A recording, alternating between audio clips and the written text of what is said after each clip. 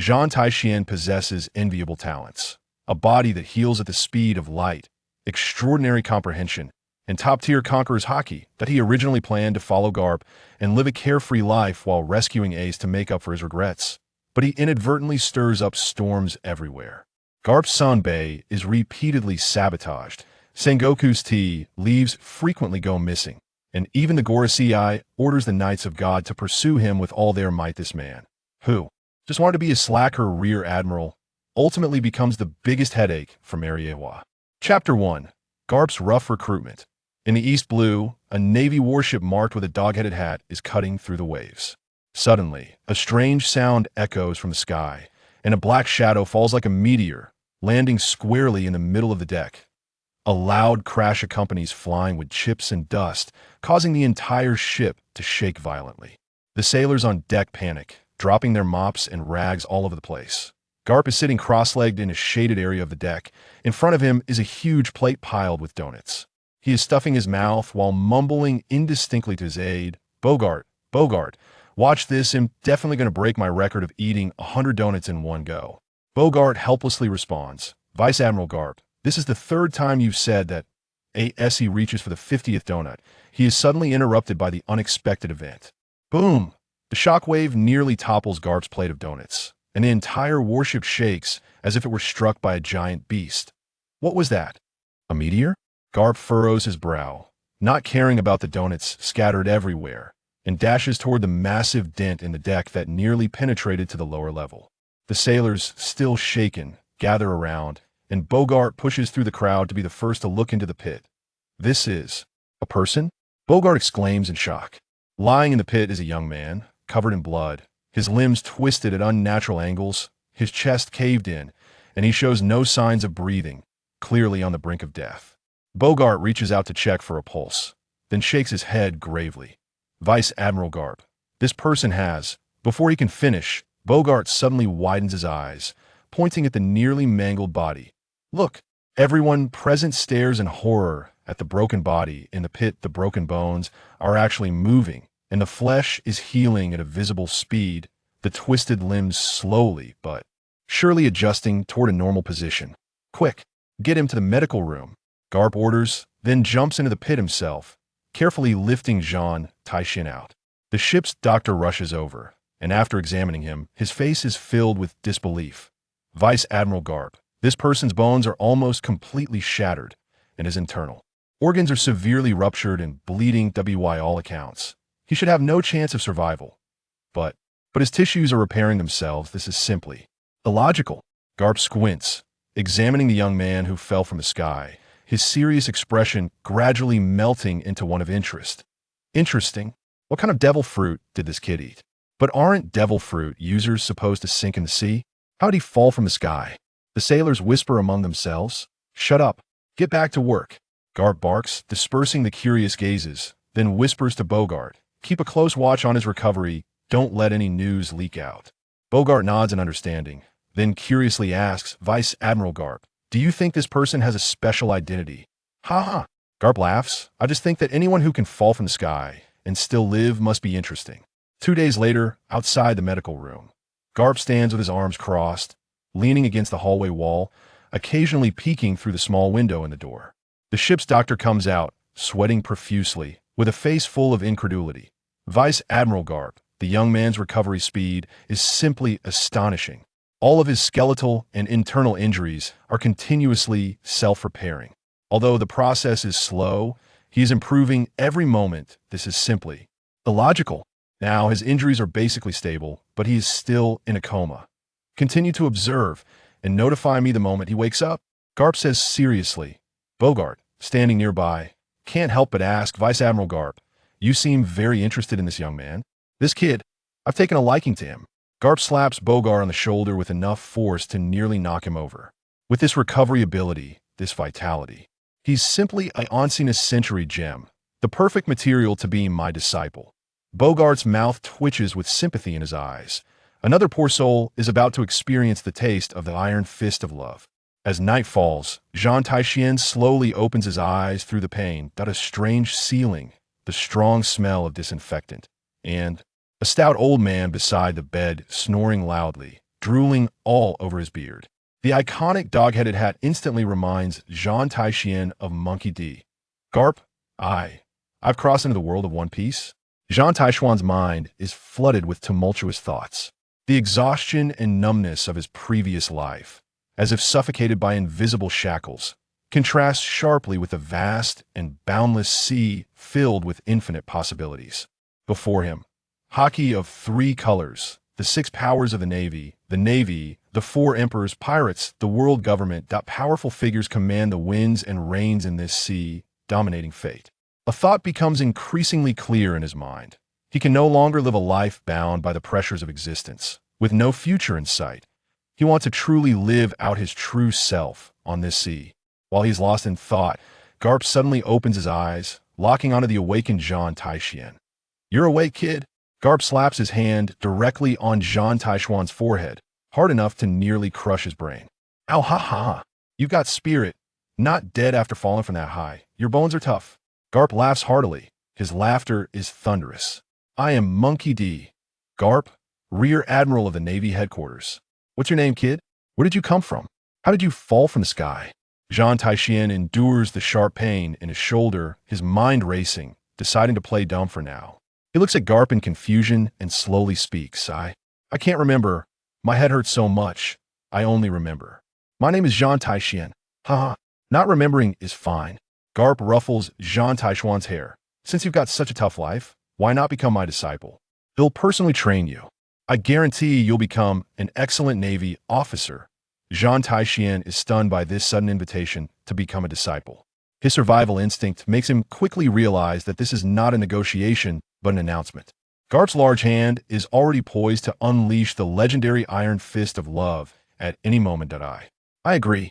Zhan Tai Xuan nods eagerly, putting on a sincere face, while internally he is frantically complaining.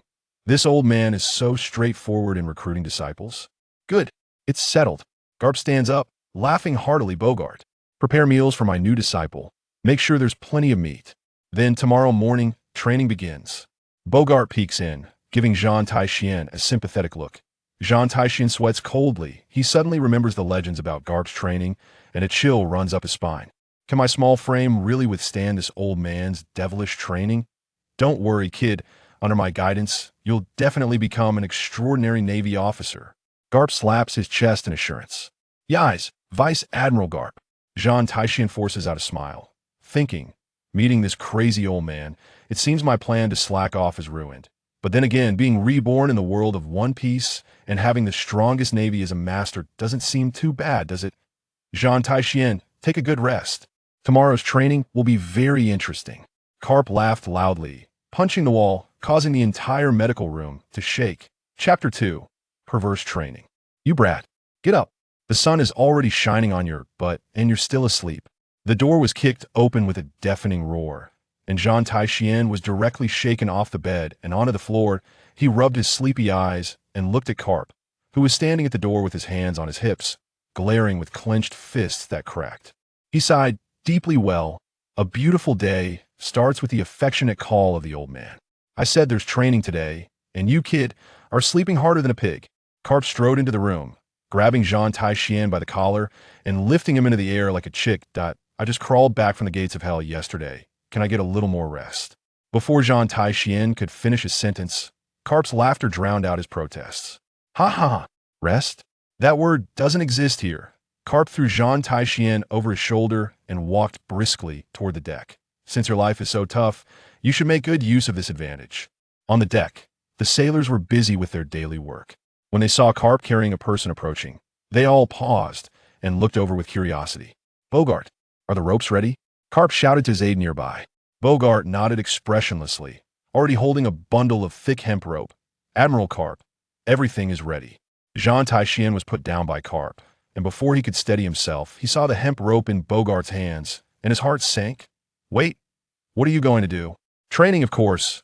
Karp grinned, revealing a row of white teeth, a smile that seemed more terrifying than a demon in Zhan Tai Xuan's eyes. "One of my best training methods.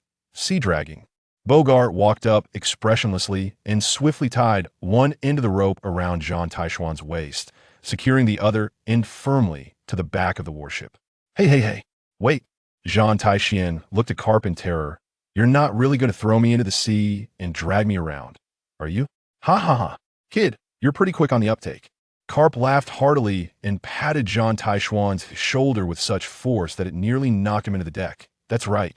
Remember, don't get eaten by the Sea Kings. Zhan Tai Xuan turned pale. Sea Kings?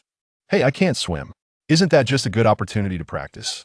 Karp waved his hand dismissively. Don't worry, I'll control the speed. I won't let you drown. Probably. Bogart walked to Zhan Tai Xuan's side and whispered, Relax. The Admiral may seem unreliable, but he never does anything without confidence. This is called confidence? Zhan Tai Xuan widened his eyes. Looking at Bogart's stern face, he wants to kill me, doesn't he? You didn't die when you fell from the sky a couple of days ago, Bogart said calmly. The Admiral just wants to test your limits. Karp impatiently grabbed the back of Zhan Tai Xuan's collar and marched toward the ship's railing. Less talk. Training starts. Wait. Zhan Tai Xuan's protests were drowned out by a huge splash of water as Karp unhesitatingly threw him into the sea. The icy sea water immediately surrounded Zhan Tai Xuan, and he struggled desperately to surface. The hemp rope around his waist suddenly tightened as the warship began to move, dragging him through the water. You old man, I'm going to kill you. Zhan Tai Xuan roared in the water, but only a stream of bubbles emerged. The seawater rushed into his nose and mouth, nearly choking him to death. But strangely, every time he felt he was about to drown, that mysterious power within him surged, keeping him awake. The warship's speed was not fast, but for someone who couldn't swim, it was pure torture. Zhan Tai Xuan was tossed around by the waves, sometimes pulled underwater, sometimes lifted back to the surface. Kid, don't just struggle. Karp shouted from the ship's stern. Use your hands and feet to find a rhythm. Zhan Tai Xuan wanted to curse, but another wave hit him, plunging him back underwater. He forced himself to calm down and tried to adjust his posture according to Karp's instructions. Miraculously, he found he could swim on the surface for a long time, even controlling his direction. That's it. Karp nodded in satisfaction. Bogart, speed up. The warship's speed suddenly increased, and the balance Zhan Tai Xuan had just found was instantly broken as he was swallowed by the waves once more. Damn old man. Zhan Tai Xuan cursed in his mind while desperately adjusting his posture. This time, he adapted faster and soon found a new balance. An hour passed, and Zhan Tai Xuan went from flustered to increasingly composed. His body seemed to be adapting to this extreme training at an astonishing speed. Each time he was submerged by seawater, each time he choked and gasped, was strengthening his survival instincts. Not bad, kid. Karp's voice came from the stern of the ship. Looks like you really are suited for my training style. Zhan Tai Xuan looked up at Karp on the deck, a mix of anger and inexplicable pride swelling within him. This old man's training method was extremely crazy, but he had to admit it was effective. Bogart, it's time. Karp turned to his aide. Give him a little more. Bogart nodded and fetched a bucket from below deck, pouring its contents into the sea. Before Zhan Tai Xuan could react to what was happening, he felt the surrounding water starting to stir. Small fish were swimming frantically, seemingly fleeing from something. That's fish blood? Zhan Tai Xuan looked at the spreading red in the water in horror, suddenly realizing what Karp was doing. Are you crazy? This will attract the Sea Kings. Ha ha ha. Karp laughed loudly. That's right. Now you have two choices.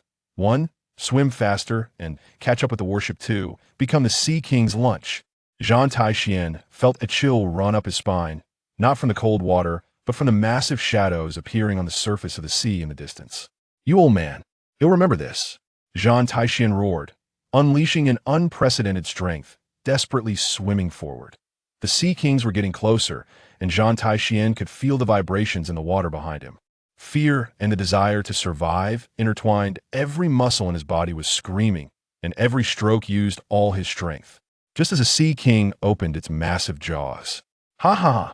Karp stood on the deck, pulling Zhan Tai Xuan back onto the ship with one hand on the rope. Not bad, not bad. Your reaction is better than I expected.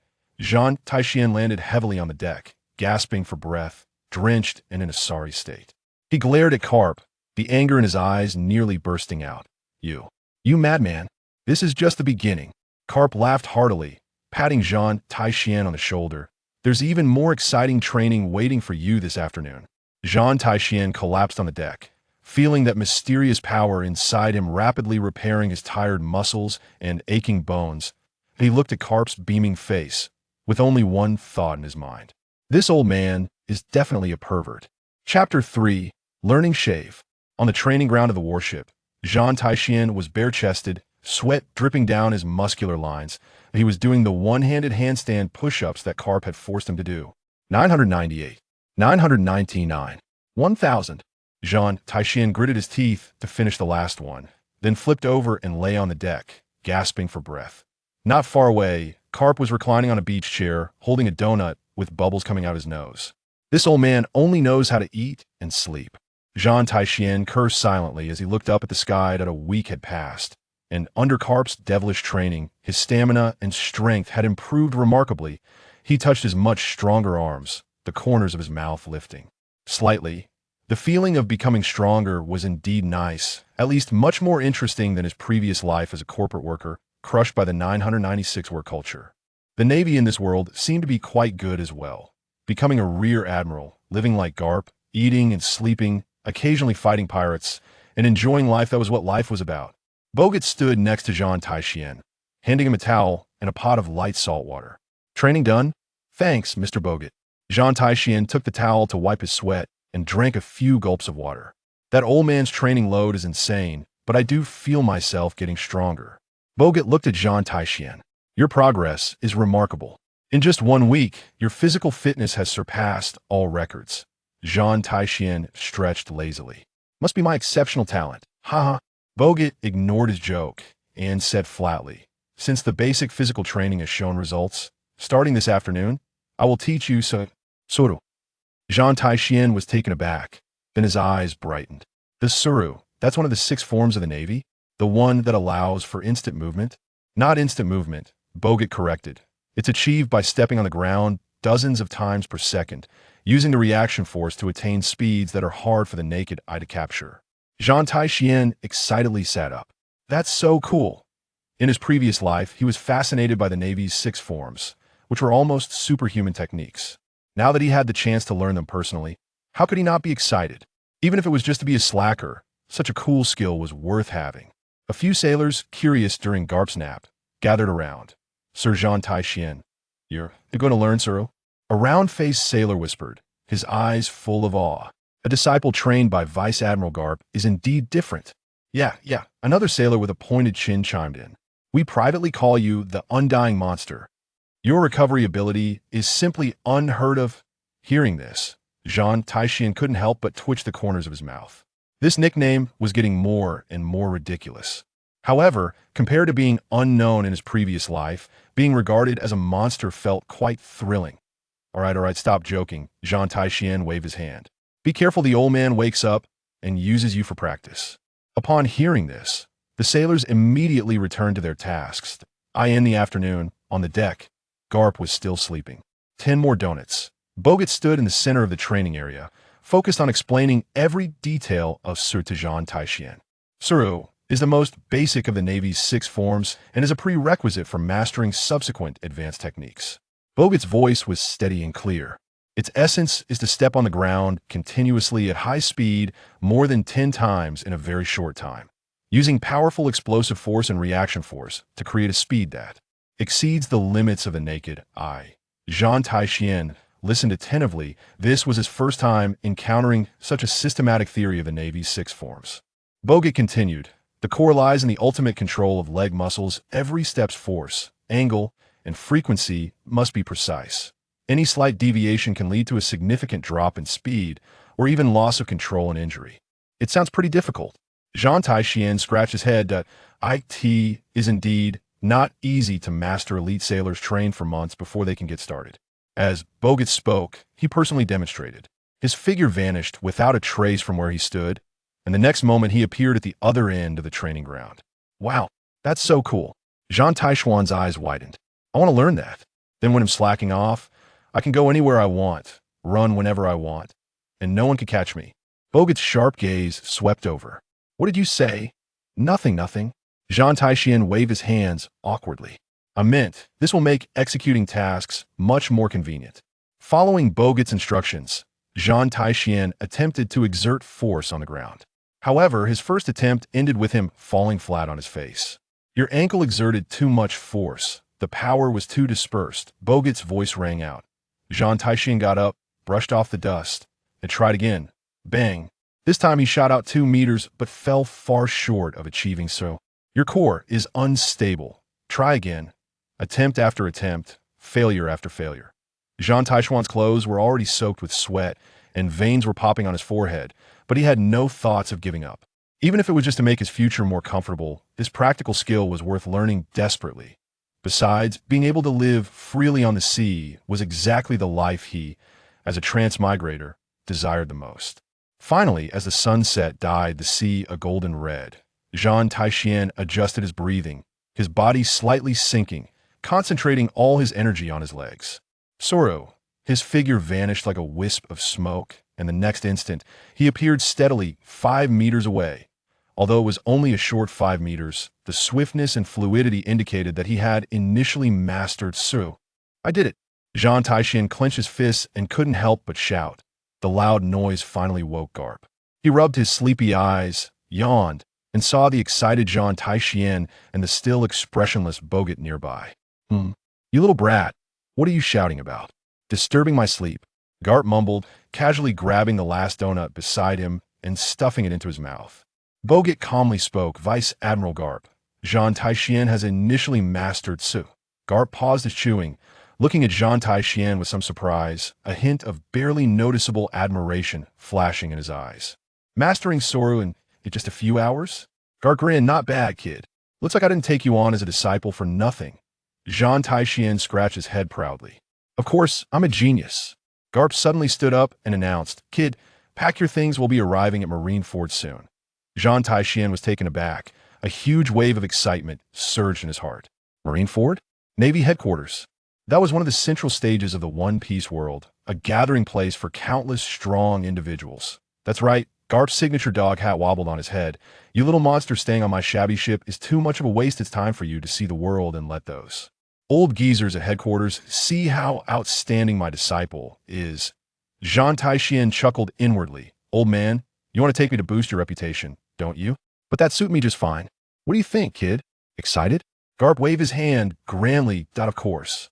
Zhan Tai Xuan grinned. I want to see just how powerful those legendary strong individuals at Navy headquarters really are. Ha ha. Garp's signature laugh echoed on the warship. Well said. To celebrate your rapid progress and welcome the upcoming journey to Marineford, the intensity of the training will be doubled. Chapter 4, Marineford. The outline of Marineford gradually became clear in the morning light. Zhan Tai Xuan stood on the deck of the warship, looking at the massive fortress that symbolized the absolute power of the Navy, feeling an inexplicable excitement surge in his heart. What are you looking at, kid? A heavy hand landed on his shoulder. It was Karp, whose strength nearly knocked him to the ground. Looking at Marineford, you old fool. Zhan Tai Xuan rubbed his shoulder, but his eyes remained fixed on the enormous military stronghold. I never thought I would see this place with my own eyes one day. Ha ha ha. From now on, this will be your home. Karp laughed heartily. Come on, let me introduce you to some old friends. The warship slowly docked, and Karp strode confidently along the stone path of Marineford, with Zhan Tai Xuan following closely. As they passed, Navy soldiers stood at attention and saluted. Vice Admiral Karp. Vice Admiral Karp has returned. Karp waved casually in response, while Zhan Tai Xuan secretly observed the legendary naval headquarters. The towering Justice Tower, the vast training grounds, the bustling Navy soldiers. Everything was more spectacular than he had imagined. Old fool, who are you taking me to meet? Zhan Tai Xuan asked curiously. Just a few old guys, Karp said with a smirk. They can't wait to meet my new apprentice. At the entrance of the Admiral's office, Karp kicked the door open without hesitation. Hey, Kung, Sengoku, I'm back. Zhan Tai Xuan followed Karp inside and saw a tall man with gray-white short hair sitting behind a desk, flanked by a man wearing a seagull hat with shoulder-length black hair, an elegant female officer, and a burly man with purple hair. Karp, can't you knock like a normal person? Sengoku said, rubbing his forehead in exasperation. Ha ha ha, knock. What a hassle. Karp laughed as he walked in, pushing Zhan Tai Xuan to the front. Come on, let me introduce you. This is my new apprentice, Zhan Tai Xuan. Standing before the 4 high-ranking Navy officials, Zhan Tai Xuan's heart raced. Admiral Kong, Admiral Sengoku, Chief of Staff Crane, and Admiral Zephyr. These are the top combat powers in the pirate world. Oh, is this the young man you brought back from the East Blue? Admiral Kong's sharp gaze scrutinized Zhan Tai Xuan. Yes, Admiral. Zhan Tai Xuan straightened his posture and replied respectfully. Karp has already informed us of your special abilities, Sengoku said, walking around Zhan Tai Xuan. Falling from the sky and suffering multiple fractures. Yet you can completely recover in a short time without any aftereffects. Zhan Tai Xuan's heart tightened. He didn't expect Karp to have reported his unusual recovery ability to the Navy High Command. This kind of recovery ability is indeed unprecedented. Crane approached Zhan Tai Xuan, her eyes shining with intelligence. Do you know the reason behind it? I don't know, and Crane. Zhan Tai Xuan shook his head, feigning confusion. I only remember my name is Zhan Tai Xuan. I don't remember anything else. Zephyr stepped forward, placing a hand on Zhan Tai Xuan's shoulder. The pressure from his hand made Zhan Tai Xuan feel a sense of oppression. Interesting, Zephyr said, his gaze intense. Your muscle tissue and bone density far exceed that of ordinary people, even surpassing trained Navy elites. This kid is exceptionally talented. Karp patted his chest proudly. He learned Suru in just a week. What? Sengoku's eyes widened in surprise. Learn Suru in a week? Karp, are you sure you're not bragging? If you don't believe me, let him demonstrate. Karp huffed in dissatisfaction. Admiral Kong nodded. Then let's see. Zhan Tai Xuan took a deep breath, focused his mind, and instantly tensed his leg muscles. Soru. His figure suddenly disappeared, reappearing at the other end of the office the next second, his movements smooth and natural, clearly indicating a good level of proficiency in Suru. He has indeed mastered the basics of Suru, Zephyr acknowledged, a glimmer of appreciation in his eyes, and he controls it quite well. I told you so. Karp laughed triumphantly. This kid is a gem. Sengoku looked thoughtfully at Zhan Tai Xuan. Karp, how do you plan to train him? Of course, I will teach him personally. Karp slapped Zhan Tai Xuan's shoulder, the force nearly making him kneel. I think it would be better for him to attend the elite training camp. Admiral, comme soudainement interjected. The first elite training camp at the Navy headquarters is about to start. Let him receive systematic training alongside other outstanding young recruits. What? Training camp? Karp frowned. Isn't that a waste of time? Karp, Crane said gently but firmly, systematic training is crucial for him, and we need to understand his abilities more comprehensively. Zhan Tai Xuan keenly sensed the underlying meaning in Crane's words. The Navy High Command was clearly very interested in his unusual recovery ability. I agree to attend the training camp. Zhan Tai Xuan stated proactively.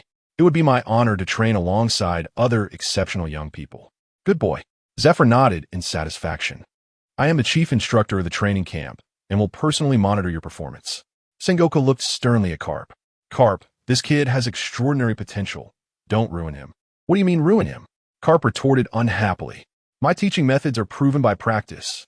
Yeah, just like how you raise your son to be rebellious, Sengoku mocked. What did you say? Karp clenched his fists, veins popping on his forehead. All right, Admiral Kong interrupted their quarrel. It's settled then. Zhan Tai Xuan will attend the elite training camp. As for his special physique, Admiral Kong looked around the room, his voice low. It will remain confidential for now. That is an order. Zhan Tai Xuan's heart stirred. It seemed the Navy High Command placed great importance on his physique and might have concerns about it. After leaving the Admiral's office, Zhan Tai Xuan was assigned to the Navy dormitory area. Old fool, why did you agree to let me participate in some training camp? Zhan Tai Xuan asked dissatisfiedly. I thought you would train me personally. Ha ha ha. The training camp has its advantages. Don't be ungrateful. Karp laughed. Besides, I have missions to carry out. I can't take you with me all the time. What mission is so important? Zhan Tai Xuan asked curiously. Classified. Karp said seriously. But kid, remember to perform well in the training camp. Don't embarrass me. Got it, got it. Zhan Tai Xuan waved his hand impatiently. I will work hard. All right, report tomorrow. The training camp is directly under Zephyr's command, so don't slack off. Karp patted Zhan Tai Xuan's shoulder and turned to leave. Chapter 5. The Monster Quartet. The next morning, Zhan Tai Xuan arrived at the training camp registration area. Sunshine streamed through the tall windows, illuminating the plaque of the Navy Headquarters Elite Training Camp on the wall. Zhan Tai Xuan, disciple of Vice Admiral Karp? The officer in charge of registration raised an eyebrow as he flipped through the list. You've been assigned to Dormitory 3. Go check in over there. Zhan Tai Xuan carried his simple luggage and walked along the stone path to the designated dormitory building. Pushing open the dormitory door, he saw 3 young men already inside. One young man with black hair and a serious expression was meticulously tidying his bed. Another scruffy-looking man was lazily lounging on the bed with half-closed eyes, and a resolute-looking black-haired youth stood by the window, gazing thoughtfully into the distance. Zhan Tai Xuan's heart raced. Akainu, Kizuru, and Monkey D, Dragon. These 3 will all become prominent figures in the pirate world in the future. Are you the 4th roommate? Akainu looked up, his sharp gaze sizing up Zhan Tai Xuan, his hands never pausing in stacking the blankets. Yes, my name is Zhan Tai Xuan, disciple of Vice Admiral Karp. Zhan Tai Xuan put down his luggage and extended his hand. Disciple of Vice Admiral Karp? Dragon turned around, a hint of surprise flashing in his eyes, and the corners of his mouth lifted slightly. I'm Dragon. Oh, a disciple of Vice Admiral Karp, Kizuru drawled, lazily sitting up. Interesting indeed, Akainu. The young man with black hair briefly introduced himself, showing no intention of shaking hands, and turned to continue tidying his bed. Zhan Tai Xuan withdrew his hand, thinking to himself that this was indeed the future Admiral Akainu, so cold and stern even in his youth. Everyone, please head to the training ground immediately. A loud voice echoed from outside, announcing that the camp assessment was about to begin. The 4 quickly adjusted their attire and made their way to the training ground. Nearly 100 young naval elites had already gathered there, all selected as outstanding talents from various branches. Zephyr stood at the center of the training ground, arms crossed over his chest, his gaze sweeping over everyone like lightning. Welcome to the first elite training camp of the Navy headquarters. Zephyr's voice resonated throughout the area. You are all the future of the Navy. Today, we will conduct the camp assessment to test your limits. With a swift motion of his right hand, the test began. The assessment consisted of 5 categories: physical endurance, tactical thinking, practical combat, the Navy's 6 styles basics, and adaptability. During the physical endurance test, Zhan Tai Xuan, with his astonishing recovery ability, easily completed 500 laps around the track and 1,000 push-ups, far ahead of Long, Sakazuki, and Borsalino. Not bad, Zhan Tai Xuan Long said, running alongside him, sweat glistening on his forehead. That old man really taught a good disciple. Likewise, Zhan Tai Xuan smiled back, thinking that this was the future leader of the Revolutionary Army. Long glanced deeply at Zhan Tai Xuan. Your recovery ability is quite special. I noticed your breathing has hardly been disturbed. Zhan Tai Xuan's heart tightened. Long's observational skills were sharper than he had imagined. It might be the effect of that old man's special training, Zhan Tai Xuan casually replied. Long nodded thoughtfully, not pressing further. In a tactical thinking assessment, Long performed exceptionally, displaying clear and unique problem-solving approaches. Sakazuki showcased strong execution and decisiveness. Borsalino appeared nonchalant, but always found the most efficient solutions. While Zhan Tai Xuan utilized knowledge and experience from his past life to propose some innovative tactical ideas. Your way of thinking is quite unique, Long remarked to Zhan Tai Xuan after the test, his eyes filled with curiosity. It's just about looking at problems from a different angle, Zhan Tai Xuan shrugged, secretly wary that Long seemed particularly attentive to him. During the practical combat segment, the 4 of them displayed combat talents that surpassed their peers. Zhan Tai Xuan and Sakazuki were paired against each other. I heard you learned them in just a week. Sakazuki stared at Zhan Tai Xuan, a challenging glint in his eyes, his fist cracking ominously. Let me see how strong you really are. I'll accompany you to the end. Zhan Tai Xuan assumed a fighting stance. Sakazuki's attacks were as fierce as a volcanic eruption, each punch containing incredible power, the wind from his fists howling with a scorching heat. Zhan Tai Xuan managed to evade with the speed and agility of Su, but still took several heavy punches to his chest and abdomen from Sakazuki. Is that all you've got? Sakazuki sneered, his right fist aimed straight for Zhan Tai Xuan's face. Feeling his injuries quickly healing within him, Zhan Tai Xuan suddenly had a flash of inspiration. He deliberately exposed a weakness to lure Sakazuki into attacking, then used her to dodge at the last moment while countering with a strike to Sakazuki's side. Soru. Zhan Tai Xuan's figure flickered, appearing at Sakazuki's flank, his right fist launching like a cannonball toward his ribs. This move worked effectively, pushing Sakazuki back several steps. A hint of surprise flashing in his eyes. Interesting, Sakazuki wiped the blood from the corner of his mouth, his fighting spirit intensifying. The battle between the two grew fiercer, their punches and kicks generating waves of air that drew onlookers to stop and watch. Sakazuki's attacks became increasingly relentless, even without consuming the magma fruit.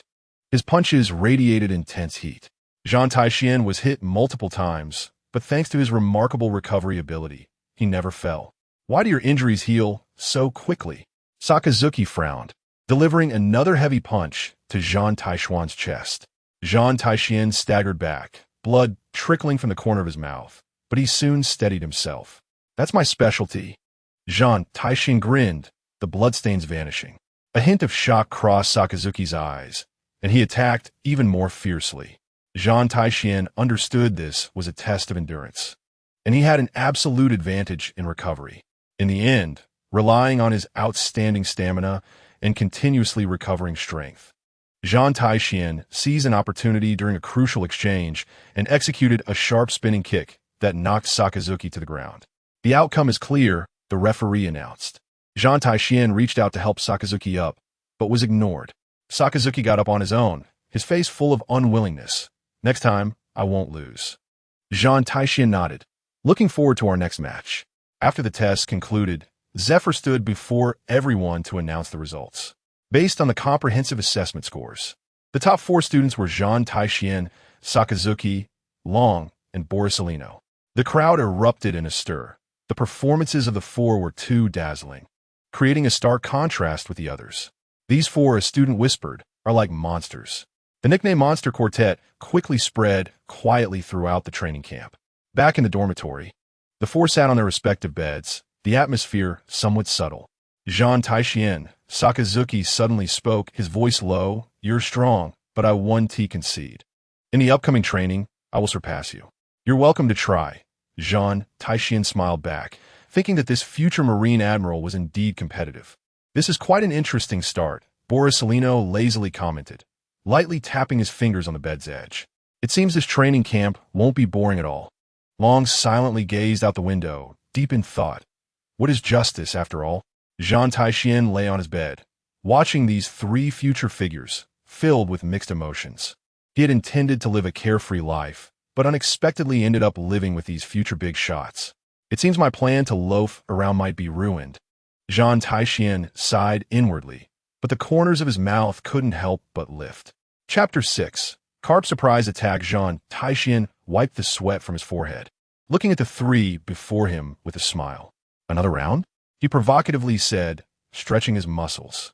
Sakazuki snorted coldly, clenching his fists. "Your recovery ability is really annoying. This endless training is such a hassle." Borsalino elongated his tone, but still stood up, taking a fighting stance. Long was silent for a moment, his gaze intense. Practical combat is the best training. The 4 formed a square formation, facing each other. Sakazuki was the first to strike, launching a series of explosive punches aimed at Zhan Tai Xuan's face. "Soru!"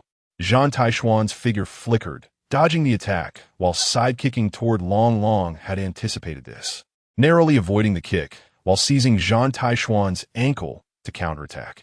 Borsalino seized the opportunity, launching a surprise attack on Sakazuki's back with unexpected speed. On the edge of the training ground, other students stopped their actions, their eyes glued to this stunning duel. Look at Sakazuki's punches. They're like cannonballs. Long's reflexes are inhuman. Borsalino looks lazy, but his speed is like lightning. And Zhan Tai Xuan seems unfazed, taking so many hits and acting like it's nothing. The 4 engaged in increasingly intense combat. Each of Sakazuki's punches carried an overwhelming force. Long's movements were precise, as if calculated. Borsalino's lazy expression concealed deadly speed. While Zhan Tai Xuan used his recovery ability and mastery of sword to keep up with the trio. Just as the battle reached its peak, the sky suddenly darkened. A massive shadow rapidly descended from above, crashing down onto the center of the training ground with immense force. Boom! A loud bang echoed as the ground suddenly collapsed, dust flying everywhere. The four were pushed back by the shock wave, warily staring at the center of the smoke and dust. Ha ha ha, you little brats, not bad training. A familiar hearty laugh echoed through the sky. As the dust settled, Vice Admiral Karp stood in the center of a huge pit, brushing off the dust from his clothes, grinning widely with his signature smile, and somehow producing a piece of senbei, munching on it loudly. Upon seeing this, Zhan Tai Xuan's heart suddenly rang alarm bells. This old man showing up out of nowhere definitely meant trouble. "Old man, what brings you here?" Long was the first to speak, a hint of helplessness in his voice. Karp looked around, his gaze sweeping over the other trainees who were scared and retreating, then back to the four, standing still. "I heard my useless son and my stinky disciple caused quite a ruckus in the training camp, so I came to take a look." His gaze passed over each of the four, finally landing on Zhan Tai Xuan. "So, you little brat, have you brought me any glory?" Just as Zhan Tai Xuan was about to speak, he suddenly felt a chilling sense of danger. As soon as Karp finished speaking, his figure suddenly vanished from sight. The next second, a massive fist appeared right in front of Zhan Tai Xuan, just a few centimeters away from his nose. "Soru." Zhan Tai Xuan instinctively used Soru to dodge, his body recoiling backward. However, even with his quick reflexes, Karp's punch still brushed against his chest, the immense force sending him stumbling back several meters. Even more terrifying was the faint black light emanating from Karp's fist, a sign of the legendary armament Haki. So fast, Zhan Tai Xuan was shocked, his chest aching painfully. Long, Sakazuki, and Borsellino were equally astonished, almost simultaneously taking up fighting stances. Without a word, Sakazuki charged at Karp with a roar, his fists raining down like a storm. Karp merely chuckled lightly, effortlessly dodging each strike while countering with a punch to Sakazuki's abdomen, sending him flying. "Too green, kid." Long seized the opportunity to circle behind Karp, attempting a sneak attack. However, Karp didn't even turn around, landing a precise elbow strike to Long's chest. Borsellino tried to leverage his speed, moving rapidly around Karp, looking for an opening. What a terrifying opponent. However, it was as if Karp had eyes all over his body, no matter from which angle Borsellino attacked. He was accurately predicted and countered. Karp weaved through the four, as if in a world of his own, each strike landing precisely on a vital point. Even with Zhan Tai Xuan's speed from Soru, he struggled to completely evade the attacks. Karp's strikes were not only fast, but also packed with terrifying power. Each punch and kick carried enough force to destroy steel, forcing the four to retreat step by step. "Old man, are you serious?" Zhan Tai Xuan gritted his teeth through the pain, wiping the blood from the corner of his mouth, and tried to use Soru again to dodge Karp's attack. "Of course I'm serious." Karp laughed heartily, easily predicting Zhan Tai Xuan's movement trajectory and landing a punch on his back. "Otherwise, how else would I test your strength?" This won't do. The four began to attempt to coordinate. Long was responsible for containment. Sakazuki was the main attacker, while Borsellino and Zhan Tai Xuan waited for a chance to break through from the side. However, Karp's battle experience and his use of observation Haki allowed him to easily predict their movements and counter with precision. Sakazuki's strong attacks were easily neutralized. Long's agile maneuvers were anticipated, Borsellino's speed advantage vanished, and even Zhan Tai Xuan's Soru and recovery abilities proved insufficient. The battle continued for nearly half an hour, leaving the training ground in ruins. The ground was littered with large and small craters, broken fences, exploded sandbags, and splintered wooden stakes. The four lay on the ground, covered in injuries, gasping for breath. Zhan Tai Xuan was battered all over. Even with his astonishing recovery ability, he couldn't keep up with the damage Karp was inflicting. Blood seeped from the corner of Long's mouth, but his eyes sparkled with contemplation. Sakazuki pounded the ground with his fists, his eyes burning with unyielding fire. Borsellino lay nearby, his usual lazy expression finally replaced with rare seriousness. Meanwhile, Karp showed no signs of fatigue, still full of energy, even pulling out a donut to leisurely munch on. "Is that all you've got?" Karp scoffed, swallowing the donut in one bite. "You're still at the beginner stage of the 6 styles and Haki. Yet you dare to call yourselves monsters? What joke?" After saying that, Karp turned and walked away with steady steps, leaving the four lying on the ground, their hearts tumultuous. In the evening, in the medical room, the four lay on hospital beds, exhausted in body and spirit. White bandages wrapped around them, and the air was filled with the scent of medicine. The medical staff had long since left, leaving only the four of them and the setting sun outside the window. After a long silence, Zhan Tai Xuan suddenly spoke. That old man's fists were glowing black. That must be the legendary armament haki, right? Long nodded thoughtfully. What can predict our movements is observation haki. So terrifying. Is this the power of a true, strong person? Borsellino squinted, his voice still drawn out. But his tone was more serious than lazy. Sakazuki clenched his fists. I must become stronger, surpass him. The four exchanged glances, a flame of fighting spirit igniting in their eyes. Chapter 7. Provocation and beating up. Zhan Tai Xuan stretched and energetically jumped off the bed. Thanks to that perverse recovery ability, his injuries from being schooled by Karp yesterday had already healed. He looked around. Long, Sakazuki, and Borsellino were still lying in bed, their faces contorted in pain, clearly still feeling the effects of Karp's love punches from yesterday. A mischievous idea flashed through Zhan Tai Xuan's mind. He smiled and quietly slipped out of the dormitory. Half an hour later, Zhan Tai Xuan returned to the dormitory wearing floral shorts and flip-flops, holding half a cut watermelon, swaggering in. He deliberately kicked the door open with a bang, startling the three who were struggling to get out of bed. Hey, how come you all look so rough after just one night? How did you sleep last night? Zhan Tai Xuan dragged out his tone, grinning mischievously. Upon hearing this, the three glared at him with veins popping on their foreheads, and Sakazuki even gritted his teeth, staring daggers at him. Zhan Tai Xuan, want some watermelon to cool off?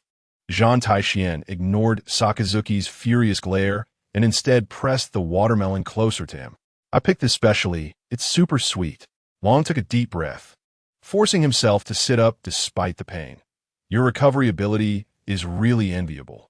Borsellino also slowly got up, squinting at Zhan Tai Xuan. What a terrifying opponent. Zhan Tai Xuan scooped a big spoonful of watermelon into his mouth, deliberately making loud, chewing noises. This is all talent. You can't envy it. Sakazuki's fists were clenched tightly, making cracking sounds, his eyes burning with anger.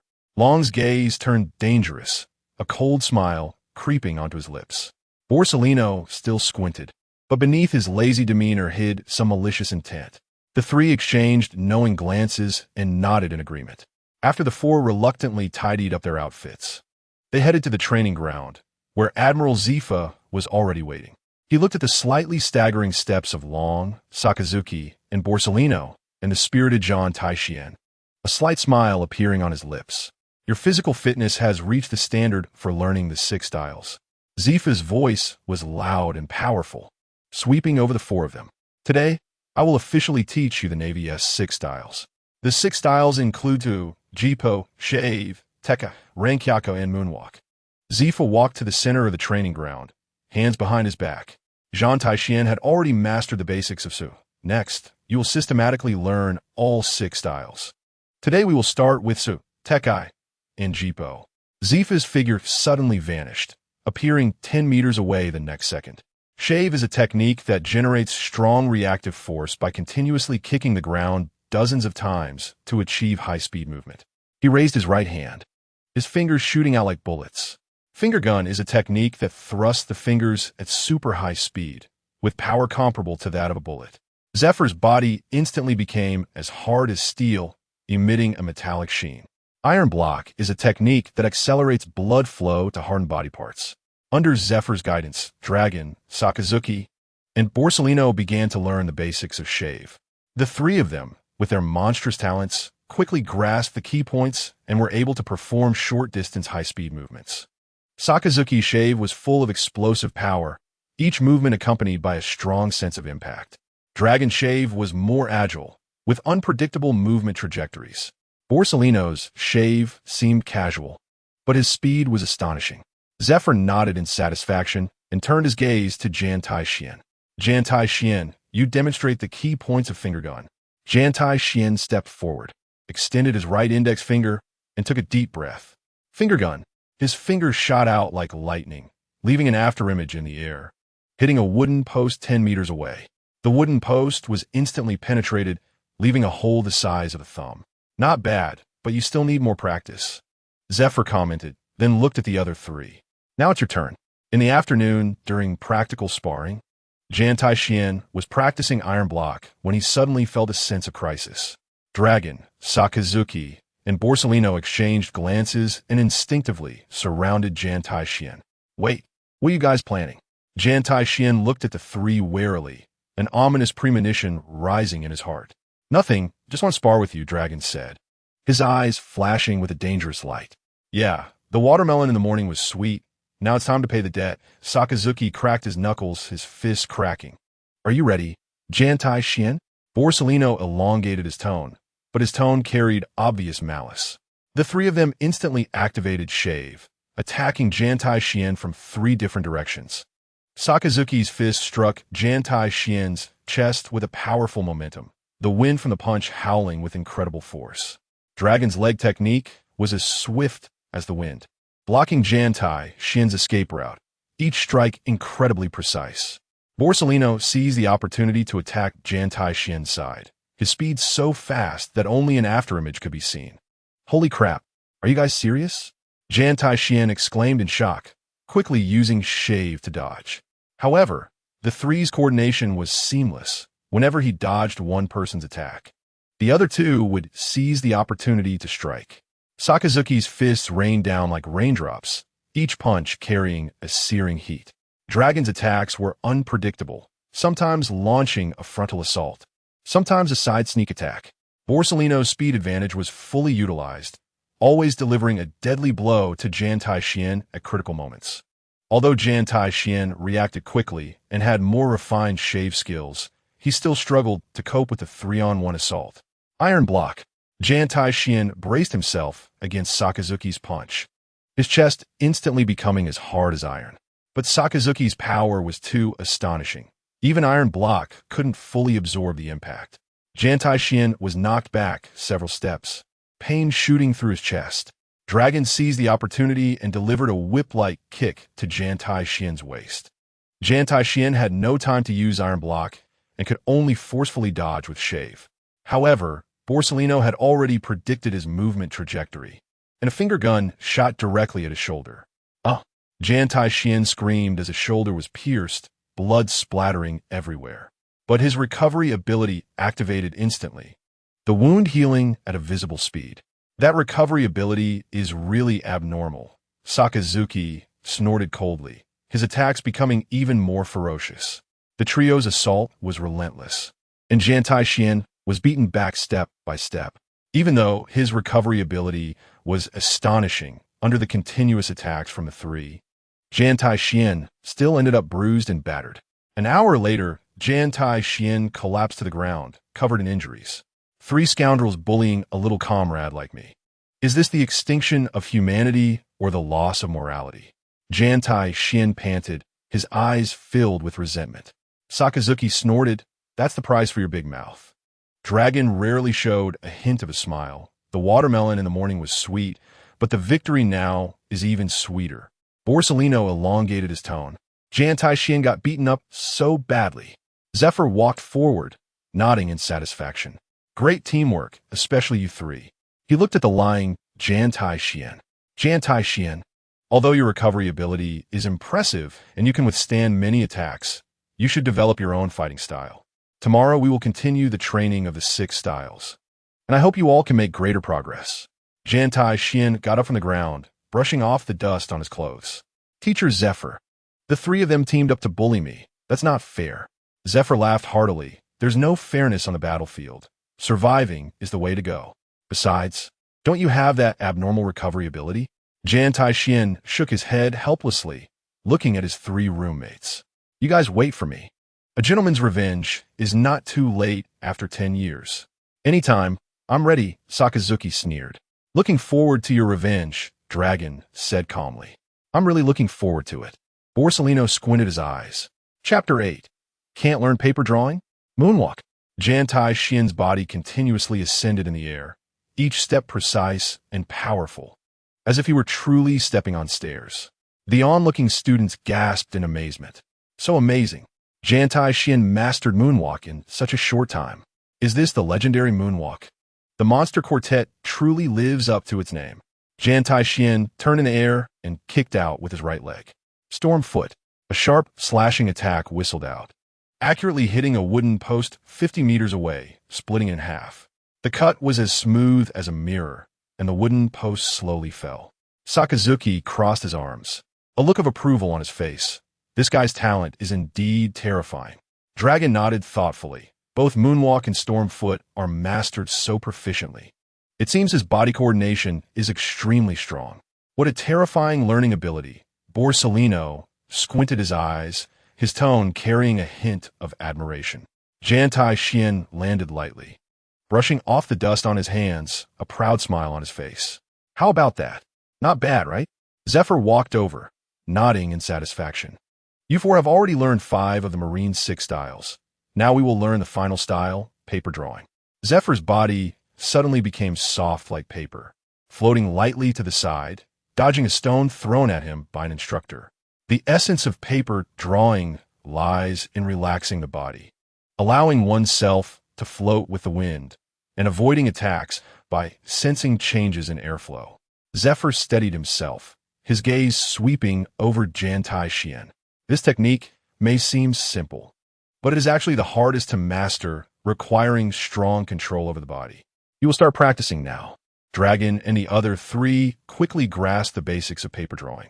Although Sakazuki had a tough personality, he also demonstrated amazing talent in practicing paper drawing.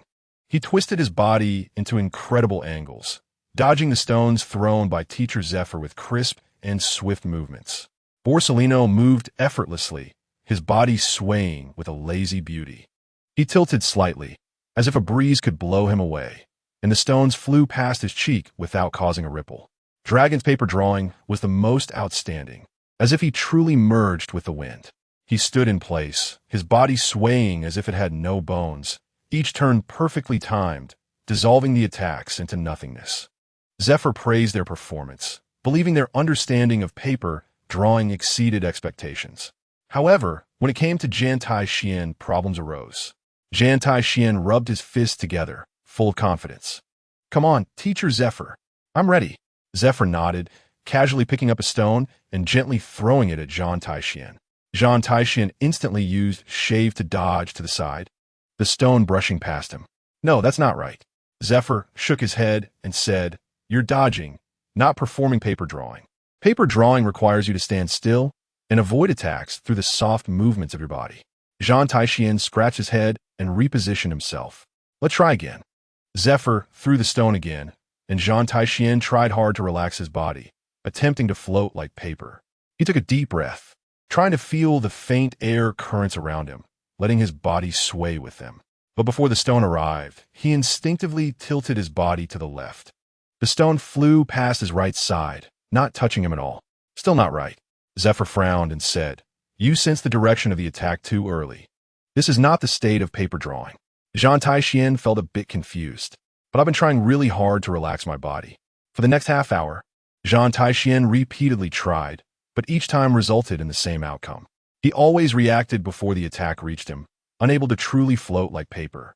Whether it was stones, fists, or even slight air fluctuations, he could sense and evade them immediately. Other students began to whisper among themselves. Even Zhan Tai Xuan can't learn it? It seems paper drawing is really difficult. The monster quartet also had their weaknesses. Zhan Tai Xuan's continuous practice had beads of sweat forming on his forehead. He had never encountered such difficulty while learning the 6 styles. Zephyr stopped his actions and walked in front of Zhan Tai Xuan, carefully observing his expressions and movements. Zhan Tai Xuan, your issue lies not in body control, but in perception, Zephyr said incisively. Your 5 senses are too sharp. You sense the threat before the attack arrives, and your body reacts instinctively. Zhan Tai Xuan was taken aback. Too sharp? Exactly, Zephyr nodded, his tone certain. Paper drawing requires you to react only at the moment the attack is about to hit, but your perception is too strong, predicting the trajectory of the attack in advance. Zhan Tai Xuan suddenly understood. Indeed, since his crossing over, he had discovered that his mental strength was exceptionally powerful. and his perception of the surrounding environment far exceeded that of ordinary people. He could hear faint footsteps from afar, sense tiny changes in the airflow, and even vaguely predict the coming of danger. This ability was an advantage when learning other six styles, such as the instantaneous movement of shave and the precise strikes of finger gun, but it had become an obstacle in paper drawing. So what should I do? Zhan Tai Xuan asked in confusion. Zephyr pondered for a moment, and suddenly his eyes brightened. He looked at Zhan Tai Xuan with a somewhat strange expression. There's a way, but it might be quite painful. He pointed to Zhan Tai Xuan's eyes. You need to train in paper drawing blindfolded, blocking your visual perception. Only then can you truly grasp the essence of paper drawing. As soon as Zephyr finished speaking, Long, Sakazuki, and Borsalino almost simultaneously stepped forward. In their eyes, there sparkled a glimmer of eagerness. How could they miss this excellent training opportunity? Sakazuki cracked his knuckles, his fists making cracking sounds. Zephyr-sensei, leave this task to us, he said with a slight sneer, his gaze toward Zhan Tai Xuan filled with goodwill. Long's mouth curled up slightly. Zhan Tai Xuan has a strong recovery ability. Only high-intensity confrontation can truly unleash his potential. His words sounded like he was thinking of Zhan Tai Xuan, but the smirk on his face betrayed him. Borsalino squinted, his tone drawn out with obvious glee. It's great that Kawain can help his roommate personally. He leisurely extended his fingers, mimicking the finger gun pose, causing Zhan Tai Xuan's heart to sink. The three exchanged glances, and a kind smile appeared on their faces simultaneously. To Zhan Tai Xuan, that smile seemed more terrifying than that of a demon. Zhan Tai Xuan looked at the expressions on the three of them and felt a strong sense of foreboding. Wait, what is that expression? He took a step back, trying to resist. Zephyr pulled out a black cloth from his pocket and handed it to Zhan Tai Xuan. Blindfold yourself and rely entirely on your body's instinctive reactions to avoid attacks. Only then can you truly grasp the essence of paper drawing. Zhan Tai Xuan took the black cloth, hesitating as he looked at his three roommates. Take it easy on me, okay? We are roommates after all. His voice trembled slightly. Sakazuki chuckled coldly. Don't worry. We'll be very gentle. Long nodded. It's for your own good. Borsalino's tone was stretched. Kawain will be very comfortable. Zhan Tai Xuan swallowed hard and slowly covered his eyes with a black cloth. Chapter 9. Justice's critical hit. Are you ready? Zephyr's voice came from the front. Zhan Tai Xuan couldn't feel Zephyr's expression, but could hear the seriousness in his tone. Bring it on. He gritted his teeth. As soon as he finished speaking, a rush of air came from the left, carrying a scorching heat. Zhan Tai Xuan's heart tightened. It was Sakazuki's fist. He instinctively wanted to use shave to evade, his muscles tensing, but he forcibly suppressed that impulse. Paper drawing required the body to relax, to float like paper in the wind, not to dodge. Zhan Tai Xuan tried to make his body soft, but the instinctive fear made it difficult for him to do so. Bang! Sakazuki's fist hit his ribs solidly, the immense force knocking him back several steps. Zhan Tai Xuan let out a muffled groan, a sharp pain spreading in his chest. Too stiff, Sakazuki coldly commented. Your body is still instinctively resisting. You haven't learned the essence of paper drawing at all. Zhan Tai Xuan gritted his teeth, enduring the pain, and steadied himself again, feeling the injury to his ribs heal rapidly. Again, he shouted defiantly in the darkness. This time, a gust of wind came from the right, carrying Long's unique speed and precision. Zhan Tai Xuan tried hard to relax his body, attempting to float like paper, but his inner vigilance prevented him from completely letting go. He sensed the direction of Long's kick in advance, and his body instinctively tilted to the left. Crack! Long's leg swept heavily against his waist, knocking him off balance and nearly causing him to fall. Still not right, Long said with a hint of helplessness. You always predict in advance. That's not paper drawing. Paper drawing is about neutralizing attacks, not evading them. The onlooking students began to murmur. What's going on with Zhan Tai Xuan? Isn't he usually the strongest? A student whispered. Yeah, he learned shave and moonwalk the fastest. Why can't he do paper drawing? Another chimed in. I heard Zephyr said his perception is too sharp, so he can't learn it. Is he really that clumsy blindfolded? A voice of Schadenfreude rang out. Don't talk nonsense. Zhan Tai Xuan's recovery ability is so abnormal. This is just the beginning, right? Maybe he's just holding back a big move. Borsalino lazily walked forward, and Zhan Tai Xuan could hear his signature, slow footsteps. "Kuang, be careful." His voice carried a lazy tone that made Zhan Tai Xuan anxious. "Finger gun." His fingers shot out like bullets, accompanied by a sharp sound of cutting through the air. Zhan Tai Xuan sensed the subtle changes in the air, and his body instinctively tilted to the left. But Borsalino had anticipated this, slightly adjusting the angle of his fingers and hitting again. Puff! The finger gun pierced Zhan Tai Xuan's shoulder, blood splattering. Zhan Tai Xuan cried out in pain, a sharp ache radiating from his shoulder. But soon, the wound began to heal at a visible rate, leaving only a faint trace of blood. "This recovery ability is really abnormal," Sakazuki snorted coldly. "That's why we can guide him with peace of mind," Long said lightly, as if justifying their actions. "Kawaii is really convenient," and Borsalino's elongated tone clearly reveals his gloating tone. The other trainees watched this scene, feeling both shocked and a bit numb. How ruthless! Sakazuki's fists, dragon's legs, Borsalino's finger guns. Who can withstand this? Thankfully, we weren't assigned to that dormitory. Otherwise, we would have been beaten to death long ago. However, Zhan Tai Xuan is indeed a monster. After taking so many hits, he can still stand. This is simply a one-sided beating. For the next hour, Zhan Tai Xuan experienced unprecedented torment. The three took turns attacking, using both fists and feet, showing no mercy, and every attack landed precisely on his vital points. Zhan Tai Xuan was beaten to a pulp, his body covered in bruises, with some areas black and blue. Even with astonishing recovery abilities, he couldn't keep up with the damage inflicted by the three, and his body remained in a cycle of repair and destruction. "This won't do. I can't keep going like this," Zhan Tai Xuan thought, panting heavily. He felt his body had reached its limit, but the three showed no signs of stopping. Zephyr's gentle voice rang out. "Zhan Tai Xuan, your problem lies in relying too much on perception. The essence of paper drawing is not in prediction, but in adaptation. Try to empty your mind. Don't think about where the attacks are coming from. Just allow your body to move naturally when the attack reaches you." Zhan Tai Xuan nodded thoughtfully. "I understand." He took a deep breath, striving to clear the distractions from his mind, attempting to enter an empty state. Not to predict, not to think, just to purely feel the body's instincts. Sakazuki struck again, his fist coming at him with a whoosh. This time, Zhan Tai Xuan did not react in advance. He merely felt the pressure from the wind of the punch, and at the moment the fist was about to reach him, he made his body as soft as paper. His body floated lightly to the side, and Sakazuki's fist brushed past him, creating a slight breeze. "I did it." The onlooking trainees gasped in amazement, unable to believe their eyes. He really succeeded. He actually managed to do it. It's incredible. Just a moment ago, he was being beaten so badly, and now he can dodge Sakazuki's attack. Is this the power of the Monster Quartet? Their learning ability is simply off the charts.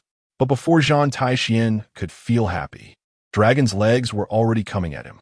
He tried to use paper drawing again, but this time he failed and was heavily kicked in the chest. "Keep going," Zephyr encouraged, his tone filled with excitement. "You found the feeling." Zhan Tai Xuan gritted his teeth and persevered, attempting again and again, failing repeatedly, but getting back up each time. His injuries worsened, pain constantly stimulating his nerves, but his mastery of paper drawing gradually improved.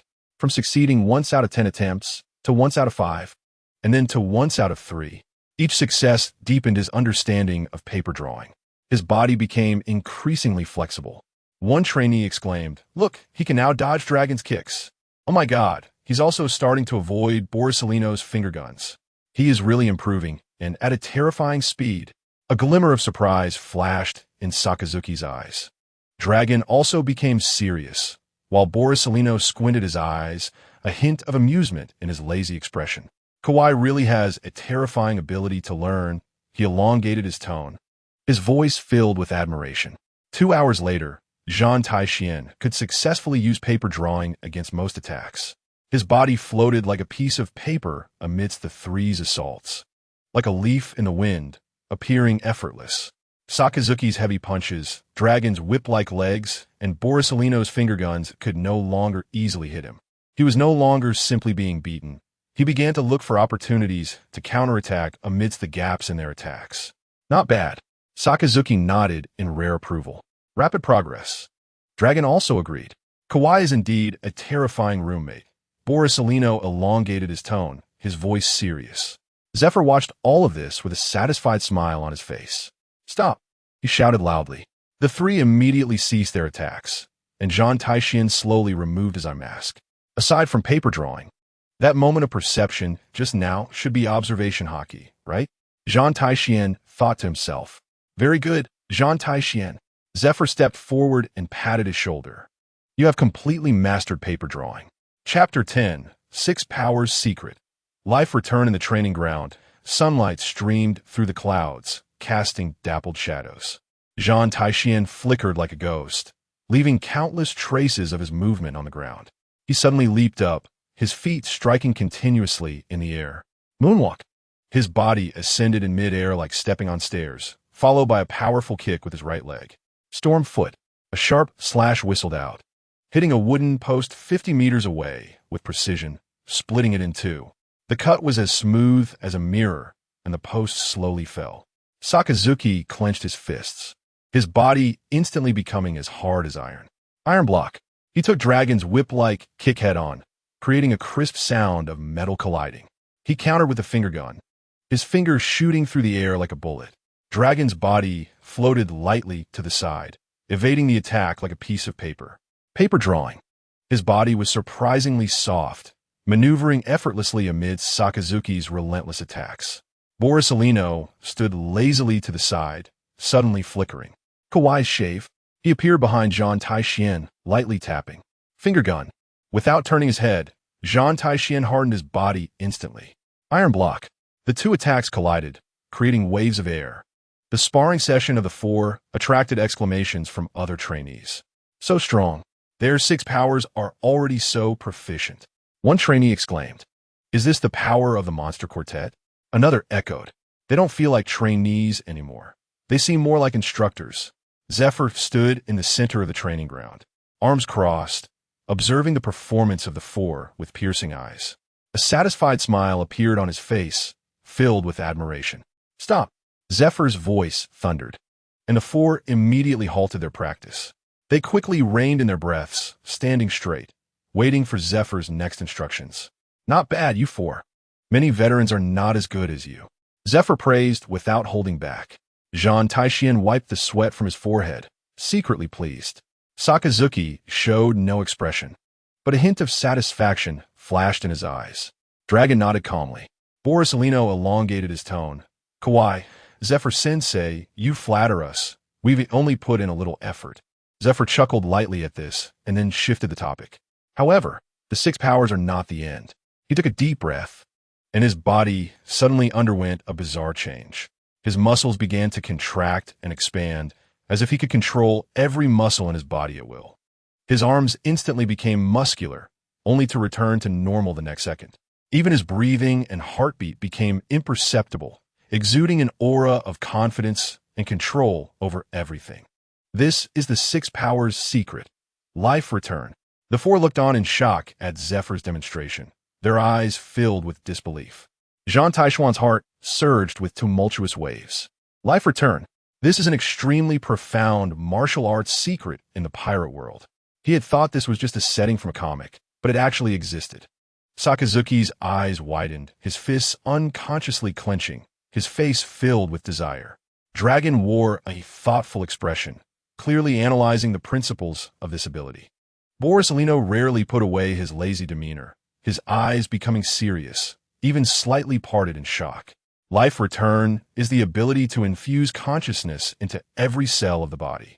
A steady and powerful voice from Zephyr echoed. It controlled all bodily functions, including muscles, blood, and even the operation of internal organs. He raised his right hand, and the muscles in his arm instantly swelled to twice their size, veins bulging with explosive power. Mastering it will allow you to store the food you eat in your body and convert it into energy. In battle, you will unleash a more lasting stamina and even control the speed of your injuries healing, accelerating recovery. Zhan Tai Xuan felt a surge of excitement. This was simply a skill tailor-made for him. With his abnormal recovery ability, if he mastered the life return, his combat endurance would reach a terrifying level. Sakazuki's eyes ignited with fierce battle intent. Teacher Zephyr, please teach us. This ability is immensely helpful in actual combat. Long said in a deep voice. Controlling every cell in the body, this is indeed a whole new realm, requiring extremely strong mental power to master, right? Yes, Long. You are correct, Zephyr replied, casting an approving glance at Long. This is not just martial arts. It is a challenge to the limits of both spirit and body. Kawaii and Yai sounds troublesome. Controlling every cell gives me a headache just thinking about it, Borsalino said, but his eyes were filled with curiosity and eagerness. Zephyr looked at the four, his eyes flashing with profound meaning. You all have seen how Cap's appetite is astonishing, right? Every time he goes on a mission, he always brings a bunch of senbei and donuts. Do you think that's just for the taste? Zhan Tai Xuan was taken aback, and the image of Cap laughing while holding senbei flashed in his mind. He always thought Cap was just a greedy old man, but now he realized there was more to it. Of course not. Zephyr's tone suddenly rose. That's to store energy. His voice boomed like thunder, shaking the spirits of the four. He stored the energy from food in his body to ensure he could sustain high-intensity combat against formidable foes without being dragged down by fatigue. Do you think Cap can fight back and forth with monsters like Roger because of his strong haki and martial arts alone? Sustained stamina is also a key factor. Zhan Tai Xuan suddenly understood. So that's how it is. Sakazuki clenched his fists, his brow furrowed. So that's it. I thought Vice Admiral Cap was just a simple glutton. I didn't expect him to prepare for battle in this way. This is truly unexpected. Long also said solemnly. He applied life, returned to his daily life, and even integrated it into his combat habits. Borsalino squinted, a lazy expression mixed with a hint of admiration. Kawaii in the eye. Vice Admiral Cap is truly formidable. Even eating is for the sake of battle. Zhan Tai Xuan's admiration for Cap deepened. This old man, known as the pinnacle of combat power in the pirate world, is indeed not simple. Zephyr nodded, his gaze sweeping over the four. On the road to becoming strong, stamina is fundamental. It is the foundation for your sustained combat. And life return is the necessary path to complete this foundation. His voice was filled with authority. From today on, your task is to comprehend and master life return. This will be the most important course during your training camp. You must learn to perceive every cell in your body and let your consciousness command them to achieve absolute control over yourself. This requires extreme concentration and a profound understanding of your physical body. Zhan Tai Xuan was filled with excitement, full of interest in life return. Sakazuki's battle intent grew stronger in his eyes. I will definitely master this skill. I will not be dragged down by fatigue. Long pondered for a moment and then nodded firmly. I will give my all to explore the mysteries of life. Borsalino yawned. Kawaii, NEI. It looks like hell training is about to start again, but it's worth it for a more relaxed future. Zephyr looked at the reactions of the four with satisfaction. Good. It seems you all understand the importance of life return. There are no shortcuts in life return.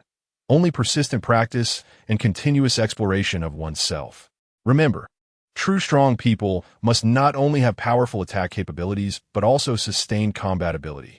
Life return will be the first step for you to enter the ranks of true strong individuals. Chapter 11. Setting sail on the training ground. Sunlight poured through the clouds, casting mottled shadows, dividing the training area into two distinctly different worlds. One more time. The key to moonwalk is the explosive power of the feet. A coach shouted hoarsely.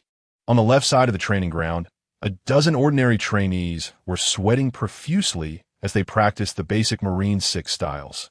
A student, drenched in sweat, jumped up, his feet flailing in the air, losing balance and crashing heavily to the ground. Gritting his teeth, he got back up, although his knee was throbbing in pain. He said nothing. No, your foot strength is simply insufficient. The coach frowned. Moonwalk requires instant explosive power, not random kicking. On the other side, a small trainee practiced finger pistol against a wooden post. He gritted his teeth, thrusting his fingers hard, but only left shallow white marks on the post. Why is my finger pistol so weak?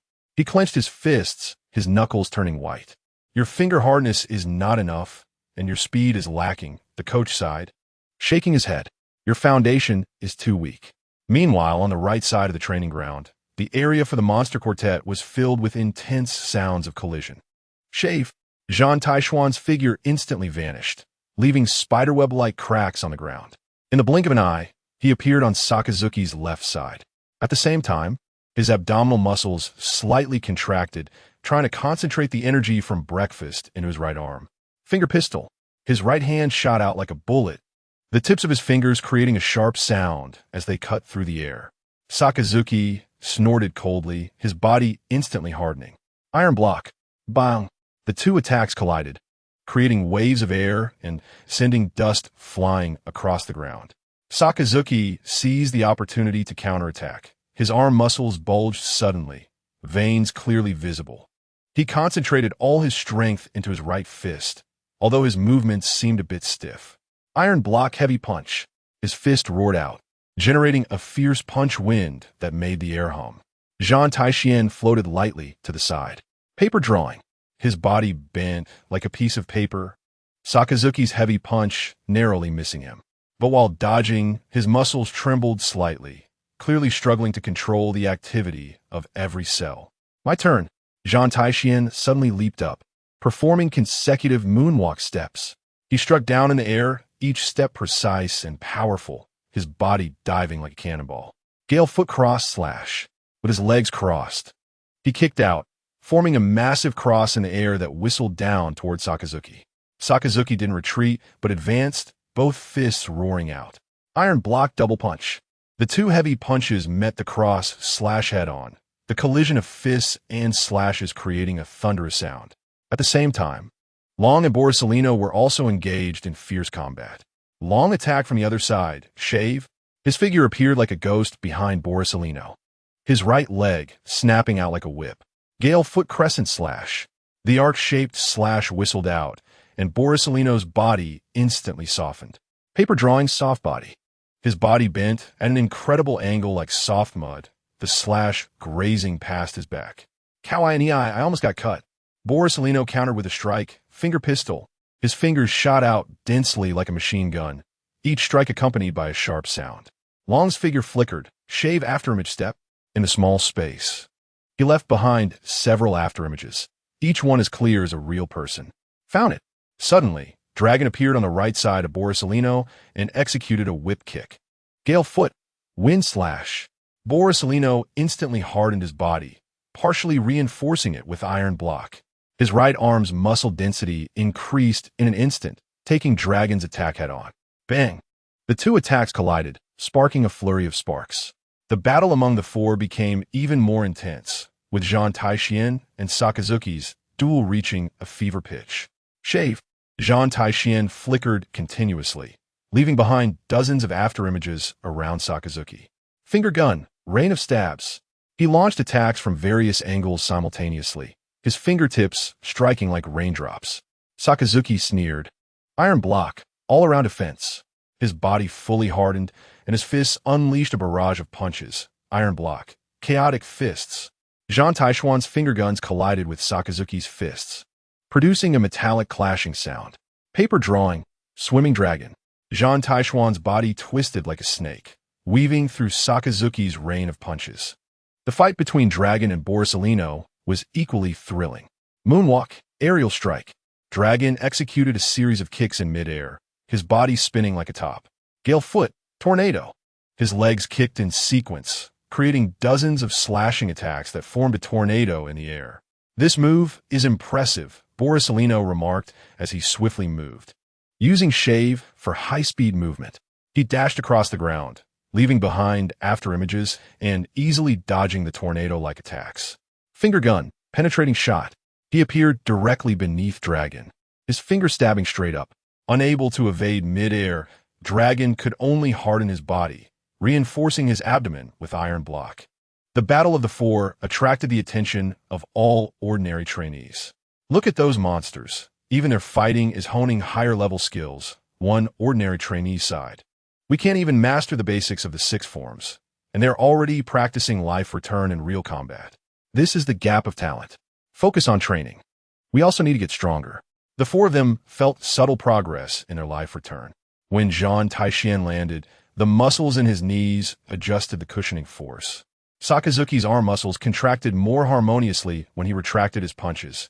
Dragon improved his body balance control upon landing, and Borisolino's dodging movements became smoother. Although progress was slow, they were indeed moving forward. Suddenly, a loud voice echoed throughout the training ground. "Attention, everyone!" Admiral Zephyr's figure appeared in the center of the training ground, arms crossed. His gaze sharp as an eagle's.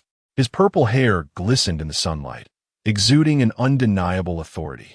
All training instantly stopped, and the four immediately ceased their actions, turning to face Zephyr, with the entire training ground falling into silence. All elite training camp trainees of the Navy headquarters assemble immediately. Zephyr's voice boomed like thunder. "Pack your bags and prepare to set sail. 10 minutes later, assemble at the dock." Zephyr shouted again, then turned and left, not giving anyone a chance to ask questions. The trainees quickly sprang into action, rushing back to their dorms to pack their belongings. 10 minutes later, at the military dock of Marineford, a massive warship quietly docked at the harbor. The warship was about 150 meters long, its hull painted entirely black. The bow was carved with the emblem of a soaring seagull, and 24 naval cannons were neatly arranged on both sides of the deck. The bridge towered high, divided into 3 levels, with the naval flag flying atop. The trainees filed in with their luggage, the sound of their footsteps echoing on the steel deck. Zhan Tai Xuan and the other 3 walked side by side onto the deck. Zephyr stood at the bow of the ship, facing away from everyone, gazing toward the distant horizon. "Set sail." With Zephyr's command, the ship's engines roared to life. Chapter 12. Wilderness Survival. The warship sailed across the boundless sea for several days, and the atmosphere on board gradually grew tense. Zephyr stood on the deck, hands behind his back, his purple hair fluttering slightly in the sea breeze. Zhan Tai Xuan and the other 3 members of the monster squad stood by the railing, gazing at the increasingly clear outline of an island ahead. "Is that our destination?" Zhan Tai Xuan asked softly, narrowing his eyes in an attempt to see the mysterious island shrouded in thick fog. "It doesn't look very friendly," Dragon commented lightly, a hint of alertness flashing in his eyes. Sakazuki crossed his arms, snorting coldly. "No matter where it is, as long as there are enemies, they must be completely eliminated." "This looks quite troublesome," Borisolino drawled, lazily leaning against the railing. As the warship approached the island, the fog gradually cleared, revealing a primitive and sinister island. Roars of beasts echoed from the depths of the dense forest, and the air was filled with dampness and decay. "All personnel, assemble." Zephyr's voice thundered across the deck. The trainees quickly formed neat lines, all eyes focused on Zephyr. "Welcome to Hell Island," Zephyr said sternly. "This will be your future training ground." The trainees whispered among themselves. Their expressions varied. "Silence," Zephyr shouted angrily, and the deck fell immediately silent. "The rules are simple. Survive." Zephyr scanned the crowd, his gaze piercing. "The island is filled with venomous insects and fierce beasts, and the weather is harsh. You must survive on your own and reach the gathering point in the center of the island within 3 days. No supplies, no external assistance. Only yourselves and the skills you have learned." A murmur broke out among the trainees. Some showed fear, some clenched their fists, and others showed excitement. "The compass will be ineffective on this island. You need to rely on the sun and stars to determine direction," Zephyr instructed. Zhan Tai Xuan exchanged glances with the other 3, and they all understood that this would be an extreme challenge. "And one last thing," Zephyr's voice suddenly grew more serious. "There may be special tests set by me or other instructors on the island, so be prepared to face them at any time." At that moment, all trainees felt an unprecedented pressure. "Prepare to disembark," Zephyr commanded, and dozens of small boats were lowered into the water. The trainees boarded the small boats in batches according to their numbers, each carrying a basic dagger as their only tool. Zhan Tai Xuan was in the 3rd batch, and the other members of the monster squad were assigned to different areas of the island. The small boat approached the island's shore, the water becoming shallow and clear, revealing shadows moving beneath the surface. "Jump," the guide commanded, and Zhan Tai Xuan and the other trainees leaped into the sea. The cold seawater reached their knees as Zhan Tai Xuan stepped on the slippery rocks toward the shore. Looking back, the small boat had already turned around and was quickly departing. On the black sandy beach, only a dozen trainees with various expressions remained. No one spoke.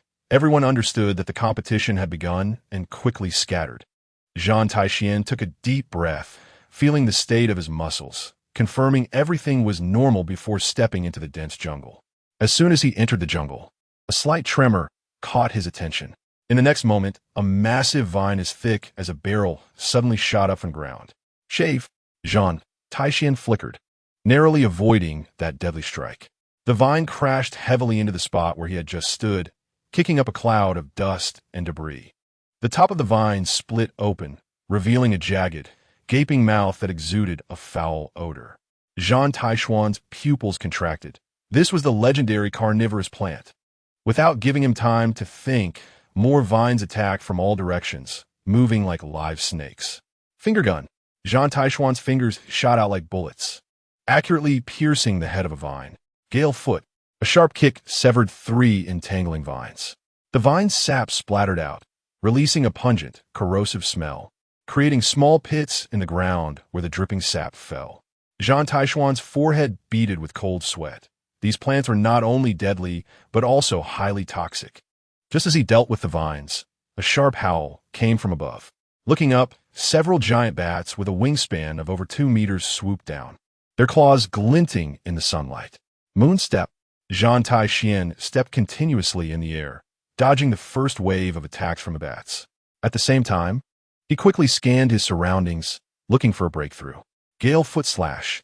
He kicked out several slashes in the air, accurately hitting the diving bats. The bats were cut in half, blood splattering as their bodies fell heavily to the ground. The remaining bats emitted angry shrieks and charged at him.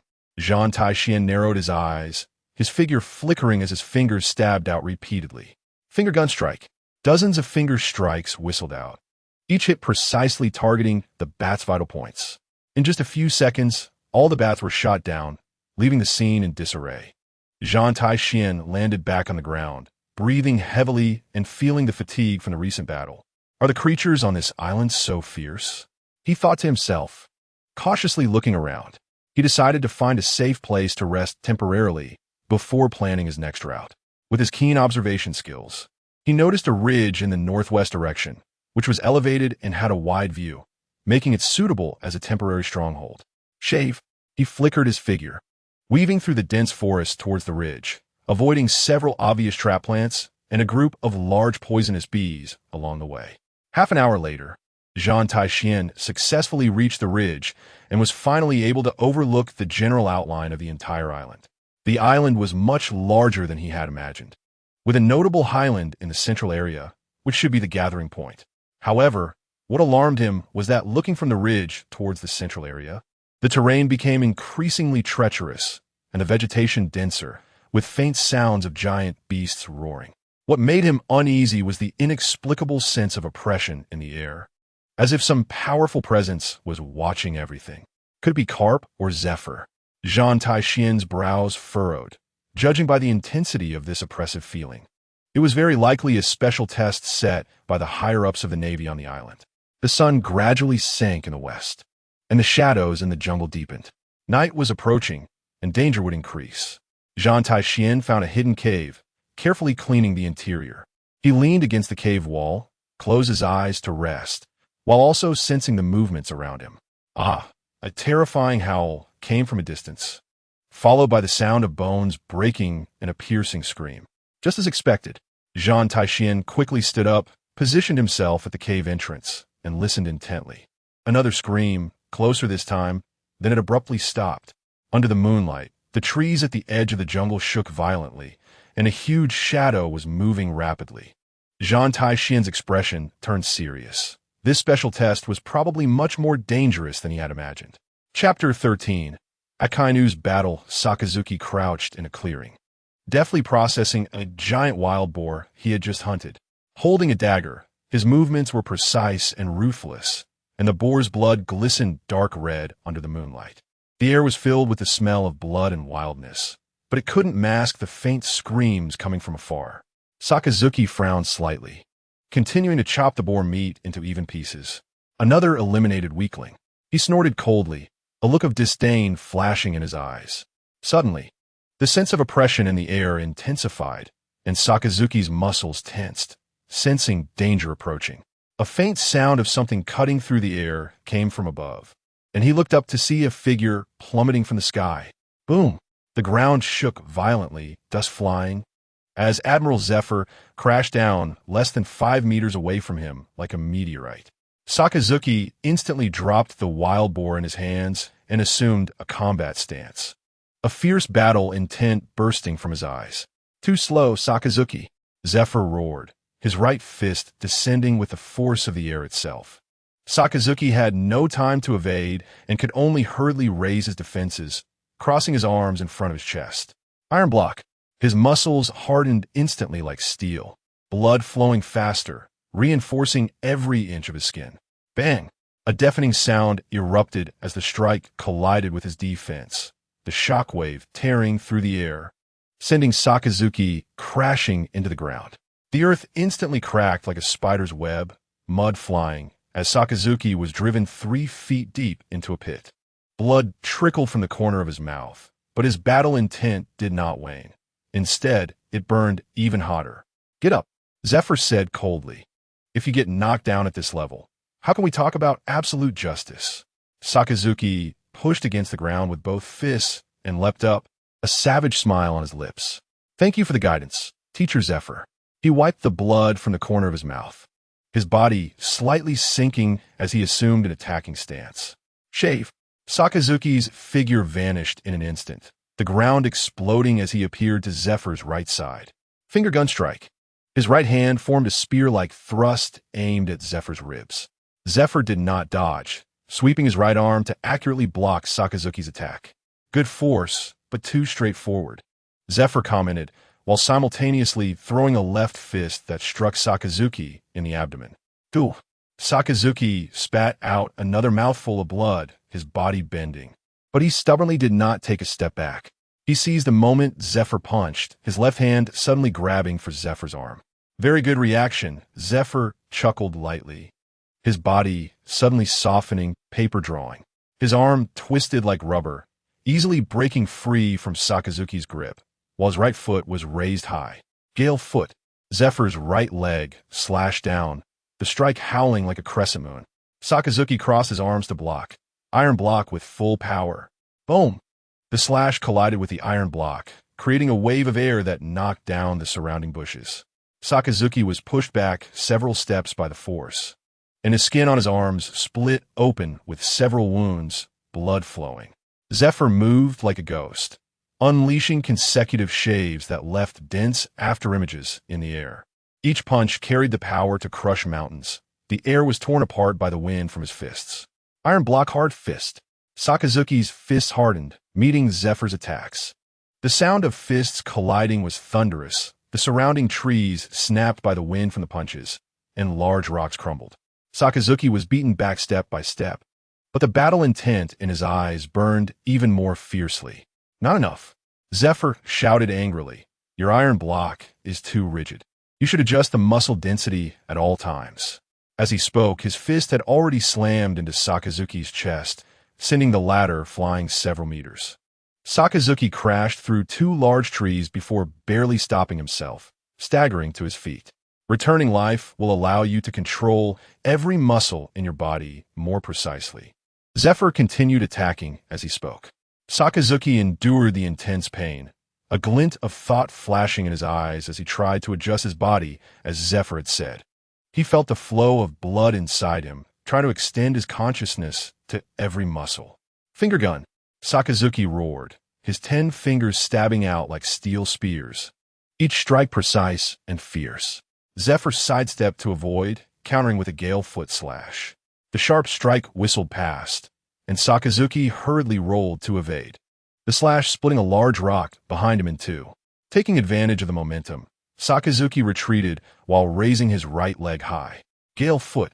He mimicked Zephyr's movement, delivering a slash kick. Although the slash wasn't as sharp as Zephyr's, it still carried terrifying destructive power, cutting a large tree in half. Progress is noted. Zephyr nodded, his figure flashing as he suddenly appeared behind Sakazuki. Sakazuki sensed the danger, but had no time to evade. Zephyr's heavy punch landed squarely on his back. Bang! He flew out like a cannonball, crashing through countless trees before finally slamming into a massive rock. The rock cracked, and Sakazuki was embedded in it. Blood oozing from his mouth and nose, his breath weak. Zephyr walked closer, looking down from above at the battered Sakazuki. Your fighting style is too rigid. You only know how to clash head-on, Zephyr evaluated. If this continues, you will be defeated by more agile opponents. Sakazuki coughed up a mouthful of blood, but stubbornly tried to stand up. His legs trembled, his body swayed. But the battle intent in his eyes did not diminish in the slightest. Losing is losing. Admitting defeat is also a part of growth, Zephyr said solemnly. Sakazuki, struggling to speak, forced himself to stand upright. His gaze was as firm as iron, his right fist slowly raised, muscles hardening once again. Iron block-heavy punch. He staggered forward a step, delivering his final punch at Zephyr. Zephyr easily caught the punch with his right hand, feeling the determination and tenacity behind it. There was a fierce intensity. Zephyr nodded slightly, then struck Sakazuki on the side of the neck with a knife hand. Sakazuki's vision went dark, his body slumping as Zephyr supported him with one hand. But he was still far from strong enough. Zephyr laid Sakazuki flat on the ground, telling him to remember this pain as it would make him stronger. He took out a small vial of medicine and dripped it onto Sakazuki's most serious wounds. Find the assembly point within 3 days, or you'll be eliminated. With these words, Zephyr vanished into the night. As the night wind blew, Sakazuki gradually regained consciousness, his entire body aching as if it had been cut 1,000 times. He gritted his teeth to suppress his groans, struggling to prop himself up and look around. Zephyr had already left, leaving behind a battlefield in disarray and his own battered body. Remembering Zephyr's teachings, Sakazuki attempted to adjust his breathing, feeling every muscle in his body. Life returns, he murmured to himself, trying to extend his consciousness to the wounds. His muscles trembled slightly, the flow of blood changed slightly, and the pain seemed to lessen a bit. Not enough. Sakazuki clenched his fists, a determined light flashing in his eyes. He struggled to stand up, dragging his injured body toward the center of the island. Chapter 14. The advancing Kizu. Borsellino lazily leaned against a sturdy tree, his legs stretched out casually, his head slightly resting against the trunk. He hummed an unknown tune, squinting his eyes to enjoy the leisurely afternoon. This weather in Kauai is perfect for sleeping. He yawned lazily, resting his arms behind his head, completely relaxed. A gentle breeze brushed against his cheeks, bringing the fresh scent of the deep forest. Borsellino's breathing became even, his eyelids growing heavier. Just as he was about to drift off to sleep, a strange wave suddenly rippled through the air. A sharp cold light descended from the sky, shooting down like a meteor. Bogart, holding a long knife, rapidly fell from above the treetops, aiming directly at Borsellino's throat. The blade reflected a blinding light under the sun, and the air was torn apart with a sharp whistle. Borsellino's pupils suddenly contracted, his lazy demeanor vanishing in an instant.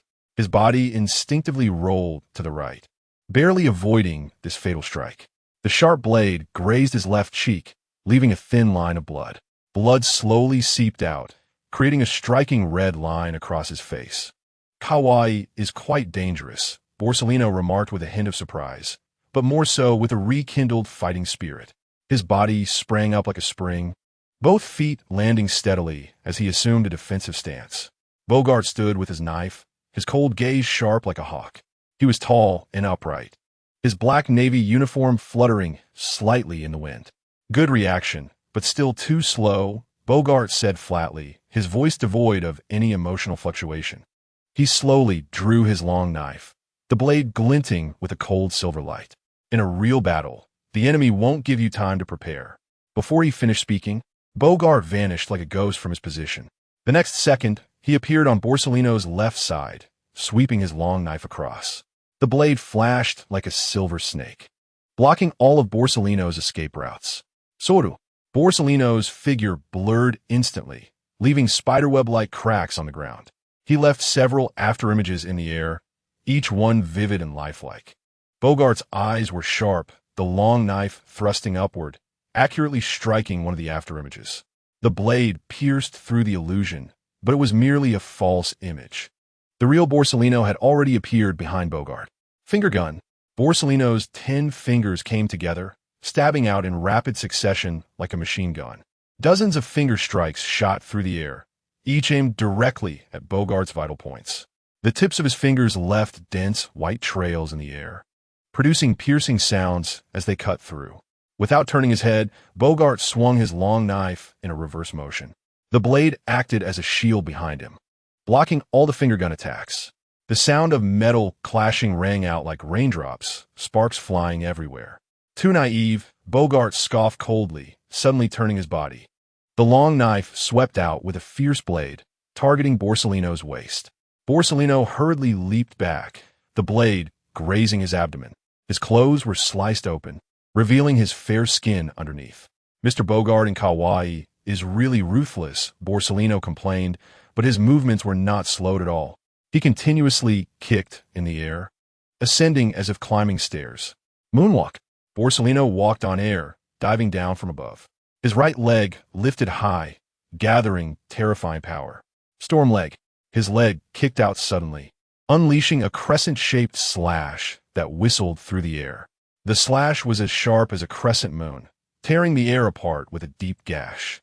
Bogart remained unfazed, advancing rather than retreating. He raised his long knife overhead, armed with haki. The black haki enveloped the blade, making it even deeper and exuding a dangerous aura. "Break!" Bogart shouted lightly, cleaving through the slash. The blade whistled through the air, heading straight for Borsalino's face. Unable to dodge in midair, Borsalino had to lean back urgently. The sharp tip of the knife grazed his nose, taking a few strands of golden hair with it. A chill ran down his spine from the tip of his nose. That was close, almost got disfigured. Borsalino flipped in midair, his feet finding stability again. He reached up to touch his nose, confirming he wasn't injured before letting out a sigh of relief. Bogart sneered, and his figure vanished once more. He followed Borsalino closely, like a shadow. The long knife swung continuously, its light pouring down like a waterfall. Each strike was as fast as lightning, each aimed at vital points. Borsalino dodged in midair, his figure darting like flowing light. Soru, Soru, Soru. He used Soru repeatedly, leaving behind dense afterimages in the air. However, Bogart's swordsmanship was exquisite, almost blocking all possible escape routes. With a long knife passed, the air was torn, leaving white marks behind. Sweat beads began to appear on Borsalino's forehead, and his breathing grew rapid. The continuous high-intensity dodging was exhausting his stamina. Paper drawing. He softened his body like paper, drifting like willow fluff among the knife lights. Bogart's blade repeatedly brushed past him, yet always failing to hit. But this passive defense was clearly not a long-term solution. A fierce look flashed in Borsalino's eyes as he decided to take the initiative. Finger gun barrage. He shot out his fingers in unison, the dense finger strikes pouring out like a torrential rain. Each strike carried a sharp sound as it cut through the air, powerful enough to rival real bullets. Bogart's long knife danced, blocking each finger strike like a silver snake in a frenzy. The sounds of metal clashing merged into one, sparks shining brightly like fireworks. Seizing the moment Bogart was blocking, Borsalino shifted his figure. Soru instant flash. He appeared at Bogart's side, his right fist clenched and launched forward. Iron block heavy punch. His fist hardened like steel, smashing toward Bogart's ribs with a whistling sound. Bogart caught sight of the attack from the corner of his eye and blocked with his long knife. The blade and fist collided, creating a deafening roar. Borsalino felt as if his fist had struck a steel plate, his palm going numb. Bogart used the force to spin, the blade carving a perfect arc careful. He lightly reminded, the back of the knife heavily slapped against Borsalino's chest. Bang! The tremendous impact sent Borsalino flying. He crashed through several large trees like a cannonball, rolling for over 10 meters before coming to a stop. Dust flew, leaves scattered, and the scene was a mess. Borsalino lay on the ground, his chest burning with pain. He struggled to lift his body, a trickle of blood oozing from the corner of his mouth. The lazy expression completely vanished, replaced by an unprecedented seriousness. Bogart sheathed his knife, looking coldly at the fallen Porcelino. Good speed, but severely lacking in combat experience. His voice was calm, as if discussing the weather. True strong fighters won't give you that many chances to evade. Bogart turned to leave, his figure quickly disappearing into the depths of the dense forest. Reflect well, Porcelino. His voice echoed in the woods. Porcelino lay on the ground, gazing at the dappled sunlight above. The laziness and carelessness from earlier were completely gone, replaced by a newfound seriousness. It seemed that he really needed to take things more seriously.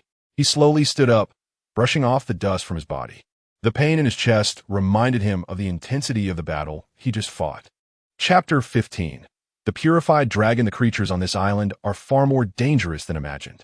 The dragon muttered quietly, alert to his surroundings.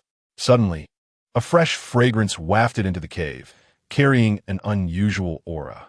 The dragon instantly became alert, his body tensing like a drawn bowstring. This scent, his eyes sharpened, and he quickly looked towards the cave entrance. Little dragon, your tactical thinking is indeed quite good.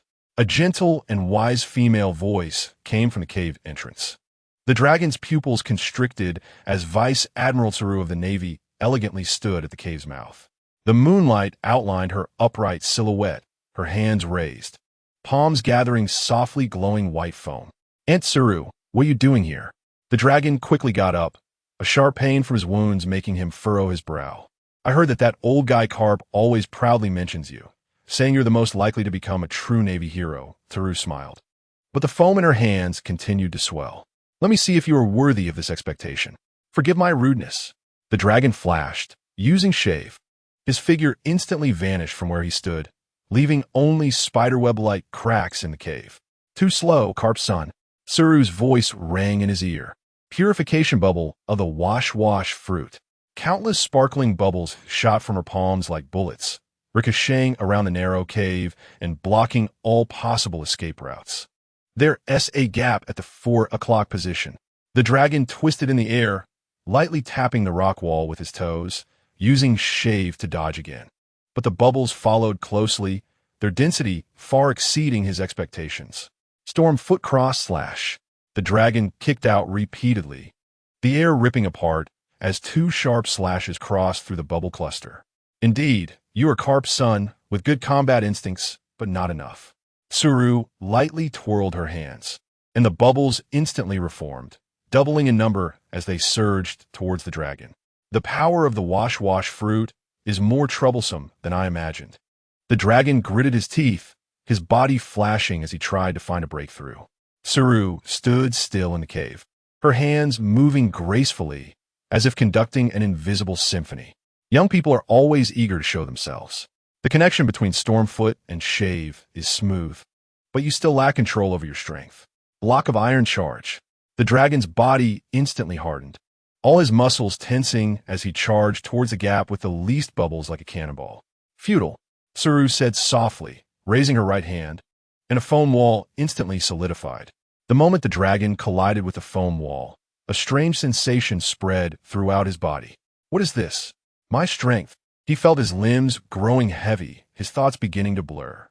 The power of the wash-wash fruit can not only purify the dirt of the body, but also cleanse the confusion of the will, Tsaru explained calmly, her finger curling slightly as more bubbles surged towards the dragon.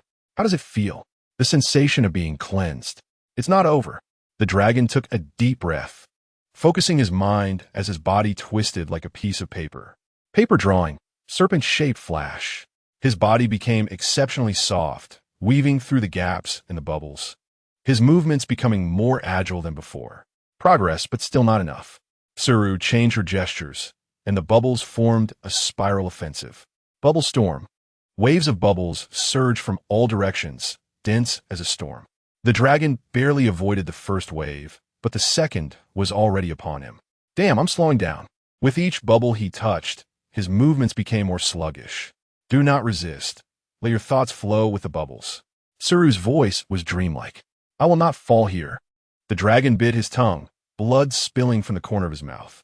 Finger gun barrage. He roared, his 10 fingers stabbing out in rapid succession like a machine gun. The dense finger force drew white streaks in the air, piercing through the surrounding bubbles.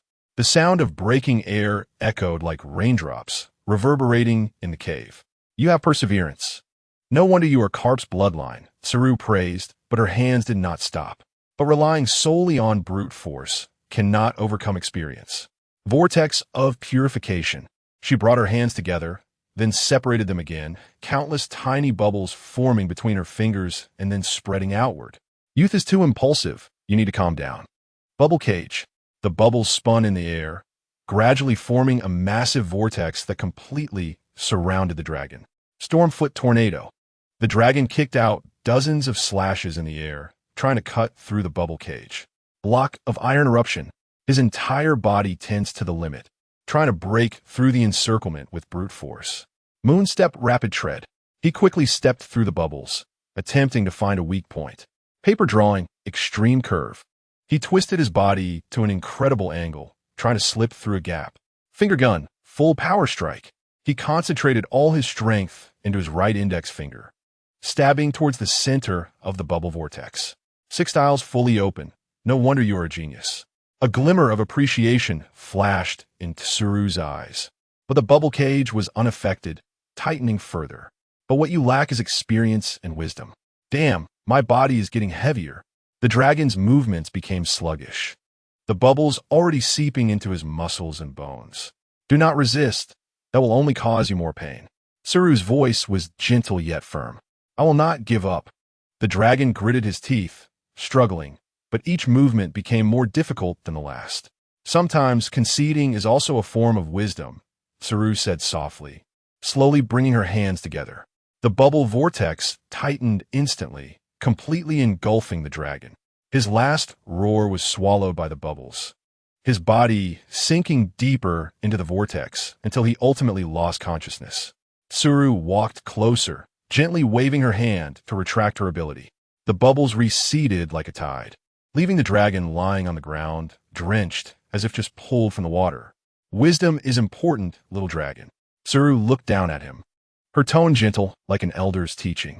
But when facing an absolute gap in strength, you must learn to assess the situation.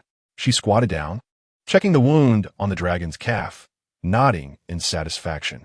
The wound has been cleansed, and it won't get infected, Tsuru said softly, standing up elegantly and turning away. Karp's boy is indeed a bit different.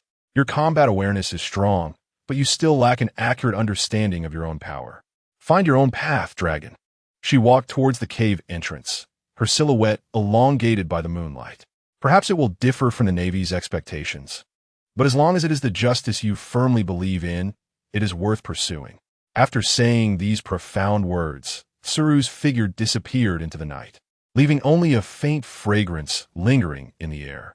The dragon still lay on the ground, soaked, but his gaze was more resolute than before, as if he had gained clarity in this cleansing. Justice, he murmured softly, slowly closing his eyes. Chapter 16. Hunter Karp Zhan Tai Xuan had spent a night on this island.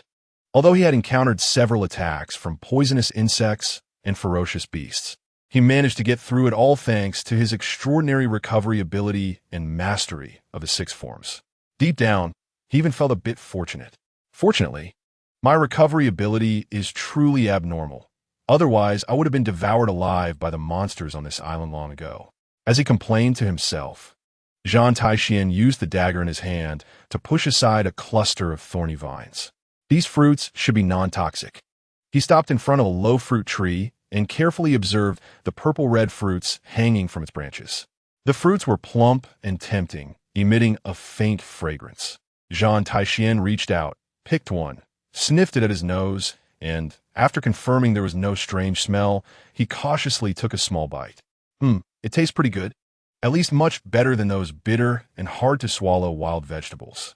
Although the island was filled with strangeness and danger, the pressure of survival was still within his control.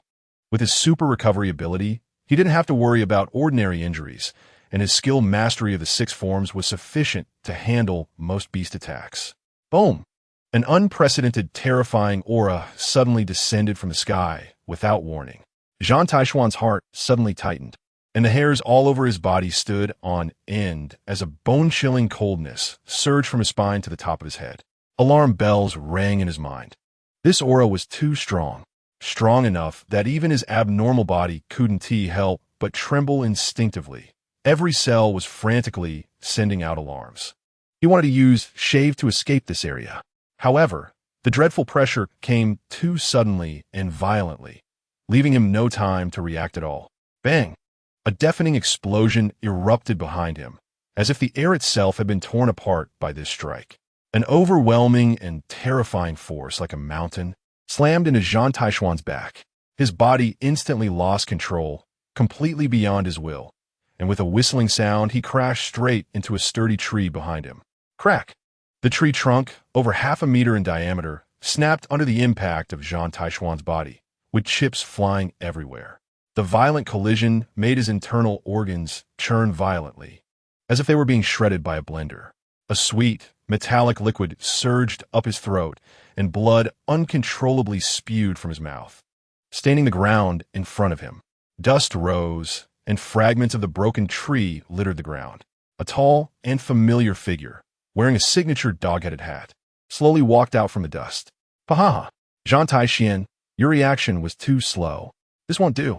Karp's thunderous laughter echoed through the jungle, as if that previous strike was just him greeting Zhan Tai Xuan in the most ordinary way. Old man, is it you? Zhan Tai Xuan struggled to rise from the rubble, his entire body groaning under the burdensome pain. He could clearly feel that mysterious power within him surging wildly, repairing his shattered bones and damaged internal organs at an astonishing speed.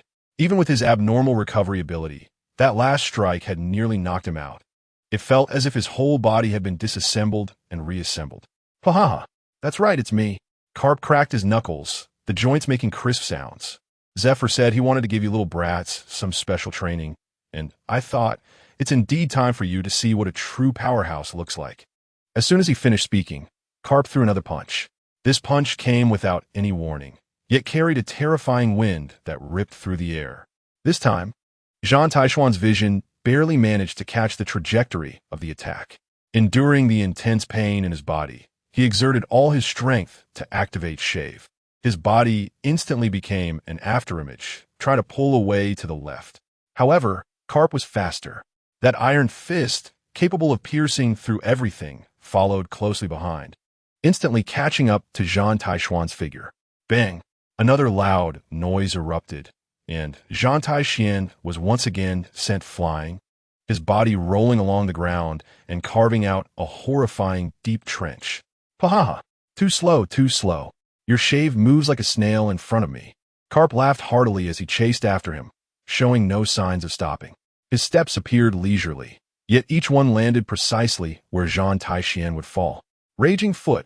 Zhan Tai Xuan gritted his teeth and, while still in midair, kicked out a fierce slash, trying to stop Karp's onslaught. The sharp slash whistled through the air. However, this attack, capable of cutting through steel, seemed exceedingly weak before Karp. With a casual wave, Karp easily swatted the slash away. Your attack is too weak. That level of force isn't even enough to tickle me, Karp said. Finger gun crossfire. Zhan Tai Xuan poured all his energy into it, rolling on the ground while rapidly stabbing his fingers, sending dozens of finger strikes like raindrops toward Karp's vital points. Each finger strike carried the sound of cutting through the air, capable of piercing an ordinary person's body. Karp let those attacks rain down on him, and all that could be heard was a series of metallic clinks, as all the finger strikes were deflected by his armed, color-covered body, leaving no trace on him. Pahaha! You can't even break through my defense. You're still too green, kid. Karp's fist struck again, this time landing precisely on Zhan Tai Xuan's abdomen. Phew! Zhan Tai Xuan opened his mouth and spat out a large amount of blood, feeling as if his internal organs were about to be shattered by this blow. His body traced a tragic parabolic arc in the air before crashing heavily onto the ground, kicking up a cloud of dust. Karp's assault was like a torrential storm, unrelenting. Zhan Tai Xuan found himself completely powerless to fight back in front of Karp. Each hit was accompanied by the excruciating pain of bones fracturing. Even though his abnormal recovery ability was repairing the damage at an astonishing speed, Karp's destructive pace was faster and fiercer, leaving him unable to keep up. His body had reached its limit, muscles torn, bones shattered, and his internal organs were severely shaken. The intense pain and continuous impacts caused Zhan Tai Xuan's consciousness to begin to blur, his vision becoming unclear. And all he could hear was Karp's deafening laughter and the cracking sounds of his bones breaking inside him. "No, I can't fall." The instinct to fight roared like a beast within him. This intense desire unleashed an unprecedented potential from deep within his body, a mysterious power boiling in his blood. Boom! A flash of white light suddenly appeared in Zhan Tai Xuan's mind. He saw the trajectory of Karp's fist. He heard the subtle sounds made by Karp's muscles contracting. He could even feel the changes in Karp's breathing rhythm. Observation Haki fully awakened at this moment. He suddenly flipped up from the ground, his right hand drawing the only remaining short knife from his waist in a flash. The blade gleamed like silver lightning, aimed directly at Karp's side rib. This strike was executed from an awkward angle and at an incredible speed, carrying the precise anticipation of awakened observation Haki. Karp's previously relaxed smile suddenly froze. He clearly didn't expect Zhan Tai Xuan to explode and unleash such exquisite swordsmanship under such circumstances. He didn't have time to react. Swish! The short knife sliced through Karp's clothing, making a tearing sound. Although it only left a shallow cut, Karp was injured. Karp withdrew his fist, and the smile on his face became even brighter. He looked down at the tiny wound, then burst into thunderous laughter once more. "You little brat, awakened observation Haki and hid your swordsmanship. You've truly surprised me." Karp laughed heartily, showing no anger over being injured. Instead, he looked even more excited. "Now, this is interesting. Next, I need to get serious." Zhan Tai Xuan half kneeled on the ground, panting heavily, his muscles trembling all over, but his face was filled with excitement. Chapter 17. Growth under pressure. Since he had awakened his observation Haki, he needed to hone it properly. Karp moved his fists, the joints cracking with a crisp sound. A glimmer of excitement flashed in his eyes, clearly very satisfied with Zhan Tai Xuan's performance. However, the newly awakened observation Haki was still immature and needed pressure to grow quickly. As soon as he finished speaking, Karp swung his fist again. This time, he deliberately slowed down a bit, but the power was not diminished at all. Zhan Tai Xuan's pupils contracted, and the newly awakened observation Haki allowed him to see the trajectory of Karp's fist. That peculiar feeling was like a slow-motion scene playing in his mind, clearly showing the path and timing of the attack. Shave! He flickered and barely dodged Karp's iron fist. The wind from the punch whooshed past his cheek, causing his hair to become disheveled. Paper drawing. Zhan Tai Xuan's body instantly became as soft as a piece of paper, swaying with the wind from Karp's second punch. The short knife in his hand shot out like lightning, aiming at Karp's ribs with an unusual angle. Sizzle. The blade grazed Karp's clothing, leaving a faint bloodstain. "Ha ha ha. Not bad, not bad." Karp laughed heartily, completely unconcerned about the shallow wound. The use of observation Haki was decent, but still far from enough. His fists rained down densely, each punch carrying a terrifying force that ripped through the air.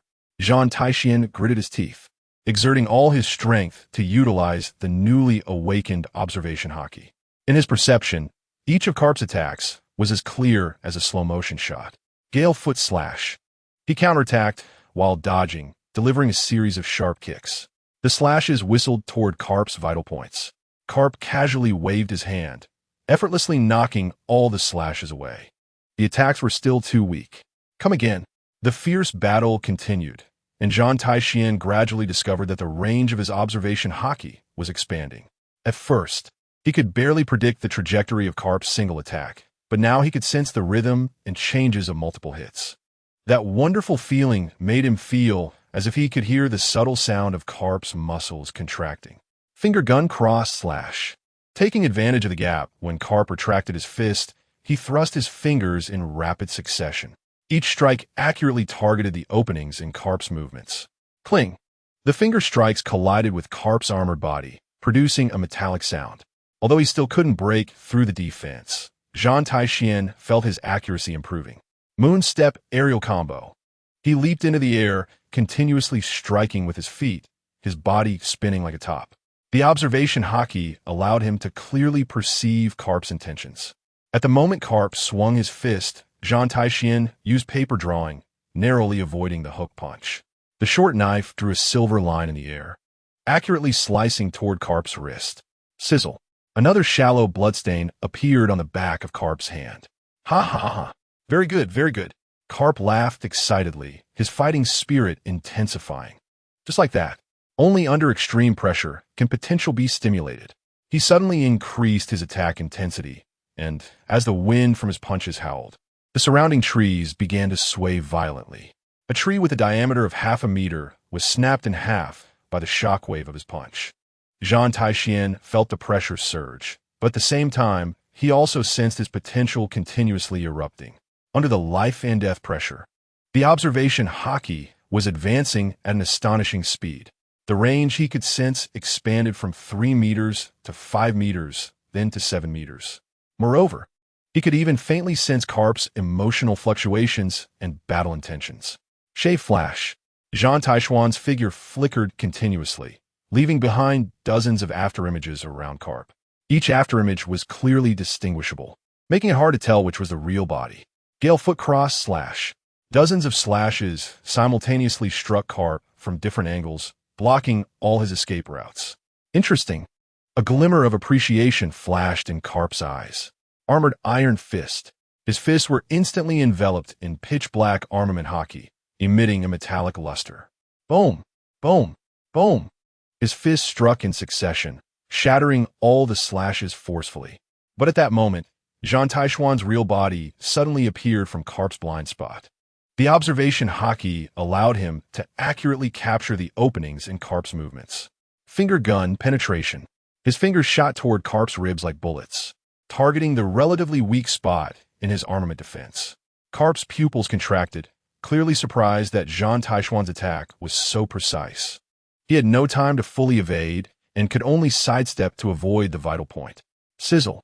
This strike finally left a real wound under Karp's ribs, blood slowly seeping out. Ha ha ha. You little brat. Now you've really hurt me. Karp was not angry, but rather delighted, becoming even more excited. Not bad, not bad. Just like that. The combination of observation haki and swordsmanship, each strike is precise and cunning. He moved his injured area, completely unconcerned about the wound. Since you can hurt me, I should get serious too. Karp's momentum suddenly soared, and the air around him began to tremble. A terrifying pressure bore down on Zhan Tai Xuan like a mountain, nearly suffocating him. Take this.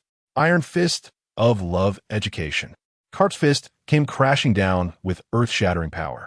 The force of this punch was several times stronger than before, tearing through the air with a sharp shriek. Zhan Tai Xuan's observation haki went into overdrive, every cell trembling. But at the same time, he also saw clearly for the first time. Under this extreme pressure, his observation haki broke through again. Paper drawing, swimming dragon. His body twisted like a swimming snake, narrowly avoiding this attack. Karp's fist whizzed past his body, instantly creating a massive deep pit in the ground. Swordsmanship, swallow return. Zhan Tai Xuan seized the opportunity to counterattack, the short knife carving an eerie arc in the air.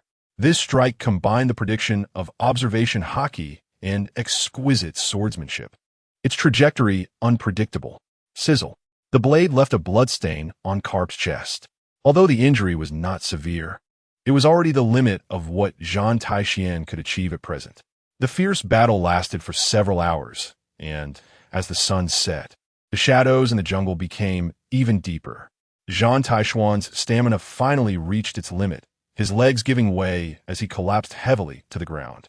He gasped for breath, his clothes soaked with sweat and blood, but his eyes sparkled with excitement. Very good. Such a rate of progress. My disciple is truly impressive.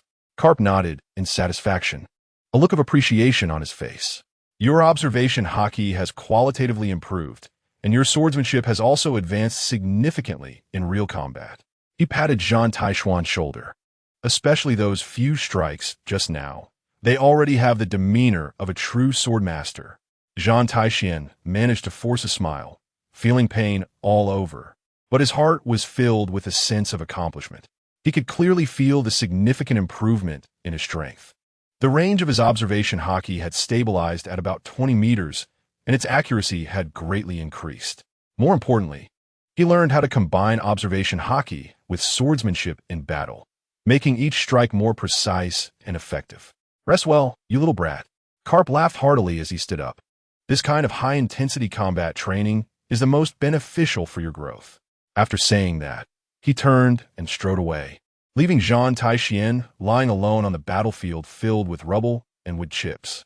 As night fell, Zhan Tai Xuan looked at the starry sky. Although he had been beaten up by Karp today, the gains were enormous. Is this the legendary education of love? Zhan Tai Xuan closed his eyes and began to recover his strength. Chapter 18. ZFA's skill training. The clear stream washed away the bloodstains on Zhan Tai Xuan's body. Although his intimate encounter with Cap yesterday left him battered and bruised, that perverse recovery ability had already healed most of his injuries. His ribs still throbbed, reminding him of that one-sided beating. How ruthless! That old man showed no mercy at all. Zhan Tai Xuan splashed his face with stream water and felt that his observation haki had successfully awakened on the brink of life and death yesterday, making his perception of his surrounding environment exceptionally sharp. Birds hopped on the branches, wild beasts foraged in the distance, and he could even clearly discern the subtle sounds of insects crawling over the leaves. This feeling was truly magical. Just as he was about to get up and leave, his observation haki went wild with warnings. A familiar presence was rapidly approaching. Zhan Tai Xuan, I heard you awakened your observation haki yesterday. ZFA's figure slowly emerged from the jungle. Good. Now let me test your results. As soon as he finished speaking, ZFA instantly disappeared from his spot. Shave. A series of footfalls echoed in the air, and several afterimages of ZFA appeared in front of Zhan Tai Xuan, each one so realistic and exuding a strong killing intent. Is this speed fast enough to create afterimages? Zhan Tai Xuan's pupils contracted, and he immediately focused his mind, fully activating his observation haki. Excluding all distractions, he concentrated solely on capturing ZFA's true position. The presence of the left afterimage was weaker, while the movement trajectory of the right afterimage was incorrect. Above, Zhan Tai Xuan suddenly looked up and thrust his short knife upwards. Clang!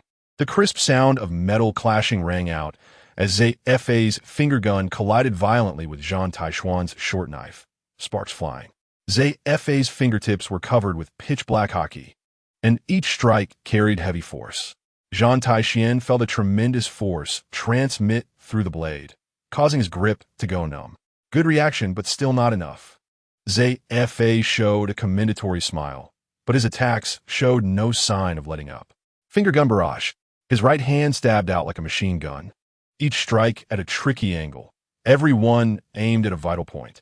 Zhan Tai Xuan barely managed to block with his knife, but ZFA's attacks were too fast and too exquisite, not to mention each strike was imbued with haki. Clang, clang, clang. The short knife and finger guns kept clashing, the intense vibrations making Zhan Tai Xuan's grip numb, and several small notches appeared on the blade. He could feel ZFA's haki like a maggot, attempting to penetrate the blade with every collision, numbing his arms. Gale step cross slash. ZFA suddenly leaped up, crossing his legs to kick out. Two dark slashes whistling out in A shape, sealing off all of Zhan Tai Xuan's escape routes. Zhan Tai Xuan wanted to use shave to dodge, but his observation haki told him that no matter which direction he moved, he would be hit by the slashes. Since he couldn't avoid it, he would face it head-on. Gritting his teeth, Zhan Tai Xuan kicked out with his right leg. Gale step crescent slash. A crescent-shaped slash whistled out, colliding head-on with ZFA's haki-infused slash. Boom! The two slashes exploded in the air, creating waves of air, and the ground was plowed with two deep grooves. However, ZFA's figure had already appeared behind him like a specter. Finger gun piercing.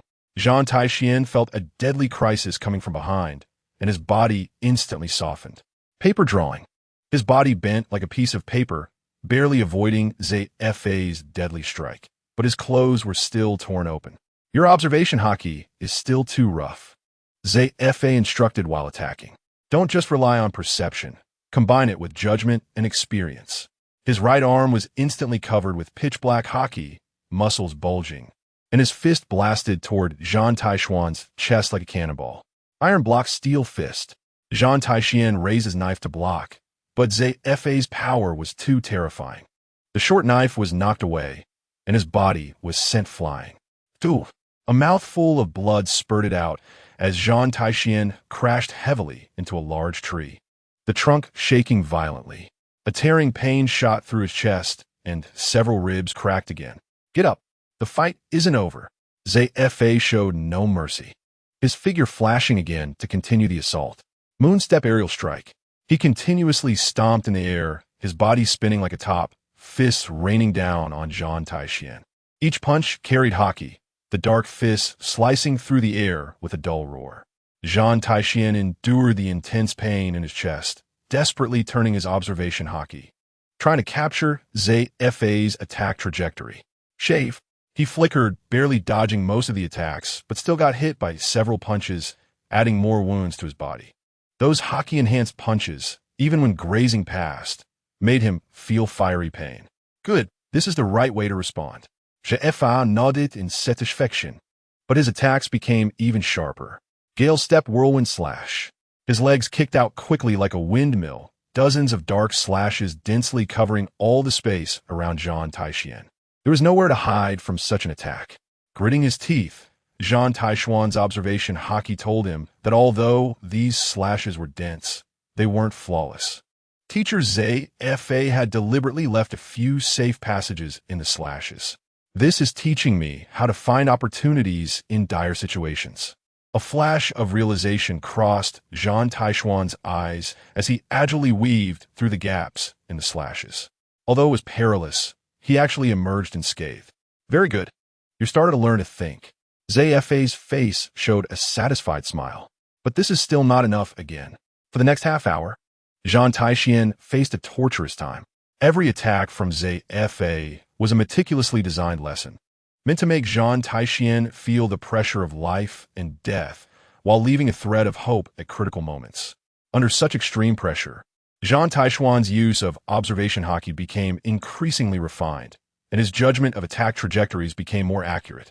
The short knife danced more smoothly in his hands, and his swordsmanship continuously improved under Zfa's pressure. The final strike.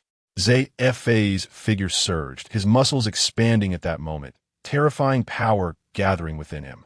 His right arm turned completely black, haki condensed to its peak, and a faint buzzing sound could even be heard in the air. Iron block shattering fist. This punch gathered most of Zfa's strength, tearing through the air with a piercing sound. Faced with this fatal blow, Zhan Tai Xuan became unusually calm. Observation haki, intuition, experience, all merged perfectly at this moment. He charged towards Zfa's fist. Swordsmanship thread of hope. The short knife in his hand transformed into a silver light, accurately piercing the only weak point on Zfa's fist, a minuscule gap that was almost undetectable under the haki. Clang!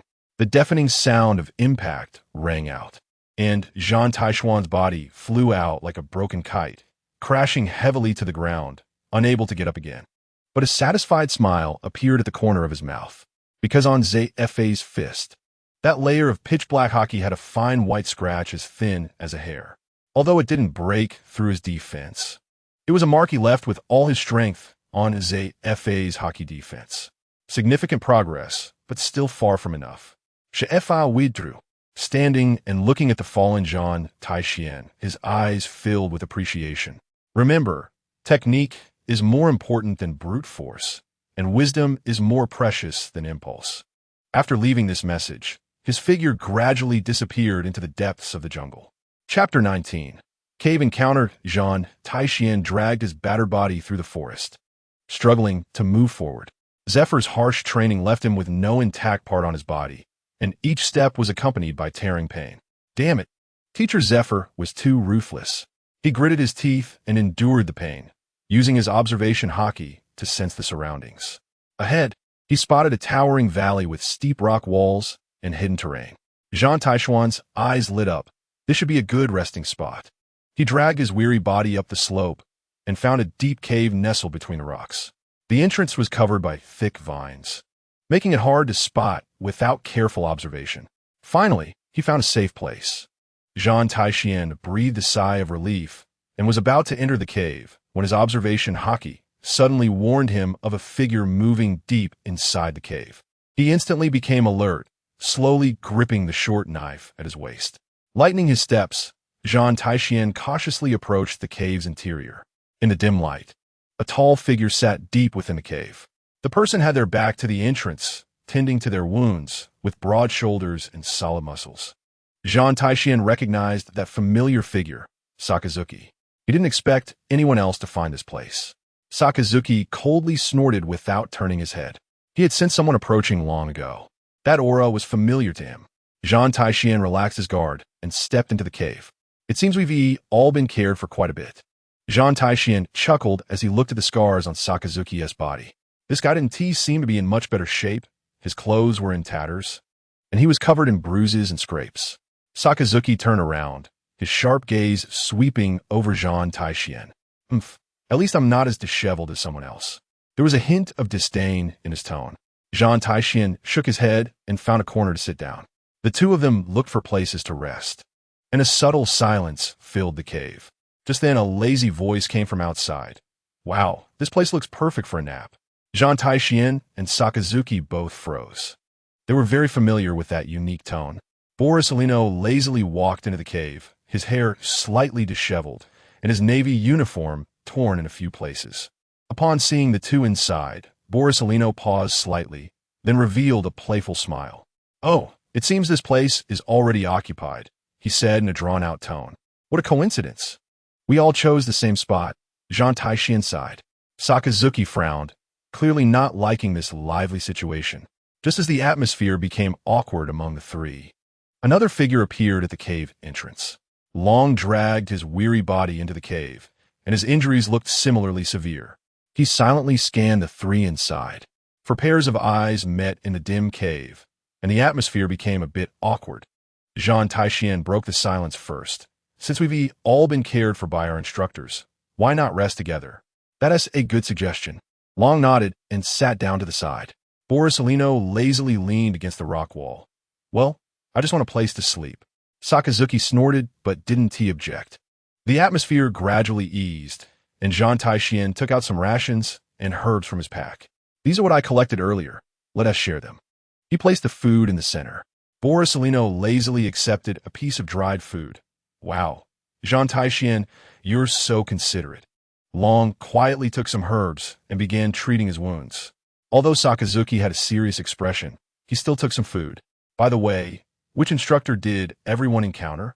Zhan Tai Xuan asked while chewing on the dried food. Vice Admiral Crane.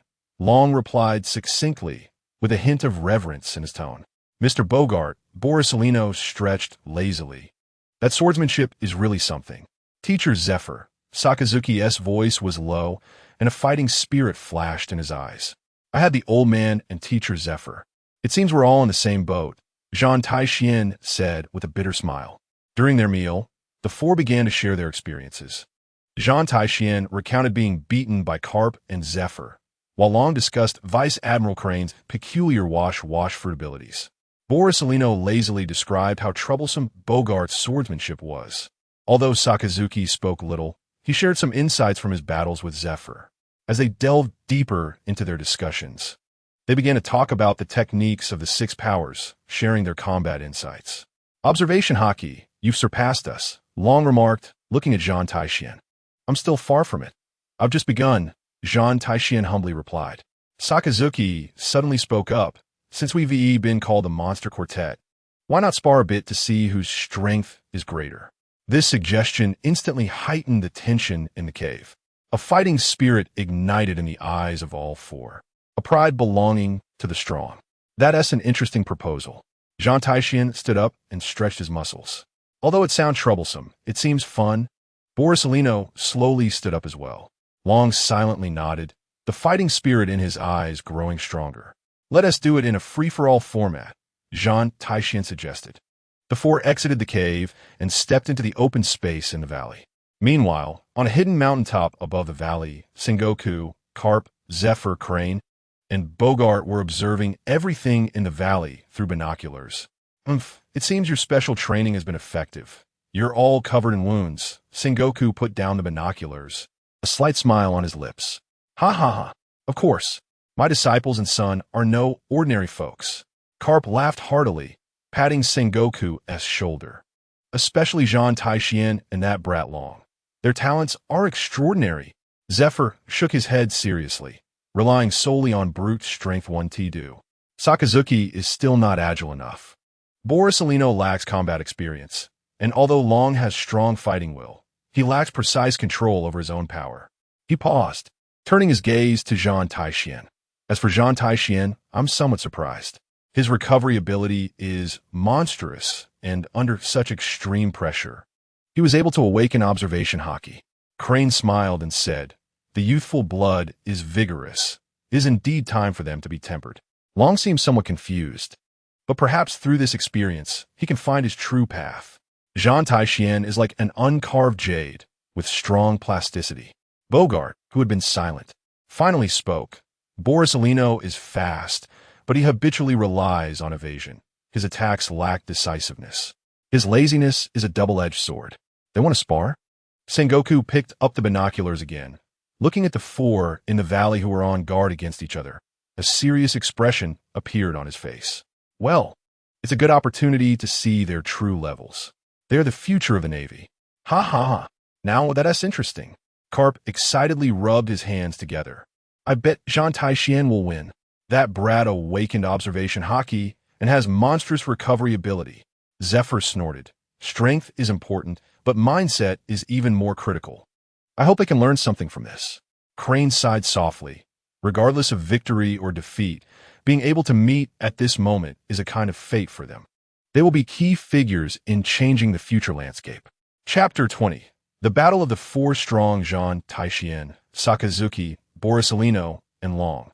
These four contemporaries, privately referred to as monsters by the Marines, now stood at their respective corners, their gazes meeting as if invisible sparks were flashing.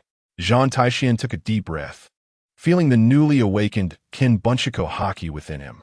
He pondered to himself whether he could win against these three future powerhouses at the top of the world relying solely on Kinbunchiku and physical skills. Since a fight was inevitable, he decided to go all out. Sakazuki spoke first. Long nodded, a glimmer of fighting spirit flashing in his eyes, just right to test the results of his training during this time. Although Borsalino was troublesome, he seemed quite interesting. Borsalino lazily stretched. Zhan Tai Xuan loosened his muscles, his joints cracking with a clear sound. Let us get started. As soon as he finished speaking, Borsalino launched the first attack. His figure vanished in an instant like a streak of golden light. We should deal with the most troublesome one first. His signature lazy tone echoed in the air. And before his words faded, several finger jabs, too fast for the naked eye to distinguish, rained down on Zhan Tai Xuan. Zhan Tai Xuan's pupils shrank sharply, his Kinbunchiku going into overdrive. He danced his short knife, creating an impenetrable net of blades that clashed with the finger jabs, producing crisp sounds. Clang, clang, clang. The blade vibrated with a buzzing sound, and his tiger's mouth felt numb. Borsalino's speed and strength were even more astonishing than he had imagined. At the same time, Sakazuki roared, his fists clenched, muscles bulging. Iron block punch. His fist, carrying a devastating momentum, slammed toward Long, tearing through the air and producing a piercing sonic boom. Long's expression was calm as his arms instantly transformed into indestructible dragon claws, directly colliding with Sakazuki's heavy punch. Boom! Each clash stirred up violent shockwaves, plowing deep furrows into the ground, dust flying and obscuring half the valley. The four's first confrontation showcased their distinctly different fighting styles. The ultimate collision of strength and speed made the entire valley tremble. The battle quickly intensified, with Zhan Tai Xuan being pushed back by Borsalino's pressure. Although his Kinbunchiku allowed him to barely predict the trajectory of the attacks, his body's reaction speed couldn't keep up completely. Borsalino's movements were elusive, and his angles of attack were tricky. Every position he appeared in Zhan Tai Xuan's line of sight made it hard to defend. Finger jabs. He wore a mocking smile as his fingers jabbed out in a machine gun-like flurry. It looks like Zhan Tai Xuan is struggling. Zhan Tai Xuan was forced to retreat repeatedly, adding several scratches to his body. Gritting his teeth, he expanded his Kinbunchaku to sense everything around him. Suddenly, a flash of inspiration struck his mind. Instead of trying to completely evade, he began to use Kinbunchaku to precisely predict Porcelino's attack routes and cleverly guide his movements. He calculated the area where Sakazuki and Long were battling. The energy fluctuations and shock waves over there served as natural distractions. Soru. Zhan Tai Xuan's figure flickered as he narrowly avoided one of Porcelino's kicks, simultaneously shifting his body to redirect Porcelino's momentum toward the edge of the fight between Sakazuki and Long. He aimed to create chaos by taking advantage of the three fighting separately. Gathering strength in his fingertips, he precisely targeted the joints of Porcelino as he dodged. Swish! His finger grazed Porcelino's shoulder, leaving a faint trace of blood. Zhan Tai Xuan's guiding strategy had worked.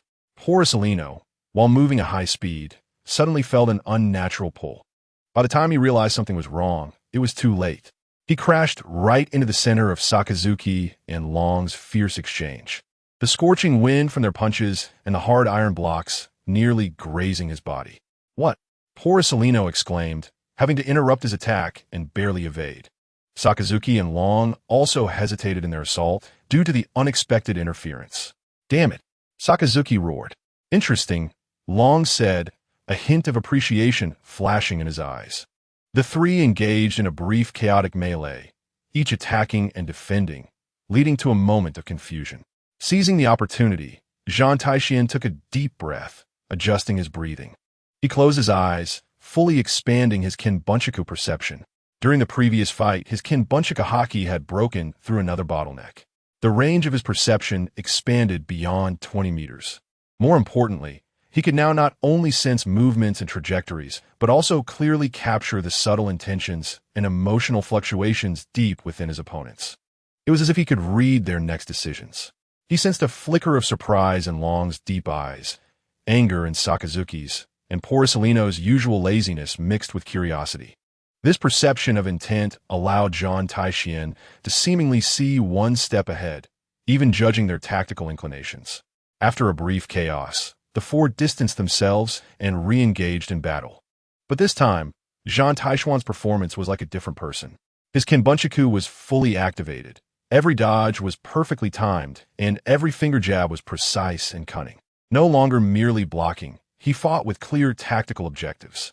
Zhan Tai Xuan became a ghost on the battlefield, always appearing in the blind spots of his opponents at the most critical moments.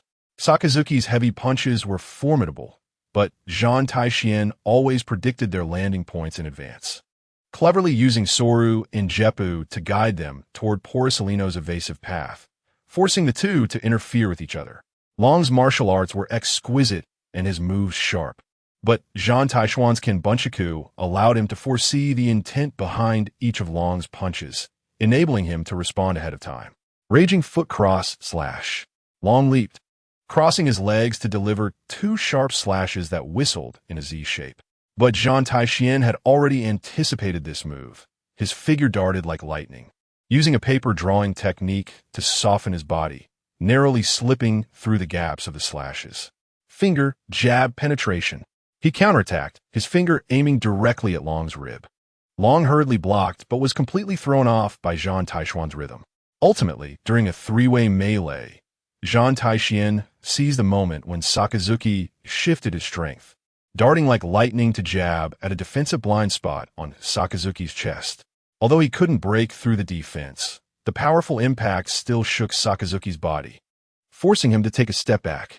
Immediately after, taking advantage of the brief opening created when Sakazuki was pushed back by Porcelino, he used Soru to flash behind him, his fingers like eagle claws, accurately grabbing Porcelino's shoulder joint. Just as Long prepared to counterattack, Zhan Tai Xuan had already withdrawn, his right leg suddenly delivering a raging foot crescent slash.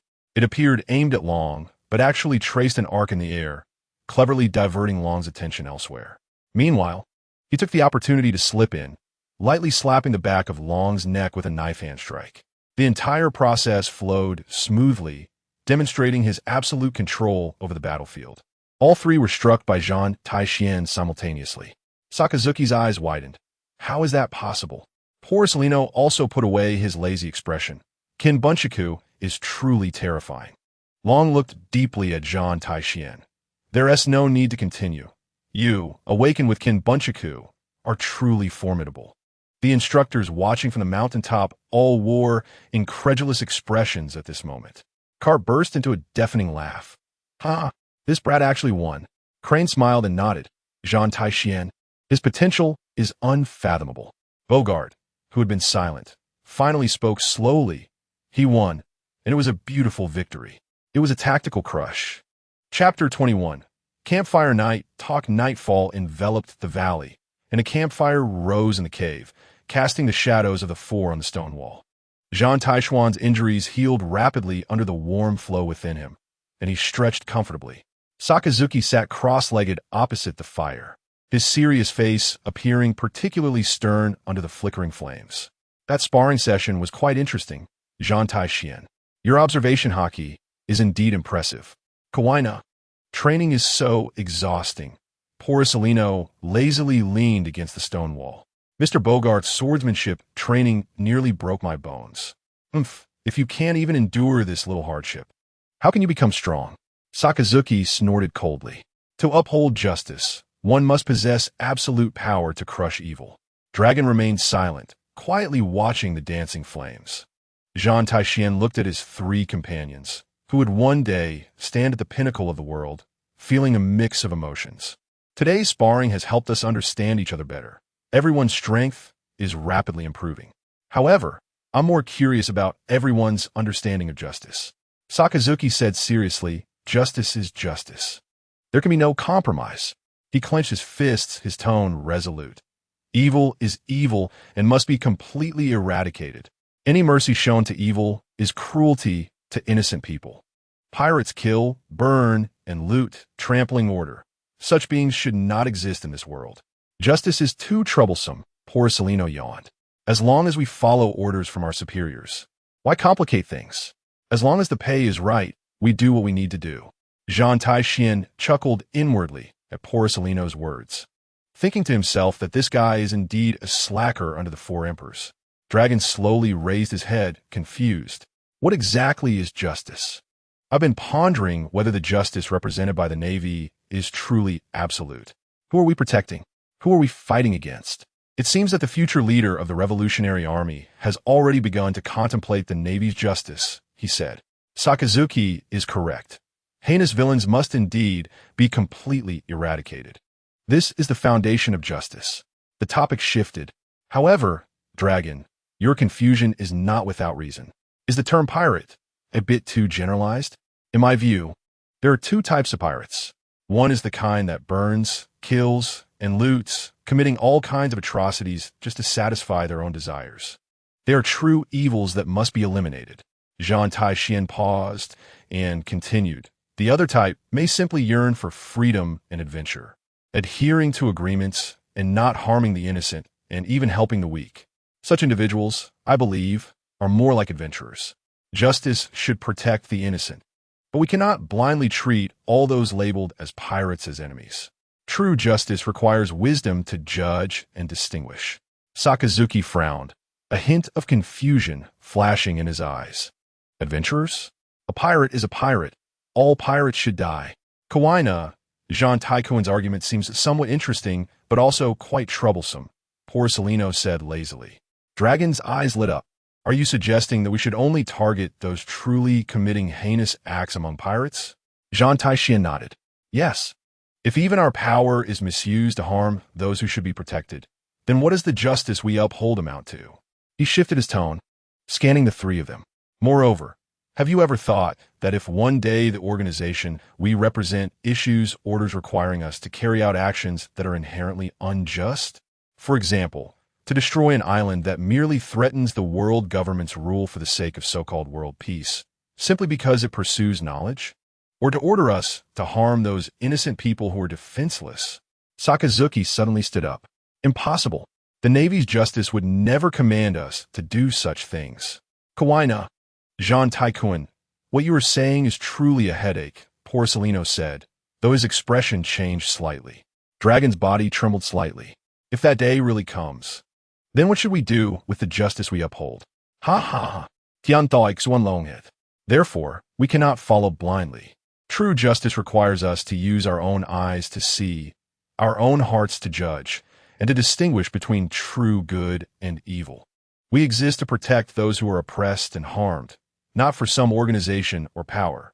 Sakazuki sat down again, dismissing Zhan Tai Xuan's concept of distinguishing between heinous pirates and adventurers, as well as the hypothesis about unjust orders from a justice organization. Yet he noted it in his heart.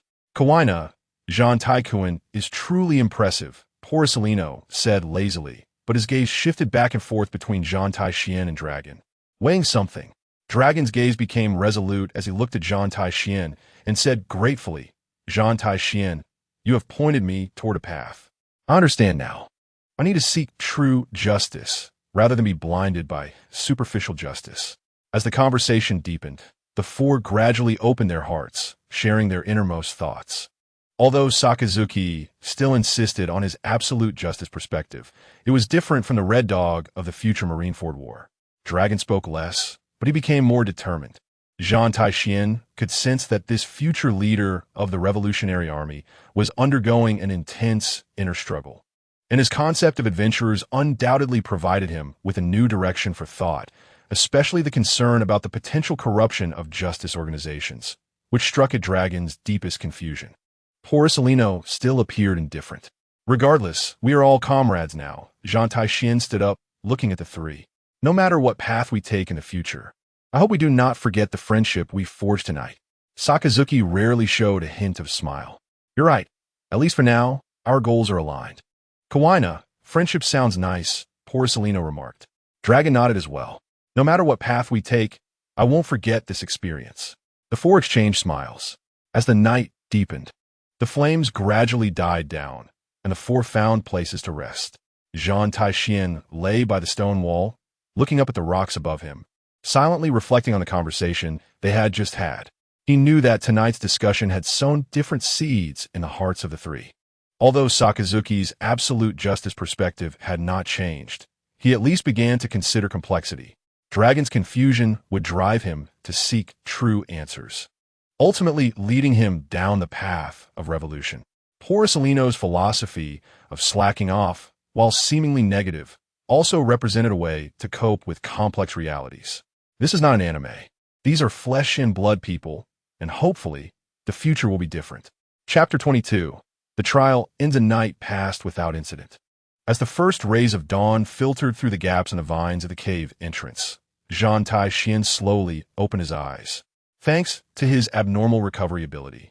After a night of rest, his injuries were mostly healed, and his energy had recovered to about 70 to 80%. Sakazuki had already begun training with a focused expression. Porcelino still appeared lazy, leaning against the stone wall. Dragon faced the rising sun, his gaze deep. Just then, an overwhelming pressure swept across the entire island like a tsunami. It was not merely an aura, but a soul-shaking power. Soon after, a dignified voice echoed across the deserted island, clearly reaching the ears of every survivor on the island. All trainees, the Hell Island trial is officially over. Immediately gather at the east coast. It was the voice of Admiral Sengoku. Finally over, Zhan Tai Xuan stretched lazily. This level of trial is not enough. Sakazuki stood up, his tone still firm, but his tense body had relaxed a little. Kawaii, I can finally go back and get a good sleep. Porcelino stood up slowly, stretching widely. Dragon said nothing, silently walking towards the cave exit. For people headed to the east coast together. Along the way, they encountered many other Marines participating in the trial, most of whom were in a sorry state, some even needing assistance from their companions, their faces reflecting a mix of relief and deep exhaustion after surviving. When these Marines saw Zhan Tai Xuan, Sakazuki, Porcelino, and Long, their eyes collectively revealed a sense of awe and complexity.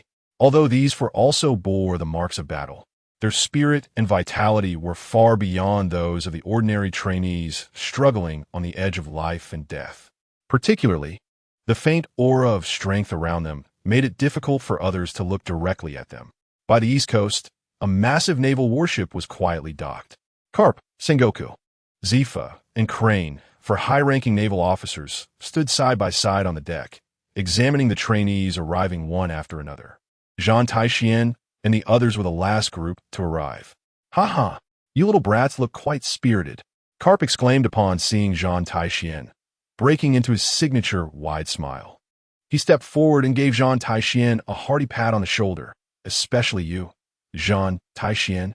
Your performance this time truly surprised me." Zhan Tai Xuan grimaced as he was patted, forcing a smile. "Old man, if you hit me any harder, my recently healed bones will break again." Zifa's expression was serious, but his tone was gentle as he said, "You four have performed excellently in this trial."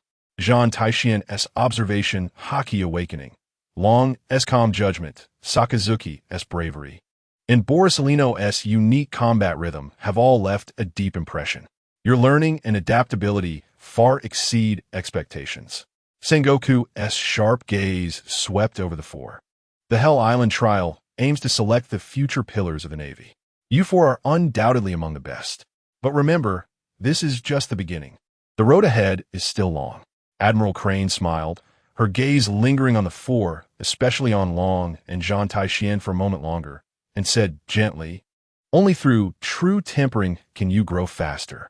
I hope you remember the gains from this trial, not just in strength, but also in mindset."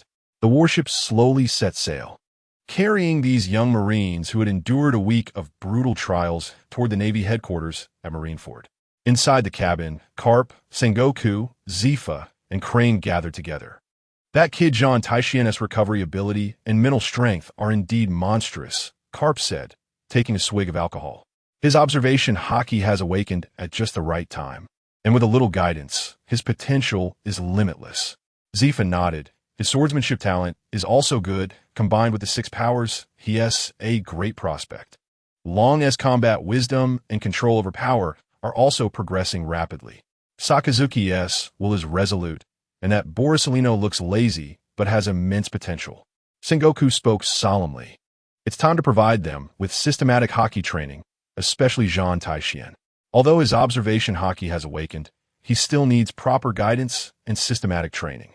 The other three are also ready to touch higher levels of power."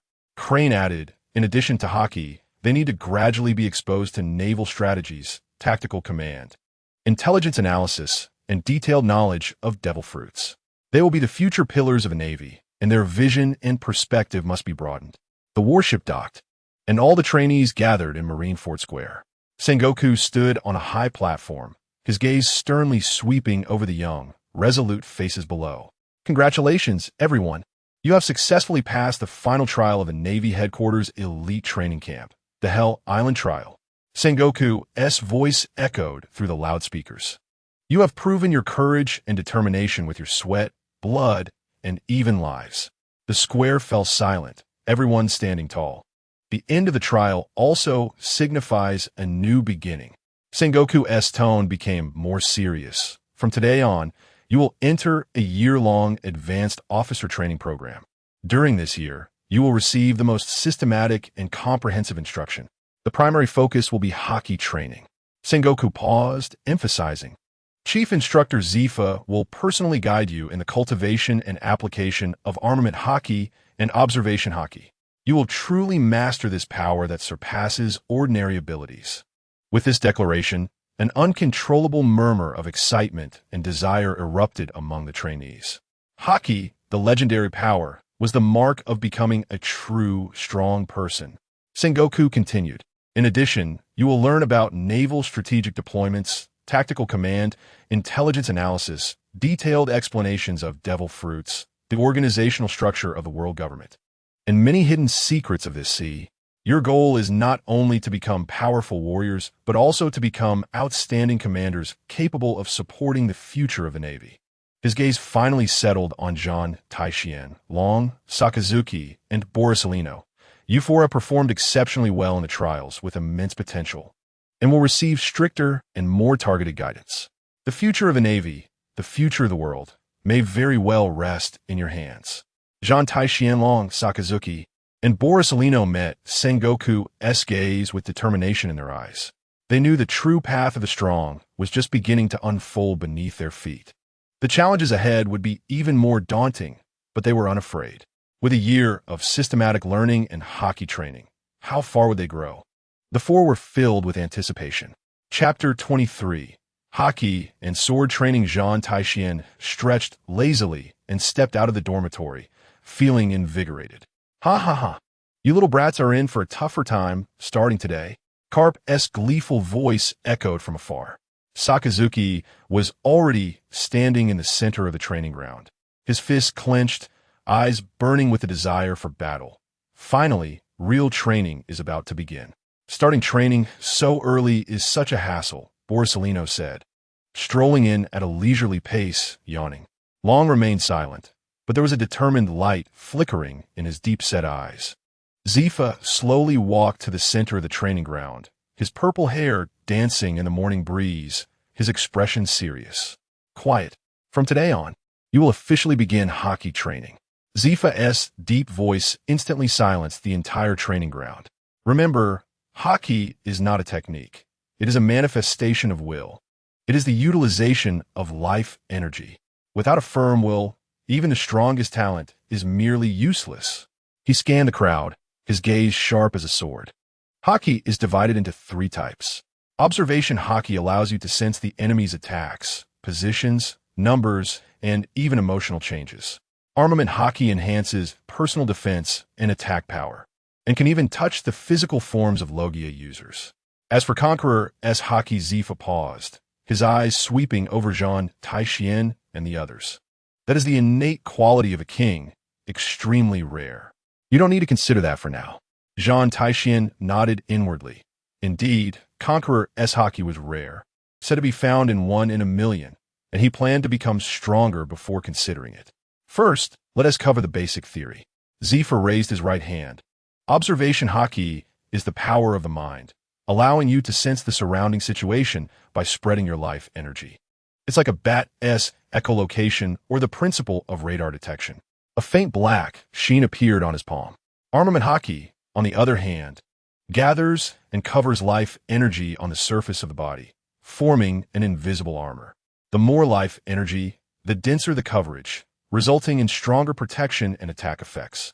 The black sheen disappeared in an instant as Zifa retracted his hand. Now that the theory is covered, we'll begin practical training. But remember, the awakening of hockey requires long-term practice and understanding. No one can achieve it overnight. Zifa picked up a few small stones from the ground and tossed them lightly in his hand. Everyone, close your eyes and feel the direction and trajectory of the stones I throw. This is the most basic perception training for observation hockey. Zhan Tai Xuan closed his eyes and immediately sensed the changes in the surrounding world. Although his observation hockey had already awakened, he could feel his perception becoming sharper under this specialized training. Whoosh! The first stone flew through the air, and Zhan Tai Xuan easily sidestepped it. The other students were not so fortunate. Most of them couldn't even sense the general direction of the stones and were hit, crying out in distress.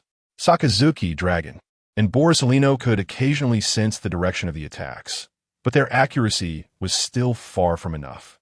On the first day, just having some awareness was already quite good. Zephyr nodded, and the next step was the basic training for armament hockey. Focus on your right fist and imagine a force surging from within you, enveloping your fist. Don't rush. Slowly feel the flow of life energy. The four began to try, but awakening armament hockey was clearly more difficult than observation hockey. Day 1, Day 2, Day 3. At this moment, Bogart slowly walked over. Zhan Tai Xuan. His voice was calm as water. Vice Admiral Karp has asked me to guide you in swordsmanship. While Zhan Tai Xuan tried to sense the flow of armament hockey, he looked at Bogart. Are we starting now?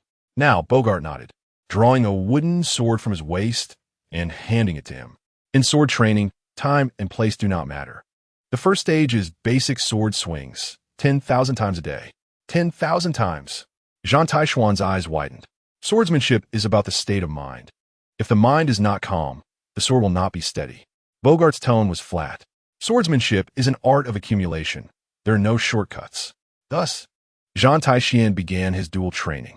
During the day, he comprehended Haki under Zephyr's iron fist of love and swung his sword at night under Bogart's supervision. Sakazuki was the first to make a breakthrough in armament Haki.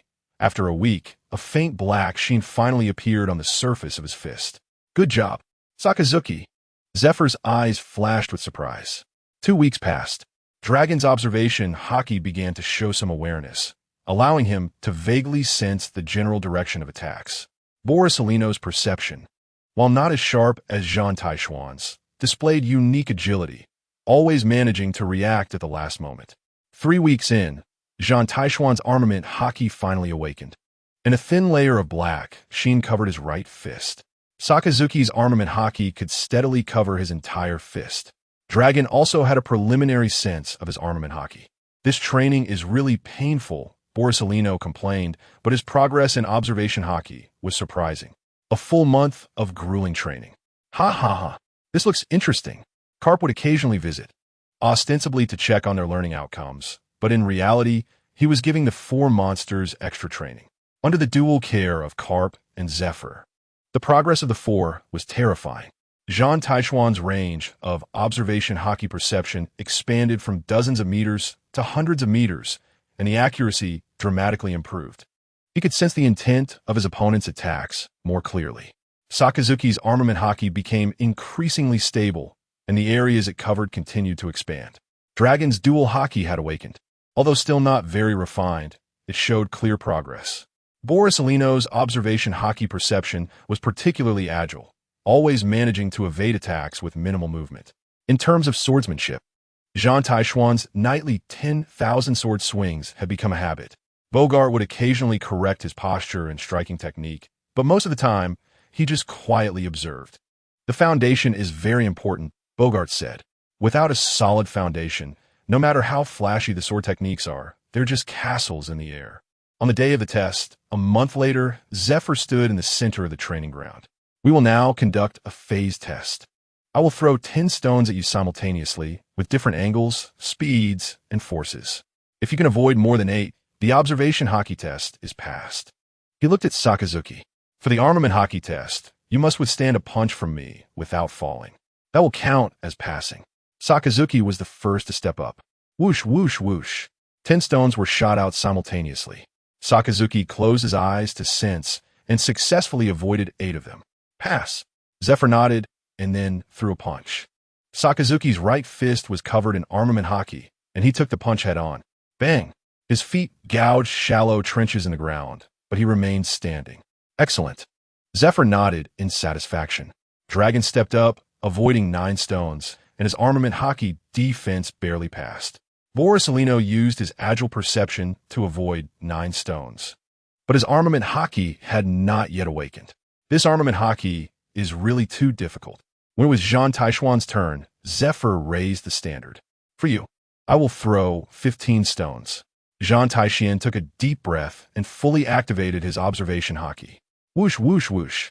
15 stones came flying like a rainstorm. And Zhan Tai Xuan moved like a swimming fish, managing to avoid 14 of them. More importantly, he suddenly spoke, left shoulder, medium force. As soon as he finished speaking, Zephyr's punch came crashing down from the position he had predicted. The entire place was in shock. In just 1 month, had his observation Haki reached such a level? Zephyr's eyes widened, astonished at the accuracy of his perception of attack intent. This was already a very high standard. Karp laughed heartily.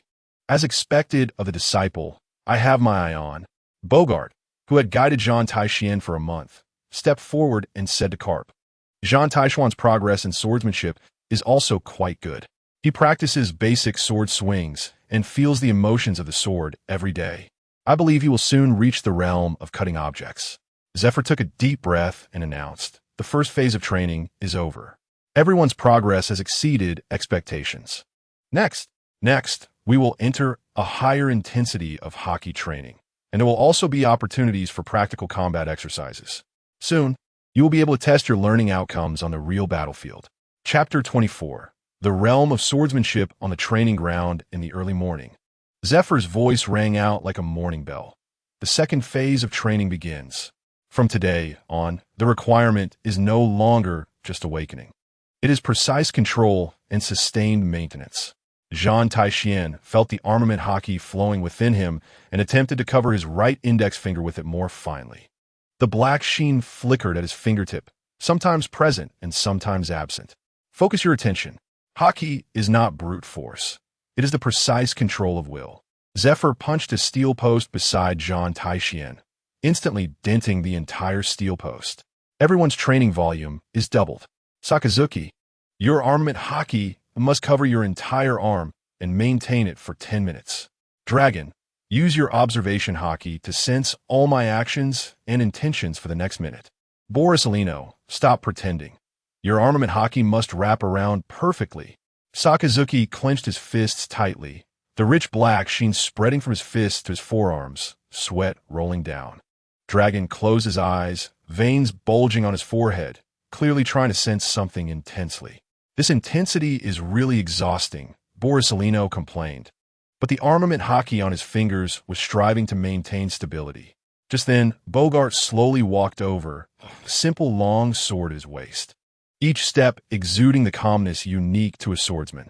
Zhan Tai Xuan. Zhan Tai Xuan stopped his haki training and looked at Karp's aide. It's time to teach you real swordsmanship. Bogart's voice was calm as water. Follow me. The two went to a corner of the training ground, where Bogart pointed at various metal targets laid out on the ground. How do you think your swordsmanship is? Zhan Tai Xuan felt a bit embarrassed. It's passable, I guess. After all, I swing the sword 10,000 times every day. Bogart shook his head. That is just physical training, not swordsmanship. He slowly drew the long sword from his waist, the blade glinting coldly in the sunlight. There are 3 realms of swordsmanship: cutting objects, cutting iron, and cutting the void. You haven't even entered the first realm yet. Zhan Tai Xuan was stunned. Not even the first realm? Cutting objects is the beginning of resonance with all things. Cutting iron is the dialogue between sword intent and matter. Cutting emptiness is the realm beyond matter. Bogart raised his long knife and said, "Watch closely." He swung it once, and the seemingly casual movement instantly split the steel target in 2. The cut surface was as smooth as a mirror, with not a single burr. This is the realm of cutting iron, achieved through the resonance of sword intent with the object. It is not brute force, but a manifestation of skill. Zhan Tai Xuan swallowed and drew out a standard military knife. Let me try. He took a deep breath and swung the knife with all his might. Clang! The blade collided with the steel, and the tremendous recoil made his hand tingle. There were even tiny cracks appearing on the blade of the military knife. Bogart shook his head. Haste makes waste. First, solidify your foundation. What should I do? Zhan asked. Keep swinging the knife, but this time focus on quality, not quantity. Bogart sheathed his sword. Every swing must be infused with all your spirit. Feel the friction between the knife and the air. Listen to the sound of the wind, and experience the transmission of power. Zhan Tai Xuan nodded and raised the long knife again. For the first swing, he tried to feel the blade cutting through the air, but only felt confusion. For the second swing, he listened to the howling wind, yet still gained nothing. The third, fourth, and fifth swings passed, and an hour went by. Aside from his sore arms, he felt nothing. Don't expect immediate results. Bogart observed quietly from the side. The sword path is also the heart path. If your mind is cluttered, your sword intent will naturally be chaotic. You are too impatient right now. Zhan Tai Xuan stopped his movements and bitterly smiled.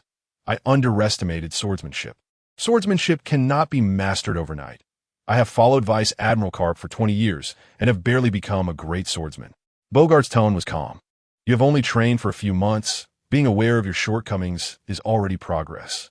Time slowly passed in the monotony of swinging the knife. On the other side of the training ground, Sakazuki's armament haki had finally covered his entire forearm, but he was still far from his goal.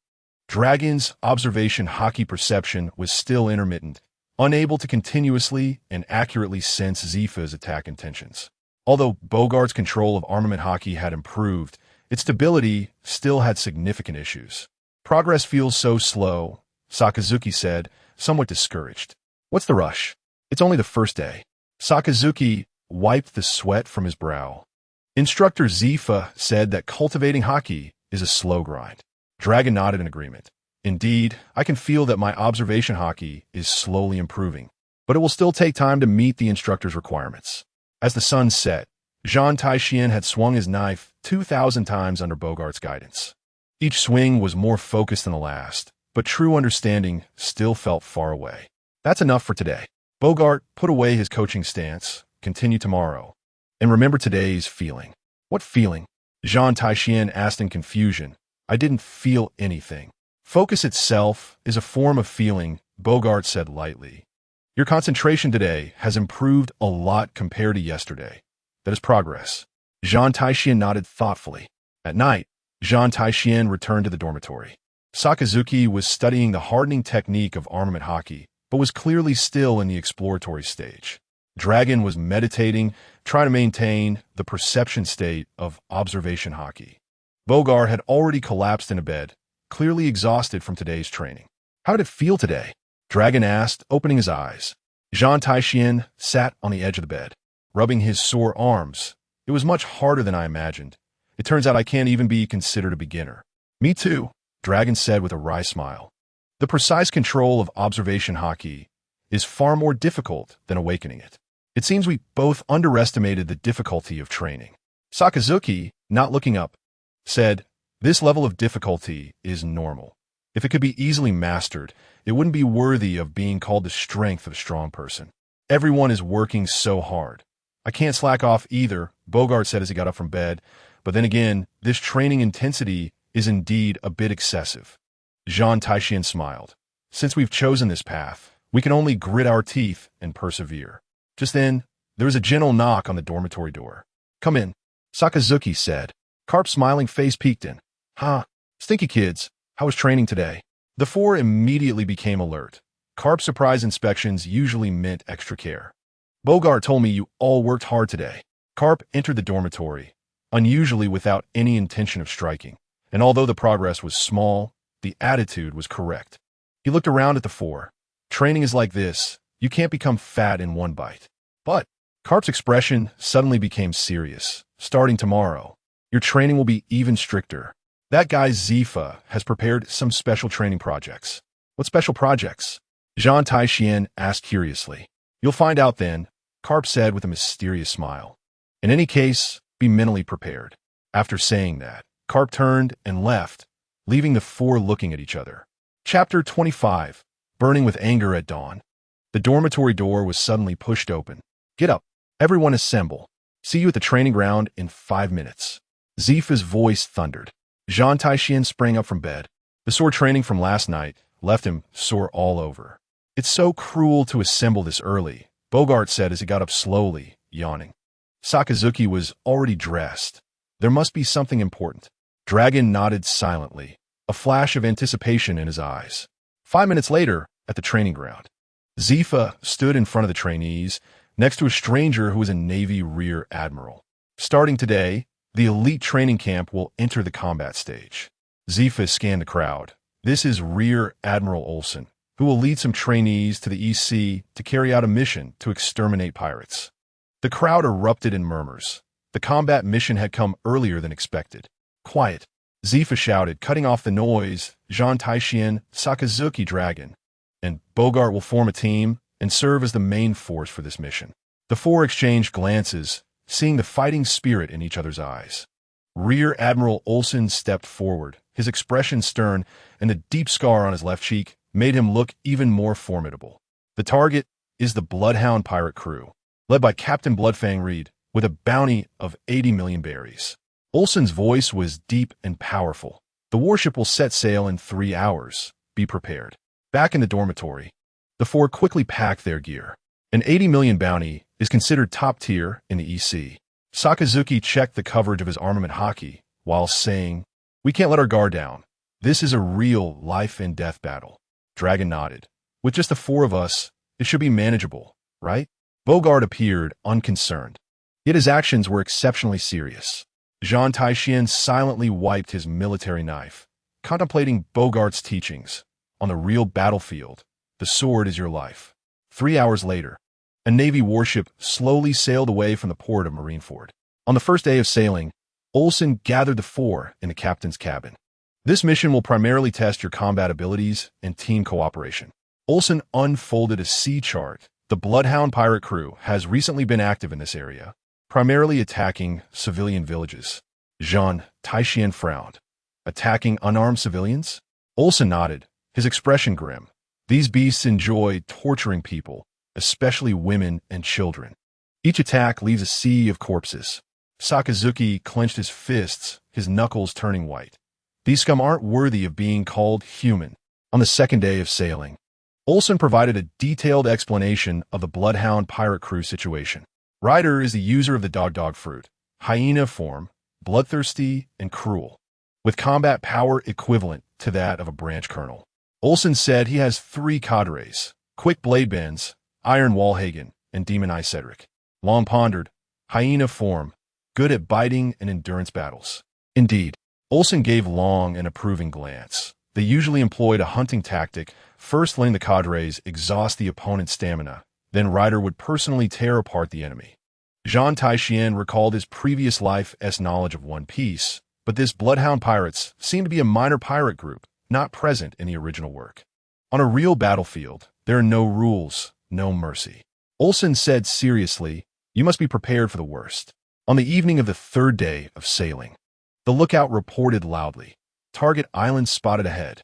The 4 immediately went to the deck, and the outline of the island gradually became clear in the distance. However, the black smoke rising above the island caused everyone's expressions to turn grave instantly. The warship sped up and soon entered the harbor. The sight before them filled everyone with a suffocating rage. The village had been half burned down, and countless corpses lay scattered among the ruins. These beasts! Sakazuki's eyes turned blood red, radiating high heat. Long's face turned pale, fists clenched. This is why we must eliminate pirates. Koen is really angry this time. Poliusolino rarely put away his lazy expression. Zhan Tai Xuan silently walked toward a small corpse, that of a child under 10, still clutching a rag doll in hand. He slowly squatted down, gently stroking the already cold little hand. A flicker of unprecedented coldness flashed in his eyes. Such garbage. Zhan Tai Xuan's voice was terrifyingly low. Does not deserve to live in this world. Suddenly, a burst of arrogant laughter came from deep within the village. Ha ha! Here come a few little mice. Everyone turned their heads to see a group of pirates emerging from the ruins, led by a sharp-toothed man with blood still on the corner of his mouth. Bloodfang Ryder. Olsen said coldly. It's me. Ryder smirked. Did you see these corpses? Their screams are truly delightful, especially those children. Ha ha ha. This statement completely ignited the anger of the 4. Iron block heavy punch. Sakazuki roared and charged forward, his right fist covered in dark haki, heading towards Ryder. Dodo Fruits, uniform. Ryder's body quickly beastified, transforming into a standing beastman. Little ones go. Ryder roared. 50 pirates rushed forward, and the battle erupted instantly. Shave. Zhan Tai Xuan vanished, appearing behind a pirate preparing to ambush a Navy soldier. A flash of the blade, the pirate's head flew high, seeking death. Zhan Tai Xuan's killing intent surged. Those who dare to harm the innocent should be prepared to die. Moonwalk. Poliusolino leaped into the air, surveying the entire battlefield. Finger gun barrage. His fingers shot like a machine gun, accurately knocking down pirate after pirate. Dragon claw fist. Long's hands transformed into sharp claws, moving through the crowd as if in an empty space, every strike fatal.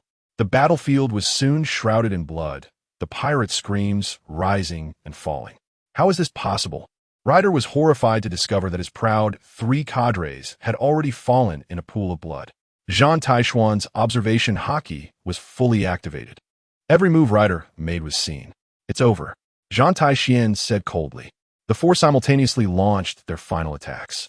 Sakazuki's heavy punch, Poliusolino's finger guns, Long's dragon claws. Zhan Tai Xuan's slash. 4 attacks simultaneously struck Ryder's vital points. No, impossible. Bloodfang Ryder's eyes widened as he slowly fell. The battle was over. But the anger in the eyes of the 4 had not completely dissipated.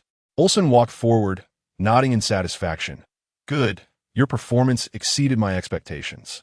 Zhan Tai Xuan looked at the sea of pirate corpses, his voice cold. Such garbage. Dying 1,000 times wouldn't be enough to atone.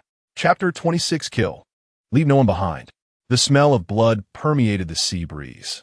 Zhan Tai Xuan slowly retracted his military knife, the blood on the blade gleaming with a piercing red light in the sunset.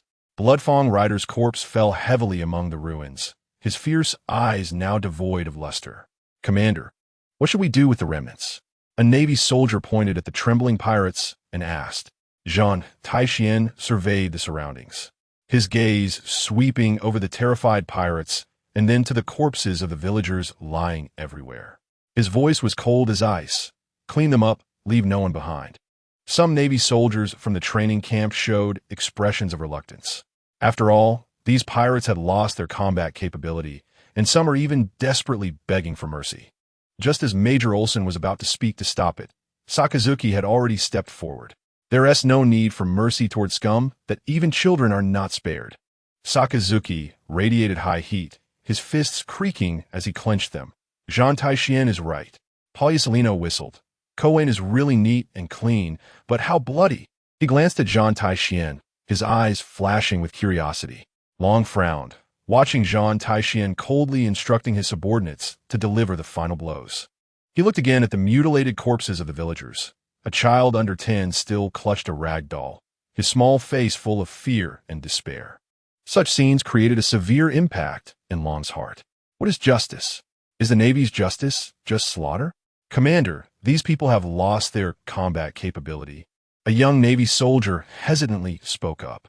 Zhan Tai Xuan turned to the soldier, his tone calm but authoritative.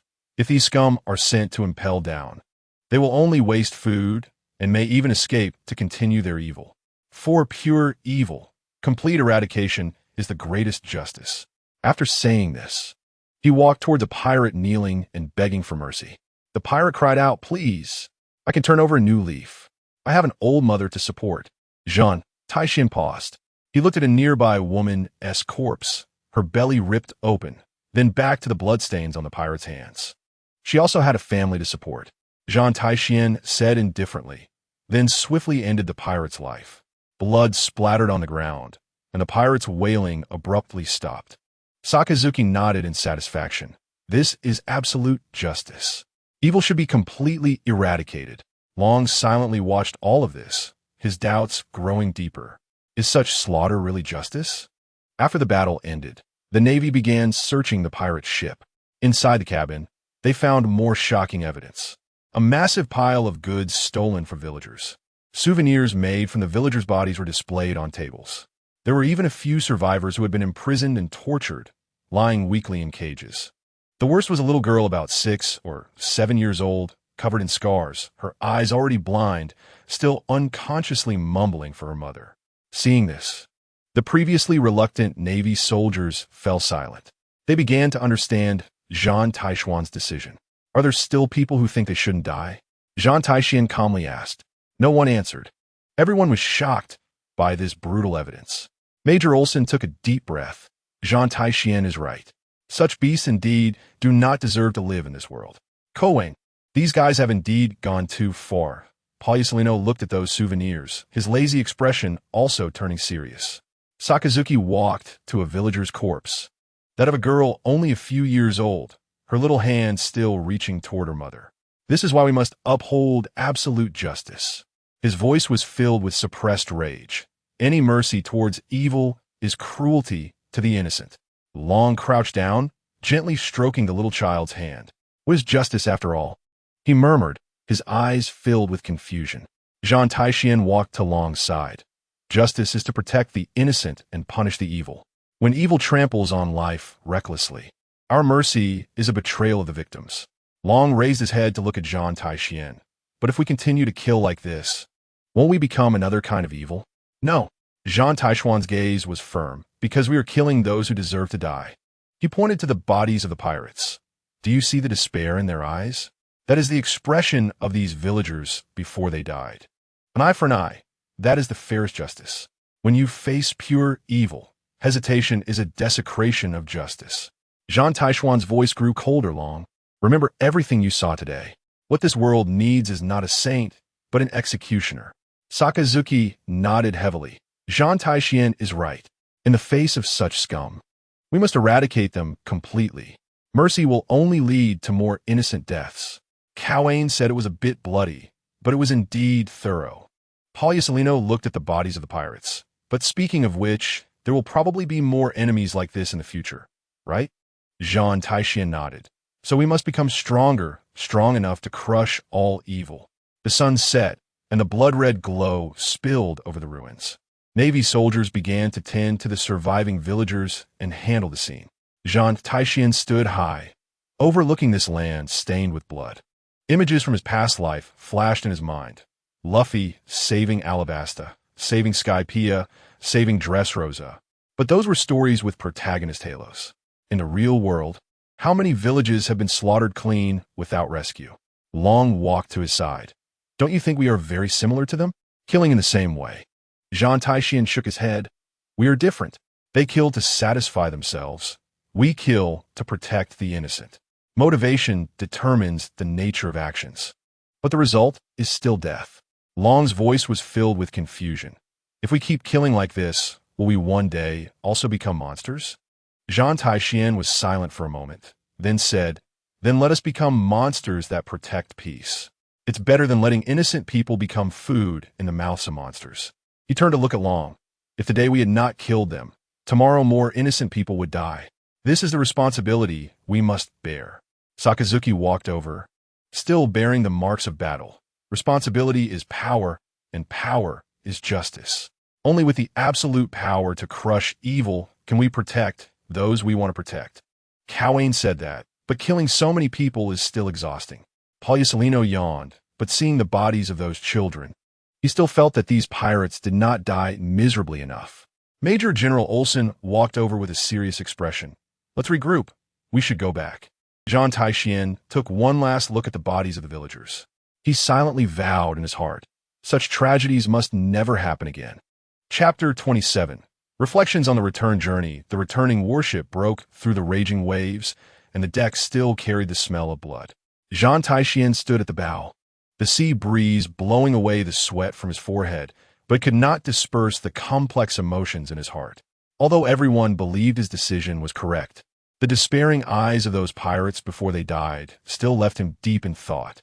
Long walked slowly to the bow, and after a long silence, he spoke. Zhan Tai Xuan, do you think what we did today was right? Zhan Tai Xuan turned to look at this future leader of the Revolutionary Army. What are you questioning? I'm not making excuses for those pirates. Long shook his head. I'm just thinking, what difference is there between our merciless killing and theirs? Difference? Zhan Tai Xuan sneered. We kill the wicked who deserve to die, while they kill innocent civilians. That is the biggest difference. Sakazuki, hearing the argument, walked over with a serious expression. Long. Your thinking is too naive. He clenched his fists, his voice filled with suppressed anger. For those beasts that even spare no children, we must use thunderous means. Any mercy is a betrayal of the innocent. Cowan, but speaking of which, today was indeed very bloody. Pagliusolino also leaned over, lazily leaning against the railing. Zhan Tai Xuan looked at the three of them, his expression becoming serious.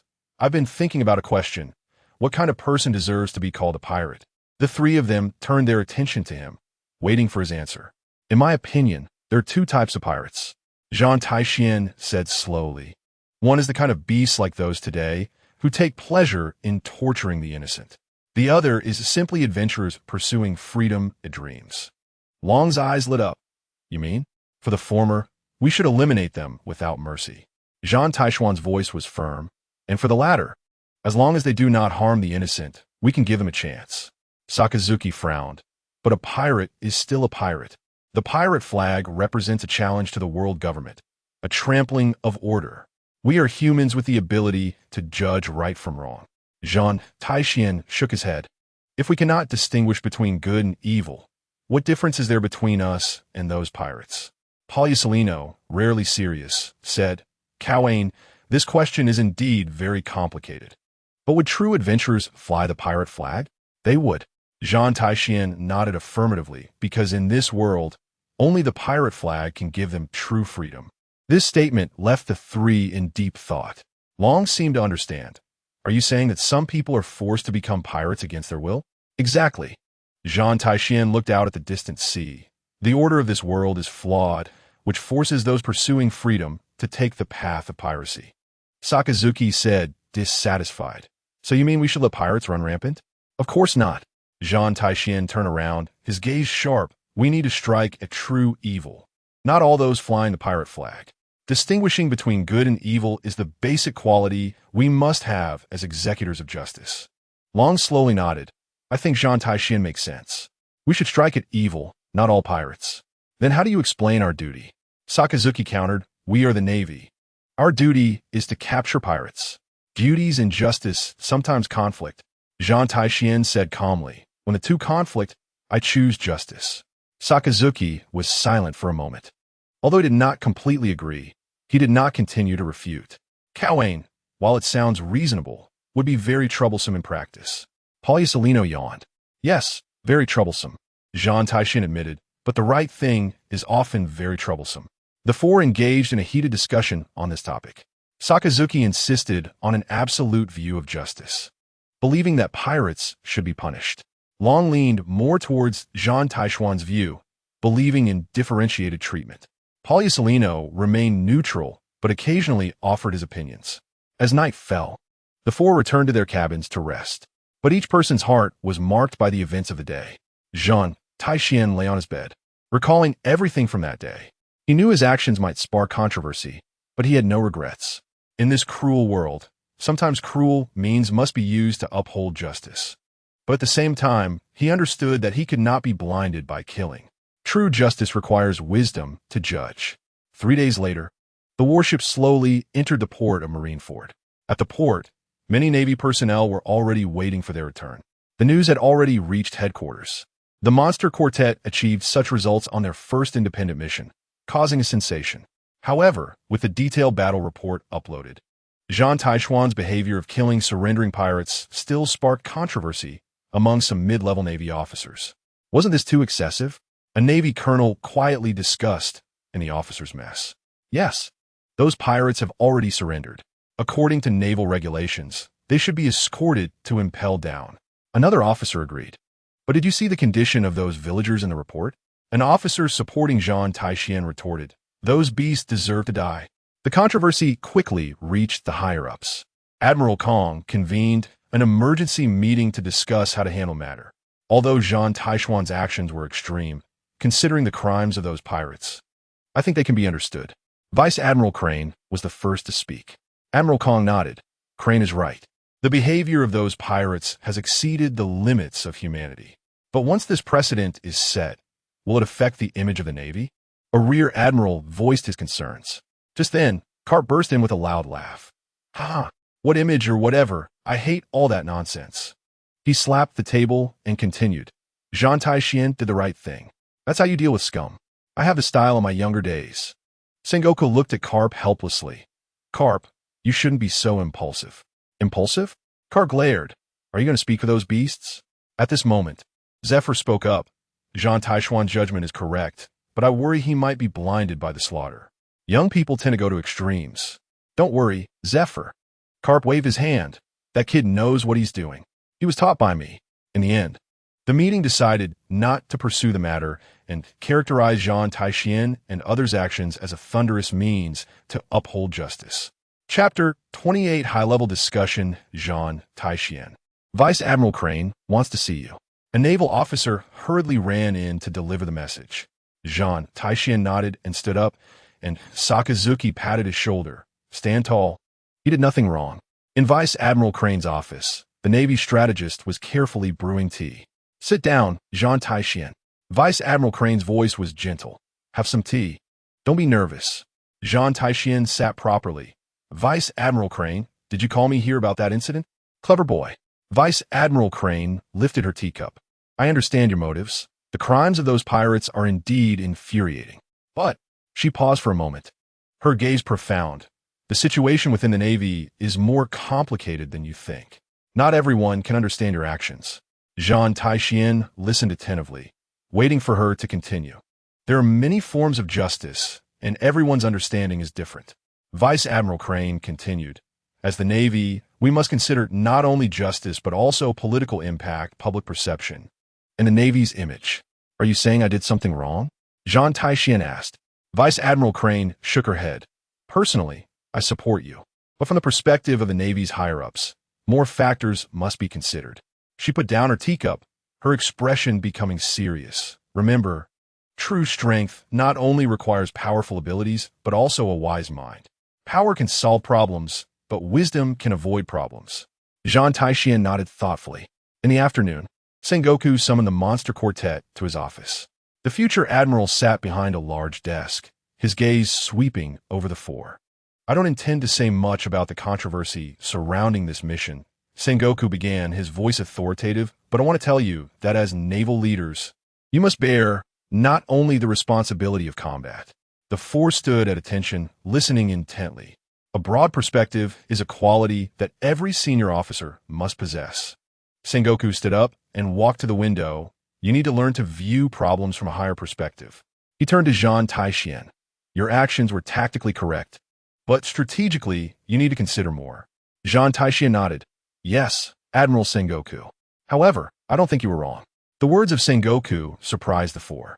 Against such vicious pirates, thunderous means are necessary. Sakazuki's eyes flashed with agreement. Next, you will undergo higher-level training.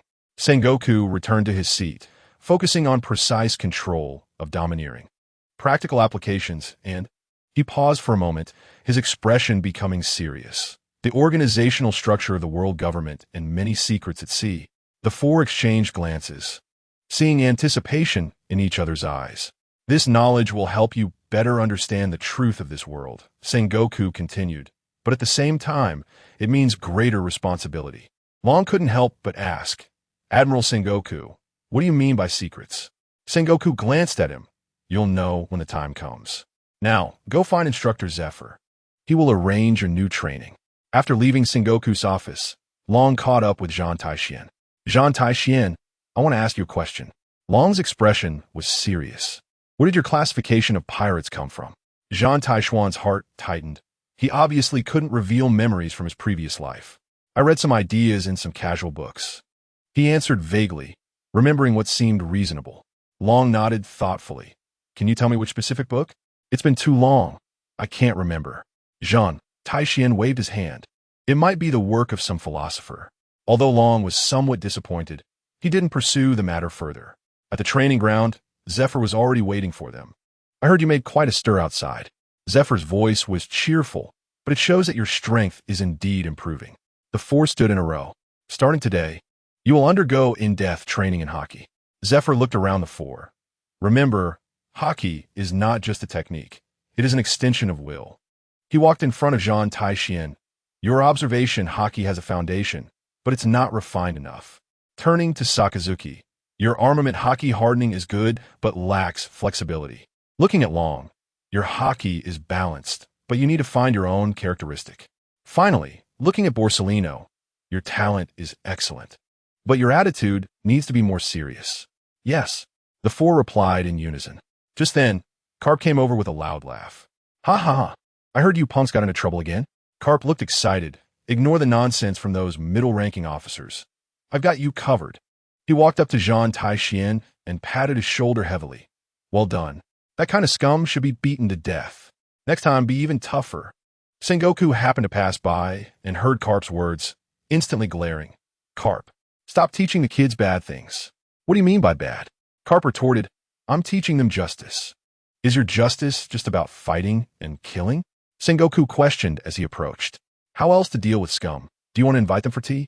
Karp glared back. Seeing that the two were about to argue again, Zephyr quickly intervened. All right, don't argue in front of the kids. Sengoku took a deep breath, forcibly suppressing his anger. In any case, I've already arranged a special trial. You will know what a true test is then. After saying that, Sengoku turned and left, leaving the four with puzzled expressions. Special trial? Sakazuki frowned. It sounds complicated. Cowain is going to increase the workload again, Borsellino sighed. Zephyr smiled. Don't worry. Although it will be tough, it will benefit your growth. He looked at Zhan Tai Xuan. Especially you. There is still a lot of room for improvement in Haki training. In the next class, I will teach you higher-level applications of observation Haki. Zhan Tai Xuan nodded, filled with anticipation for the upcoming training. At night, in the dormitory, Sakazuki was deep in thought before finally speaking. Zhan Tai Xuan, I think your approach is correct. Absolute justice should be ruthless. But I will definitely surpass you in Haki control. His eyes burned with fighting spirit. I want to prove that my justice is the strongest. Long was contemplating Zhan Tai Xuan's novel viewpoints, which might provide new direction for his confused path of justice. Borsalino was already calculating how to achieve good results in the upcoming special trial in the easiest way. Zhan Tai Xuan lay on his bed, reflecting on the day's events. I do not regret doing this. Chapter 29. Haki, Swordsmanship Enhancement Training, starting today. You will learn the true essence of Kinbunchika Haki. Zephyr stood in the center of the training ground, his gaze sweeping over the four of them. What is the true meaning of Kinbunchiku? It is not simply sensing positions, nor is it predicting attacks. He slowly closed his eyes. It is listening to the voices of all things. Zhan Tai Xuan felt a stir in his heart. This sounded very much like the philosophy of a certain swordmaster. Kinbunchika Haki is essentially the external perception of life energy. Zephyr reopened his eyes. You need to learn to feel the breath of every blade of grass and every tree around you, their life rhythms, and even their emotional fluctuations. Kawaina thought this sounded troublesome. Borsalino yawned. Shut up, Borsalino. Sakazuki glared at him. Now, everyone close your eyes. Zephyr's voice became serious. Forget your sight and feel with your heart. The four of them complied and closed their eyes. Zhan Tai Xuan took a deep breath and slowly expanded his Kinbunchika Haki. At first, it was just a vague perception, but gradually he began to hear more. The grass and trees at the edge of the training ground seemed to be whispering softly. The sound of the breeze brushing through the leaves became incredibly clear. Even the standard military knife at his waist conveyed an indescribable desire. Good, Zhan Tai Xuan. Zephyr's voice came. You have begun to perceive. Zhan Tai Xuan opened his eyes, his gaze sparkling with amazement. I can hear the voice of a sword. That is not sound. It is the resonance of will. Zephyr nodded. Every sword has its own soul. An excellent swordsman can resonate with his sword. Long also opened his eyes at this moment. I can feel the emotional fluctuations of each of you. He looked at Sakazuki. Sakazuki, you are very impatient right now. Sakazuki was taken aback. It was indeed true.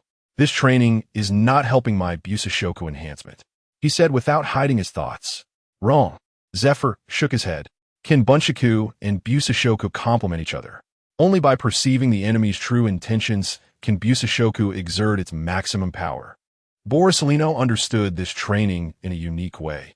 Kawaina, if I see breath as the flow of energy, he murmured, then I can see these flows. His Kinbunchiku unfolded in a peculiar way, as if he were truly watching the trajectory of energy flow. Interesting interpretation. Zephyr nodded in approval. Each person's Kinbunchiku has its own characteristics. The training continued through the morning. Zhan Tai Xuan's progress was the most obvious. He was now able to clearly perceive the life status of every plant in the training ground. Long's Kinbunchiku range expanded nearly twice, and his perception of others' emotions became sharper. Although Sakazuki still struggled with emotional perception, he found he could accurately sense killing intent and violent intentions. Borsalino's dynamic vision unexpectedly improved. He could see a preview of attack trajectories. In the afternoon, Bogart appeared on the training ground. Zhan Tai Xuan, it's time for swordsmanship class. The Vice Admiral of Karp held a practice wooden sword. Today we will talk about sword intent. The two walked to a corner of the training ground. What is sword intent? Bogart held the wooden sword horizontally across his chest. Where the heart points, the sword follows. When your will is completely merged with the sword, you can unleash a power beyond technique. Zhan Tai Xuan drew his standard military knife and tried to feel it with Kinbunchiku. The desire emanating from the blade became clearer. It longs for battle, longs to cut down enemies. No, Bogart shook his head. A sword is not a tool. It is a partner. You must follow its force rather than forcefully drive it. Zhan Tai Xuan adjusted his mindset and slowly merged his will with the sword. Gradually, he felt a wonderful resonance. Kulme, attack me. Bogart assumed a defensive stance. Zhan Tai Xuan took a deep breath and shot forward like lightning. The slash carried an unprecedented sharpness, as if even the air was being torn apart. Clang! Bogart's wooden sword accurately blocked the attack, but a hint of surprise flashed in his eyes. What did you feel from that slash? I felt the sword guiding me, Zhan Tai Xuan said somewhat uncertainly. Exactly. This is the embryonic form of sword intent. Bogart nodded in satisfaction. Continue practicing, and one day you will reach the true realm of cutting objects. Meanwhile, on the other side of the training ground, Sakazuki was undergoing extreme training in Busashoku. Cover your entire body with Busashoku and hold it for 10 minutes. Zephyr issued an almost impossible task. Sakazuki gritted his teeth and persisted, veins bulging on his forehead.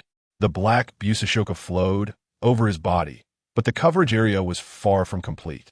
I must do it, he roared, his will driving Busashoku to spread over a larger area.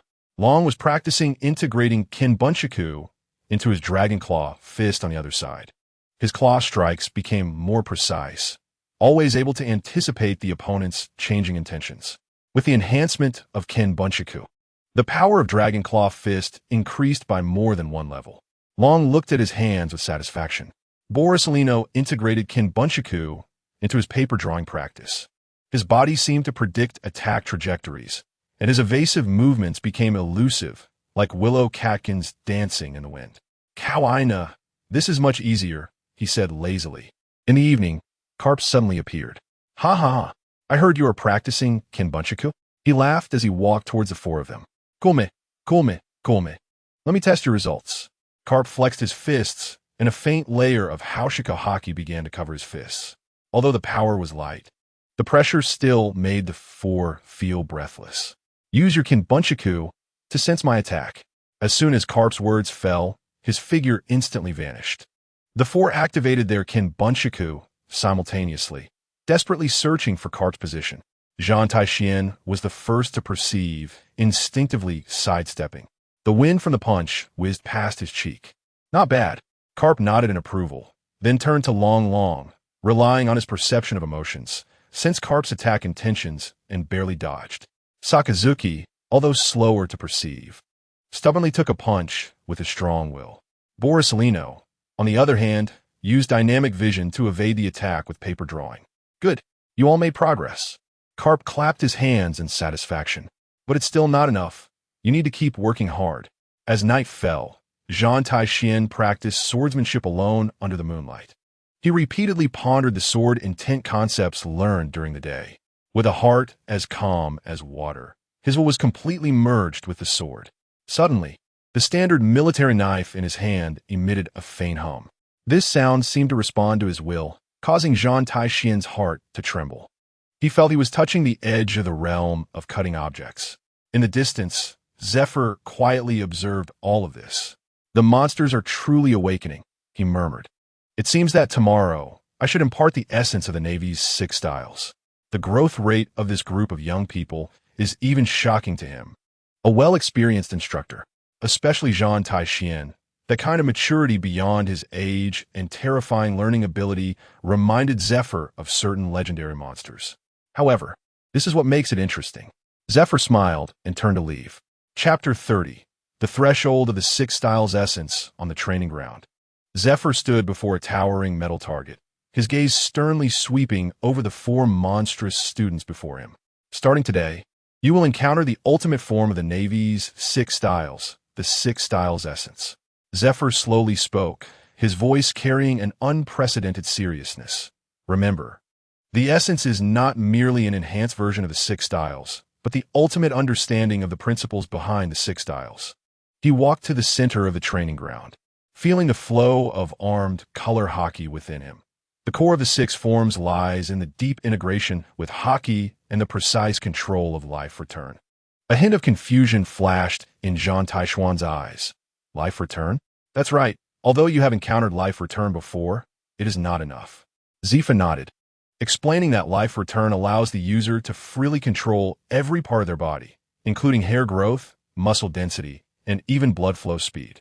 Sakazuki clenched his fists, burning with fighting spirit. This sounds like completely weaponizing the body.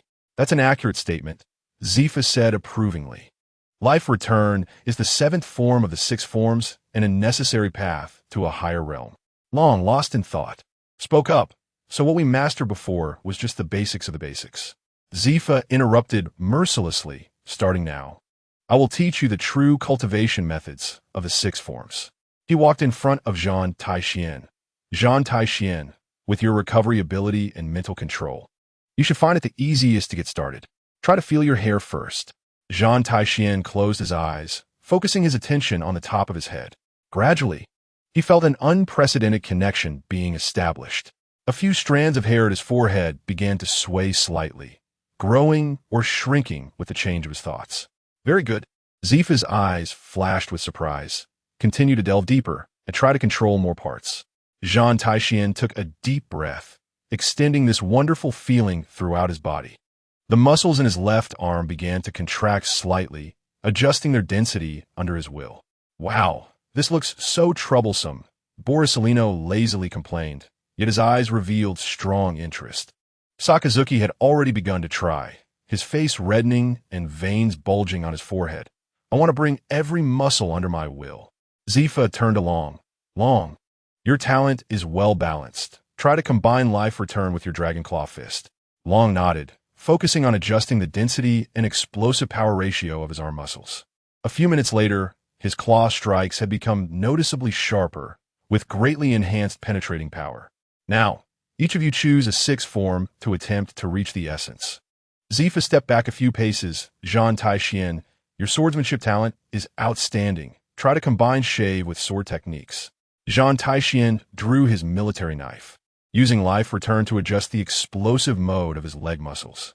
In the next moment, his figure vanished like a phantom. The air was filled with a dense sound of slicing wind, as if countless blades were swinging simultaneously. When he reappeared, there were dozens of intersecting sword marks remaining in the air in front of him. This is the essence of shave, flashing slash, Zhan Tai Xuan murmured, his eyes full of surprise. Sakazuki was unwilling to fall behind. He poured all the power of life return into a metal block. His muscle density skyrocketed, perfectly merging with armed color hockey. Iron block, steel pressure. He punched out, the wind from his fist tearing through the air like a cannonball. Long focused on combining moonwalk and gale foot. He leaped into the air, continuously striking with his feet, forming a massive spiral trajectory in the air. Moonwalk, empty spiral gale foot. Several spiral-shaped, slashing waves descended from the sky, their power several times stronger than a normal gale foot. Borsalino observed the performance of the three, finally becoming serious. He combined shave with his finger pistol, elevating his speed to a terrifying level. Shave, light point strike.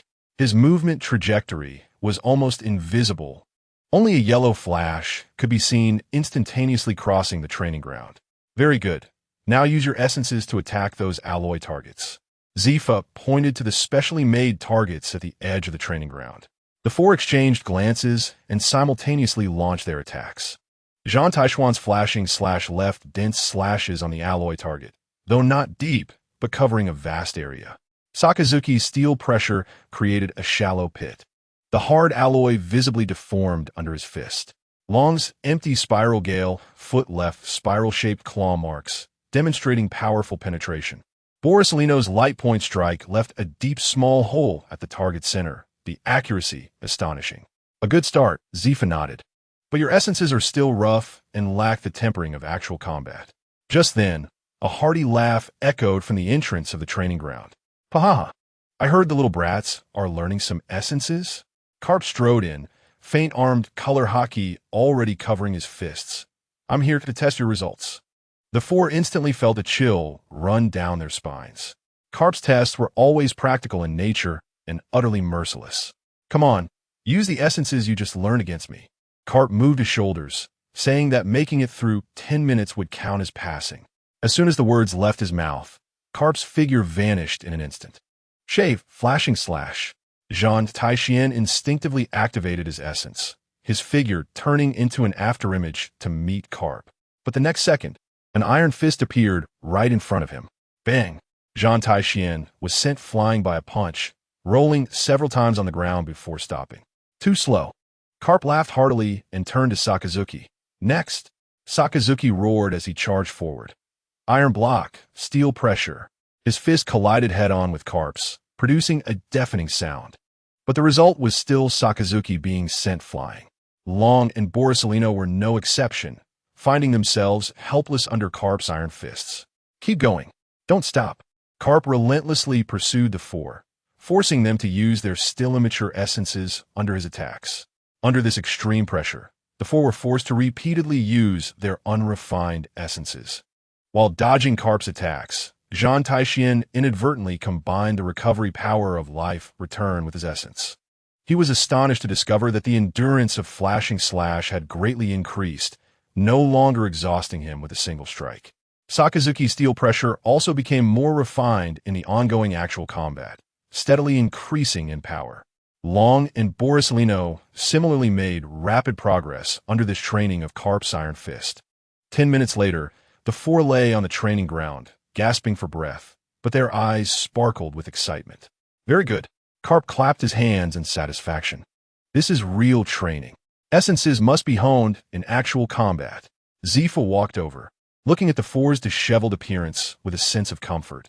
Your progress is faster than I expected. Chapter 31. World Pattern in the Cafeteria. The Monster Quartet was tiredly gathered around a long table. Karp's special training with his Iron Fist had just ended, and all four bore visible injuries. Zhan Tai Xuan looked at the plain bowl of white rice in front of him and suddenly stood up. Wait a moment, I'll go borrow something from the kitchen. 10 minutes later, Zhan Tai Xuan returned to the table with a plate of fragrant fried rice. The golden grains were distinct, and the ingredients were beautifully arranged, the aroma instantly filling the entire cafeteria. Sakazuki frowned. Zhan Tai Xuan, after such a tiring training, you still have the energy to fuss over this? Food is the source of life.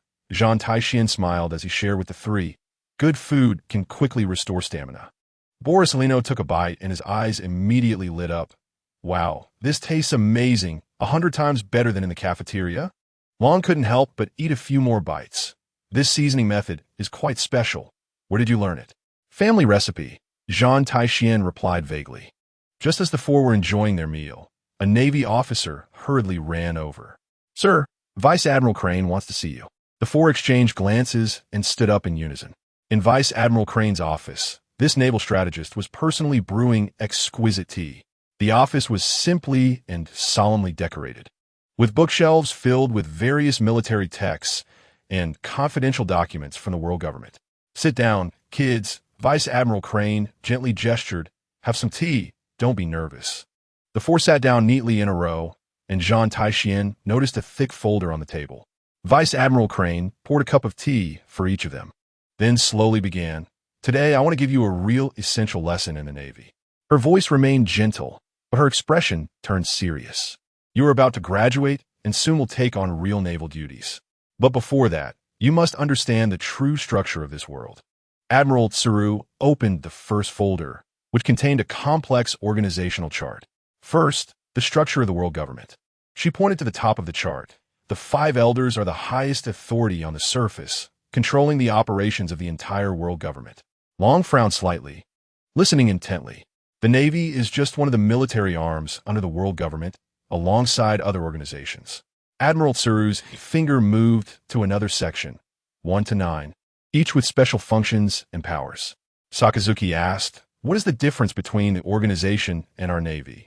They are responsible for intelligence gathering, assassination, infiltration, and other covert operations. Employing more flexible methods, Admiral Tsuru chose a euphemism. Borsalino lazily raised his hand. What does our Navy mainly handle then? Maintaining maritime order, combating pirates, and protecting civilians are all our responsibilities, Admiral Tsuru answered. As she spoke, she opened the second folder, which contained various images of strangely shaped fruits. The Devil Fruit Encyclopedia, one of the Navy's core secrets. Zhan Tai Xuan felt a shock. This was much more detailed than what he learned from comics. Each devil fruit had detailed records, including ability characteristics, weaknesses, and battle records of past users. Admiral Tsuru pointed to one page. For example, this is the Tremor fruit, currently wielded by Edward Newgate, also known as Whitebeard. Long looked at the encyclopedia seriously. This information is crucial for our operations. Exactly. Admiral Tsuru nodded. Understanding the enemy's abilities is a prerequisite for victory. She closed the folder, her expression becoming even more serious. Now, let's talk about the current maritime situation. Admiral Tsuru stood up and walked to the large nautical chart in the office. She pointed to the New World area. Roger, Whitebeard, and Golden Lion are three legendary pirates who threaten the world government immensely. Sakazuki clenched his fists. These pirates should have been completely eradicated long ago. It's not that simple. Admiral Tsuru shook her head. Each has powerful forces and territories. Recklessly starting a war would lead to tremendous losses. Besides these three pirates, countless emerging pirate groups are constantly appearing everywhere. Admiral Tsuru turned to face the four. The pressure on the Navy is increasing, which is why we need new stars like you. Borsellino yawned. It sounds like the workload is going to increase a lot. As senior officers, you need to possess not only strong combat power. Admiral Tsuru sat back down. Intelligence analysis, strategic deployment, personnel management, these are all essential courses. Long pondered and asked, Admiral Tsuru, how do you think we should deal with this complex situation? Admiral Tsuru did not answer directly, but instead asked back, before that, I want to hear your thoughts. Her gaze swept across the faces of the four, finally resting on Zhan Tai Xuan. What do you think is the justice of the Navy? A brief silence fell over the office. Long was the first to speak. I think it is to liberate the suffering people, giving them freedom and hope. Sakazuki did not hesitate. Absolute justice means zero tolerance for evil. No evil should be forgiven. Borsellino said slowly. As long as they pay on time, that is justice. So everyone has food to eat. The three responses made Admiral Tsuru nod thoughtfully. She finally looked at Zhan Tai Xuan. And you? Zhan Tai Xuan took a deep breath, organizing his words. I believe the Navy's justice is to protect the order that allows the majority of people to live peacefully. For those who disrupt this order, they must be dealt with decisively. He paused for a moment and continued. But I think pirates should be viewed differently. Admiral Tsuru's eyes flashed with interest. Elaborate. Some people go to sea for adventure and dreams. Although they are called pirates, they do not harm the innocent, Zhan Tai Xuan said seriously, while others are pure villains, who take pleasure in killing and plundering. These two types of people should not be treated equally. Admiral Tsuru looked at Zhan Tai Xuan a few more times, revealing a meaningful smile. An interesting perspective. She picked up her teacup again. This level of thinking exceeds my expectations. Sakazuki frowned. Zhan Tai Xuan, your thinking is too naive. A pirate is a pirate. There is no distinction between good and evil. No, I think Zhan Tai Xuan has a point. Long supported, we should indeed differentiate. Borsellino continued to drink tea. As long as it doesn't affect the salary payment, it's fine. Admiral Tsuru put down her teacup, her expression turning serious. Your graduation assessment is about to begin. The four instantly perked up. This assessment will be an unprecedented challenge, testing not only your strength, but also your judgment and values. Admiral Tsuru stood up and walked to the window, looking out at the distant sea. Remember today's discussion. It will help you make the right choices at critical moments. Chapter 32. The shock of Huaxia cuisine. The air in the training camp was filled with a tense atmosphere. Although other trainees were still unaware of the specific timing of the graduation assessment, the perceptive ones could sense that a significant change was about to occur. The training ground was still brightly lit in the middle of the night, with the sounds of sweat and heavy breathing intermingling. Only the dormitory of the Monster Four was particularly quiet. Since Admiral Tsuru had spoken with them individually, the four had fallen into their own thoughts. I say, why don't we do something different? Zhan Tai Xuan sat up on his bed, looking at his three silent roommates. Sakazuki stopped his fist practice, frowning. Zhan Tai Xuan, what time is it, and you're still thinking about playing? With the assessment approaching, we should train even harder. It's precisely because the assessment is approaching that we need to relax a bit.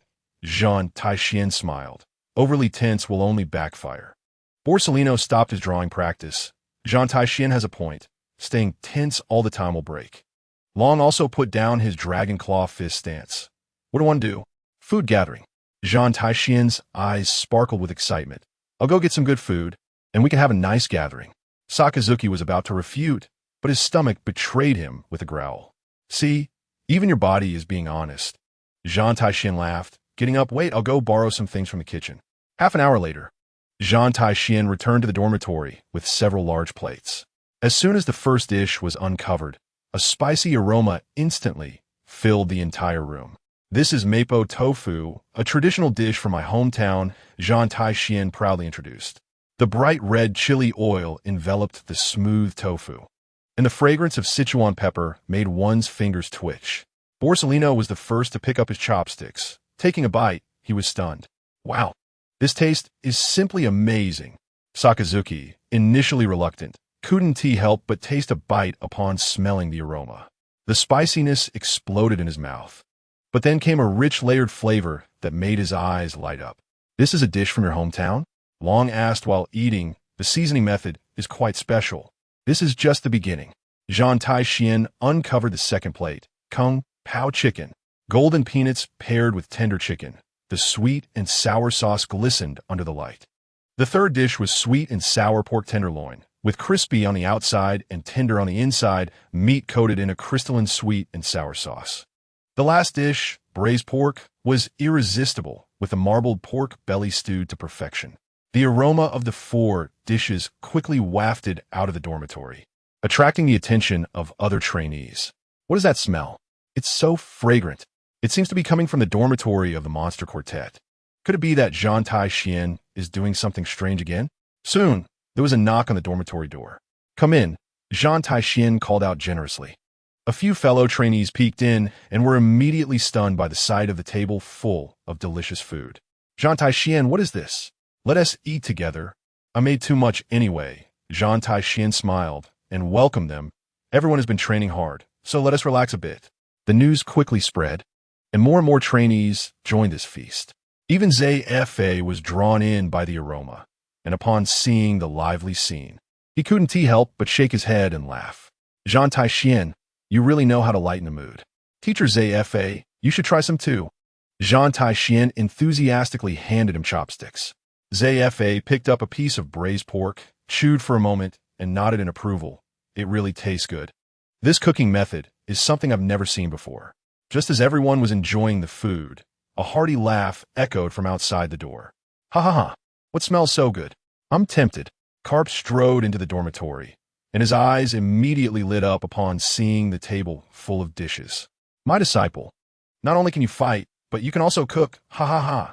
He unceremoniously grabbed chopsticks and began to snatch food. "Old man, take it easy."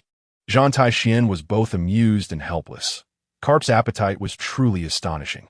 After a meal, the atmosphere in the entire training camp became much more relaxed. The originally tense and anxious trainees began to smile, and the pressure was well released. "Thank you, Zhan Tai Xuan." One trainee sincerely thanked him as he left, feeling much lighter. "It's nothing, we're all in the same batch." Zhan Tai Xuan waved his hand. After everyone left, the quartet gathered again. "Now we can train, right?" Sakazuki wiped his mouth, but his expression was clearly more relaxed than before. "Let us do some practical sparring." Long stood up to stretch. The four went to the training ground and began their daily sparring. Zhan Tai Xuan's combination of life return and swordsmanship, along with shave, became more proficient, with a noticeable increase in the power and duration of his flash blade. Sakazuki's haki became more solid, with a fierce aggressiveness. Each punch carried a heart-stopping destructive force.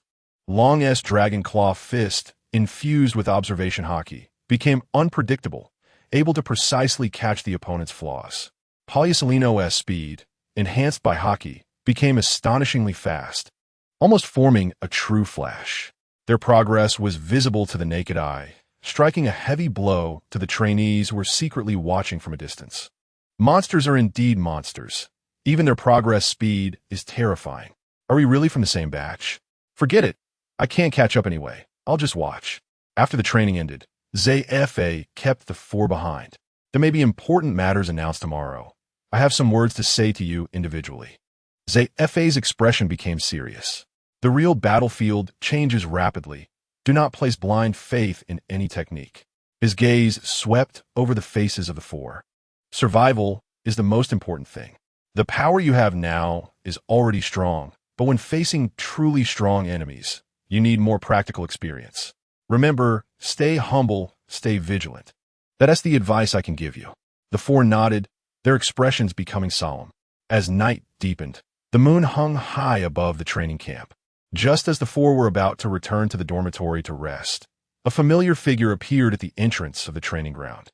Admiral Sengoku walked over with a serious expression, holding a thick document in his hand. Admiral Sengoku? The four immediately stood at attention and saluted. Sengoku looked around, confirming there were no others before speaking. The specific tasks for the graduation assessment have been determined. Sengoku got straight to the point without any pleasantries. He placed the document on the stone table in the training ground. Each of you will be individually responsible for hunting a notorious pirate known in the New World. The expressions of the four instantly changed. This was much more severe than they had anticipated. You have 1 month. The mission brief will be available in my office tomorrow morning. Sengoku's voice was deep and serious. This assessment not only relates to your military rank, but also to your future. The atmosphere instantly became tense, wiping away the relaxed mood from the earlier food gathering. Zhan Tai Xuan felt an unprecedented pressure. He was very clear about what the notorious pirates in the New World meant. Sakazuki clenched his fists, his eyes burning with determination. I'm ready.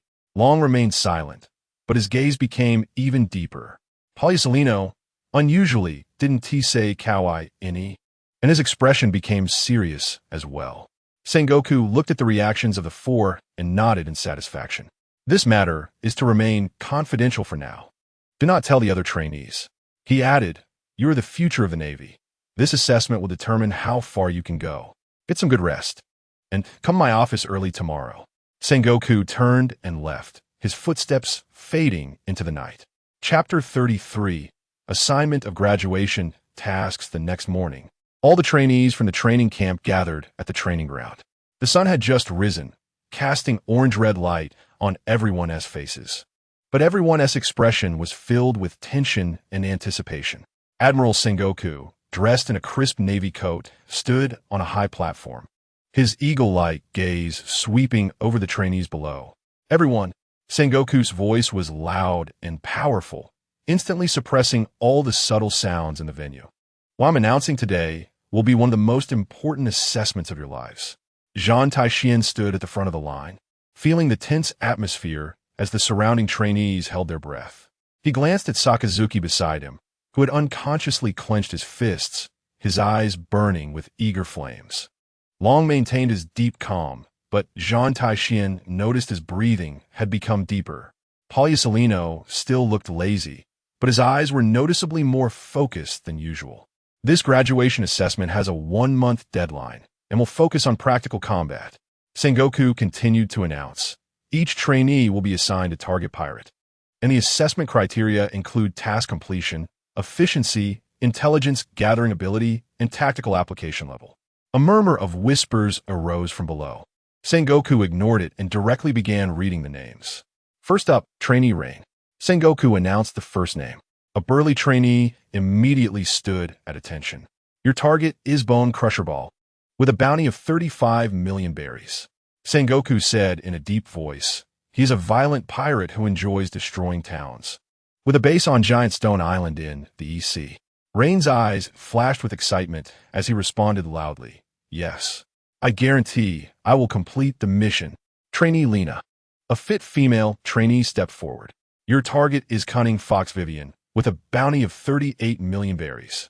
Sengoku continued, she is skilled in disguise and infiltration, having escaped from the Navy several times, recently active on the Fog Islands in the South Sea. Lena's gaze was sharp. A 1T let her escape again. Trainee Giro. A composed trainee stepped out of the line. Your target is Iron Wall Damon, with a bounty of 42 million berries. Sengoku said sternly, he is a pirate with extremely solid defenses. Based in an abandoned fortress in the West Sea, adept at using terrain for defense. Giro clenched his fists. I will break through his defenses. Sengoku announced several trainees' tasks, and with each name announced, there was a mix of light and heavy discussions. These tasks were already a significant challenge for ordinary elite camp trainees. Admiral Sengoku paused for a moment, his gaze sweeping over the four individuals at the front of the line once again. Now, I will announce the allocation list for the highest difficulty missions. Sengoku's voice became loud and powerful again, starting with Sakazuki. Sakazuki immediately straightened his posture, waiting for his fate to be declared. Your target is Volcano Bartolomeo, with a bounty of 98 million berries. Sengoku's voice echoed across the training ground, describing Bartolomeo, an animal-type rhino fruit user known for his brutal attack power and devastating impact in a new world. The surrounding trainees gasped in shock. A bounty of 98 million berries. This was already close to the terrifying presence of a pirate at the billion level. Bartolomeo's base is located on Inferno Island, which is covered in volcanic ash year-round, making the environment extremely harsh. Sengoku paused for a moment before delivering even more shocking news. According to the latest intelligence, Bartolomeo recently acquired an extremely powerful natural-type devil fruit from the black market and plans to offer it to the celestial dragons in exchange for protection from the world government. We must stop this transaction. A fierce light instantly erupted in Sakazuki's eyes. A natural-type devil fruit. That is one of the strongest powers at sea.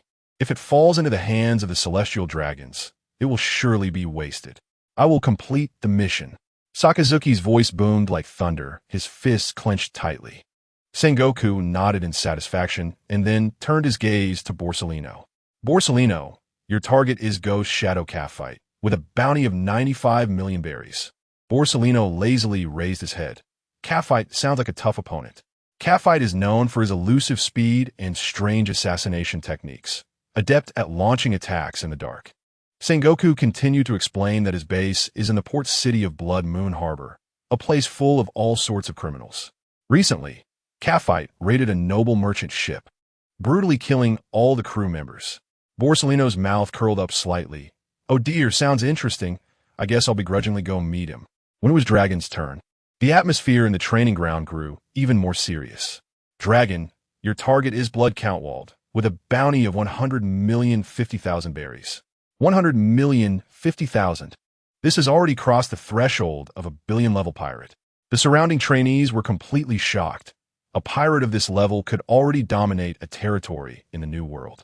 Wald is a villain who colludes with local nobles, having established a vast slave trading network in the Carlos Kingdom. Sengoku's voice became more solemn as he described how he sold countless civilians into slavery, employing extremely cruel methods, and was guilty of heinous crimes. Dragon's expression remained calm, but Zhan Tai Xuan could clearly see the flicker of anger deep in his eyes. For someone like Dragon, who has a strong sense of justice, the slave trade is undoubtedly the most enraging crime. I understand, Dragon replied succinctly, his voice carrying a hint of suppressed killing intent. Finally, Sengoku's gaze fell on Zhan Tai Xuan. The entire training ground fell into a dead silence, everyone waiting for the announcement of the final mission. Zhan Tai Xuan, your target is Tiger Tooth Coulson, with a bounty of 120 million berries. Another pirate exceeding the billion level. Coulson is an animal-type ancient species, saber-toothed tiger fruit user, cunning and cruel, with a large underworld force. Sengoku's expression turned particularly serious as he explained that he has taken control of one of the most prosperous islands in paradise, Caravel Island, dominating the local underworld and involving himself in various evil industries, such as slave trading and drug smuggling. Zhan Tai Xuan frowned.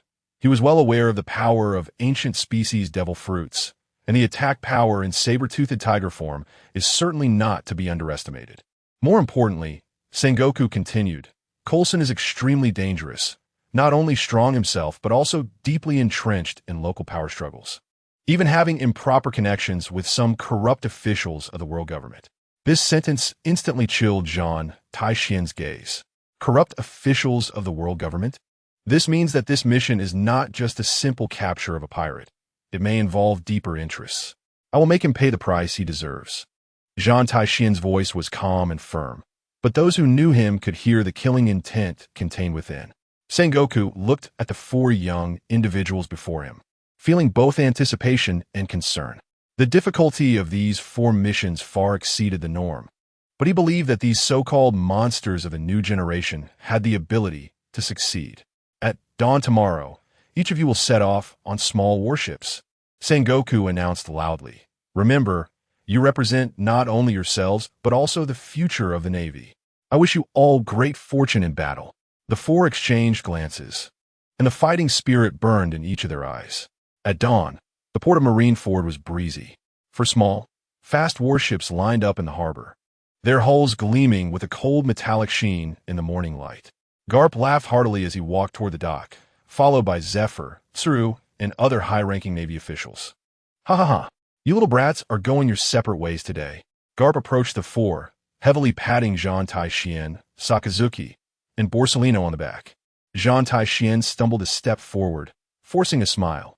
Old man, be gentler. I'm not as sturdy as you. Ha ha ha, you little brat. Your bones are quite brittle. Garp grinned, his hand resting on Dragon's shoulder, his tone slightly softening. Dragon, this mission is not ordinary. Be extra careful and don't die. He then turned to Zhan Tai Xuan, laughing as he patted him. Especially you, don't embarrass me, come back alive, and bring some good wine. You should give me some funding for good wine. Zhan Tai Xuan rolled his eyes. With this little allowance, what good stuff could he buy? Zephyr approached with a serious expression. Remember everything I taught you? On the real battlefield, surviving is more important than anything else. Don't be reckless. Retreat in time when you encounter danger. His gaze swept across the faces of the four, especially lingering on Sakazuki for a few seconds, especially the guy who always likes to tough it out. Vice Admiral Tsuru smiled gently. You are all the hope of the Navy. Be sure to act carefully. Remember to trust your comrades, and also trust yourselves. Sengoku added solemnly. This assessment is of great significance, but your lives are even more important. Sakazuki was the first to board the warship, turning back to salute everyone. I will complete the mission with absolute justice. His voice was strong and powerful, burning with unwavering conviction in his eyes. The warship set off, heading straight for Volcano Island. On the deck, Sakazuki took out the detailed information on Volcano Bartolomeo, his gaze gradually turning cold. An animal-type rhino fruit user, with a bounty of 98 million berries. He clenched his fists, the armament Haki unconsciously swirling on the surface of his fists. And that natural-type devil fruit, it must not fall into the wrong hands. Sakazuki stood at the bow of the ship, the sea breeze billowing his cloak, making him look like a volcano about to erupt. Absolute justice does not allow any evil to exist. Borsellino's warship followed closely behind as it set sail. Finally, I can leave the training camp. He lay on a deck chair, wearing sunglasses and basking in the sun, humming a leisurely tune. Alala. Let's first go to that port city and see if there are any leads. Hopefully, it won't be too troublesome. Beneath his seemingly lazy exterior, his observation Haki had already quietly spread out, sensing everything around him. A sailor approached to report. Sir, we expect to arrive at Blood Moon Harbor in 3 days. Oh dear, there's no need to rush. Take your time. Borsellino waved his hand and casually picked up a cup of tea. Anyway, that ghost shadow can't escape. It's the same whether we catch it early or late. The dragon's warship appeared particularly low-key. He stood at the bow, gazing at the distant horizon, holding a detailed map regarding Blood Count Wald and the Kingdom of Carlos. The sea breeze fluttered his naval cloak, and he exuded a deep and profound aura. Send the orders. The dragon turned to his lieutenant and said, collect all information about the Kingdom of Carlos. The political structure, living conditions, distribution of surrounding forces. The more detailed, the better. The lieutenant stood at attention and saluted. Yes. The dragon looked back at the sea, his gaze becoming even deeper. The evil of the slave trade cannot be tolerated. But what concerns him more is, why would a kingdom allow such transactions to exist? Is the order of this world truly correct? The dragon clenched his fists, his knuckles making a slight cracking sound. The warship of Zhan Tai Xuan finally departed. On board, he was carefully checking the information on Tiger-Tooth Coulson with the intelligence officer. An ancient animal-type devil fruit, the saber-toothed tiger fruit. This guy is tough to deal with. Zhan Tai Xuan frowned at the information on the document, tapping his fingers lightly on the table. Moreover, there are collusions with the scum officials of the world government, and the situation is more complicated than imagined. He began to formulate a preliminary infiltration plan on the nautical chart, marking the terrain of Caraville Island and possible infiltration routes. It would be great if they could charge in and start a massacre, but political factors had to be considered. Zhan Tai Xuan muttered, it's really troublesome. Suddenly, a news bird swooped down from the sky, dropping a newspaper before quickly flying away. Zhan Tai Xuan picked up the newspaper, his expression instantly turning grim. The headline boldly read, Navy Elite Assessment. The hunting game of 4 supernovas. The accompanying image was a blurry silhouette of the 4 at the port. Although their faces couldn't be seen clearly, the warship and time matched up.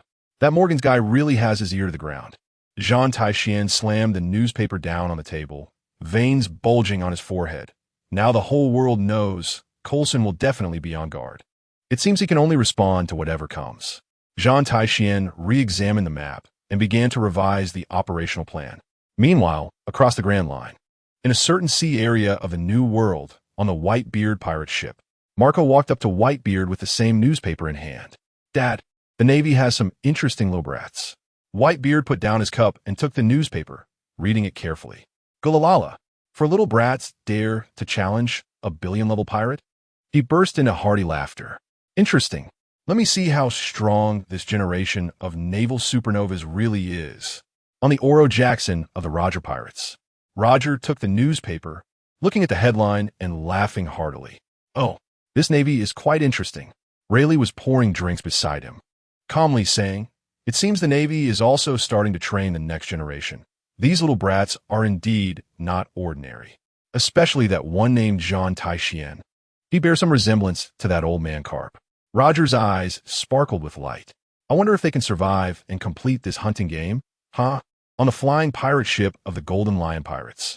Shiki sat at the high bow, looking down at the newspaper in his hand. Navy's new star? Oomph. A bunch of wet-behind-the-ears kids. He crumpled the newspaper into a ball and tossed it into the sea. Is this little ruckus worth Morgan's grand report? But that kid named Sakazuki is a bit interesting. Shiki's mouth curled into a cruel smile. I hope they don't die too quickly, otherwise it would be boring. In a tavern in Blood Moon Port, the subordinate of the Ghost Shadow, K-Fet, rushed in to report. Boss, the Navy has sent a kid named Porcelino to catch you. K-Fet sneered, drawing a deep line on the table with his dagger. Since he wants to seek death, let him have it. In the luxurious palace of the Kingdom of Carlos, Blood Count Wald was enjoying a sumptuous dinner prepared by the slaves. A subordinate rushed in a panic. Lord Wald, the Navy has sent someone to catch you.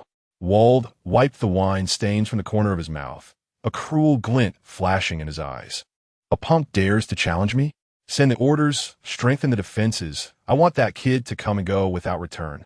In the underground world of Caraville Island, Tiger-Tooth Coulson, upon receiving the news, had his massive saber-toothed tiger teeth gleaming under the light. Zhan Tai Xuan's naval news star, huh? He licked his lips, his eyes filled with bloodthirsty excitement. Just in time. I've been itching for some action. A fun prey would be nice. The news spread like wildfire across the sea. Chapter 35. The Advancing Quartet. In the waters near Volcano Island, the acrid smell of sulfur filled the air. Sakazuki's warship stopped 3 nautical miles away from Enryu Island, where he stood at the bow, gazing at the island covered in volcanic ash in the distance. Send out scouts to infiltrate the island's perimeter for observation. Sakazuki coldly issued orders. I want to know the exact location of Volcano Barton. Yes, Admiral Sakazuki. Several elite Marines immediately took action, driving small speedboats toward the island. Sakazuki returned to the cabin, sitting cross-legged on the bed, closing his eyes to rest. His breathing gradually became deep and powerful, and the armed color haki flowed slowly within him, preparing for the impending battle. Natural type devil fruit. Sakazuki silently recited these words in his heart, unconsciously clenching his fists. 3 hours later, the scouts returned to the warship. Report. We've confirmed the location of Volcano Barton. The leading Marine reported loudly. The target is active near the volcano at the center of the island, seemingly conducting some kind of ritual. Sakazuki opened his eyes, a glint of brilliance flashing in them. A ritual? Yes. A large number of subordinates are gathered around Barton, and the scouts' voices became tense. We discovered an object emitting terrifying high temperatures near Barton, even from a distance. We could feel that scorching heat wave. Sakazuki's lips curled into a cold smile. Just in time, he stood up, flexing his wrists. It seems we don't have to wait until tomorrow. We'll move tonight. Blood Moon Port, the port city known as the Paradise of Criminals, was brightly lit. Porcelino strolled leisurely down the street, his hands in the pockets of his naval coat. Wow, the security here is really terrible, he remarked as he looked at the merchants openly engaging in illegal transactions on the street with a hint of lament. At the entrance of a tavern called Abyss, Porcelino pushed the door open and walked in. Inside, smoke swirled and various suspicious individuals gathered, whispering and exchanging all kinds of information. Porcelino found a corner to sit down and ordered a rum. "Boss, I've heard that a guy called Ghost Shadow has been very active lately," he said casually. The tavern owner, a stout man with a face full of flesh, glanced at Porcelino warily. "Customer, it's best not to inquire about such matters." Porcelino took out a few gold coins from his pocket and gently placed them on the bar. "Wow, I'm just curious." The fat owner's eyes lit up at the sight of the gold coins. "That K-Fet guy just appeared in the warehouse area of the Northern District a few days ago," he said in a lowered voice. "I heard he has a secret base there." A mercenary at the neighboring table, hearing the topic, leaned in. "I've seen that guy. He moves as fast as a ghost, disappearing in the blink of an eye." Another information dealer also joined the conversation. K-Fet recently took a big job, reportedly planning to attack a noble's estate.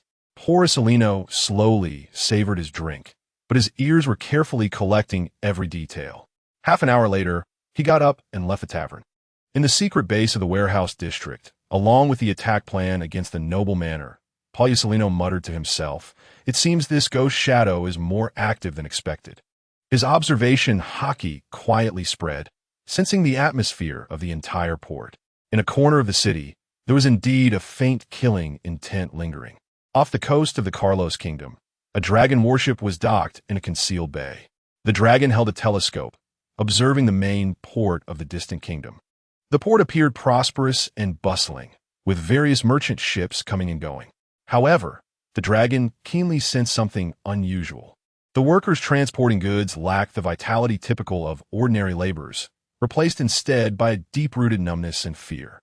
The nobles, dressed in extravagant clothing, looked at the workers with the same indifference as one would regard mere cargo. "Is this what they call prosperity?" The dragon put down the telescope, his anger deepening. An officer approached him. "Commander, we have gathered some intelligence about Vald." "Speak."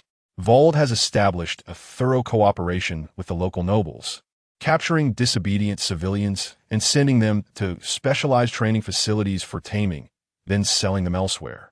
The officer's voice trembled slightly. "What's even more terrifying is that this behavior is completely legal within the kingdom." The dragon took a deep breath, clenching his fists. "Legal slavery," he muttered. "Is the order of this world truly correct?" The sea breeze swept across the deck, bringing with it a hint of briny taste. The dragon's naval cloak billowed in the wind, exuding an awe-inspiring majesty. "Continue gathering intelligence," he said in a deep voice. "I want to know every filthy corner of this kingdom." On a small island a day's journey from Caravel Island, Zhan Tai Xuan was dining in a modest noodle shop. This small island, called Ganlu Island, was a necessary supply point on the way to Caravel Island. The noodle shop was small, with only a few simple wooden tables. Zhan Tai Xuan sat by the window, eating hot seafood noodles while observing the passers-by. Just then, a burly, blind, middle-aged man walked into the noodle shop. The man was in his 40s, wearing a simple purple kimono, and had a cane sword at his waist. Most striking were his eyes, completely sealed by a horizontal scar. Despite his blindness, his movements were exceptionally steady, as if he could clearly see everything around him.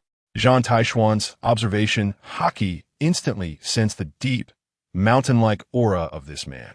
This aura surprised Zhan Tai Xuan. He was definitely a top-tier powerhouse. The blind man sat down at the table opposite Zhan Tai Xuan and calmly ordered a regular bowl of ramen. Zhan Tai Xuan couldn't help but glance at him a few more times. That feeling of familiarity grew stronger. "Customer, you are from the Navy, aren't you?"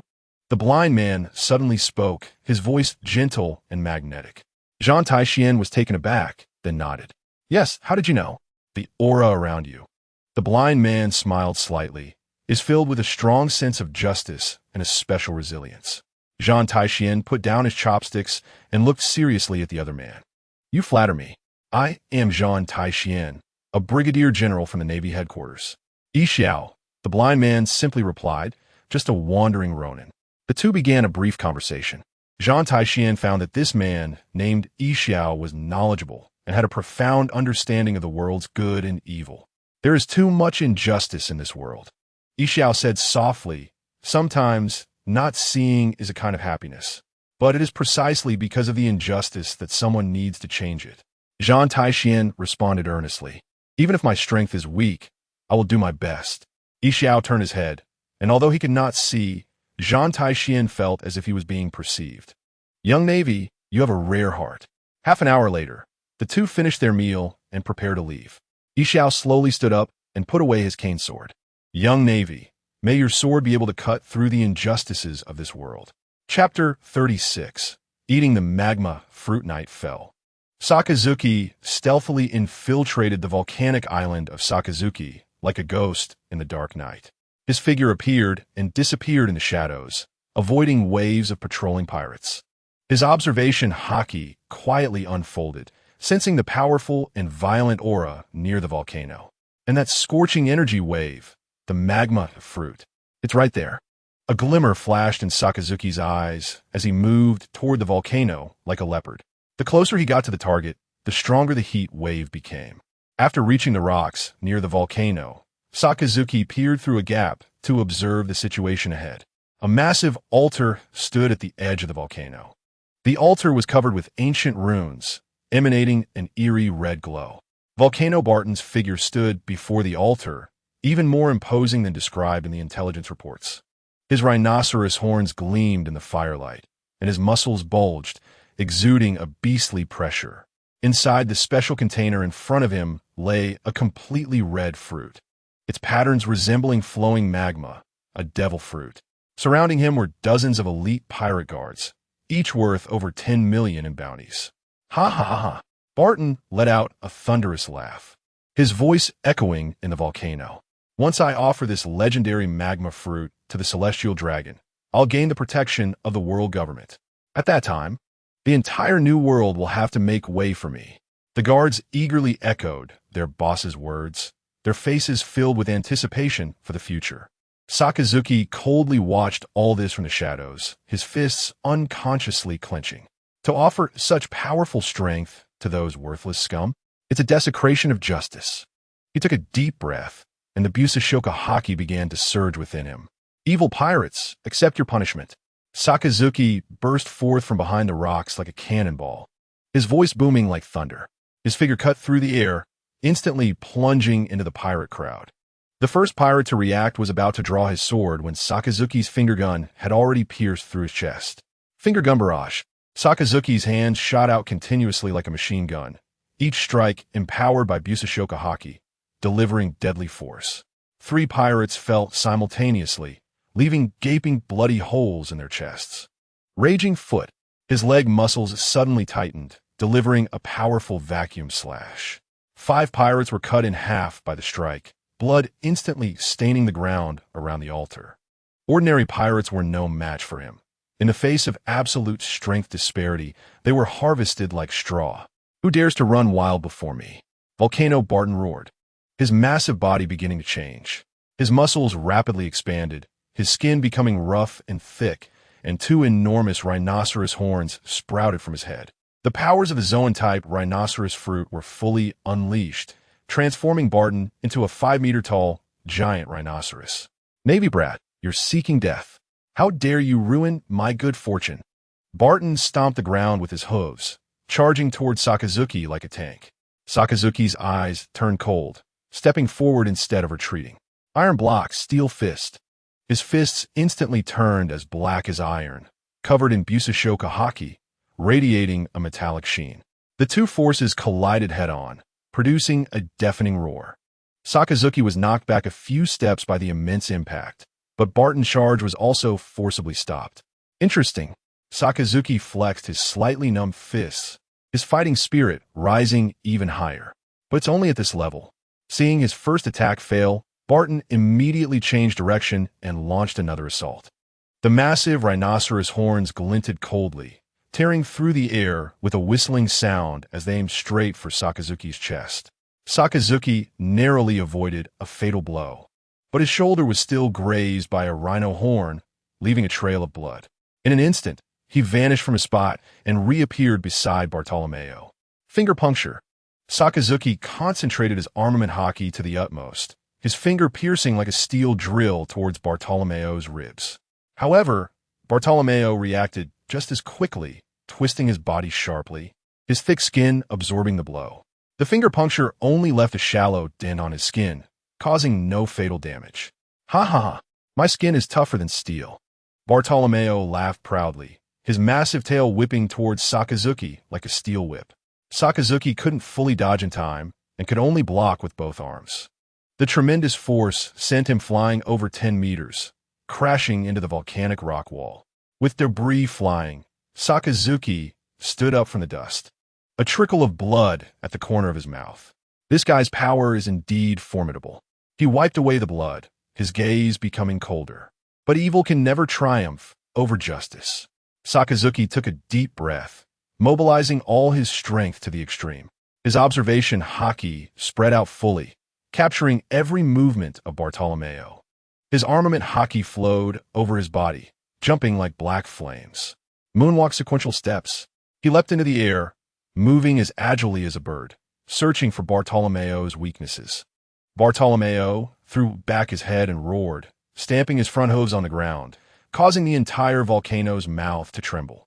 Don't think just because you fly up there that I can't do anything to you.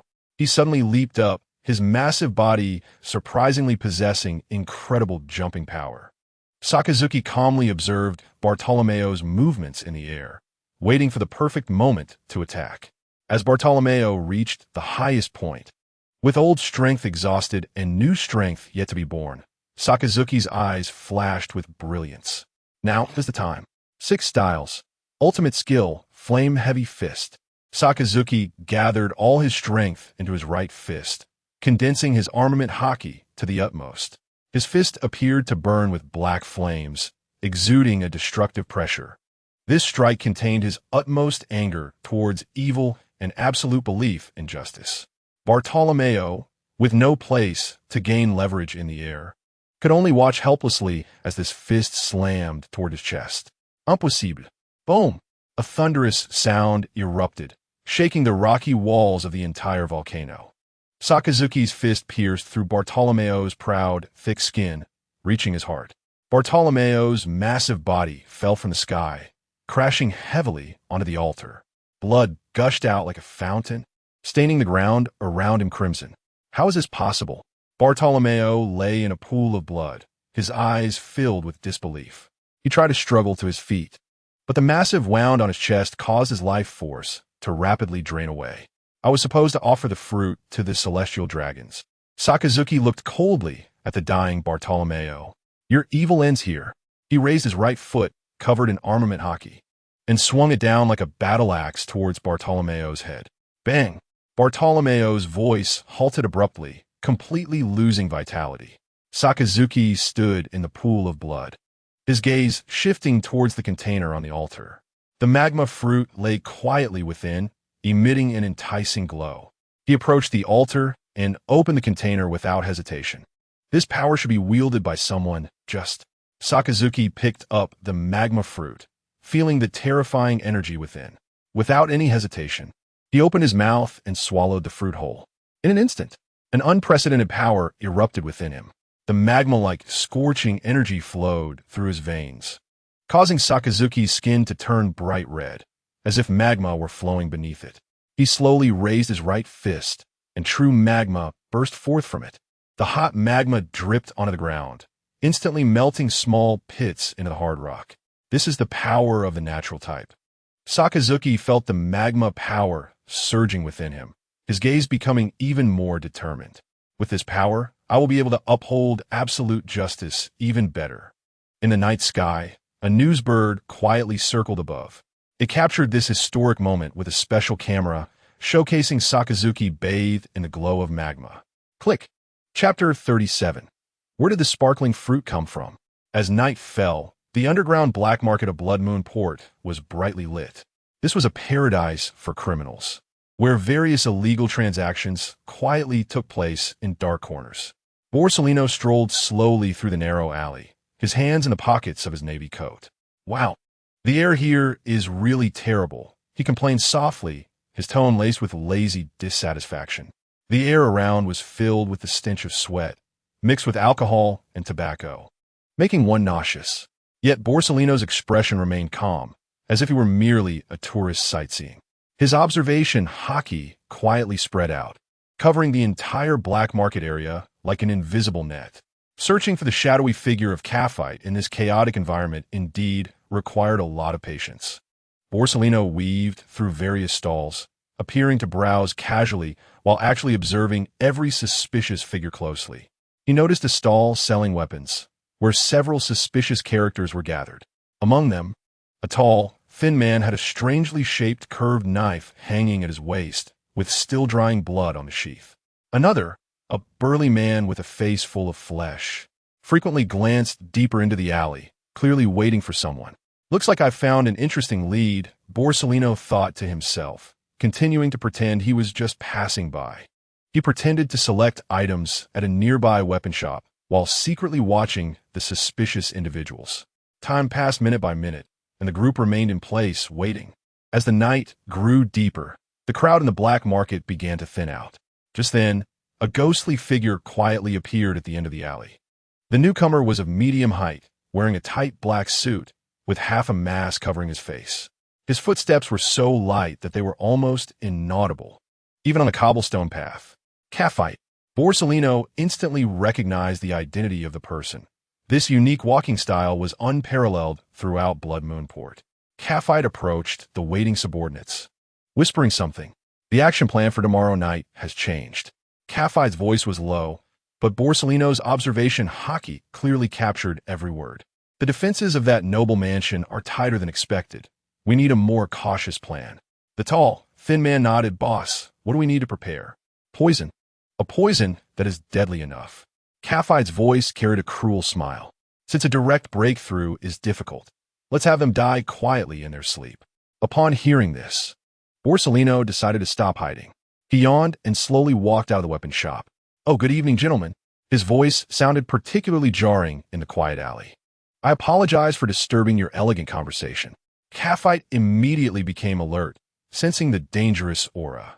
He turned around, his eyes under the mask fixed on Borsellino. Navy. Caphite gritted his teeth as he spat out those two words. He immediately realized his predicament and wasted no time in launching an attack. Kill him. With Caphite's command, his figure dashed towards Borsellino like a ghost. The dagger in his hand glowed with a ghostly green light, clearly poisoned. The dagger shot towards Borsellino's heart with lightning speed. However, what shocked everyone happened. The dagger passed directly through Borsellino's body, as if he were a phantom made of light. Wow, this is not a good way to greet someone, Borsellino said lazily as his body reformed, still wearing that nonchalant expression. Caphite's pupils dilated sharply, a natural-type devil fruit user. He immediately realized the terrifying enemy he was facing. Retreat! Retreat immediately! Caphite shouted loudly as he fled deeper into the alley. His subordinates reacted quickly, scattering in different directions to escape. However, their speed seemed so slow in front of Borsellino. Running away is not that easy, you know. Borsellino instantly transformed into a beam of golden light, moving at the speed of light to block Caphite's escape route. You guys are really slow. He reappeared, blocking Caphite's path. A chase unfolded through the complex streets of the black market. Caphite was indeed fast, weaving through the narrow alleys like a fish in water. But in the face of light speed, that speed was insignificant.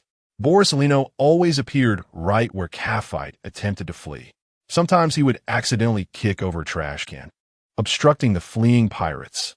Wow, you guys running around like this is quite bothersome, Borsellino said lazily, as if he were playing a boring game. Caphite grew more desperate, realizing that no matter which direction he ran, that terrifying Navy officer always appeared before him. Driven to a dead end, Caphite decided to make a desperate move. He pulled out several throwing knives from his waist, all coated with deadly poison. So what if he was a natural type? Let's see how many times you can dodge. Caphite unleashed his ultimate assassination technique, Shadow Dance. Dozens of throwing knives shot toward Borsellino from various angles, sealing off all his escape routes. Each knife's trajectory was meticulously calculated. and to be lethal. Faced with this dense barrage, it seemed like Borsalino was in grave danger. But he effortlessly executed the Marine's Six Powers technique, paper drawing. His body bent and twisted like paper, allowing all the throwing knives to pass by harmlessly. This level of attack is still too slow for me, Borsalino said lazily, as if the previous attack posed no threat to him. Caphite was utterly hopeless now. He realized he was facing an opponent completely on a different level. Just then, Borsalino's body transformed into light again. Speed is power. Have you ever been kicked at light speed? His voice echoed behind Caphite. Caphite turned around abruptly, only to see a blinding golden light rushing towards him. Boom! An incredibly swift kick landed heavily on Caphite's chest. The tremendous impact sent him flying several meters, crashing heavily against the wall. Spiderweb-like cracks instantly appeared on the wall, and bricks fell. Caphite slid down from the wall, collapsing in a pool of blood. His chest was completely caved in, and he had no idea how many ribs were broken. How is this possible? Caphite coughed up blood, his eyes filled with disbelief. This kind of speed is simply beyond what a human can achieve. His voice grew weaker until he completely lost consciousness. Borsalino stood under the moonlight. His body reformed into a solid shape. Wow, it's finally over. What a tiring job, he said, looking at Caphite lying in a pool of blood. His expression still lazy and devoid of any joy in victory. In the distance, the sound of a camera shutter clicked softly. Morgan's Newsbird was using a special camera to capture this historic moment. Big news. A natural-type devil fruit user appears in the Navy. The Newsbird thought excitedly, knowing this would definitely shock the world. Borsalino seemed to sense something, glancing up at the rooftop. But the Newsbird had already flown away swiftly, disappearing into the night sky. Looks like I'm going to be famous again, he mused. Chapter 38. False prosperity. The port of the Carlos Kingdom was still bustling with activity, with merchant ships coming and going. Dragon, dressed in simple merchant clothing, wore a black robe that concealed his navy uniform shirt and a wide-brimmed hat that perfectly hid his identity. Several elite Marines disguised as caravan guards followed behind him. Remember, we are spice merchants from the East Sea, Dragon reminded his subordinates in a low voice, calm enough to raise no suspicion. All actions are under my command. No one is to reveal their identity without my order. The merchant ship slowly docked at the port, with Dragon standing at the bow, observing with observation Haki. He sensed the hidden gloom beneath the surface prosperity of this kingdom. The workers transporting goods lacked the light of normal people in their eyes, replaced by deep-rooted numbness and fear. The nobles, dressed in luxurious clothing, looked at the workers with eyes as cold as if they were inspecting goods. Dragon's fists quietly clenched in his sleeves. After disembarking, Dragon led his subordinates into the kingdom's capital, a massive city called Golden City. The streets were wide and clean, and the buildings were resplendent, presenting a scene of prosperity. But Dragon quickly noticed deeper abnormalities. There was a strict hierarchy in place, with a clear distinction between the noble and civilian districts, separated even by high walls. Move aside, move aside. A lavish carriage rushed past, the coachman mercilessly whipping the civilians in its path. A frail old man was knocked to the ground, blood streaming from his forehead. But the people around him merely numbly walked around, not one daring to help. Laughter from the nobles echoed from the carriage. Ha ha ha. These commoners just don't know how to be careful. If they get killed, they deserve it. They're just expendable anyway. Dragon stopped, quietly observing the scene. His armament Haki surged within him. His fists clenched until his knuckles turned white, but he ultimately restrained himself. Now was not the time to reveal himself. He walked over to the old man, quietly slipping him some berries before continuing on. Commander Dragon, the situation here. The Marine behind him spoke in a low voice, anger evident in his tone. I see it. Dragon's voice was low like thunder, a glint of danger flashing in his eyes. Continue observing and gather more intelligence. Over the next few days, Dragon delved into every corner of the kingdom to investigate. He discovered that the hierarchy was even more brutal than he had imagined.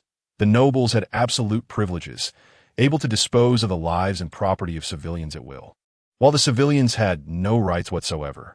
Even more terrifying was that Blood Count Wald had established a complete slave trade system with the local nobles.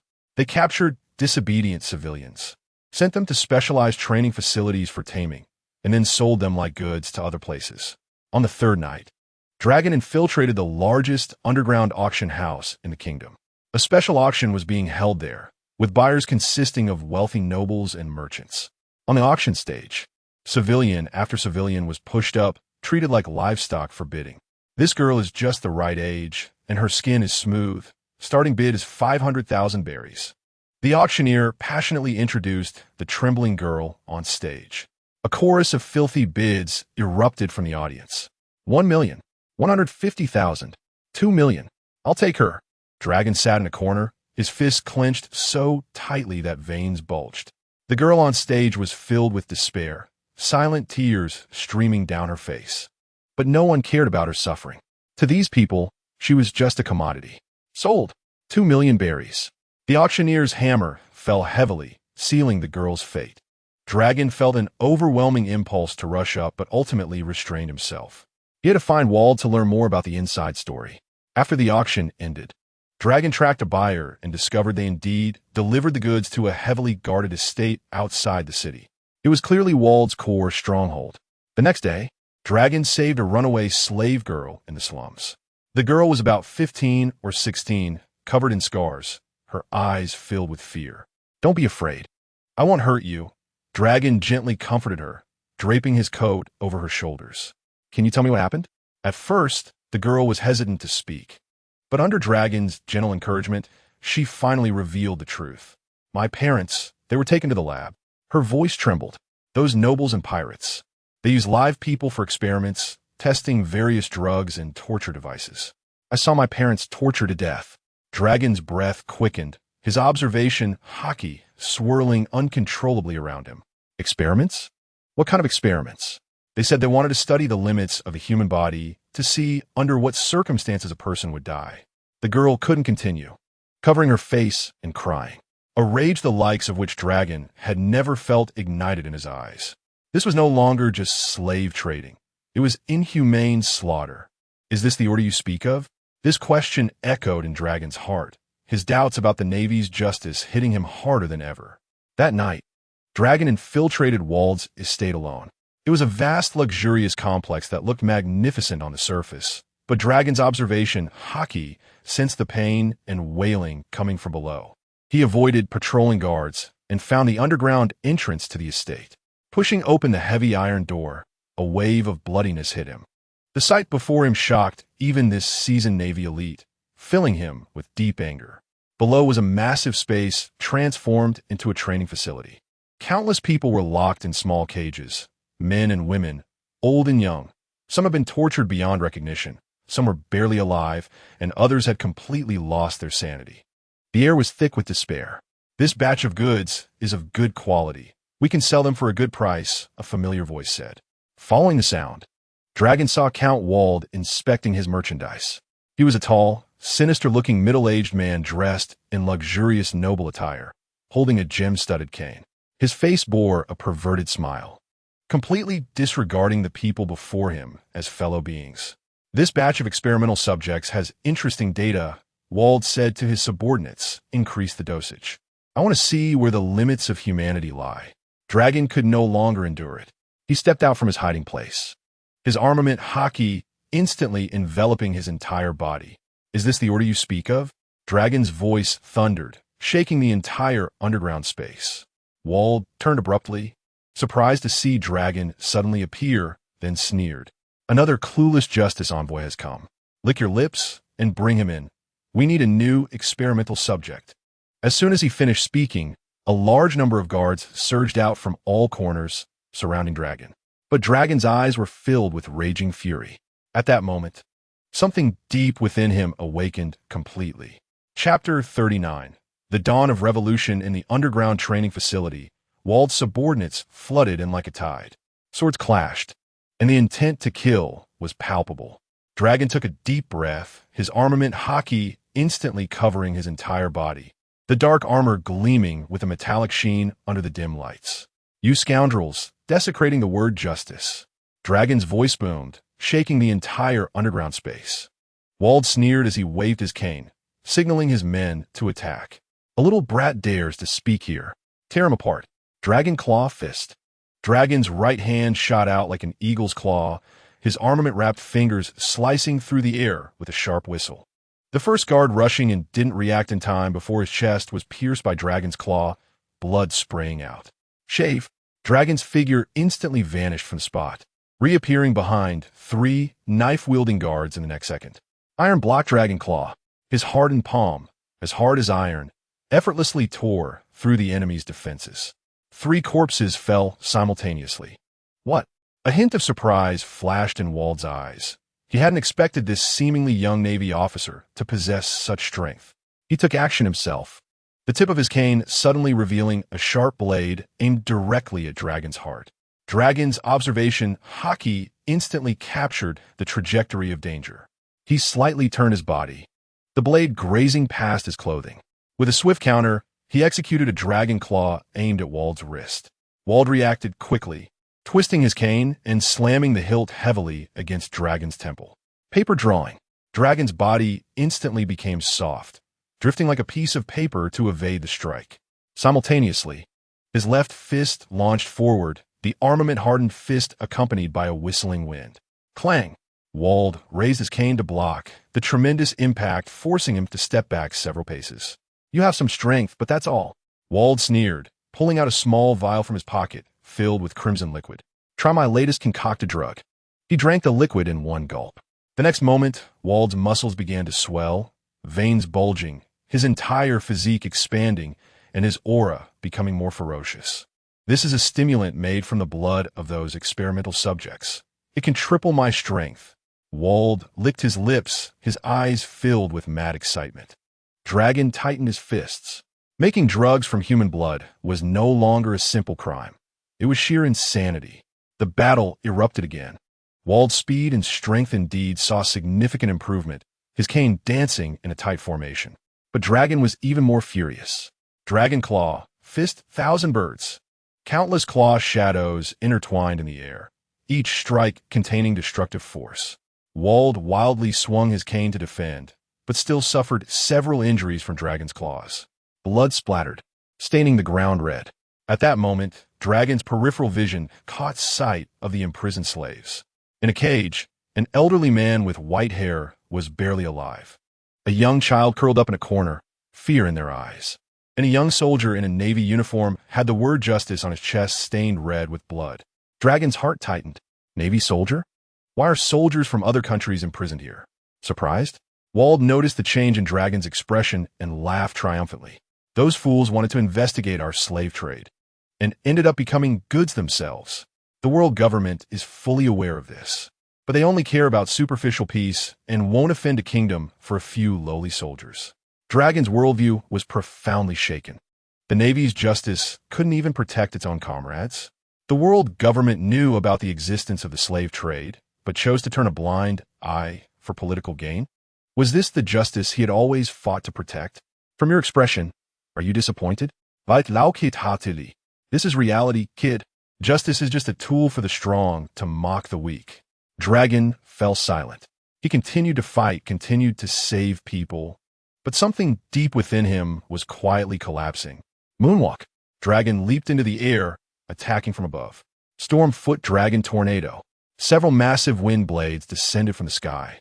Wald hastily dodged, but still suffered a shoulder wound. The battle gradually reached its climax. Wald's drug effects began to weaken, and his movements became sluggish. Dragon seized the opportunity and delivered a dragon claw that pierced his chest. Cough, cough, do you think you won? Wald fell into a pool of blood, but his eyes still shone with malice. You Navy, dare to make a move? I'll kill them, and the world government won't say anything. Because they're not even human. He pressed a mechanism hidden in his sleeve. Instantly, all the chains of the iron cages began to tighten. The imprisoned slaves let out desperate screams. Dragon's expression changed drastically, and he rushed toward the nearest iron cage. Gunfire erupted. The chains were shattered one by one, and the slaves gained their freedom. But Wald's words struck Dragon's heart like a bolt from the blue. They're not even human? In their eyes, was the life of ordinary people so cheap? And would the world government really turn a blind eye to this? Dragon saved all the slaves, and Wald also breathed his last, but he felt no joy in victory. Mr. Navy, a flamboyantly dressed nobleman, approached quickly, wearing a professional smile. Thank you for eliminating the scoundrel Wald. Dragon turned to look at him, his eyes devoid of warmth. You just watched these atrocities happen? The noble shrugged, his smile unchanged. Mr. Navy, you misunderstand. Our system here is legal and officially recognized by the world government. Wald indeed went too far, but the slave trade itself is not illegal. You have no right to interfere in a kingdom's internal affairs. Dragon silently stared at the nobleman, a rare cold light flashing in his eyes. The conflict between law and morality violently clashed in his heart. The laws recognized by the world government actually allowed such inhumane acts to exist? Then what exactly was the so-called justice of the Navy? Mr. Navy?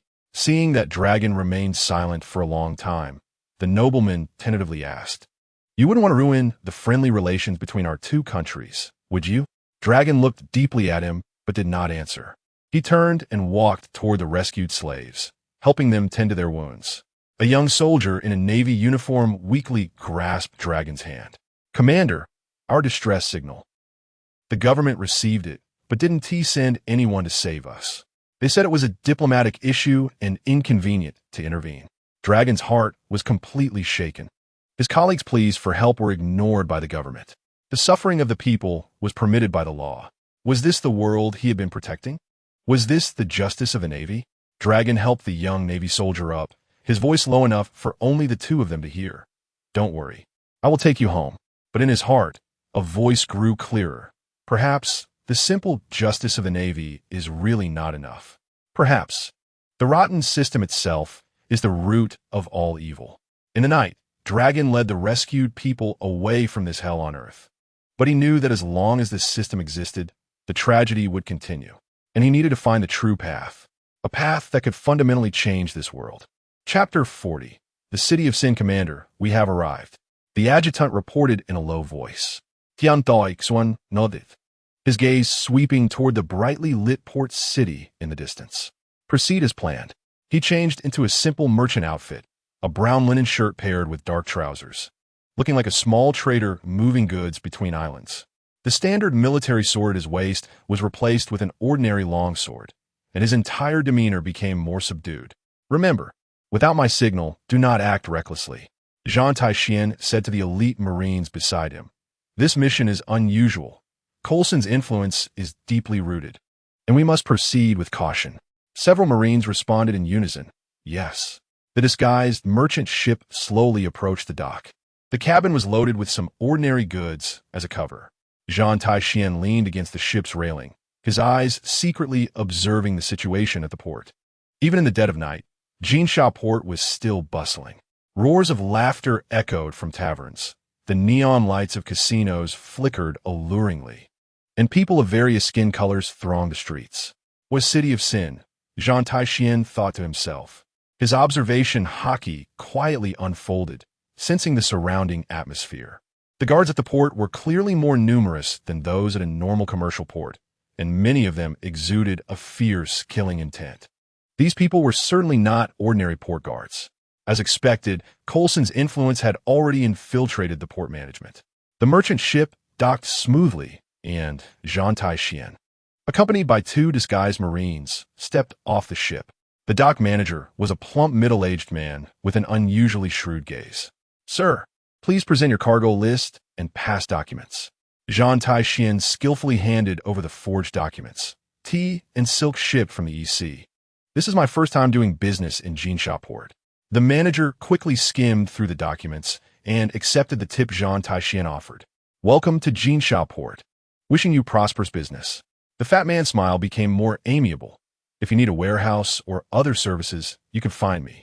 Zhan Tai Xuan nodded in thanks, but noticed a small tiger head tattoo on the man's wrist. Coulson's mark. After leaving the dock, Zhan Tai Xuan and his team entered the most prosperous commercial area of Jinsha Port. Shops lined both sides of the street, showcasing a variety of goods.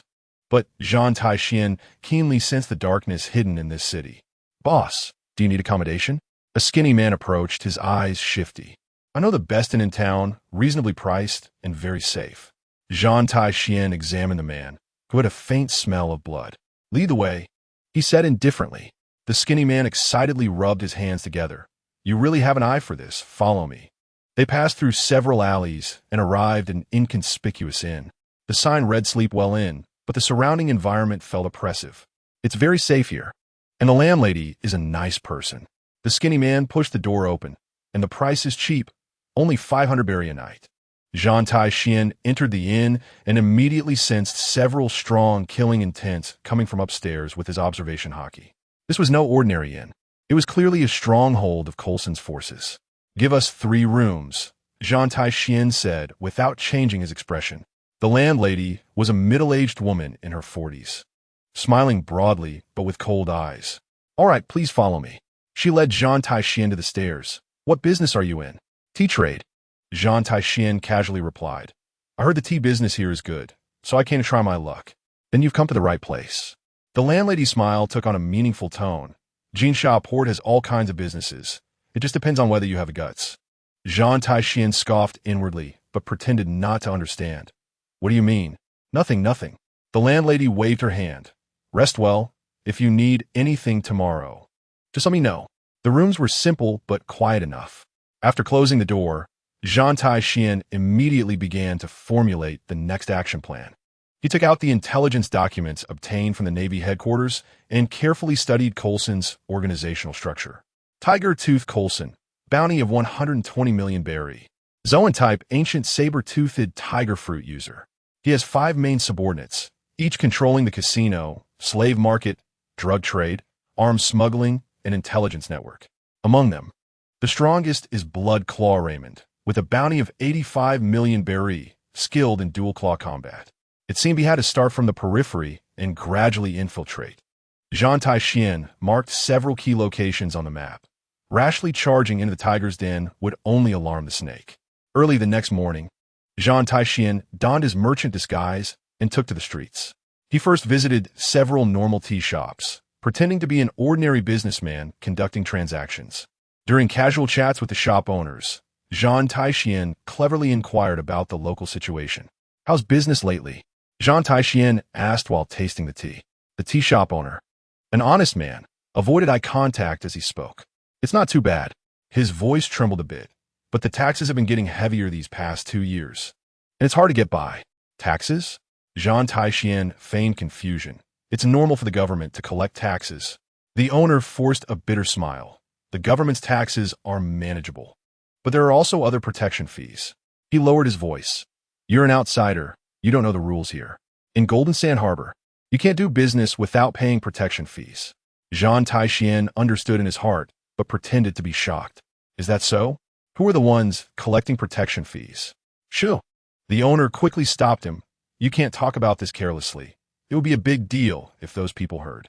He looked around to confirm no one was eavesdropping before whispering. The whole Golden Sand Harbor is under the territory of Lord Tiger. No one dares to mess with them. Lord Tiger refers to Coulson. Zhan Tai Xuan continued to probe. Is this Lord Tiger very powerful? Of course, he's powerful. Fear flashed in the owner's eyes. I've heard he's a devil fruit user, capable of defeating 100 Marines by himself. Plus, he has a large underling force. Even government officials have to look at his face.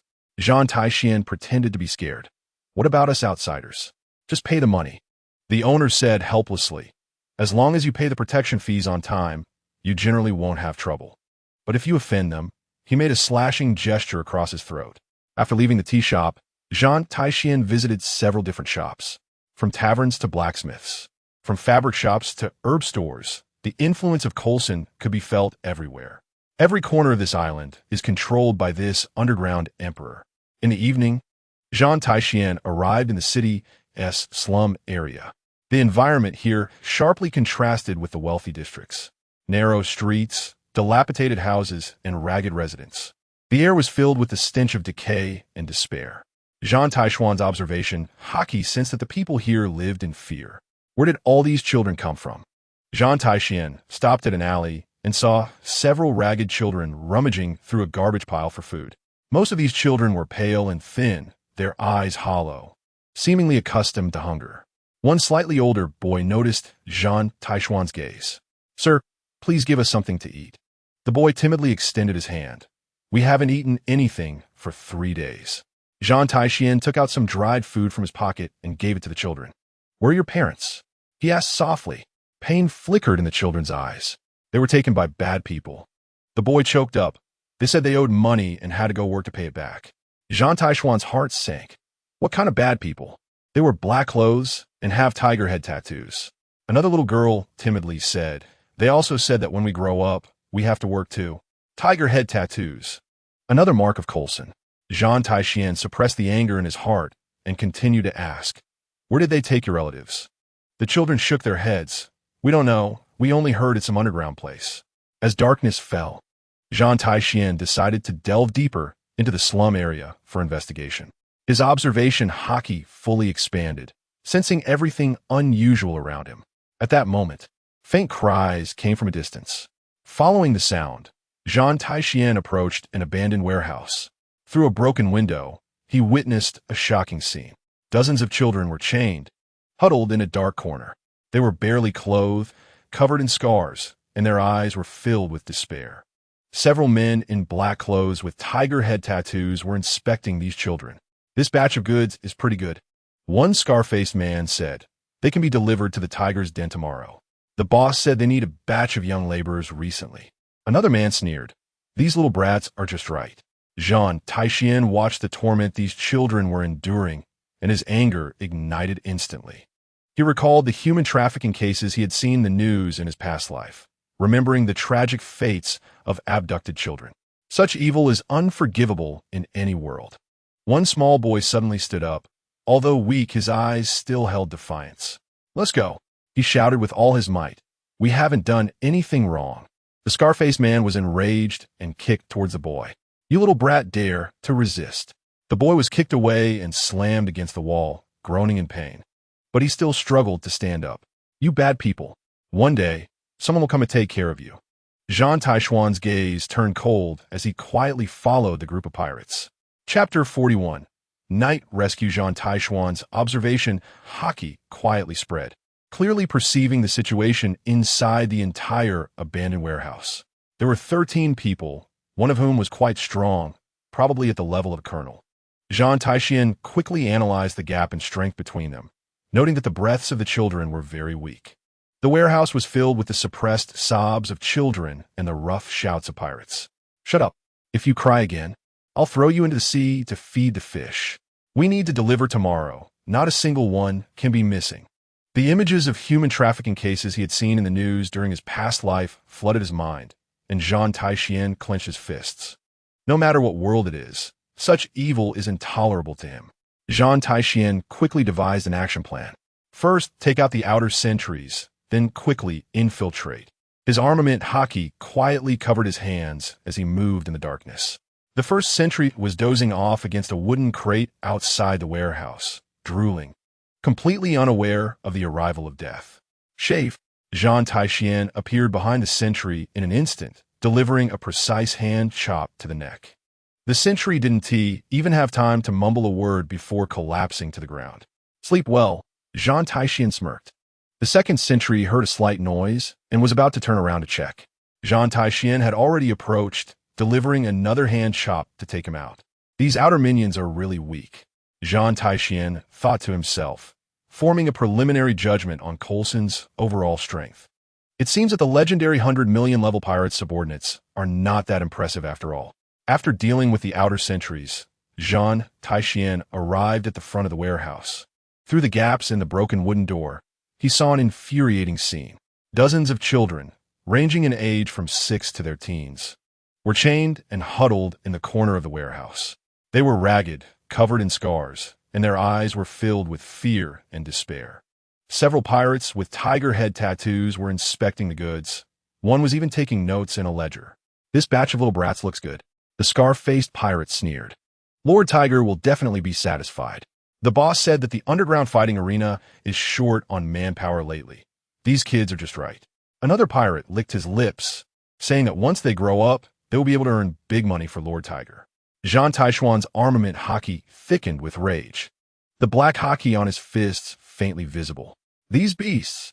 He gritted his teeth, realizing he had been too naive, thinking this world was only about adventure and dreams. Zhan Tai Xuan no longer hesitated and suddenly kicked open the warehouse door. The wooden door made a loud crashing sound, and the frame shook from the impact. Who is it? The pirates instantly became alert and drew their weapons. Navy! Zhan Tai Xuan charged into the warehouse like a tiger descending the mountain. Here to deal with you, trash. With the 6 styles gale foot, a series of sharp wind blades howled towards them. The 3 pirates at the front were instantly knocked down. Deep bloodstains left on their chests as blood splattered everywhere. Gale foot dance. Zhan Tai Xuan's figure spun like a top, countless wind blades sweeping out like a storm. Ordinary pirates could not withstand such an attack, collapsing to the ground, some even blown away and crashing into the walls. The strongest small captain finally reacted, drawing his long knife to slash at Zhan Tai Xuan. You little brat, dare to ruin Lord Who's good deeds? You're looking for death. The blade glimmered sharply, aiming directly at Zhan Tai Xuan's vital points. Zhan Tai Xuan did not dodge. His armed color haki instantly covered his right arm, his skin turning pitch black and exuding a metallic sheen. Clang! The long knife struck Zhan Tai Xuan's arm hardened by haki, producing a crisp sound of metal colliding, unable to cause any harm, instead numbing the small captain's hand. What kind of monster is this? The small captain was taken aback, his hands trembling. Zhan Tai Xuan sneered. Never seen haki before? Truly a frog at the bottom of a well. He countered with a finger gun thrust. The finger gun pierced through. The small captain had no time to evade, his right shoulder pierced, blood gushing out like a fountain. He let out a scream, dropping his long knife to the ground with a clear metallic clink. Ah, my shoulder. The entire battle lasted only 3 minutes, with pirates sprawled all over the ground, some still groaning. Zhan Tai Xuan retracted his killing intent, his expression instantly softening as he walked towards the trapped children. Don't be afraid, I'm the Navy, here to rescue you. His voice was as gentle as possible as he crouched down to maintain eye level with the children. The children looked at Zhan Tai Xuan timidly, their fear slowly transforming into hope. They had just witnessed this young Navy officer take down those bad guys like a god of war, and hope for rescue began to rise in their hearts. Really? A boy of about 10 trembled and asked, Are you really here to save us? Of course. Zhan Tai Xuan nodded, covering his palm with armed color haki, easily shattering the strong iron chains. From now on, you are safe. These chains can no longer hold you. The children immediately burst into tears, tears of survival after a disaster, and tears of regained freedom. Some older children even wanted to kneel and thank Zhan Tai Xuan. Don't cry. Tears won't solve the problem. Zhan Tai Xuan comforted softly. Follow me. Let's get out of this hellish place. After calming the children, Zhan Tai Xuan approached the small captain whose shoulder had been pierced, his gaze turning cold again. Speak. How much do you know about the tiger's den? Say as much as you know. He looked down at the other party. Don't force me to use more brutal methods. The small captain was sweating from the pain, but still stubbornly replied, I won't say anything. Lord Who won't let you off. Zhan Tai Xuan's eyes turned icy, his haki-covered fingers once again stabbing towards the other shoulder. Ah, the small captain screamed, I'll talk. I'll talk. Don't stab me again. The tiger's den is in the underground cave, with 3 layers of defenses, each guarded by heavy troops. Recently, Lord Who is preparing for a large auction, with auction items including rare slaves and drugs transported from the New World.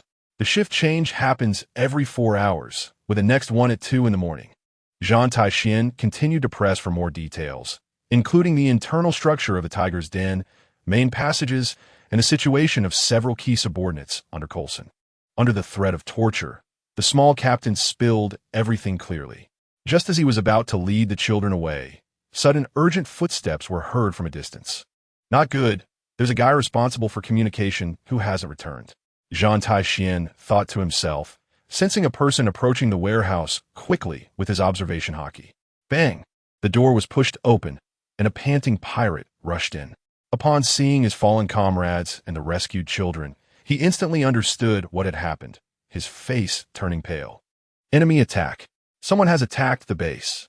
The pirate immediately pulled out a flare from his pocket, not hesitating to pull the pin. Whoosh bang! The sharp whistling pierced the night sky, and the red flare exploded in the air, illuminating the entire night sky of Gold Sandport for a moment. What a loyal subordinate. Zhan Tai Xuan's expression darkened. Their whereabouts were completely exposed, but the loyalty was misplaced. Soon, noisy footsteps, barking dogs, and rough shouts could be heard from distance. Lord, whose men are coming. We must evacuate quickly. Zhan Tai Xuan quickly gathered the children around him. Stick close to me, don't fall behind. Remember, no matter what happens, don't let go. He picked up the youngest girl, while the other children tightly clutched his clothing.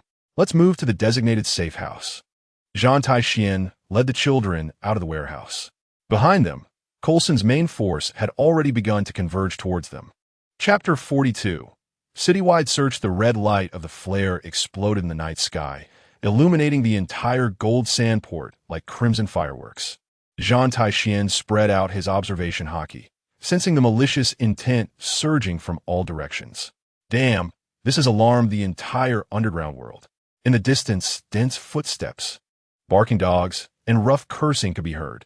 Coulson's subordinates poured out from every corner, holding torches and weapons, beginning a city-wide carpet search.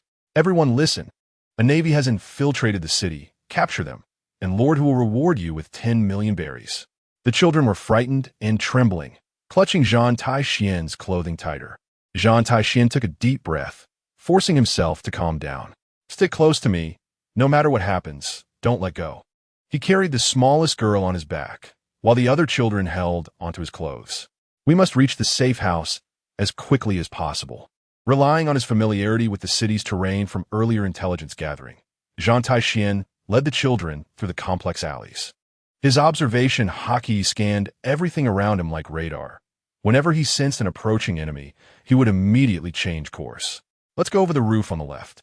Zhan Tai Xuan held the little girl in one arm and grabbed two bigger children with the other, using moonwalk to leap into the air and land lightly on the roof. The other children climbed up along the path he had previously observed. Wow, the big brother in the Navy can fly. One child exclaimed in awe. Shoo, be quiet, Zhan Tai Xuan gently reminded. We're playing hide and seek. We can't let the bad guys find us. The children immediately covered their mouths, their eyes shining with admiration. They jumped across the rooftops, avoiding the dense search teams on the streets. Zhan Tai Xuan's observation haki played a huge role, always able to predict the enemy's movements in advance, leading the children safely through one blockade after another. Their SA team searching ahead. Let us take a detour. Just as they were about to reach a relatively safe slum area, an unexpected event occurred. An elite search team, led by Coulson's subordinates, encircled them from the side, blocking their path. Found them. It's them. Leading the group was a scar-faced man, tall and fierce, known as Bloodscar Raymond, with a bounty of 30 million berries. Kid, you must be that meddling Navy, right? Raymond sneered as he drew his twin blades. Dare to ruin Lord whose good deeds? Tonight is your death day. Behind him were a dozen elite pirates, each wielding sharp weapons, exuding murderous intent. Zhan Tai Xuan positioned the children behind him, his gaze instantly sharpening like a knife. You all stay hidden. I'll take care of these bad guys. He drew his long sword, the armed color haki instantly covering the blade, and the pitch-black sword gleamed with a metallic luster under the moonlight. Just you alone think you can deal with so many of us? Raymond scoffed. Brothers, let us go together. A dozen pirates charged forward, various weapons swinging towards Zhan Tai Xuan. Zhan Tai Xuan's figure flashed, and in an instant, he appeared in front of Raymond. The speed was impressive, but still not enough. Raymond crossed his dual blades to block. Clang! The armed haki-hardened longsword collided with the dual blades, sparking everywhere. Zhan Tai Xuan used the force to retreat while simultaneously executing the gale foot. The gale foot danced wildly. Several sharp wind blades howled out, instantly knocking down the rushing pirates. What? Raymond was shocked. This kid's strength. Zhan Tai Xuan didn't give him time to be surprised, weaving like a ghost among the enemies. The six styles perfectly combined with swordsmanship, with each move being precise and deadly. Finger gun barrage. Several pirates, attempting to sneak attack from the side, were pierced through their chests, screaming as they fell to the ground. Seeing this, Raymond was furious. Swinging his dual blades like the wind, engaging in a fierce battle with Zhan Tai Xuan. "Brother Raymond, this kid is too strong." A pirate shouted in terror. "Useless." Raymond cursed, his dual-blade assault becoming even more ferocious. Zhan Tai Xuan deliberately pretended to be weak in the fierce battle, leading Raymond to move in a certain direction. "Do you think you can escape?" Raymond relentlessly pursued. Soon, their battle reached a brightly lit building. This was indeed the largest casino under Coulson's command. Zhan Tai Xuan's lips curled into a cold smile, suddenly redirecting his sword and exploding with full power. Six Styles' secret technique, Flashing Blade. Countless sword lights poured out like a storm, not only repelling Raymond, but also shattering all the doors and windows of the casino. "Ah, there's a fight. Run." The casino instantly descended into chaos, with gamblers panicking and fleeing in all directions. Taking advantage of the chaos, Zhan Tai Xuan rushed into the casino, using the complex environment to fight against the enemies. Tables and chairs flew, bottles shattered, and the entire casino fell into disarray. "Damn it, don't let him escape," Raymond shouted as he chased in. Amidst the chaos, Zhan Tai Xuan feigned attacks, battling the enemies while quietly making his way towards the casino's vault. Since he was going to act, he would do it thoroughly. He kicked open the vault door, and a large amount of cash and gems came into view. This money will be used as the children's relocation fee. Zhan Tai Xuan quickly filled a bag with gold coins and then burst out from the back door of the casino. When Raymond and the others chased out, they only saw a blurred figure disappearing into the night. "Bastard! He stole our money. Quick, chase him. We can't let him get away." Zhan Tai Xuan took a long detour and reunited with the children. "Big Brother Navy, are you hurt?" The children asked worriedly. "Of course not." Zhan Tai Xuan smiled and patted their heads. "Let's go to a safe place." He took the children to a safe house he had prepared in advance. An abandoned building deep in the slums. It looked shabby on the outside, but he had tidied it up inside. "Let's rest here for now." Zhan Tai Xuan settled the children, providing food and drink. "Don't be afraid." The children finally breathed a sigh of relief, some even falling asleep from exhaustion. But Zhan Tai Xuan knew the danger was far from over. He went to the window and looked outside through the torn curtain. Torches were everywhere on the streets, and patrol teams were shuttling back and forth. Coulson was clearly furious, mobilizing all available forces. Even some people in official uniforms were involved in the manhunt, obviously bribed government officials. A carpet-style search, leaving no corner of the slums unchecked. Zhan Tai Xuan frowned. His observation Haki sensed that the search radius was continuously shrinking, and it wouldn't be long before they found this place. A hard charge was not feasible. With so many children, they could not run far. Zhan Tai Xuan looked at the sleeping children, his eyes gradually becoming determined. "Since you want to find me so badly." He turned to glance at the children and softly said, "Don't be afraid. Brother will deal with all the bad guys and come back soon." Zhan Tai Xuan quietly left the safe house, disappearing into the night. Chapter 43. First encounter with Banner Jason after entrusting the children to a Marine who had come with him. Zhan Tai Xuan disappeared alone into the night. He stealthily arrived at the oldest area of Gold Sands Harbor, where a temple abandoned for many years stood. "This is it." Zhan Tai Xuan quietly spread his observation Haki, sensing everything around the temple. Sure enough, in a hidden corner behind the temple, two guards were patrolling back and forth. They wore black clothes, and tiger head tattoos were faintly visible in the moonlight. "The shift change is still an hour away. This damn place is so stuffy." One of them complained. "Stop talking nonsense. Tiger Lord said recently that some Navy have infiltrated. We must be on high alert," the other warned. Zhan Tai Xuan silently approached, covering his hands with armed Haki. In an instant, the two guards were knocked unconscious, collapsing to the ground.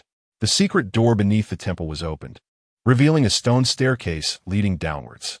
Torches on both sides of the passage emitted dim light, and the air was filled with dampness and a putrid smell. Zhan Tai Xuan cautiously descended. The passage indeed had numerous traps as reported. Hidden arrows were concealed in the stone walls, and pressure traps were laid on the ground. A slight misstep would trigger an alarm, but these were like nothing to Zhan Tai Xuan, who possessed observation Haki. His sensing ability clearly showed the location of each trap, allowing him to easily avoid them. After walking through a narrow passage, a fork in the road appeared ahead. Just as Zhan Tai Xuan was about to choose a direction, his observation Haki suddenly sensed faint sounds of fighting and suppressed roars coming from ahead. Someone is fighting? Zhan Tai Xuan frowned and quietly crept closer, rounding a bend. The sight before him made him stop in his tracks. 3 guards from the tiger's den were surrounding a ragged boy. The boy looked around 15 or 16 years old, thin and covered in bruises. But his eyes were exceptionally stubborn, gripping a rusty dagger and desperately resisting. "You little bastard, still dare to resist." One guard cursed fiercely, swinging a whip towards the boy. Although the boy dodged in time, the whip still struck his shoulder, tearing his tattered clothes and exposing a bloody wound. "I won't let you continue to do evil." The boy gritted his teeth, his eyes burning with an indomitable flame. "Just you this waste?" Another guard mocked. "Just wait to die." The 3 launched another attack, and the boy was clearly exhausted, stumbling on his feet. Zhan Tai Xuan watched this scene, a surge of anger rising in his heart. The boy's eyes reminded him of those children locked in the warehouse, of those who still held onto hope in despair. Enough! Zhan Tai Xuan flashed into the center of the battle circle in an instant. "Who?" The 3 guards were taken aback. Zhan Tai Xuan didn't waste words. Armed Haki instantly covered his hands. Finger gun barrage. 3 shadows flashed, and the chests of the 3 guards were pierced simultaneously, blood splattering. They didn't even have time to scream before they fell straight to the ground. The boy looked at Zhan Tai Xuan in shock, warily taking a few steps back. Who are you?" Zhan Tai Xuan retracted his killing intent and softened his expression. "The Navy." "The Navy?" A glimmer of hope flashed in the boy's eyes. But soon it turned to doubt. "Really? You're not one of Coulson's people?" "If I were one of Coulson's people, I wouldn't have saved you just now." Zhan Tai Xuan showed the Navy sword at his waist of the boy. "My name is Zhan Tai Xuan from the Navy headquarters. I'm here to deal with Coulson." The boy's eyes instantly lit up, trembling with excitement. "It's really the Navy. Great. Finally someone is here to stop them." He knelt down with a thud. "Please, save those innocent people. Coulson is a demon. Get up and talk." Zhan Tai Xuan helped the boy up. "What's your name?" "My name is Banner Jason." The young man wiped away the tears in his eyes and tried hard to calm himself. "My parents died early due to Coulson's atrocities, and I've always wanted to stop them from continuing their evil." He gave a bitter smile and looked at his frail body. "Are you familiar with this place?" Zhan Tai Xuan asked. "Of course." Banner Jason nodded immediately. "I've infiltrated here several times to stop them. Although I was discovered each time, I figured out most of the layout of the passages." Zhan Tai Xuan's eyes lit up. "That's great. I need you to lead the way." "Really? You're willing to take me with you?" Banner Jason was so excited he nearly jumped up. "But you must listen to my commands and not act impulsively," Zhan Tai Xuan said seriously. "Coulson is very strong.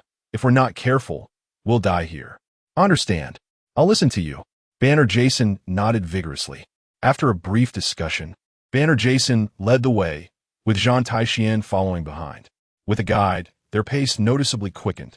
Banner Jason was familiar with the traps and patrol routes in the passage, always able to find the safest path. "Up ahead is the core area of the tiger's den," Banner Jason whispered. "Coulson is usually there." They reached the edge of a wide underground plaza, hiding behind a massive rock to observe the situation.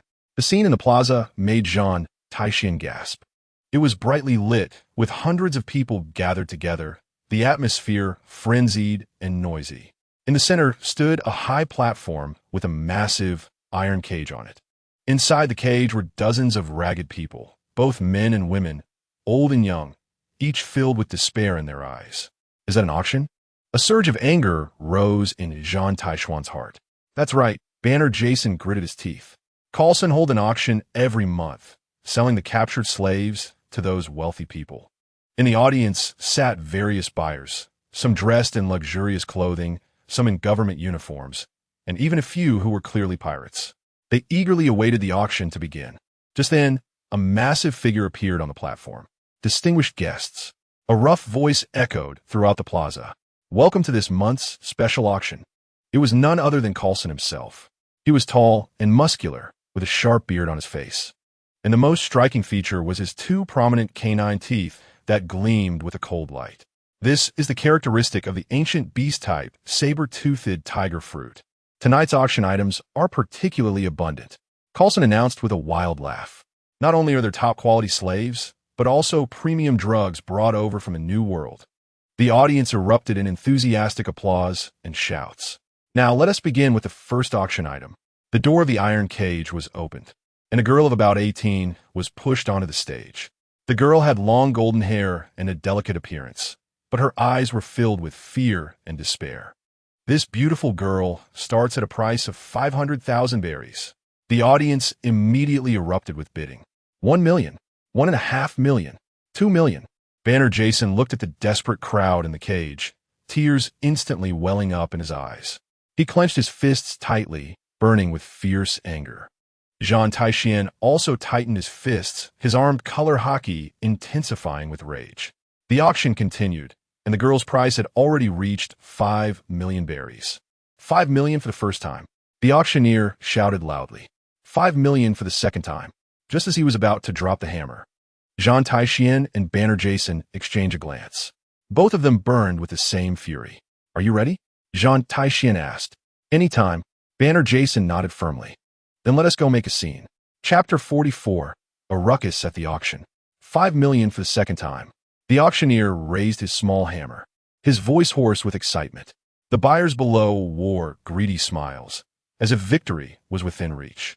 The girl closed her eyes in despair, tears silently streaming down her face. She knew that once the hammer fell, her fate would plunge into the abyss. Banner Jason's fists were tightly clenched, his nails digging deep into his palms. Blood oozed out, and he trembled all over, wishing he could rush out immediately. Zhan Tai Xuan's hand pressed on his shoulder, signaling him to stay calm. Using observation haki, he sensed every subtle movement of the auctioneer. Just as the hammer was about to touch the wooden platform, swish. Zhan Tai Xuan's figure flashed like an arrow released from a bow. He instantly appeared in front of the auctioneer, delivering a precise kick. Bang! The auctioneer let out a scream, his body flying backward into a stone pillar, crashing heavily before spitting out blood and instantly fainting. Zhan Tai Xuan landed steadily on the auction stage, his armed color haki covering his hands. Crack! The shackles on the girl's wrists broke with a clear sound. Don't be afraid, you're safe now. He protected the girl behind him, his voice unarguably gentle. This farce ends here. Zhan Tai Xuan's voice was loud and powerful, clearly resonating throughout the underground plaza. The entire venue fell silent in an instant. Hundreds of buyers and pirates were dumbfounded, their expressions filled with shock. No one expected that someone would dare to cause trouble at the Tiger's Den auction. A fat noble merchant twitched at the corner of his mouth. Where did this madman come from? A pirate captain next to him touched his neck. I almost peed myself just now. After a brief silence, Coulson's subordinates suddenly came to their senses. Bastard! Where did this navy come from? Get him! Kill him! Dozens of pirates roared as they drew their weapons, surrounding Zhan Tai Xuan. Coulson slowly stood up, his gaze coldly fixed on a young man on the platform. His massive frame exuded an overwhelming sense of pressure. Kid, who are you? Coulson's voice was deep, filled with intense, killing intent. Do you want to cause trouble on my turf? Zhan Tai Xuan chuckled coldly, unafraid. The military knife in his hand gleamed coldly under the light. Navy. Zhan Tai Xuan's voice was not loud, but every word was clear and powerful. I'm here on orders to eliminate you scum. Coulson's pupils constricted. Navy, and so young, daring to rush in alone. He was definitely not an ordinary navy. The buyers below began to stir. Some tried to escape in the chaos, while others nervously looked towards the exits. Taking the opportunity, Banner Jason rushed out from his hiding place, heading straight for the iron cage where the slaves were held. He desperately shook the thick chains, trying to break them. Everyone wake up. The Navy has come to save us. The slaves in the cage heard the shout and rekindled hope in their eyes. Some strong men began to cooperate with Banner Jason, working together to slam into the iron cage. Who is this kid? Doesn't he fear for his life? A slave whispered. Who cares who he is? If he can save us, he is a good person. Another slave gritted his teeth in response. Damn kid. A knife-wielding pirate charged at Banner Jason. The blade aimed directly at his back. Gale kick. Zhan Tai Xuan moved, a sharp wind blade slicing through the air in an instant. The pirate didn't have time to scream before being cleaved in half by the wind blade. Blood gushed out, staining the ground red. Damn, is this Navy a monster? A watching pirate stared wide-eyed. I'm about to crap my pants. Another pirate's legs turned to jelly. The chaos escalated, with screams rising and falling. Coulson, furious to the point of laughter, revealed his sharp fangs. Navy? With just you alone, you think you could take down my tiger's den? He slammed down on the armrest, shaking the entire platform. Get him. Kill him. Whoever can take his life, the reward will be doubled. With this generous reward, the remaining dozens of elite pirates no longer hesitated. They roared, waving their swords and charging forward once again. Various weapons glinted coldly under the light, exuding a murderous aura. Zhan Tai Xuan's blade pointed forward, and he clearly sensed the trajectory of each enemy's attack. Good. A cold, killing intent flashed in his eyes. The armed color haki instantly covered the blade, and the pitch-black sword emitted a metallic sheen. Six Styles' ultimate secret, flashing blade. Zhan Tai Xuan transformed into a whirlwind, and the blade light poured out like a torrential rain. Countless sword lights intertwined to form an impenetrable net of death. The pirate at the front didn't even have time to scream before being pierced by the sword light. Puffed, puffed. The sound of flesh being torn apart echoed incessantly. Blood gushed out like a fountain, staining the entire auction stage red. In an instant, more than a dozen elite pirates fell into a pool of blood. They didn't even get a glimpse of Zhan Tai Xuan's movements before meeting their demise. The remaining pirates were thoroughly intimidated by this terrifying scene. Their legs weakened, and their weapons clattered to the ground. The air was thick with the smell of blood, mixed with fear and despair. The frenzied atmosphere in the square completely dissipated, replaced by a deathly silence of dread. The buyers below the stage were in complete collapse. Monster! Yes, a monster! Run! The crowd went completely out of control, rushing towards the exit. Nobles and merchants who were used to a life of luxury disregarded their image, shoving one another as they scrambled for the only escape route. Zhan Tai Xuan's assault did not cease. He moved like a ghost among the remaining pirates. Finger gun barrage, storm steps. Every strike was precise and deadly. The pirates couldn't resist at all, falling one after another. Zhan Tai Xuan's gaze swept over the chaotic crowd and noticed Banner Jessen desperately pounding on the lock of the iron cage. The trapped slaves also began to slam their bodies against the iron cage, producing dull thuds. Zhan Tai Xuan moved swiftly, darting past several pirates who tried to block him, casually kicking away a pirate who attempted to ambush Banner Jessen from behind. The pirate screamed and crashed into the wall, instantly falling silent. Every attack from Zhan Tai Xuan was purposeful, aimed not only at clearing enemies, but also at creating chaos to buy more time for Banner Jessen. He was like a cold reaper, leaping on the bloody stage, each flash signifying the end of sin. Corsten's face turned ashen. He never expected this young Navy officer to possess such formidable strength. He stomped his foot, and the hard ground cracked instantly. Kid, you've angered me. Corsten roared, his body starting to swell dramatically. Muscles bulged, veins throbbed. Sharp claws extended from his fingertips, and two massive fangs protruded from his mouth. He instantly transformed into a half-beast form, towering over 3 meters tall. A powerful pressure enveloped the entire square in an instant. Banner Jessen felt this terrifying aura and couldn't help but swallow. Commander, this guy doesn't look easy to deal with. Zhan Tai Xuan cracked his neck, making a popping sound, just right for stretching my muscles. Chapter 45. Injured and defeated? Zhan Tai Xuan's footsteps were like lightning, suddenly retreating several steps, narrowly dodging the saber-toothed tiger's claws that could tear through steel. The huge tiger paw struck the ground, instantly gouging out 5 deep grooves in the hard stone slab. Aru! Corsten's roar thundered, shaking the entire underground square. His massive 3-meter frame exuded a terrifying killing intent, the orange-yellow tiger stripes shimmering under the light, and the 2 gigantic saber teeth radiating cold light. Just as Zhan Tai Xuan regained his footing, a shadow lunged at him from the side. Wolf claw rending. It was Corsten's capable aide, Blood Wolf Carlos, a Zoan-type wolf fruit user. His claws carried a strong scent of blood, aimed directly at Zhan Tai Xuan's vitals. Zhan Tai Xuan blocked with his sword, the armed color haki instantly covering the blade. Clang! The sound of metal clashing was deafening, sparks flying. Carlos's claws left shallow scratches on the hardened military knife covered in armed color. Kid, your haki isn't strong enough. Carlos sneered, exposing his sharp teeth. Before he finished speaking, two more Zoan-type users surrounded Zhan Tai Xuan from different directions. One was a hyena named Buck in hyena form, and the other was a brown bear named Rain in bear form. The four powerful adversaries instantly encircled Zhan Tai Xuan, murderous intent rising. Zhan Tai Xuan took a deep breath, fully unleashing his observation haki. The attack trajectories of the four enemies clearly presented themselves in his perception, but time was tight, leaving him no room to think. Corsten was the first to attack, his massive tiger paw sweeping in, creating gusts of wind. Moonwalk! Zhan Tai Xuan stepped on the void, his body instantly rising 3 meters.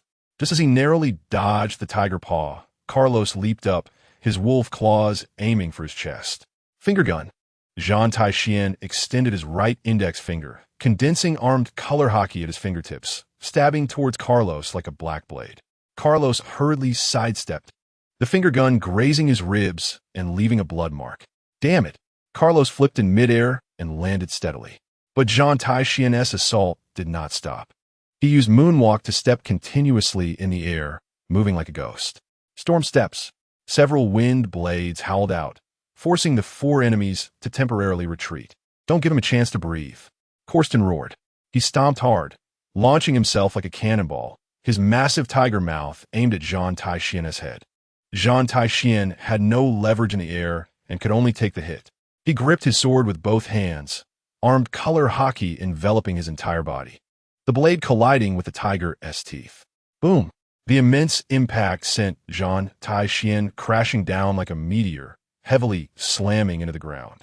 The ground instantly formed a deep pit, and debris flew everywhere. Zhan Tai Xuan felt a sharp pain in his chest, blood seeping from the corner of his mouth. But his gaze remained sharp as a blade, his fighting spirit undiminished. Shave! His figure flashed, instantly disappearing into the deep pit. The next second, he appeared behind Buck, his military knife stabbing straight at Buck's back. Buck reacted quickly, turning sharply, claws colliding with the blade. Just then, Rain's bare paw slapped from the side with immense force. Zhan Tai Xuan couldn't fully evade and could only block with his left arm. Bang! The tremendous force sent him flying sideways, crashing through 2 stone pillars before finally stopping. Pain shot through his left arm, which was clearly dislocated. But just as everyone thought he would be seriously injured, Zhan Tai Xuan slowly stood up. His left arm, under everyone's gaze, surprisingly returned to normal at a visible speed. What? Carlos's eyes widened. This is impossible. This monster is a monster. Buck stammered. Even Corsten showed a shocked expression. He had seen countless powerful individuals, but had never witnessed such a terrifying recovery ability. Interesting, Corsten licked his lips. Then I'll see how many times you can recover. The battle erupted once more, this time even more intense. The four enemies no longer held back, unleashing all their ultimate moves. Although Zhan Tai Xuan's recovery ability was astonishing, facing the siege of 4 powerful opponents, he still found himself in perilous situations. His body quickly became covered in wounds, his military uniform torn to shreds. But every time the enemies thought they had the upper hand, those wounds would miraculously heal. This bizarre sight instilled fear in the pirates present. Go, Commander! Banner Jessen's voice came from afar. He was fighting fiercely against the guarding pirates alongside several liberated slaves. One of the slaves was a retired Navy soldier, experienced in combat, working with Banner Jessen to take on 3 pirates. A few other strong slaves also picked up weapons. Although lacking in skill, they had the advantage of numbers. The key to the iron cage hung at the waist of a guard. But that guard was protected by 3 pirates, making it difficult to seize it. Damn brat! One pirate swung a knife at Banner Jessen. Banner Jessen skillfully dodged, his short knife leaving a bloody mark on the opponent's chest. I will save everyone. A firm belief burned in Banner Jessen's eyes. At that moment, Zhan Tai Xuan's battle reached a fever pitch. He seized the opportunity when Carlos attacked, his figure darting forward like lightning. Six forms ultimate iron block heart punch. Armament Haki concentrated on his right fist, crashing towards Carlos's chest like a black meteor. Carlos hurriedly crossed his claws to block, but the terrifying power still sent him flying 10 meters away. He crashed heavily against the wall, breaking his sternum and spitting blood. Carlos! Coulson roared, his tiger claws striking in rapid succession. Zhan Tai Xuan continuously used paper drawing to evade, his figure fluttering like willow fluff. Just then, he suddenly saw an opportunity. Coulson, in pursuit of him, had his back completely exposed. Now's the time. Zhan Tai Xuan suddenly leaped into the air, stepping with moonwalk, his figure rushing towards the ceiling. Then he dove down like a raptor, all his armament Haki concentrated on the fingertip of his right hand. Six forms ultimate 1-point penetration. This strike gathered all his strength and will, the armament Haki at his fingertip almost materializing. Coulson sensed danger and turned abruptly, but it was too late to completely avoid it. Blood splattered everywhere as Zhan Tai Xuan's fingertip pierced through Coulson's back, blood gushing out like a fountain.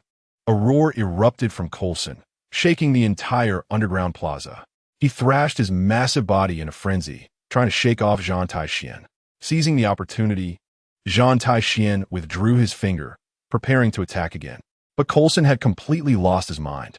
"I will kill you," ignoring his severe back injury. His massive tiger claws swept toward Zhan Tai Xuan with devastating force. Zhan Tai Xuan had no leverage in the air and could only take the hit. He crossed his arms, fully defending with armament Haki. Boom! The terrifying impact sent Zhan Tai Xuan flying like a cannonball, crashing through 5 massive stone pillars in succession. The rubble fell like rain, completely burying him. "Commander!" Banner Jason saw this scene, and tears instantly welled up in his eyes, letting out a desperate scream. Coulson clutched his bleeding back and roared madly. "Dig him out for me. I want to tear him into pieces." Chapter 46. Resolving Coulson, the sounds of digging came from the ruins as stones were moved one by one. Coulson's subordinates frantically dug, trying to uncover the buried Zhan Tai Xuan. The stench of blood filled the air, making one nauseous. Banner Jason sat slumped on the ground, filled with despair. The scene he just witnessed deeply shocked him. Zhan Tai Xuan faced 4 formidable enemies alone to protect everyone, ultimately buried alive beneath the rubble. "The commander won't die, right?" A recently rescued slave asked tremblingly. Banner Jason did not answer, only staring intently at the pile of ruins. He remembered Zhan Tai Xuan's heroic appearance when he first appeared, remembered how he unhesitatingly rescued the children, and recalled his righteous fury during the auction chaos. How could such a person die in a place like this? "Dig faster. Keep digging for me." Coulson, clutching his bleeding back, spoke with a voice twisted by rage. "I want to see his corpse." A few pirates were tirelessly moving stones, sweat mixing with blood. "Boss, these stones are too heavy. Should we find some tools?" "Stop the nonsense. Dig it out with your hands." Banner Jason watched all of this, a surge of unprecedented anger rising within him. He slowly stood up, trembling all over. He couldn't let the commander die here. This thought grew wildly in his mind, burning his reason like a raging wildfire. He remembered the humiliation of his childhood, the helplessness when his parents died tragically, and the pain of being enslaved over the years. And Zhan Tai Xuan was the first person to truly see him as a human. The first who was willing to fight desperately to save the innocent. The first who showed him a glimmer of hope. Banner Jason bent down and picked up a fallen pirate's cutlass. The blade was still stained with blood, glinting coldly in the dim light. "Don't touch the commander." He suddenly erupted with a roar, charging at the pirates who were digging like an injured young lion. The cutlass traced a sharp arc in the air as he swung with all his might at the nearest pirate. "What?" The pirate was taken aback, hurriedly raising his knife to block. Clang! The sound of metal clashing rang out. Although Banner Jason lacked strength, his reckless ferocity made the opponent wary. "You little brat." Seeking death, another pirate swung his knife at him. Banner Jason nimbly dodged, leaving a bloody mark on the opponent's chest with his cutlass. "I will protect the commander." His eyes burned with a mad flame, completely disregarding his own safety.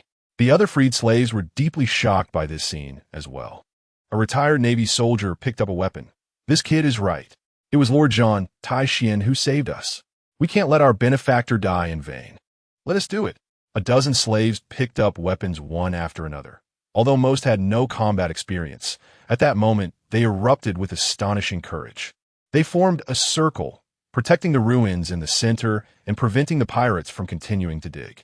Coulson saw this scene, a chilling, murderous intent flashing in his single eye. A bunch of ants dare to rebel. His massive tiger body, slightly crouched, venomous saliva gathering in his gaping mouth. First, I'll deal with you bothersome guys. Coulson aimed at the front-running Banner Jason. A stream of venomous saliva shot out like an arrow, moving so fast it was almost invisible. Banner Jason could not dodge in time and could only watch death approach. Time seemed to stand still. Countless images flashed through his mind. His parents' tragic deaths, his own humiliation, and Zhan Tai Xuan's warm, outstretched hand. At least I did not betray the commander's trust. Just then, the ruins suddenly exploded. Rubble flew everywhere like the scattering of celestial flowers, dust filling the air. A blood-soaked figure appeared in front of Banner Jason in an instant. It was Zhan Tai Xuan. He had taken the venomous saliva with his back. Sizzle. The sound of corrosion rang out as Zhan Tai Xuan's back instantly turned black, the poison eating away at his flesh. The excruciating pain made him grunt, but he held on and turned to Banner Jason with a grin. Good job, kid. Commander. Tears welled in Banner Jason's eyes. You're still alive. Of course I am. Zhan Tai Xuan stood upright, though his body was covered in wounds. His gaze was frighteningly bright. I promise to take you all away from here. Coulson's single eye widened in disbelief as he looked at the scene before him. Impossible. So many stones fell. How could you still be alive? Zhan Tai Xuan moved his shoulders. The injury on his back was visibly healing at a slow speed. Because I have people to protect. He raised his military knife, armament haki covering the blade once more. And accounts to settle. Coulson felt the terrifying killing intent emanating from Zhan Tai Xuan and instinctively took a step back. What do you want to do? Zhan Tai Xuan did not answer, but looked deeply at Banner Jason. The boy's earlier performance moved him greatly. An ordinary person could burst forth with such courage in a desperate situation. That alone was worthy of respect. Jason, take everyone to a safe place. But Commander, your injury, I'm fine. Zhan Tai Xuan interrupted him. Trust me. Banner Jason looked at Zhan Tai Xuan's determined gaze and clenched his teeth, nodding. Yes, please be careful. He called on the other slaves to retreat, but his gaze never left Zhan Tai Xuan. The square was once again left with only Zhan Tai Xuan and Coulson and others. Zhan Tai Xuan knew he could not delay any longer. That last blow had caused him significant internal injuries. Although he was recovering, it would take time. Coulson, despite being severely wounded, still maintained considerable fighting strength. It had to be a quick fight. Come on, Coulson. Zhan Tai Xuan slowly raised his military knife. Let's settle this. Coulson roared, his massive tiger-like body charging again. But this time, Zhan Tai Xuan did not dodge. He charged directly into Coulson's attack, a reckless fighting style. The tiger claws ripped through his chest, blood splattering. But Zhan Tai Xuan's knife also struck Coulson's abdomen, leaving a deep wound. An eye for an eye. You madman. Coulson howled in pain. Zhan Tai Xuan ignored the pain in his body, pouring all his domineering spirit and strength into the blade. The black-armed color flowed over the knife, thick like liquid. He had only one target, Coulson's heart. Six Styles' ultimate secret technique. Maximum round flash, prison absolute light slash. Countless flashes of light coalesced into a devastating torrent in an instant. Time seemed to stand still. Despair flashed in Coulson's single eye, and he desperately tried to dodge. But it was already too late. The blade light flashed like lightning, slicing through Coulson's chest. The massive tiger-like body suddenly stiffened. The next second, a line of blood appeared at Coulson's heart and then rapidly expanded. No, it's impossible. Coulson looked down at the wound on his chest, blood gushing out like a fountain. His massive body swayed a few times and then crashed to the ground. Chapter 47. The Scale of Justice Boom. Coulson's massive body slammed heavily onto the ground, raising clouds of dust. Blood flowed from the wound on his chest, staining the stone slabs beneath him. Those fierce eyes gradually lost their luster. The flame of life was extinguishing. Zhan Tai Xuan struggled to stand, his body swaying dangerously. That last strike had nearly exhausted all his strength, and the wound on his chest still ached. "Commander!" Banner Jason rushed over upon seeing this, supporting Zhan Tai Xuan's swaying body with his frail shoulder. "I'm fine." Zhan Tai Xuan took a deep breath, forcing himself to stand straight. It was not time to rest yet. The remaining pirates around, seeing their boss dead, immediately fell into chaos. Some wanted to flee, others sought revenge for Coulson, and the entire underground square was in disarray. "Kill this Navy. Avenge the boss. Run. Hurry up. The Navy reinforcements are coming. Take the treasure. We can't let so many die for nothing." The chaotic shouts echoed. Zhan Tai Xuan surveyed the scene, a surge of killing intent rising in his heart. These people participated in the slave trade, their hands stained with the blood of innocents. None were innocent. "Jason, take the others back." Zhan Tai Xuan gently pushed Banner Jason aside, gripping the military knife tightly. "But Commander, your injuries." "I said I'm fine." Zhan Tai Xuan's voice was unquestionable. None of these ruthless scoundrels could be let go. Banner Jason looked at Zhan Tai Xuan's resolute profile. A wave of admiration surged in his heart. Even heavily injured, the commander still protected them, facing all enemies alone. "This is justice." "Yes." Banner Jason responded loudly, quickly signaling the other sailors and rescued slaves to retreat. Zhan Tai Xuan took a deep breath, the armed color haki covering his whole body once again. The black sheen flowed over him like the armor of death. Shave. His figure instantly vanished from the spot. The next second, a pirate attempting to escape was pierced through the chest, blood splattering. "Monster! This guy's a monster!" Terrified cries rang out, but Zhan Tai Xuan's movements did not pause for a moment. Finger pistol barrage. His fingers shot out like lightning, each strike hitting critical points with precision. He showed no mercy to these scum involved in the slave trade. The smell of blood filled the air, but Zhan Tai Xuan's gaze remained cold as ice. This was not slaughter, it was cleaning up garbage. 10 minutes later, the underground square fell completely silent. Zhan Tai Xuan stood with his knife sheathed, surveying the bodies strewn across the ground. No pirate escaped, nor did any surrender. "Commander." Banner Jason cautiously approached, his face somewhat pale. Although he knew these pirates got what they deserved, such a bloody scene still shocked him. "Count the casualties." Zhan Tai Xuan wiped the blood off the blade, his voice a bit hoarse. The previous battle had drained too much of his stamina.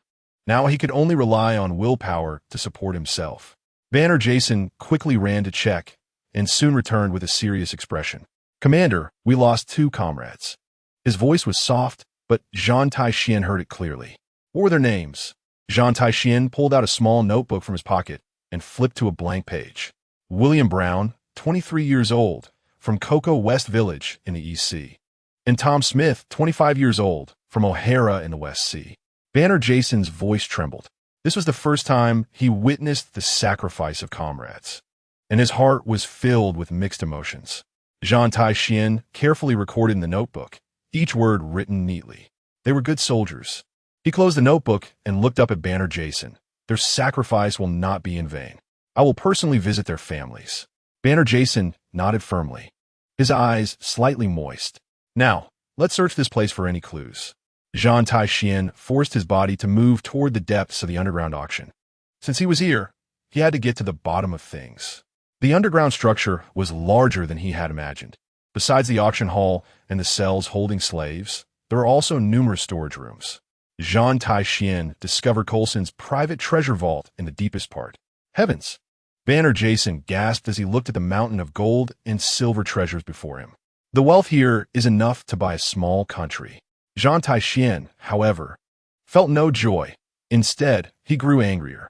This wealth was blood money obtained from the slave trade, and every gold coin was stained with the tears of innocence. "Divide this into 3 parts. Zhan Tai Xuan ordered calmly, 1 part as death compensation for Brown and Smith to be sent to their families. 1 part for the local disaster-stricken civilians.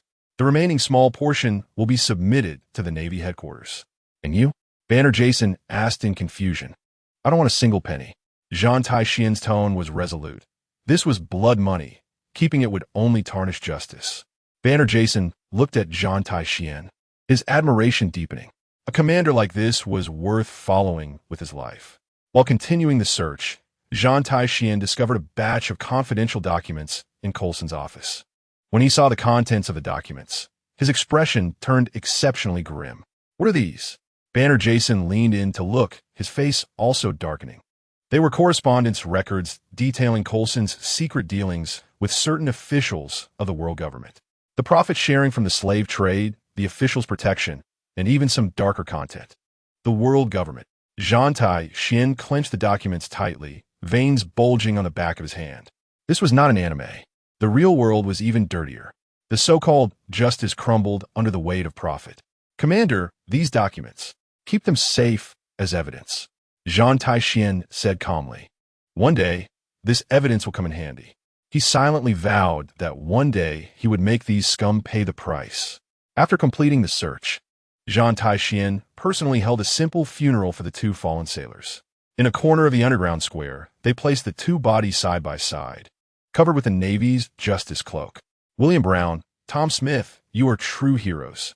Zhan Tai Xuan stood before the bodies, his voice solemn and grave. "You have interpreted what justice is with your lives. I salute you." Everyone took off their hats and bowed silently. The rescued slaves also knelt down one after another, expressing their respect to these two heroes. "Commander, we want to join the Navy." A young slave suddenly spoke, his eyes burning with determination. "Me too. And I." More and more people expressed the same thought. Zhan Tai Xuan looked at these people and felt a sense of comfort rise in his heart. The seeds of justice are sprouting, and that is more important than anything else. The doors of the Navy are always open for those with a sense of justice, Zhan Tai Xuan said solemnly. "But you must remember, justice needs to be guarded with your life." "We understand." Chapter 48, The Four Seas Shake. On the sea, a huge naval warship was cutting through the waves, its white hull shining in the sunlight. On the deck, Sengoku, dressed in a justice cloak, looked seriously towards the island ahead. "General, ahead is Caravel Island," a naval officer reported respectfully. Sengoku nodded, a flash of worry passing through his eyes. "Can that kid Zhan Tai Xuan handle Tiger Tooth Coulson? Speed up," Sengoku ordered. When the warship docked, the first thing Sengoku saw was the mountain of corpses piled up at the port. The smell of blood was so thick it was nauseating. Sengoku's pupils contracted. These corpses were wearing pirate outfits, seemingly all under Coulson's command. On the other side of the dock, dozens of ragged people were gathering together, men and women, old and young. Their eyes reflected both the relief of surviving and the yearning for freedom. These should be the rescued slaves. "General Sengoku." Zhan Tai Xuan's voice came from afar. Sengoku turned to see Zhan Tai Xuan supporting a frail young boy coming over. Zhan Tai Xuan's military uniform was tattered, and there were many bloodstains on him, but he looked in good spirits. "Mission accomplished?" Sengoku asked directly. "Coulson is dead, and the slave trade organization has been completely destroyed," Zhan Tai Xuan reported succinctly. Sengoku silently nodded, but a storm surged in his heart. One person solved a big pirate like Coulson? Has this kid's strength reached the level of a rear admiral? "Give me a detailed report," Sengoku said. Zhan Tai Xuan briefly recounted the entire process, focusing on the batch of confidential documents found in Coulson's office. The scum officials of the world government. Sengoku's face darkened. He was not surprised by this, but he felt anger every time he heard it. "Where are the documents?" "Here," Zhan Tai Xuan handed over a file bag. Sengoku took the documents and quickly flipped through a few pages, his frown growing tighter. "These pieces of evidence are very important. Keep them safe." "Yes," Zhan Tai Xuan nodded, then introduced the young boy beside him. "This is Banner Jason. I wanted to join the Navy." Sengoku glanced at the frail boy, a hint of approval flashing in his eyes. To maintain courage in such a dangerous situation, this kid has potential. "Fine, let him train with you first, and arrange for him to participate in the elite training camp assessment later." Banner Jason was so excited he couldn't speak, constantly saluting Sengoku. After boarding the warship, Zhan Tai Xuan arranged for Banner Jason to rest and went to the deck himself. The sea breeze blew, taking away the smell of blood on him. "Tired?" Sengoku walked over to him. "Not bad." Zhan Tai Xuan looked at the distant horizon. only feeling that the darkness of this world was deeper than he imagined. Sengoku was silent for a moment. The road of justice has never been easy, but someone must walk it. I understand. Just then, a communication soldier ran over. General, we just received news that the other cadets have also completed their missions. A glimmer of relief flashed in Sengoku's eyes. Tell me, Sakazuki successfully defeated Volcanobarton. The communication soldier paused. And he has eaten the Logia-type magma fruit. Zhan Tai Xuan's heart stirred. Sakazuki finally got the magma fruit, which means the future Akainu is about to be born. Borsellino also completed his mission, easily dealing with Ghost Shadow Catfight. Sengoku nodded in satisfaction. What about Dragon? Zhan Tai Xuan asked. Dragon destroyed the entire slave trade network of Blood Countwald, but the communication soldier hesitated. But what? He questioned the existing justice system in his report, believing that simply capturing pirates cannot solve the problem. Zhan Tai Xuan sighed inwardly. Dragon has already begun to be dissatisfied with the Navy and the world government. When will they return? Sengoku asked. They are expected to arrive at Marineford tomorrow evening. Sengoku nodded, then turned to Zhan Tai Xuan. Get ready to accept everyone's attention. The achievements of U4 will soon spread throughout the world. Sure enough, early the next morning, the newsbird brought shocking news that shook the four seas. The four new stars emerge. The Navy elite training camp gives birth to legends. The newspaper spread across the seas, and the names of the four instantly echoed throughout the world. New World, aboard the Moby Dick. Gulalala, interesting little brats. Whitebeard put down the newspaper, full of admiration. Old man, these new Navy recruits are quite strong, Marco said beside him. Yes, especially that one named Zhan Tai Xuan, who can single-handedly deal with over 100 million pirates. That's impressive. Whitebeard raised his cup and drank it all. Is a new era coming? On the other side, Shiki looked at the newspaper, revealing an interested expression. Keek, keek, keek. The Navy has some interesting guys, especially that kid who ate the magma fruit. He should be quite powerful. A dangerous light flashed in Shiki's eyes. Perhaps he could find an opportunity to test these newcomer strength.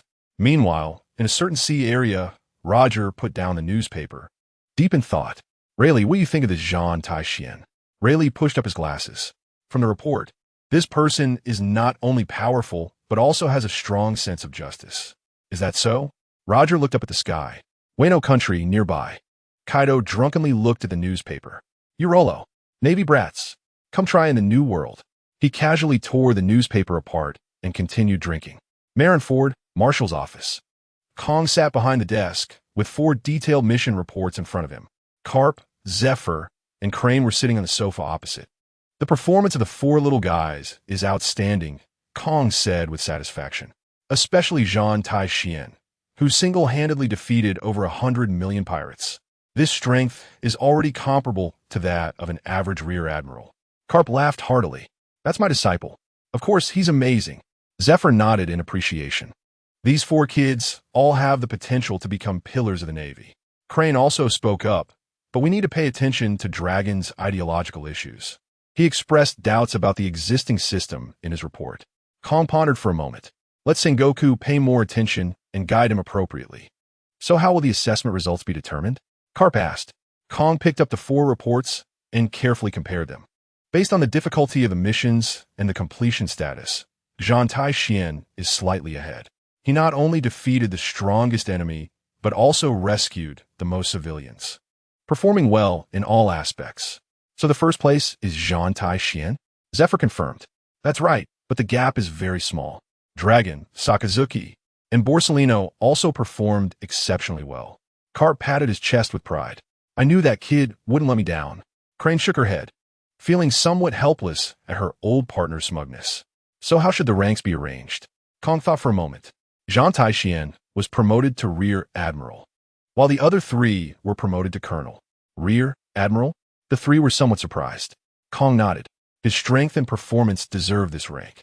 Chapter 49. Promotion to Rear Admiral. The sun was particularly bright over Marineford Square, and the huge naval flag flapped in the sea breeze. Zhan Tai Xuan stood at the front of the line, looking at the hundreds of sailors gathered before him, his heart calm. Beside him, Sakazuki stood straight as a spear, while Long frowned slightly, seemingly pondering some profound issue. Porcelino still appeared lazy, but today he was a bit more restrained. Wow, this scene is quite grand today, Kizaru muttered softly. Sakazuki shot him a glance. Less chatter, don't embarrass us later. Oh, Sakazuki is really strict, Zhan Tai Xuan thought to himself. On the stage, Admiral Kong was dressed in a sharp military uniform, the silver stars on his epaulettes shining brightly. Behind him stood the high-ranking naval officials Sengoku, Zephyr, and Crane, all looking particularly serious. Today, we are here to hold a promotion ceremony for the graduates of the first elite training camp of the naval headquarters. Kong's voice was loud and powerful, spreading throughout the square. The sailors below erupted into enthusiastic applause and cheers. These 4 students had performed excellently in the recently concluded graduation assessment, showcasing the spirit of the new generation of the Navy. Kong's gaze swept over the 4, finally stopping at Zhan Tai Xuan. Now, I announce the promotion results. The square instantly fell silent, everyone holding their breath. Monkey Long, outstanding performance, promoted to Navy Colonel. Long stepped forward, received the rank insignia, and saluted expressionlessly. Sakazuki, outstanding performance, promoted to Navy Colonel. Sakazuki's steps were firm and powerful, and flames of determination burned in his eyes as he took the insignia. Porcelino, outstanding performance, promoted to Navy Colonel. Kizaru leisurely walked up, lazily accepting the insignia. The applause in the square surged like waves, but everyone was waiting for the last name. Kong paused for a moment, his tone becoming more solemn. Zhan Tai Xuan. Zhan Tai Xuan stepped forward.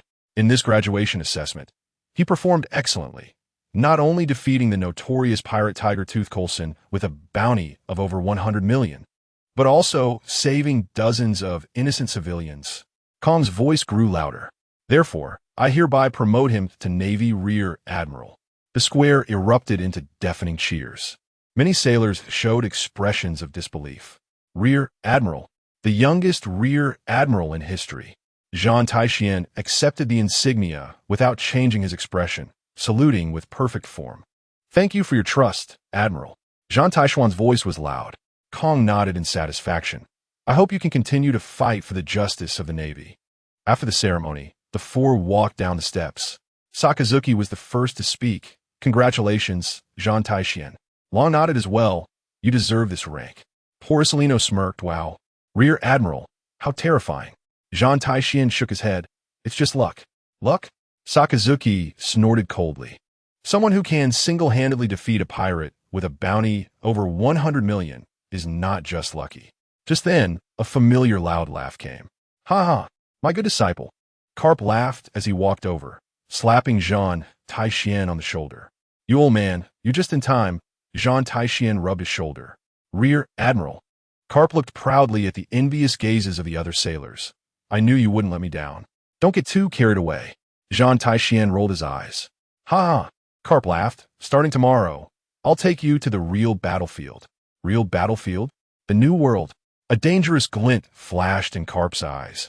It's time to let those pirates see the new naval power. Zhan Tai Xuan's heart stirred. The new world, a place where strong people gathered. However, with his current strength, it wasn't too dangerous. But before that, a gentle voice came over. Crane approached with a smile. Zhan Tai Xuan, congratulations. Thank you, Vice Admiral Crane. Crane nodded. I heard you performed excellently in protecting your subordinates during the mission. That's what I should do.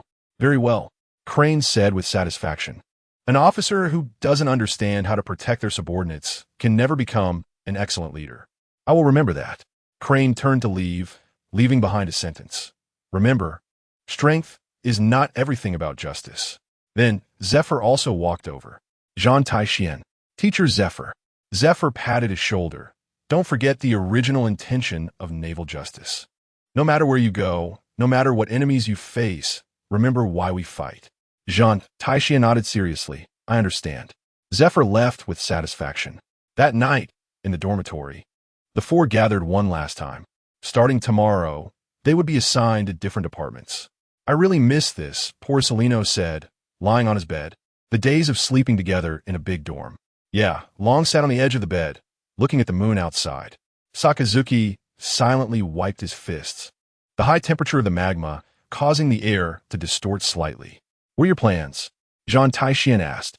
I want to eliminate all evil. Sakazuki's voice was cold. With absolute justice, make this world a better place. Absolute justice? Long turned his head. What is absolute justice? Eliminate all pirates, protect all civilians. Sakazuki answered without hesitation. Long shook his head. I don't think it's that simple. What do you mean? This mission opened my eyes to a lot, Long said, his voice somewhat confused. Pirates are indeed despicable, but what is the root cause of all this? Sakazuki frowned. The root cause is the evil in people's hearts. No, Long stood up. It's the system of this world. Corrupt nobles, oppressive systems against civilians, officials who ignore justice for profit. If these aren't changed, what good is just capturing pirates? Sakazuki's fists tightened. Then what do you want to do? I'm still looking for the answer. A determined glint flashed in Long's eyes. One day, I will find true justice. Zhan Tai Xuan listened to their conversation, secretly sighing. The wheels of history had already begun to turn. Long had started to question the existing system, while Sakazuki had begun to change. And poor Isolino. Wow, you guys are speaking so profoundly, Kizuru said lazily. I just want a stable job. Zhan Tai Xuan couldn't help but laugh. This is poor Isolino, always so realistic. And you, Zhan Tai Xuan? Long asked, what is your justice? Zhan Tai Xuan pondered for a moment. Protect the people worth protecting. Eliminate the evil that should be eliminated. Is it that simple? It is that simple. Long nodded thoughtfully. Sakazuki snorted. Still too naive. Naive? Zhan Tai Xuan laughed, maybe. But at least I know what I'm doing. Late at night, the four rested. Zhan Tai Xuan lay on his bed, looking at the ceiling. Starting tomorrow, a new journey would begin. What kind of enemies would he encounter following Karp to the New World? Roger's pirates? Whitebeard's pirates? The Golden Lion? Or the Red Count? Chapter 50. I want to eat braised pork. The morning sunlight spilled onto the deck of Karp's dog-headed warship, coating it in a layer of warm gold. Zhan Tai Xuan was dressed in a brand new justice cloak, the insignia shimmering in the sunlight, officially becoming a member of this fleet. The old soldiers on the deck stopped their work, all eyes turning towards him. They had long recognized this monster picked up by Vice Admiral Karp. But standing here as a brigadier general carried a completely different meaning. Bogart walked up to Zhan Tai Xuan, his expression stern and his voice as steady as ever. Brigadier General, welcome. He handed over a document. This is our fleet's cruising route and main task for the next 3 months, primarily focused on eliminating pirates near the entrance to the New World. Bogart's tone was serious and professional, without a word wasted. The fleet's daily training and alert levels will be maintained at the highest standards. I will handle the specific matters. You can issue any orders directly. Zhan Tai Xuan took the document and nodded. Thank you for your hard work, Mr. Bogart. Ha ha ha. What are you all staring at? Karp's loud laughter suddenly erupted. One hand holding a bag of donuts, the other heavily slapping Zhan Tai Xuan's shoulder.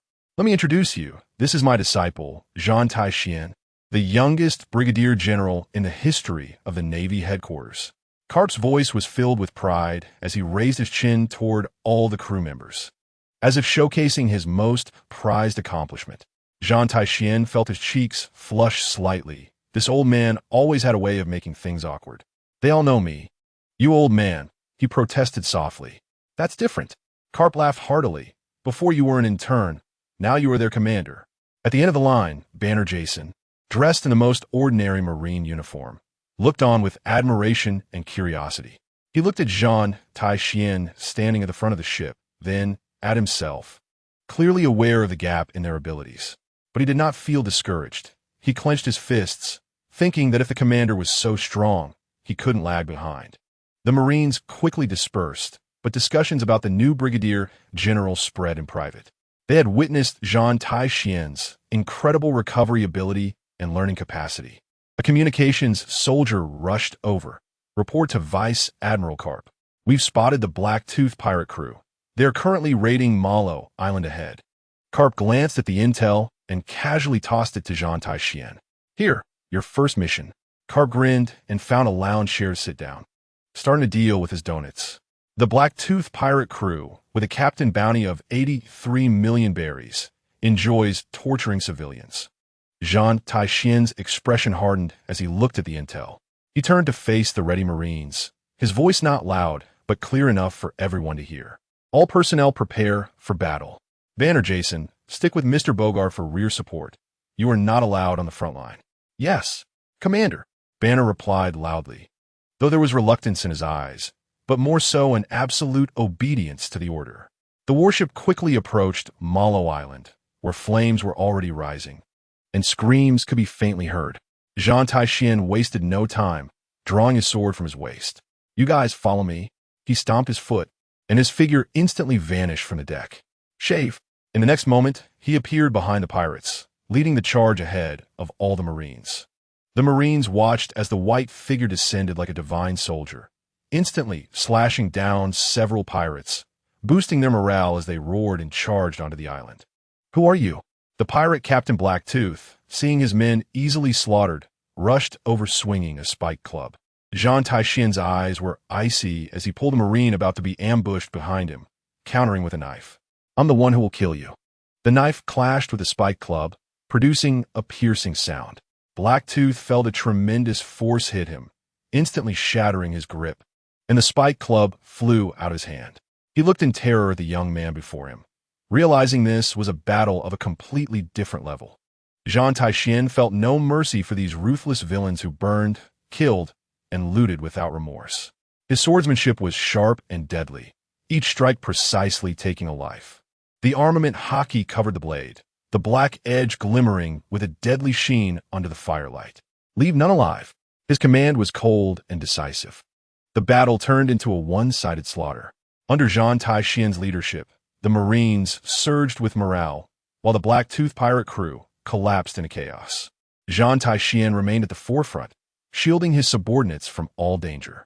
Any pirate attempting to bypass him to attack ordinary Marines would be swiftly caught up with shave and killed with a single stroke. The battle quickly came to an end, with the entire pirate crew annihilated. The Marines looked at their unharmed comrades, then at the young brigadier general standing amidst the corpses, his white cloak not stained with a single drop of blood, their awe transforming into complete trust and admiration. Karp stood on the island at some point, nodding in satisfaction. Not bad, kid, you got some style. He walked up to Zhan Tai Xuan. Your sword is fast, but not heavy enough. Karp suddenly threw a punch, the wind from his fist brushing past Zhan Tai Xuan's cheek, smashing a large rock behind him. To break through to the great swordsman level, it comes from your body, your waist, your legs, every muscle in your body.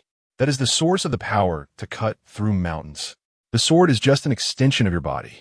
Zhan Tai Xuan's heart jolted, as if a bolt of lightning had split through the fog, suddenly illuminating everything.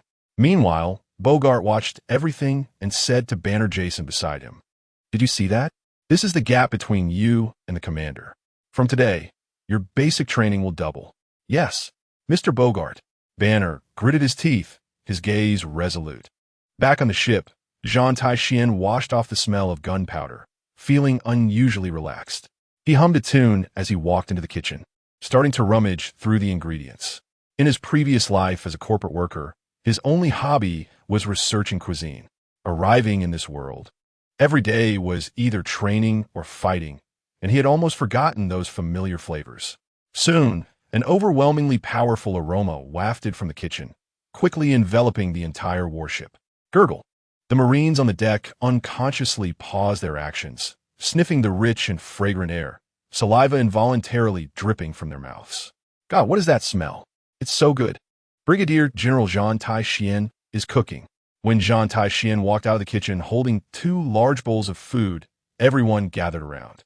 One bowl contained glistening, tender braised pork, while the other was a fragrant tomato scrambled egg in red and yellow hues.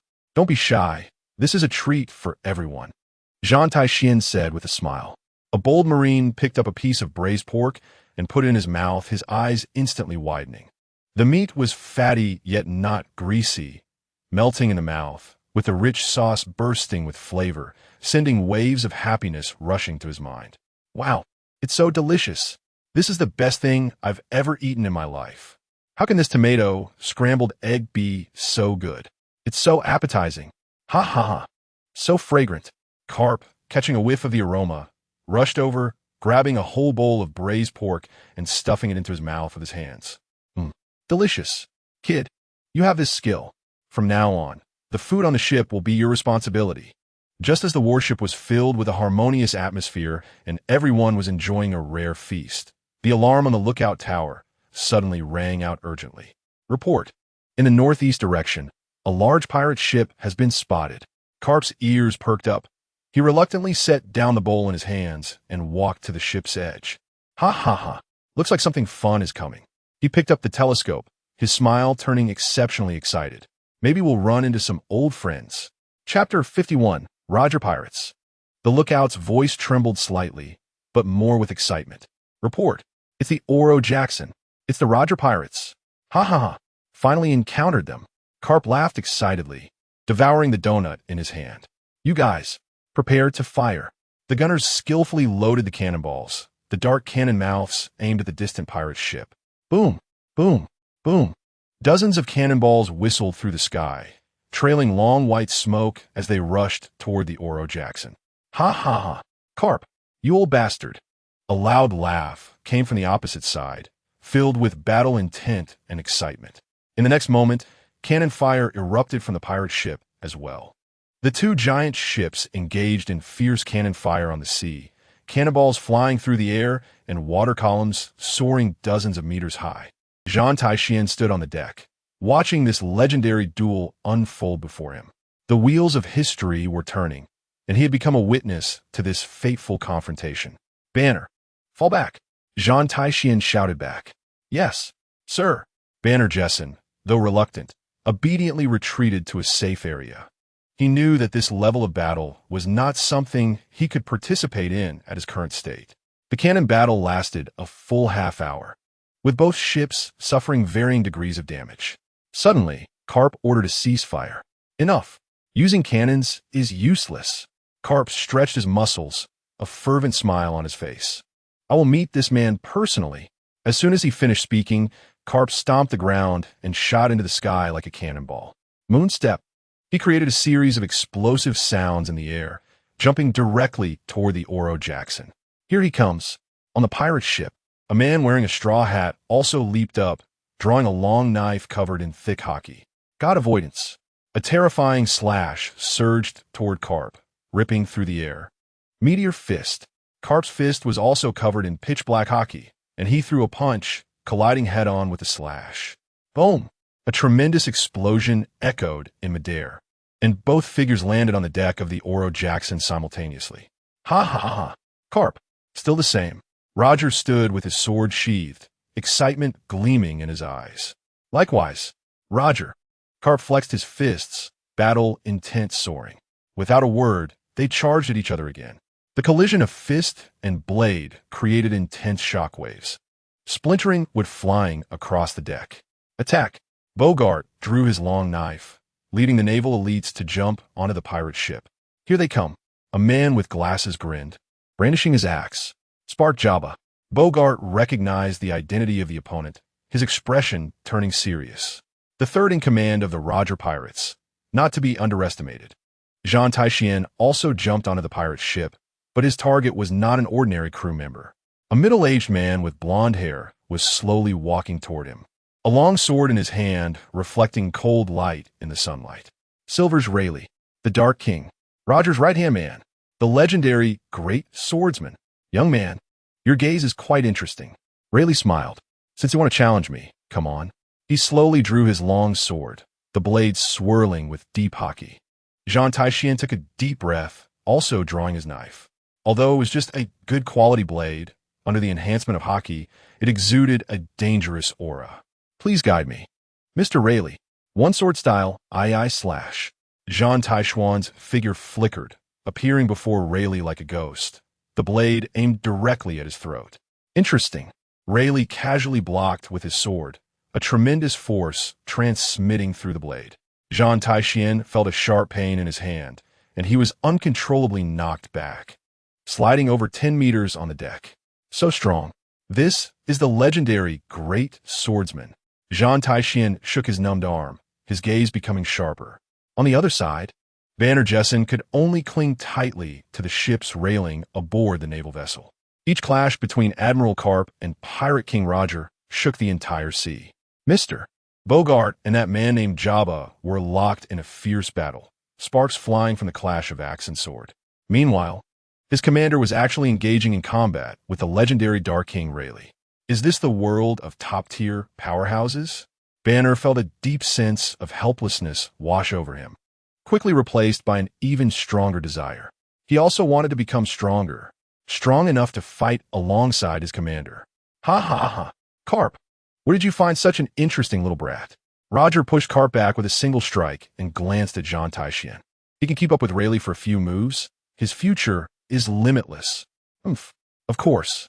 He's my disciple, Karp proudly replied, swinging his fist again. Meteor fist. Karp's fist surged with terrifying haki, punching out as if to shatter the entire world. Interesting. God avoidance, break the heavens. Roger also unleashed his full power. The haki on his long knife, so dense it seemed about to overflow.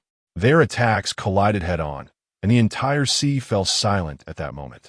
The next second, a deafening explosion sounded, and the sea was lifted into towering waves hundreds of meters high. The battle continued from day to night. The entire sea became their battleground, both sides displaying monstrous stamina and endurance. By night, they showed no signs of stopping. Torches were lit, and the fighting continued on the swaying deck, the sounds of shouting and clashing weapons echoing through the night sky. The next day, the sun rose as usual. The battle continued. Zhan Tai Xuan was covered in wounds, breathing heavily, but the battle intent in his eyes grew stronger. He constantly clashed with Rayleigh, from being completely passive at the start to gradually keeping pace with his opponent's rhythm. Rayleigh seemed to see his potential, and although every move was lethal, he subtly guided him. Kid, your sword is too rigid. During a brief pause in their exchanges, Rayleigh suddenly spoke. The sword is merely an extension of your body, not a shackle that binds you. When your intent surpasses the blade, you will see a new realm. Intent surpassing the blade? Zhan Tai Xuan's heart shook. Karp's past words and Rayleigh's current guidance collided in his mind. He seemed to see a tightly closed door, behind which lay the scenery of the great swordsman. Now, he finally found the crack in that door. The battle continued until the dusk of the third day. The setting sun dyed the sea a golden red, dazzling like blood. Clang! Accompanied by the final intense clash, Karp and Roger both retreated simultaneously. Both were panting, bruised, yet wearing exhilarated smiles. The others also stopped fighting in unison. The deck was a mess, both sides exhausted, yet they were all spiritedly gazing at each other. The air was filled with a tense, yet wondrous balance. Ha ha! That was a good fight. Roger suddenly sheathed his sword and plopped down on the deck. Hey, Karp, stop fighting. Let's have a feast. Zhan Tai Xuan nearly stumbled and fell. Have a feast? He looked at Karp, thinking this old man would fly into a rage. However, Karp wiped the blood from his face and also broke into a hearty laugh. Ha ha! Good idea. I'm just hungry. Chapter 52. Enemies or friends? Ha ha. Come, come, come. Don't be shy. Roger laughed heartily and invited everyone over, completely shedding the fierce fighting from before. The legendary Pirate King casually sat on the deck, one hand holding a bottle of wine and the other draping over Karp's shoulder. You bastard, Roger. You're still so shameless. Karp cursed, but he didn't push Roger away. Instead, he clinked his wine bottle with him. Ha ha ha ha. After fighting for 3 days and nights, I'm also tired. Zhan Tai Xuan stood aside, watching this strange scene with twitching eyelids. Although Karp and Roger have a good relationship in the anime, the sight of the Navy hero and the Pirate King side by side is still quite striking. Hey kid, stop dawdling and come sit down. Karp waved at Zhan Tai Xuan. Rayleigh, this is the kid I told you about. Roger turned to his first mate. Rayleigh set down his sword and walked over slowly, his eyes filled with scrutiny. He was indeed an interesting young man. He stopped in front of Zhan Tai Xuan. Those few strikes just now had already touched the threshold of a great swordsman. Thank you for your guidance, Senior, Zhan Tai Xuan replied respectfully. Although they stood on different sides, he still had great respect for Rayleigh's strength and character. Huh, don't call me Senior, just call me Rayleigh. Rayleigh waved his hand and sat down beside him. Your swordsmanship foundation is solid, but you're too fixated on techniques. A true swordsman feels the sword with his heart. When your intent can transcend the constraints of the blade, you'll see a new world. Zhan Tai Xuan nodded thoughtfully.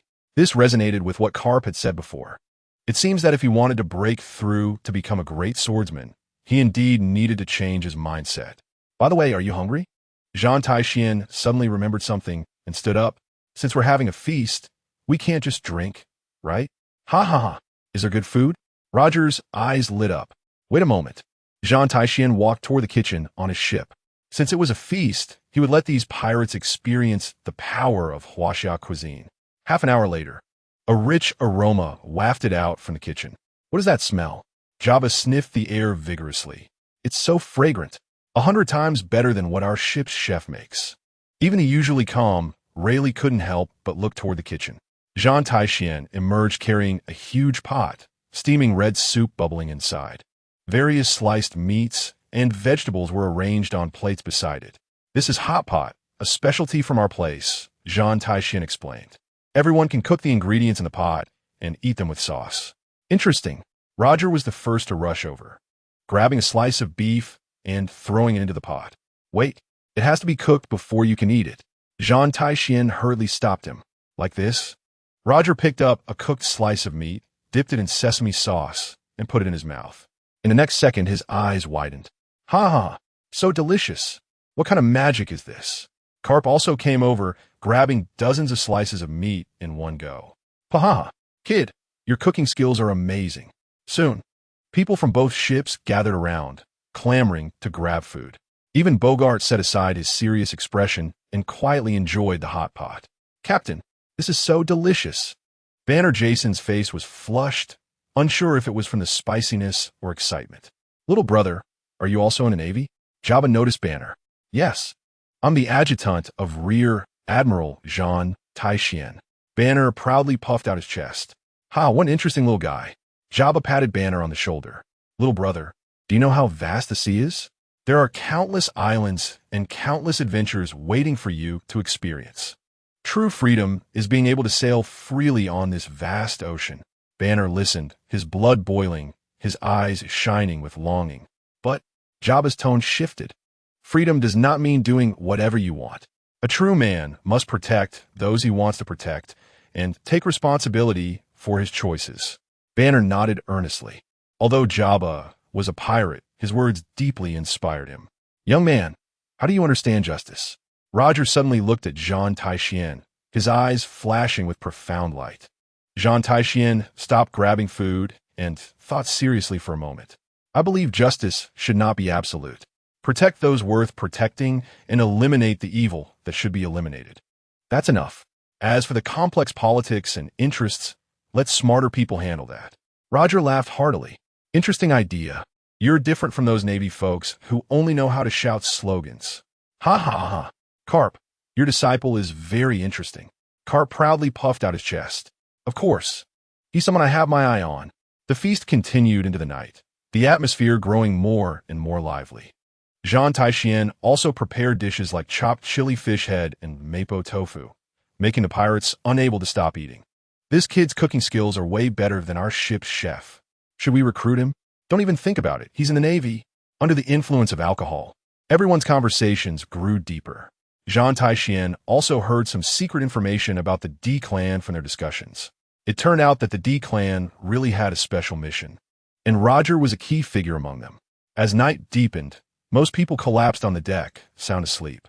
Karp walked over to Zhan Tai Xuan, his expression unusually serious. Kid, what do you think of Roger? He is a very special person. Zhan Tai Xuan answered honestly. He really is special. Karp looked at the deeply sleeping Roger. This bastard is the most important opponent in my life. Our relationship is hard to define simply as friend or foe. He is a pirate. I'm a Navy man. And that is an unchangeable fact. But if one day the world really needs saving, I think I would choose to believe in him. Zhan Tai Xuan nodded, gaining a deeper understanding of the complexity of this world. The next morning, the morning sun spilled over the sea, dyeing the water golden. People from both ships gradually woke up and began to clean up. Ha ha ha. Karp, next time we meet, let us continue fighting. Roger stood at the bow of the ship, waving goodbye. Ha ha ha. Anytime. Karp waved his fist. Just as the Oro Jackson was about to leave, Roger suddenly looked deeply at Zhan Tai Xuan. Young man, you have a very special aura. One day, this sea will change because of you. After saying that, he turned and returned to the cabin, leaving Zhan Tai Xuan looking perplexed. Chapter 53. The art of slacking off. The afternoon sun was particularly warm as Zhan Tai Xuan lay on a deck chair, eating senbei while flipping through task reports. Karp was leisurely lying beside him, holding a cup of hot tea and occasionally letting out satisfied sighs. Ah, this is what life is about. Zhan Tai Xuan stretched lazily and tossed the task report aside. Pahaha, kid, you're getting more and more like me. Karp laughed heartily, finishing the tea in his cup in one go. This skill of slacking off, I've been honing it for decades. Old man, what you're doing isn't honing. I bet you're the only one in the world who can slack off to this level, Zhan Tai Xuan scoffed. Bogart walked over, looking at the old and young duo with a blank expression. Vice Admiral Karp, Rear Admiral Zhan Tai Xuan. We have 3 hours until we arrive at Branch 7. Got it. Got it. Karp waved his hand. Bogart, you're too tense. Task can be done slowly. But the branch chief has already called 3 times to urge us. Bogart's temple twitched. Then let them wait a bit longer, Zhan Tai Xuan said lazily. Banner Jason ran over from a distance, his face filled with excitement. Captain, a merchant ship has been spotted ahead, signaling for help. They say they're being chased by pirates. Zhan Tai Xuan sat up, shielding his eyes with his hand as he gazed into the distance. Indeed, he saw a merchant ship billowing black smoke heading this way, followed by 3 ships flying pirate flags. TSK, what a buzzkill. Zhan Tai Xuan stood up and stretched his muscles. Old man, I'll go take care of it. You keep sunbathing. Pahaha. Go. Remember to come back quickly. We can't waste afternoon tea time. Karp lay back in the deck chair, looking unconcerned. Zhan Tai Xuan walked to the ship's railing and shouted towards the lookout tower. Turn around. Get closer to that merchant ship. Yes. The warship quickly adjusted its course, heading towards the firefight area. Zhan Tai Xuan stood at the bow, watching the pirate ship getting closer, his expression gradually becoming indifferent. Banner, you are responsible for protecting the civilians on the merchant ship, Zhan Tai Xuan said without turning his head. Yes, sir. Banner Jason immediately ran to prepare the lifeboats. Mr. Bogart, let the Marines practice their skills this time. Zhan Tai Xuan turned to Bogart. Understood. Bogart nodded and began to command the Marines to prepare for battle. Soon, the warship approached the firefight area. The 3 pirate ships saw the Navy flag, and instead of fleeing, they turned their cannons towards them. Ha ha ha, another fat sheep has come. The arrogant laughter came from the pirate ship. What does it matter to the Navy? I'll take on the Navy too. Boom, boom, boom. The shells whistled in, and Zhan Tai Xuan's eyes sharpened. Shave. His figure instantly disappeared from the deck, and the next second he appeared in midair. Storm foot slash. Dozens of blue slashes shot from his legs, precisely hitting each shell, causing a series of explosions in the air. What? The pirates widened their eyes. Zhan Tai Xuan continuously used moonwalk in the air, directly jumping onto the nearest pirate ship. One sword-style instant kill. The flash of the sword struck, and before the pirates on the entire ship could react, they all fell in a pool of blood. Monster! That guy's a monster! The pirates on the other 2 ships were terrified. Run! But it was already too late. Zhan Tai Xuan pushed off the deck again, appearing on the second ship. One sword-style sweep. A massive slash swept across, cutting the entire ship in half, slowly sinking into the sea. On the last pirate ship, the captain slumped on the deck, trembling all over. Spare us! Spare us! We won't dare again. Zhan Tai Xuan landed in front of him, his eyes cold as frost. What did you just say? Even the Navy is being robbed? No. We were wrong. We really were wrong. Zhan Tai Xuan ignored their pleas for mercy and swung his sword, ending the lives of these villains. He never showed mercy to pirates who burned, killed, and looted. After the battle, the merchants and crew on the merchant ship excitedly thanked Zhan Tai Xuan. Thank you so much. If it weren't for your help, we would have been done for. It's my duty, Zhan Tai Xuan said lightly. Are you injured? Just minor injuries, nothing serious. That's good. Zhan Tai Xuan nodded. Be careful while sailing in the future. This sea area hasn't been very peaceful lately. Back on the warship, Karp was still lying on the deck chair, but the teacup in his hand was already empty. All taken care of? Karp asked lazily. Yes, all 3 pirate ships have been cleared. Zhan Tai Xuan lay back in his own chair. Ha ha ha. Not bad, not bad. Karp nodded in satisfaction. The speed is quite fast. It didn't delay afternoon tea time. Of course. Zhan Tai Xuan picked up a piece of pastry. Slacking off is the main thing. Dealing with pirates is just a side task. Bogart twitched at these words. The values of this old man and young man are truly unique. Banner Jason ran over to report. Sir, the cargo on the merchant ship has been counted, and there are no suspicious items. Thank you for your hard work. Zhan Tai Xuan patted Banner's shoulder. Go take a rest. You performed well today. Yes. Banner excitedly ran off. By the way, you old man. Zhan Tai Xuan suddenly remembered something. It seemed those pirates mentioned a name Blackbeard. Blackbeard? Karp frowned. There's indeed a kid named Teach causing trouble in the New World lately, but he hasn't become a significant threat yet. Zhan Tai Xuan's heart stirred. Marshal Teach, one of the future 4 emperors, should still be an ordinary crew member on Whitebeard's ship now. Forget it. Let us not worry about this. Karp lay back down. Anyway, if the sky falls, their SA tall guy to hold it up. Us little soldiers just need to slack off. You old man, you're also a naval hero. Can't you have a little awareness? Zhan Tai Xuan said speechlessly. What is wrong with being a hero? Can't heroes slack off? Karp retorted righteously. Besides, I call this balancing work and rest. Balancing work and rest? Zhan Tai Xuan snorted. I think you're just resting. The two were joking when the communications officer hurriedly ran over. Report. Branch 7 is calling. They have discovered the traces of the Storm Pirate Group. Zhan Tai Xuan and Karp exchanged glances and sighed simultaneously. It seems afternoon tea time will be delayed. Zhan Tai Xuan helplessly stood up. Ha ha ha. No matter. We can drink tea after the fight tonight. Karp also stood up, stretching his muscles. Full speed ahead. Target Branch 7. Zhan Tai Xuan gave the order. Chapter 54. Branch Defense Battle Report. The Storm Pirate Group has been spotted. They are numerous. The lookout's voice was filled with obvious tension, and the atmosphere on the warship instantly became serious. Zhan Tai Xuan put down the teacup in his hand and stood up to look into the distance. Dozens of pirate ships of various sizes were heading towards Branch 7, a dark mass, aggressive. TSK. It looks like afternoon tea is off the table. Zhan Tai Xuan shook his head helplessly. Karp also stood up, his expression becoming serious. Kid, how about you command this defense battle this time? Me command? Zhan Tai Xuan raised an eyebrow. Ha ha, I want to see your command ability. Karp grinned. Besides, such a small scene doesn't he need me to take action. Zhan Tai Xuan looked at the dense pirate ships in the distance, and then at the Marines beside him, nodding. All right, I'll give it a try. Sir, I want to join the battle too. Banner Jason ran to Zhan Tai Xuan's front, his eyes burning with battle spirit. Your strength isn't enough. Zhan Tai Xuan shook his head. You'll be responsible for logistical support, which is also very important. Yes. Although Banner was a bit disappointed, he still nodded firmly. The warship quickly arrived at Branch 7, and Zhan Tai Xuan immediately jumped onto the dock to observe the terrain.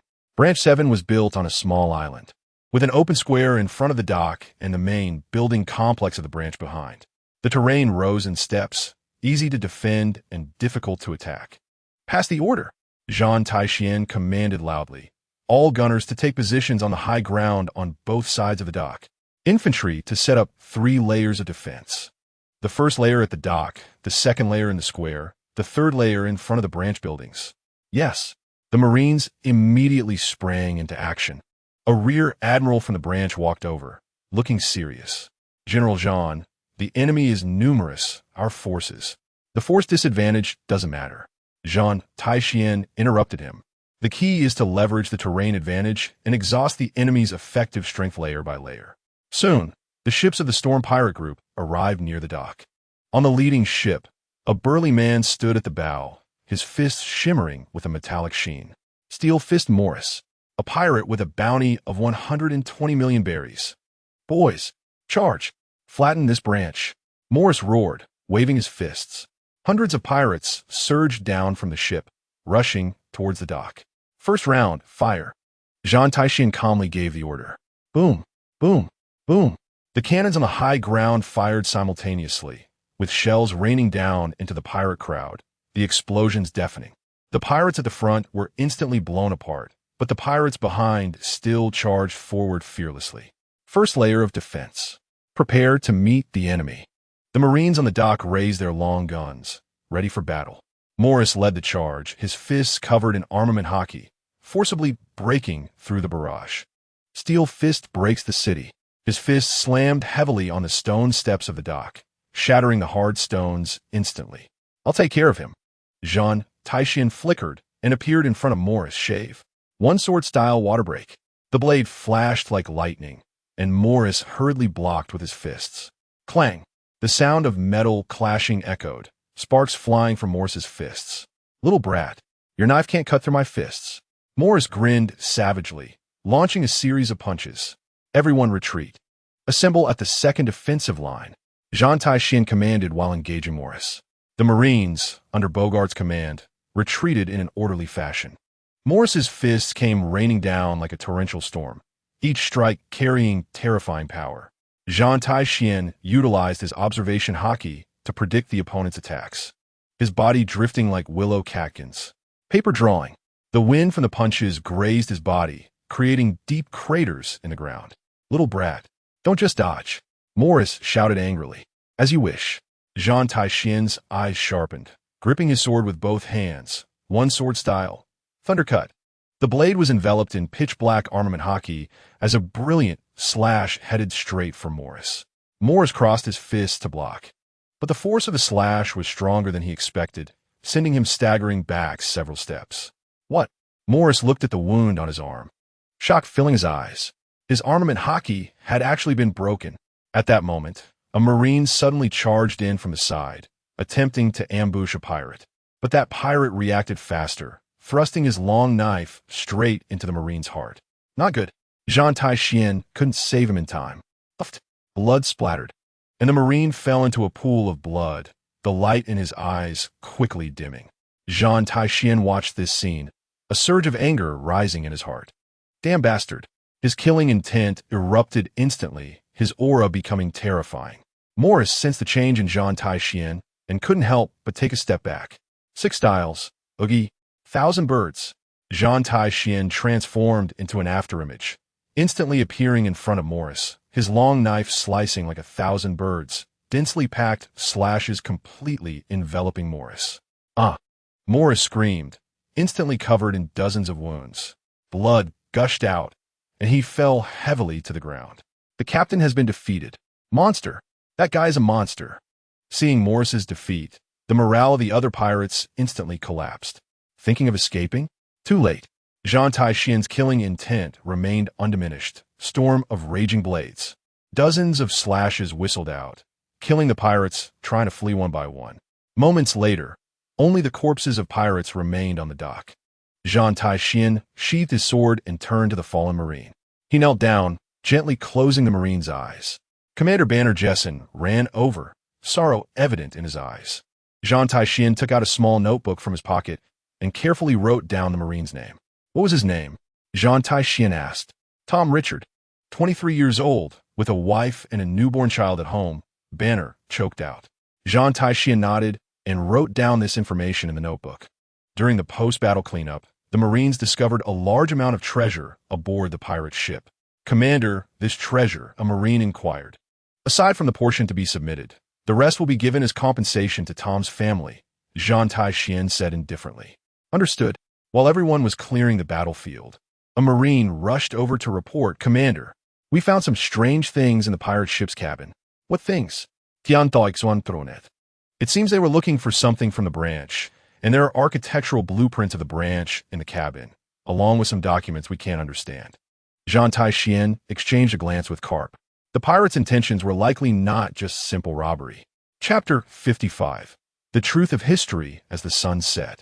The sounds of Marines training still echoed in the training ground of Branch 7. Zhan Tai Xuan squatted in front of an injured pirate, his gaze as cold as a blade. Speak, what exactly are you looking for? The bloodied pirate coughed up a mouthful of blood, a strange smile creeping across his lips. You Marines will never know how terrifying the truth is. What truth? Zhan Tai Xuan grabbed his collar. Those buried histories, the secrets on those stones. The voices of the pirates are growing weaker. We are being manipulated. Just as he finished speaking, the pirate's body suddenly convulsed. Blood oozing from his 7 orifices as he died. Death warriors? Zhan Tai Xuan frowned, carefully examining the body. This guy had a poison pouch hidden in his mouth, clearly having prepared in advance. Banner Jessen ran over to report, "Commander, the other captives have also died, all by suicide." "All dead." Zhan Tai Xuan stood up, a hint of disgust flashing in his eyes. He rummaged through a pirate's belongings and found a ledger for human trafficking. These guys were all heinous human traffickers. They deserve to die. "Mr. Bogart, burn all the bodies, not a single one left," Zhan Tai Xuan ordered coldly. "Understood." Bogart nodded, starting to direct the Marines to handle the scene. A Vice Admiral from Branch 7 approached, his expression as serious as lead. "Brigadier General Zhan, may I have a word?" The two entered the branch's conference room, where the Vice Admiral locked the door tightly, his expression more serious than ever. The branch indeed keeps a confidential item. He paused for a moment, seemingly organizing his words. It was seized from pirates many years ago, and the world government ordered absolute confidentiality. "What is it?" Zhan Tai Xuan asked knowingly. "You will know when you come with me." The two passed through layers of corridors, arriving at the deepest underground storage of the branch. Behind a heavy steel door, dim lights illuminated a massive black stone tablet. Ancient characters densely carved on the stone surface emitted a mysterious aura. The poneglyph. Zhan Tai Xuan's heart shook, but he feigned curiosity. "What is this?"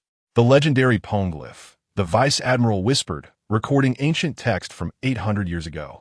Banner Jessen widened his eyes, leaning closely to observe the stone tablet. "Sir, I've never seen these characters before. What do they say?" Zhan Tai Xuan stroked his chin, pretending to ponder. "Perhaps it's an ancient maritime log or some legendary story. Anyway, this kid can't understand it, so I could just make something up." Karp leaned against the wall, appearing indifferent, but Zhan Tai Xuan could sense the complex emotions in his eyes. This old man surely knows a lot about these secrets. This stone tablet was recovered from the scholar Killer Bartolomeo pirates. The Vice Admiral continued explaining they were about to sell it to some mysterious buyer. Zhan Tai Xuan nodded, inwardly lamenting his predicament. "What a hassle. Why did I have to run into this hot potato?" The Void Century, the world government, the D clan. Just thinking about it gave him a headache. He didn't want to get involved. "Sir, is this item very valuable?" Banner curiously asked. "To some people, it's more valuable than gold," Zhan Tai Xuan said meaningfully. As night fell, the branch fell into silence. Zhan Tai Xuan was organizing reports in his room when he suddenly heard faint footsteps outside. He instantly became alert, quietly approaching the window. Several shadows were stealthily making their way toward the underground storage. "Interesting." A cold smile crept onto Zhan Tai Xuan's lips. He silently left the room, following the shadows. At the entrance of the underground storage, 3 figures in black were attempting to pick the lock. "Hurry up, we don't have much time," one of them urged in a low voice. Zhan Tai Xuan recognized the voice as belonging to the organization's agent. It seemed the world government indeed cared a lot about this stone tablet, even sending agents to retrieve it. "Shave." Zhan Tai Xuan instantly appeared behind the 3. "What brings you 3 here in the dead of night?" The 3 agents turned simultaneously, surprise flashing in their eyes. The leading agent removed his mask, revealing a stern face. "Navy Brigadier General Zhan Tai Xuan. We are from the world government." "Oh, do you have any identification?" Zhan Tai Xuan smiled faintly. "We are on a classified mission and cannot disclose our identities." "That's truly unfortunate." Zhan Tai Xuan slowly drew his dagger, as this place does not welcome unidentified guests. As soon as he finished speaking, 3 agents simultaneously struck. Six-style shave. The leading agent instantly vanished, reappearing beside Zhan Tai Xuan the next second. Finger gun. His sharp fingers jabbed toward Zhan Tai Xuan's vital points like bullets. Paper drawing.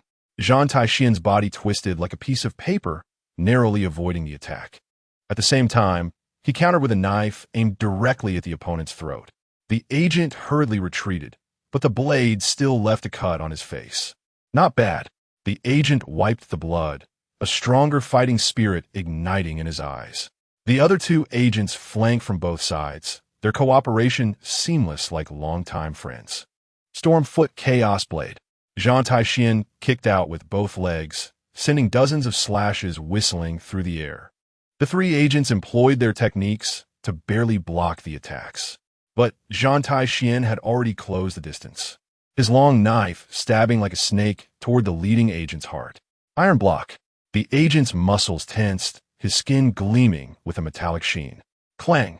The long knife struck his chest, producing a sound like metal clashing against stone. An iron block covered with armament haki? Quite impressive. Zhan Tai Xuan raised an eyebrow. One sword-style thundercut. The pitch-black armament haki surged over the blade, the terrifying slash directly tearing through the agent's defenses.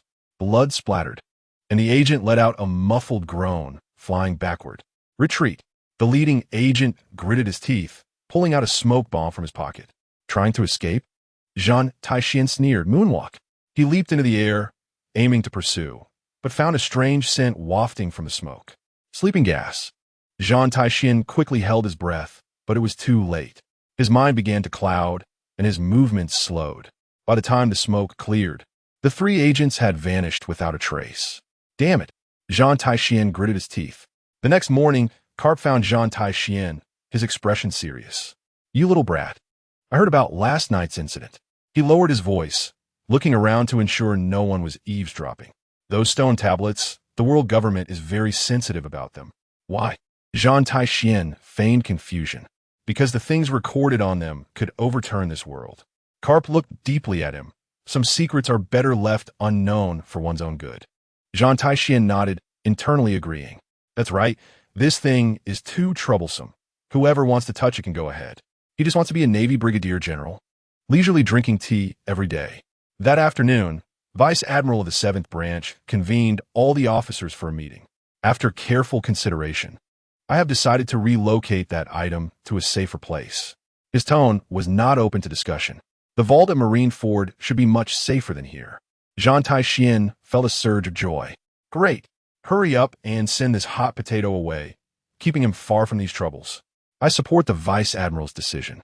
Zhan Tai Xuan immediately expressed his stance. Chapter 56. Breakthrough to Grand Swordmaster. The sea breeze brushed over the deck as Zhan Tai Xuan sat cross-legged, his long knife resting quietly on his lap. Karp lazily leaned against the ship's railing, munching on rice crackers, occasionally glancing at his disciple who was focused on training. Old man, can't you be quiet for once? Zhan Tai Xuan opened his eyes, helplessly looking at Karp, who was crunching on the rice crackers. Ha ha ha.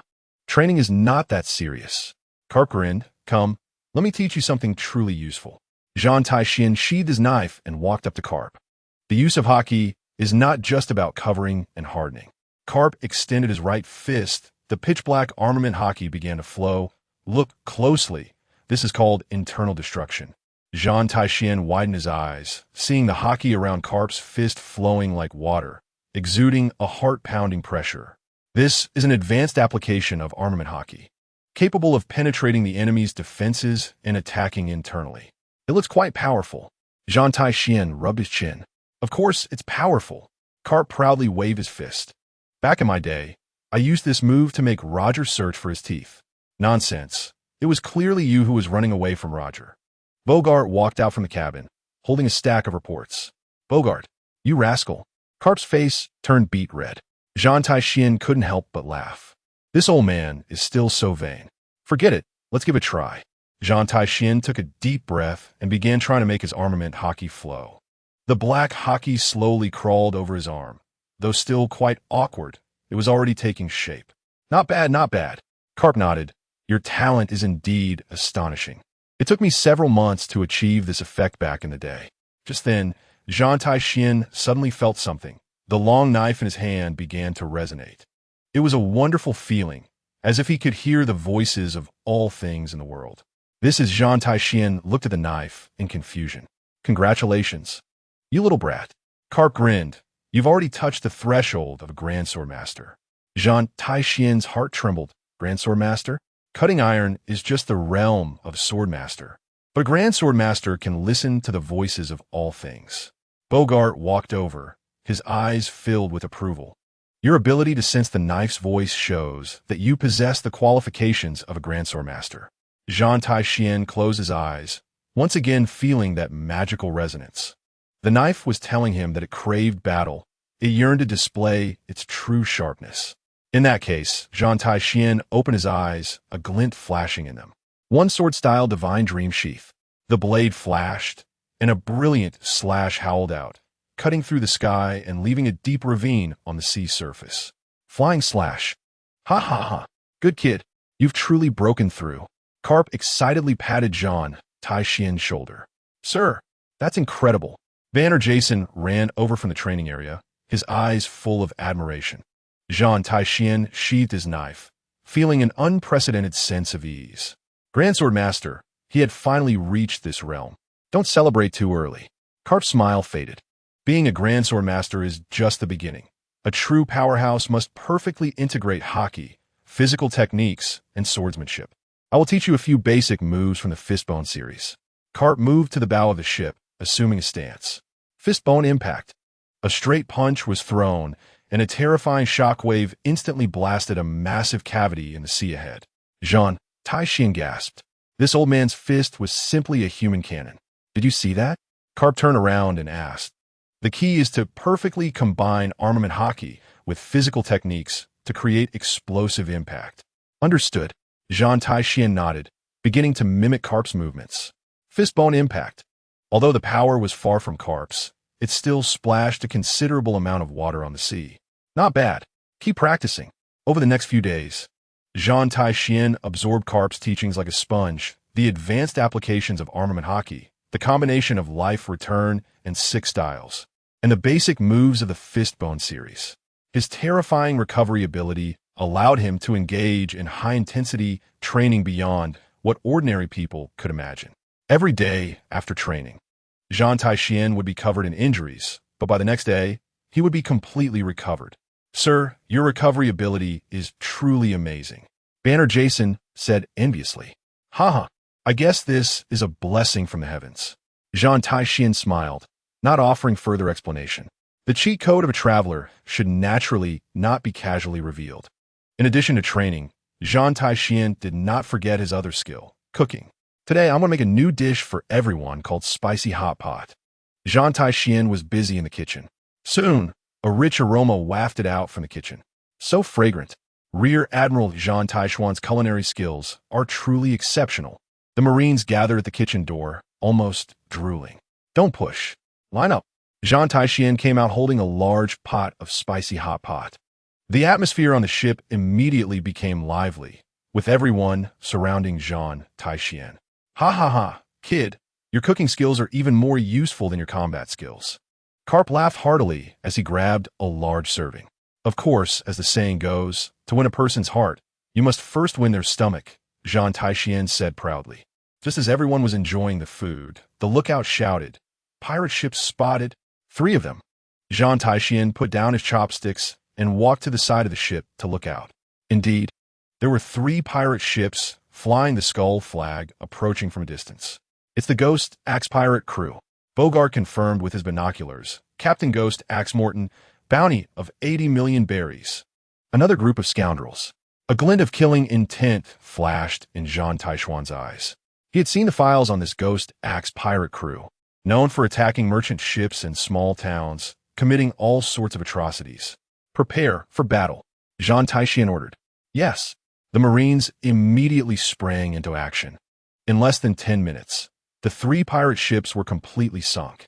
Zhan Tai Xuan single-handedly took down most of the enemies, including the captain with the 80 million bounty. The commander is too strong. He's simply a monster. The Marines looked at Zhan Tai Xuan with awe.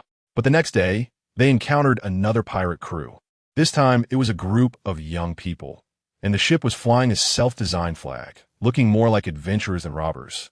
Commander, should we intercept them? A Marine asked. Zhan Tai Xuan observed the ship and shook his head. Forget it, let them pass. But they are pirates. Not everyone who flies a pirate flag is a villain. Zhan Tai Xuan replied lightly. True scoundrels are our targets. Banner Jason nodded thoughtfully, beginning to understand the commander's sense of justice. By the way, Banner, how's your training going lately? Zhan Tai Xuan turned to ask. Mister. Bogart said, I have mastered the basics of shaving. Banner said excitedly. Good, keep it up. Zhan Tai Xuan patted his shoulder. This kid's talent may not be as good as mine, but it's still pretty decent. Report. Marineford is calling. A communications officer ran over to report.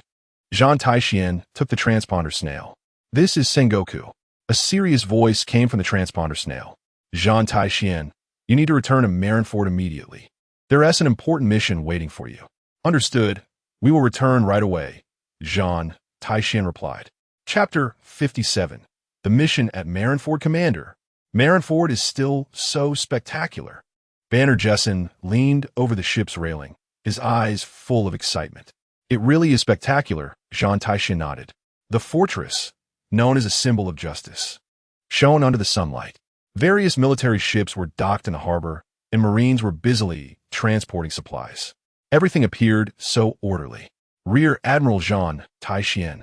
Admiral Sengoku requests you to come to his office immediately. So urgent? Zhan Tai Xuan raised an eyebrow. Yes, please go immediately. Sweat beads appeared on the forehead of the lieutenant. Zhan Tai Xuan turned to Banner and said, You go back to the dorm and rest. I will see what Admiral Sengoku wants. Yes, Commander. Banner saluted.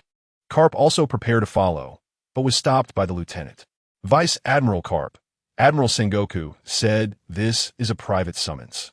Karp's expression instantly became serious. Damn, kid. It seems there's really something big going on. Zhan Tai Xuan felt even more puzzled. What kind of classified mission is it that even Karp has been excluded? He quickly walked towards Sengoku's office. Pushing open the office door, Sengoku stood with his back to him at the window, hands clasped behind his back. There was no one else in the room except for the two of them. Sit down, Sengoku said without turning his head. Zhan Tai Xuan sat on the sofa, waiting for Sengoku to speak. Sengoku slowly turned around, his expression more serious than ever. Zhan Tai Xuan, I have an extremely important mission for you. What mission? To go to the New World. Sengoku walked to the desk and picked up a document. Punk Hazard Island, to pick someone up. Zhan Tai Xuan's heart stirred. Punk Hazard Island? ISNT, that where Caesar conducts human experiments in the future? It should still be a government research base now. Pick up whom? A person of extreme importance to the Navy and the world government. Sengoku's tone became even more grave. Their identity cannot be revealed for now, but I can tell you that this person's safety is related to the Navy's development over the next decade. Zhan Tai Xuan furrowed his brows. Anyone who can make Sengoku say such things must have an extraordinary identity. Why choose me? Because your strength is strong enough and... Sengoku paused. You are Karp's disciple, and in some aspects, I trust you two more. Zhan Tai Xuan caught the hidden meaning in Sengoku's words. This mission not only requires guarding against pirates, but there may also be threats from within the government. Understood, Zhan Tai Xuan nodded. Very good. Sengoku took out a document bag from the drawer. Inside is the detailed information about the mission. Read it on the way. There is one more thing. Sengoku walked to the wall and pressed a hidden button. The wall slowly slid open, revealing a secret passage. Follow me. The two walked down the narrow passage, eventually arriving at a huge underground port. Zhan Tai Xuan couldn't help but gasp as he saw the scene before him. A brand new warship was quietly docked at the pier. This ship was a whole size larger than ordinary warships, the hull completely black, shining with a metallic luster under the lights. The bow was carved with a soaring seagull, symbolizing the Navy's justice. The side of the ship was engraved with the two large characters Justice. This is your exclusive warship, the Justice. Sengoku's tone carried a hint of pride. It was specially prepared for this mission. Zhan Tai Xuan stepped onto the deck, feeling the solid touch beneath his feet. The craftsmanship of this ship was clearly beyond that of ordinary warships. Not only was the armor thicker, but the artillery configuration was also stronger. This ship is the most advanced technological achievement of the Navy. Sengoku interrupted him. Speed, protection, and firepower are all top-notch configurations. Zhan Tai Xuan secretly marveled. For a pickup mission, the Navy has actually invested so much. It seems that the person to be picked up is indeed of great significance. When do we depart? Tomorrow morning. Sengoku glanced at his watch. The crew has been fully equipped, all carefully selected veterans. Just as they were speaking, Banner Jessen's voice came from the entrance of the port. Commander, are you in there? Zhan Tai Xuan turned to look, finding the kid peeking in. Banner, how did you find this place?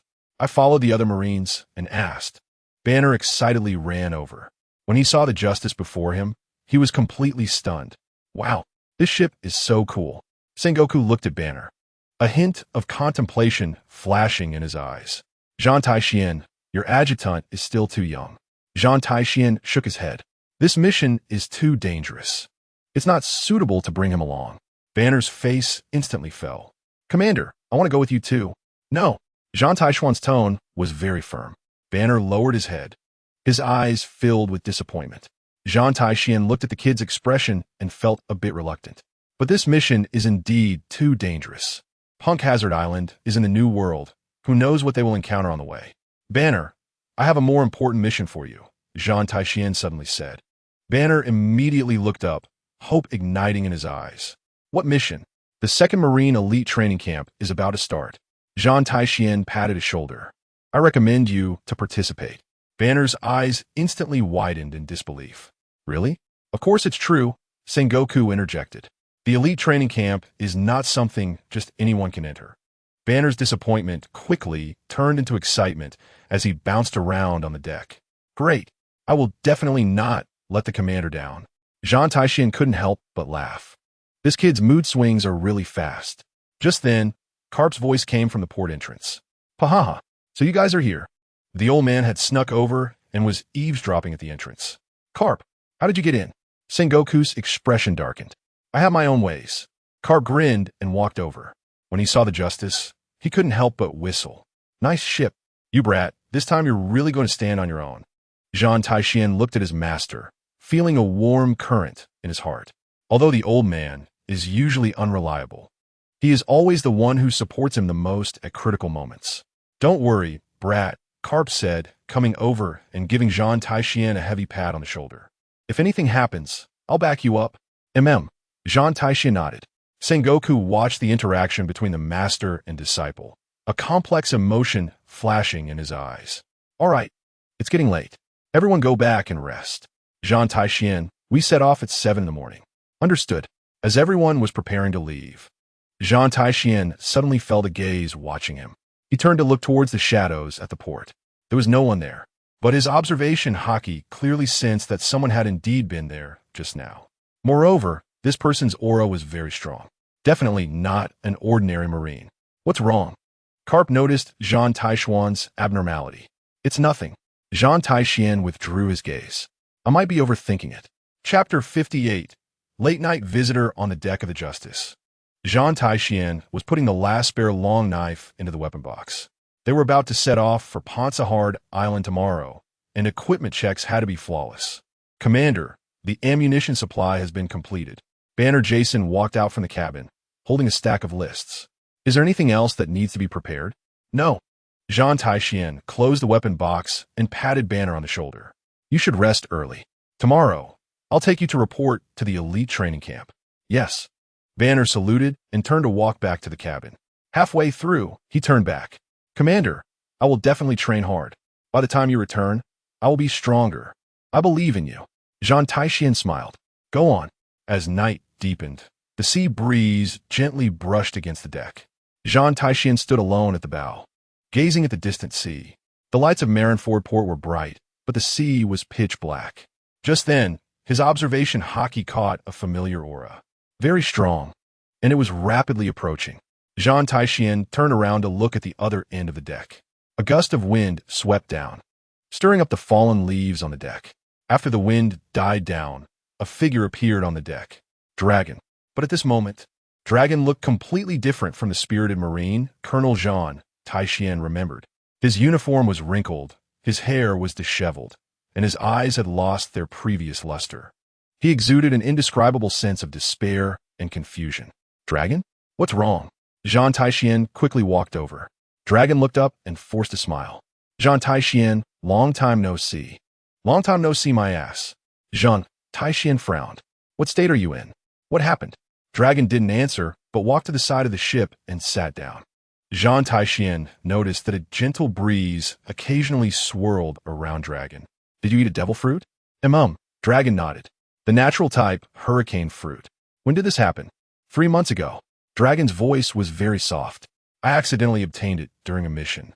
Zhan Tai Xuan sat down beside Dragon. That should be a good thing.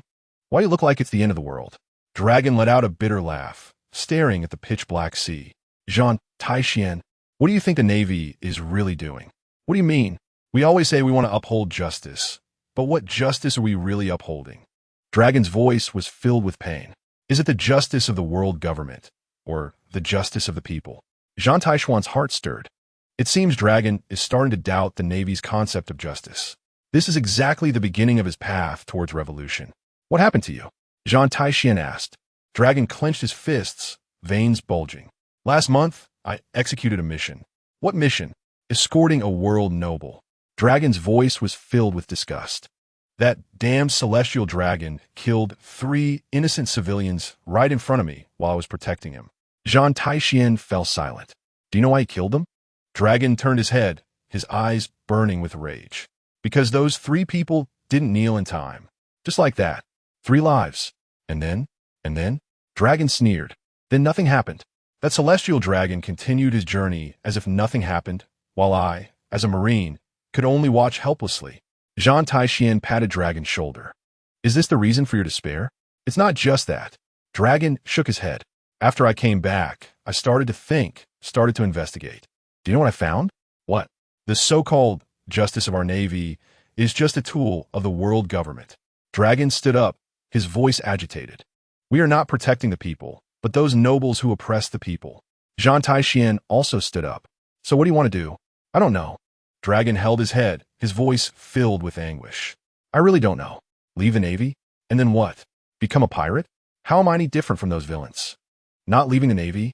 Then I'll continue to be a tool of the world government, continuing to watch innocent people die. Zhan Tai Xuan looked at Dragon, who was struggling in pain, and a complex emotion surged in his heart. The wheels of history began to turn. Dragon, do you want to hear my thoughts? Dragon looked up, a glimmer of hope in his eyes. You speak. There are 2 kinds of justice in the world. Zhan Tai Xuan's voice was soft, but every word was clear and powerful. One is the justice of a few, and the other is the justice of the majority. What do you mean? The justice of a few is to maintain the interests of a few, oppressing the majority. Zhan Tai Xuan looked into the distance. The justice of the majority is to ensure that everyone can live a good life. Dragon nodded thoughtfully. Then what do you think? Which justice is the Navy executing now? What do you think? Zhan Tai Xuan countered. Dragon was silent for a long time. The justice of a few. Then what kind of justice do you hope to execute? The justice of the majority. Dragon answered without hesitation. Zhan Tai Xuan turned and walked towards the cabin. Wait here. A few minutes later, Zhan Tai Xuan walked out of the cabin, holding several thick books in his arms. When Dragon saw the titles of the books, a peculiar light flashed in his eyes. Principles of Marxist philosophy, on the 10 major relationships, on protracted war. These titles were completely unfamiliar to him, but for some reason, they held a strange allure. These books contain the wisdom that can change the world. Zhan Tai Xuan handed the books to Dragon. If you really want to seek the justice of the majority, perhaps you can find the answers within. Dragon took the books and opened the first page. A line of words caught his eye. Workers of the world, unite. Although he didn't fully understand the meaning of this sentence, Dragon felt the immense power contained within it. Where did these books come from? That's not important. Zhan Tai Xuan shook his head. What matters is what you can learn from them. Dragon carefully flipped through the pages, as if afraid of damaging this precious treasure. Can these theories really change the world? Theories themselves cannot change the world. Zhan Tai Xuan's voice was filled with strength. But those who grasp the right theory can change the world. The dragon raised its head, and the confusion in its eyes began to dissipate, replaced by an unprecedented radiance. I understand now. He held the book tightly in his arms, his voice firm. I will study these books carefully, and I will find my own path. Remember, if you need any help, feel free to contact me. Zhan Tai Xuan patted his shoulder. Changing the world is not a battle for one person alone. The dragon nodded, its body beginning to be enveloped by the wind. Thank you, Zhan Tai Xuan. I will treasure these books. Be careful on the road. The dragon's figure gradually faded into the wind, leaving only a gentle breeze sweeping across the deck. Chapter 59. The departure of the Justice at the naval headquarters in the early morning. Zhan Tai Xuan personally sent Banner Jason to the entrance of the elite training camp. The tall entrance of the training camp was adorned with seagull flags fluttering in the wind. Commander Banner turned around, his eyes glistening with reluctance. Like a child being sent to kindergarten, Zhan Tai Xuan reached out and ruffled the kid's hair. making his already messy hairstyle even more disheveled. Don't make it sound like a life and death separation. I'm just going on mission. But Banner wanted to say something. His mouth opened and closed. No buts. Zhan Tai Xuan's voice was gentle. Remember what I said? Train well here. Don't make me lose face. By the way, if any instructor dares to bully you, just report my name. Banner instantly perked up. Really? Of course, I've got your back. Zhan Tai Xuan patted his shoulder. Just then, a stern voice came from inside the training camp. Zhan Tai Xuan. Zephyr walked out from the door, the former admiral dressed in a neat military uniform, his steps steady, exuding the aura unique to a strong man. Teacher Zephyr, long time no see, Zhan Tai Xuan saluted. Zephyr nodded and then turned his gaze to Banner Jason. Kid, your commander has paved the way for you. Don't let him down. Zephyr's voice was calm. Yes. I will never disappoint the commander. Banner stood up straight. Zephyr looked at the kid's demeanor, the corners of his mouth slightly rising. Don't worry, I want to eat you. But training will be merciless. Zhan Tai Xuan watched this scene, holding back his laughter. This kid was so confident just now, and now he is starting to get timid. Then I can rest assured. He turned to leave, but was called back by Banner. Commander, you must be careful. And Banner said anxiously, rubbing his hands. What else? The food you promised me. You must fulfill it when you come back. Especially that thing called hot pot. Zhan Tai Xuan couldn't help but laugh. This kid is still thinking about food at a critical moment. Don't worry, I'm not going to die. There will be plenty of hot pot. He waved his hand without looking back. Zephyr looked at Banner Jason and said, Let's go, kid, it's time to start your hellish training. When Banner heard the words hellish training, his face turned pale. After bidding farewell to Banner, Zhan Tai Xuan quickly walked towards the port. In the distance, he saw the majestic Justice. This warship was like a steel beast of the sea. The brand new paint gleamed in the sunlight, and the Marines lined up neatly on the deck were ready to set sail, standing straight like towering pine trees. Zhan Tai Xuan boarded the deck, and 100 elite Marines immediately lined up in formation, saluting in unison. Brigadier General, good. The sound was deafening, startling a few seagulls at the port. I am Zhan Tai Xuan, your commander. Zhan Tai Xuan's voice wasn't loud, but it clearly reached everyone's ears. He didn't give a long speech, but slowly drew the long knife at his waist. One sword style, aye. A flash of knife light, a sharp slash whistled out, carving a deep trench on the sea surface that could not close for a long time. Even the Marines on the distant anchored warships stopped their work, staring in awe at this scene. All the Marines widened their eyes, and a few new recruits had their mouths open wide enough to fit a fist. Zhan Tai Xuan sheathed his knife and calmly said, Follow me, just charge forward, because I will be at the front. I will support your families if you die. But anyone who dares to defy justice, this slash will be their fate. The last sentence was spoken lightly, but everyone felt the killing intent within it. The scene fell silent. Even the howling of the sea wind seemed exceptionally clear. After a moment, an old soldier, adorned with medals, was the first to speak. His voice somewhat excited. To follow the Brigadier General to the death. To follow the Brigadier General to the death. The other Marines immediately echoed. The thunderous shouts echoed throughout the port, startling the vendors at the port, who turned to watch. Zhan Tai Xuan nodded in satisfaction. It seems this intimidating display was quite effective. Set sail. The Justice slowly departed from the port, its astonishing speed leaving Zhan Tai Xuan secretly amazed. Zhan Tai Xuan returned to the cabin and opened the top-secret document bag delivered by Sengoku.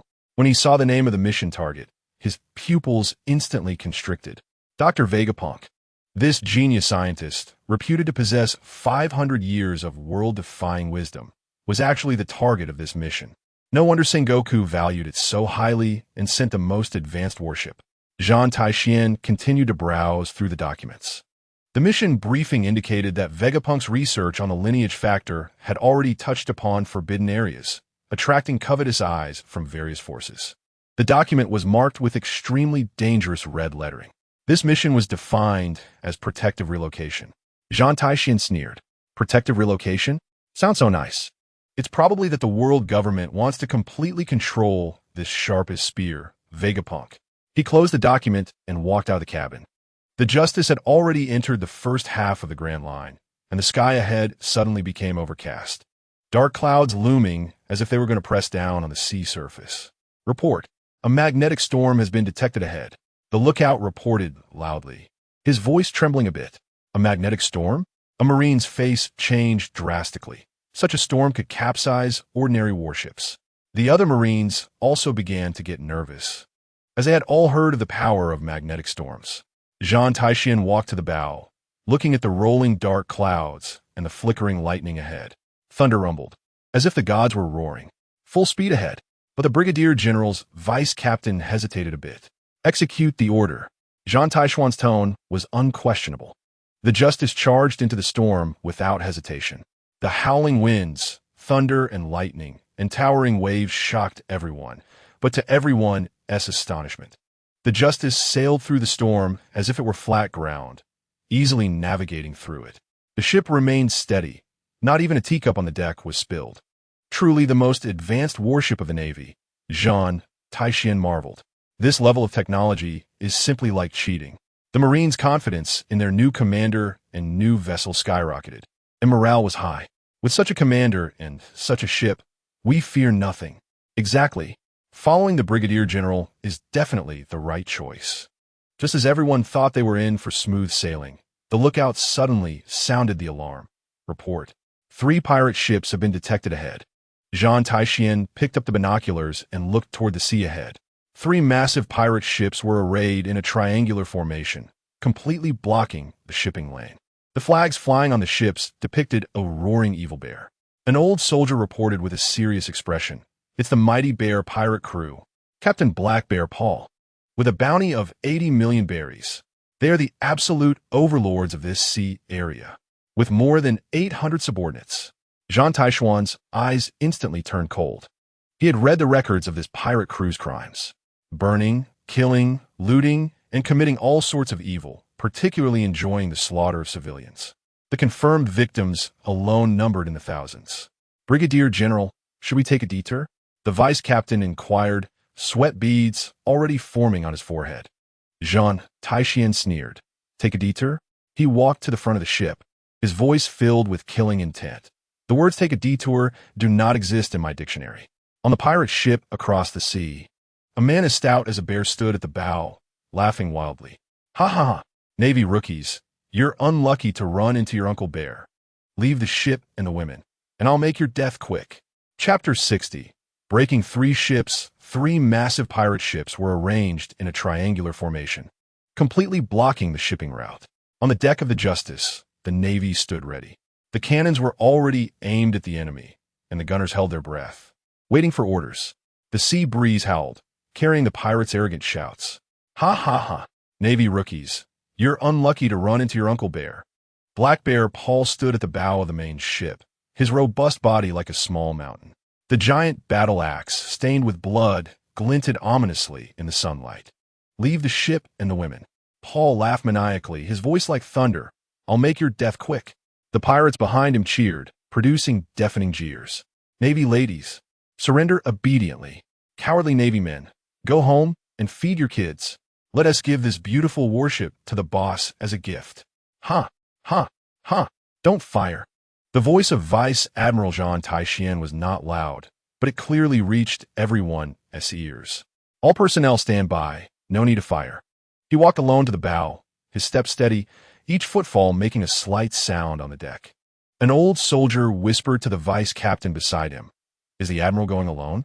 The vice captain's forehead was beaded with cold sweat as he whispered back, "This is the barbaric bear pirate group, led by the bounty of 80 million berries." Black Bear Paul, "Isn't the Admiral taking too much risk?" Another young sailor asked quietly, his voice filled with obvious concern. "Shut up," the vice captain snapped, but his eyes were equally filled with unease. Zhan Tai Xuan ignored the discussions behind him and the shouts from the opposite side. He slowly drew the long knife from his waist, the blade shimmering coldly in the sunlight.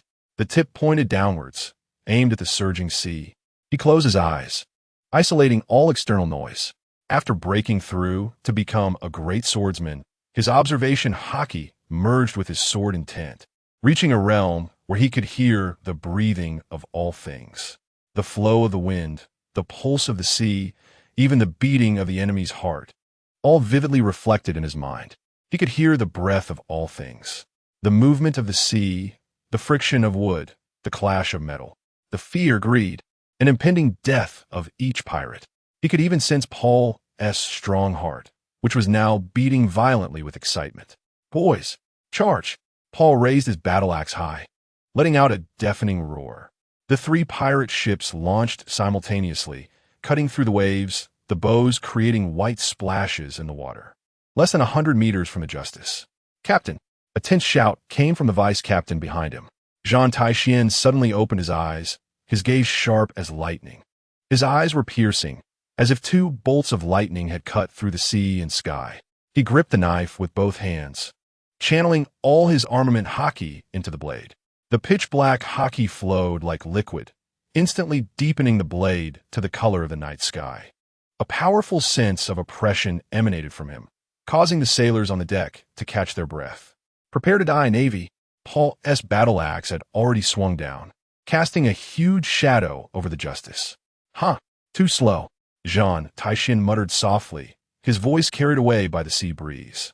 He took a deep breath, his body slightly sinking, his center of gravity steady as a mountain. All the power, all the will converged into this one strike. One sword-style ocean slash. Both hands swung down fiercely, the blade tracing a perfect arc. An unprecedented, 1,000-meter-long, pitch-black flying slash shot forth. The slash whistled through the air, tearing it apart with a piercing shriek. The seawater was brutally parted, revealing the deep sea below. A straight trench extended into the distance. What is this?" Paul's laughter abruptly stopped, his eyes flashing with extreme fear. He watched the pitch-black slash coming toward him like the scythe of death. That wasn't an ordinary slash. It was a terrifying power capable of cutting through the sea. "Quickly dodge!" He screamed in panic, but it was already too late. The massive black slash sliced through the hulls of the three pirate ships simultaneously. Time seemed to freeze for a second. The commotion on the pirate ships suddenly vanished, leaving only the sound of the wind. Boom! A deafening explosion shattered the tranquility of the sea. The three massive pirate ships broke apart in the middle, their cut surfaces smooth as mirrors. The hulls let out a piercing wail before collapsing and sinking into the sea. "Impossible, this can't be happening." Paul's eyes widened as he watched his body slowly slide down. His battle axe slipped from his hand, and he didn't even feel pain. Over 800 pirates didn't have time to scream before being swallowed by the sea. The surface of the sea was left with swirling whirlpools and countless broken planks. The Justice was dead silent.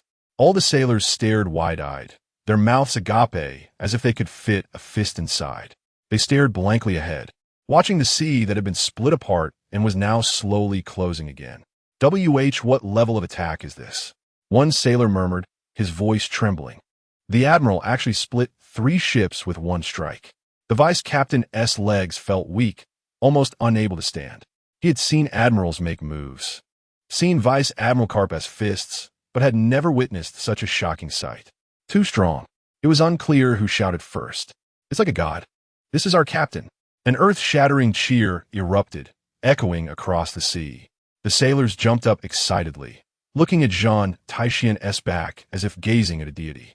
"With such a captain, we fear nothing. Following the Admiral is definitely the right choice."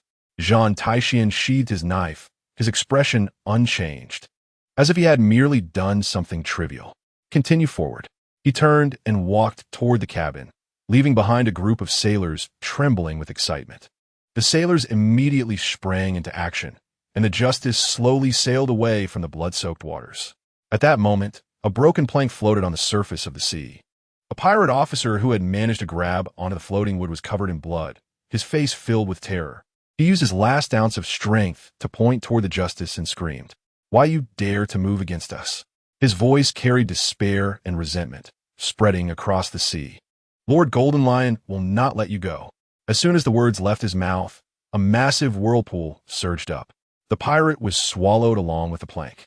The sea surface returned to calm, leaving only some floating debris. Zhan Tai Xuan's footsteps paused slightly. Golden Lion? Chapter 61. Scientist Vegapunk. The Justice slowly entered the harbor of Punk Hazard Island, the waves lapping against the ship's side, creating a rhythmic sound. Zhan Tai Xuan stood at the bow, gazing at the mysterious island. The island was shrouded in mist, and massive research facilities appeared and disappeared in the clouds, with towering smokestacks continuously billowing white smoke. The air was filled with a peculiar chemical smell, somewhat pungent, but not unpleasant.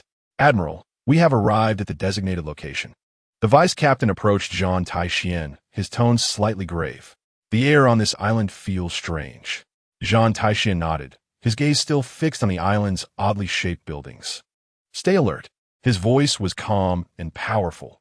This was the world government's most important secret base, and any anomaly could be fatal. Yes. Soon, a small landing craft carried Zhan Tai Xuan and several trusted aides away from the Justice, heading toward the island dock. The dock was empty, with only a few automated loading devices operating silently, like silent steel giants. Zhan Tai Xuan stepped onto the dock, the sound of his footsteps echoing clearly in the spacious environment. "Everyone focus. Stop looking around." The vice captain ordered his soldiers in a low voice. "Yes." The Marines responded in unison, but the curiosity and tension in their eyes were hard to hide. Following the signs along the dock, Zhan Tai Xuan and his group walked towards the main research facility. The building's exterior was filled with a sci-fi aesthetic, its smooth metal surface reflecting the sunlight, looking like a product from the future.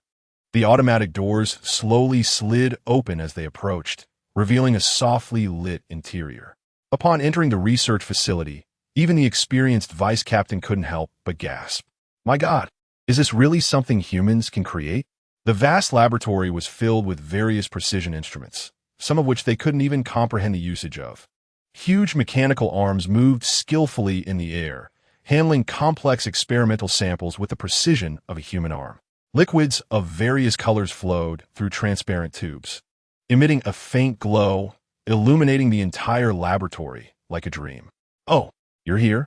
A voice suddenly came from nearby, sounding somewhat nonchalant. "Faster than I expected." "Let me think, you are." Zhan Tai Xuan turned around to see a strangely dressed man standing beside a workbench, not even bothering to look at them.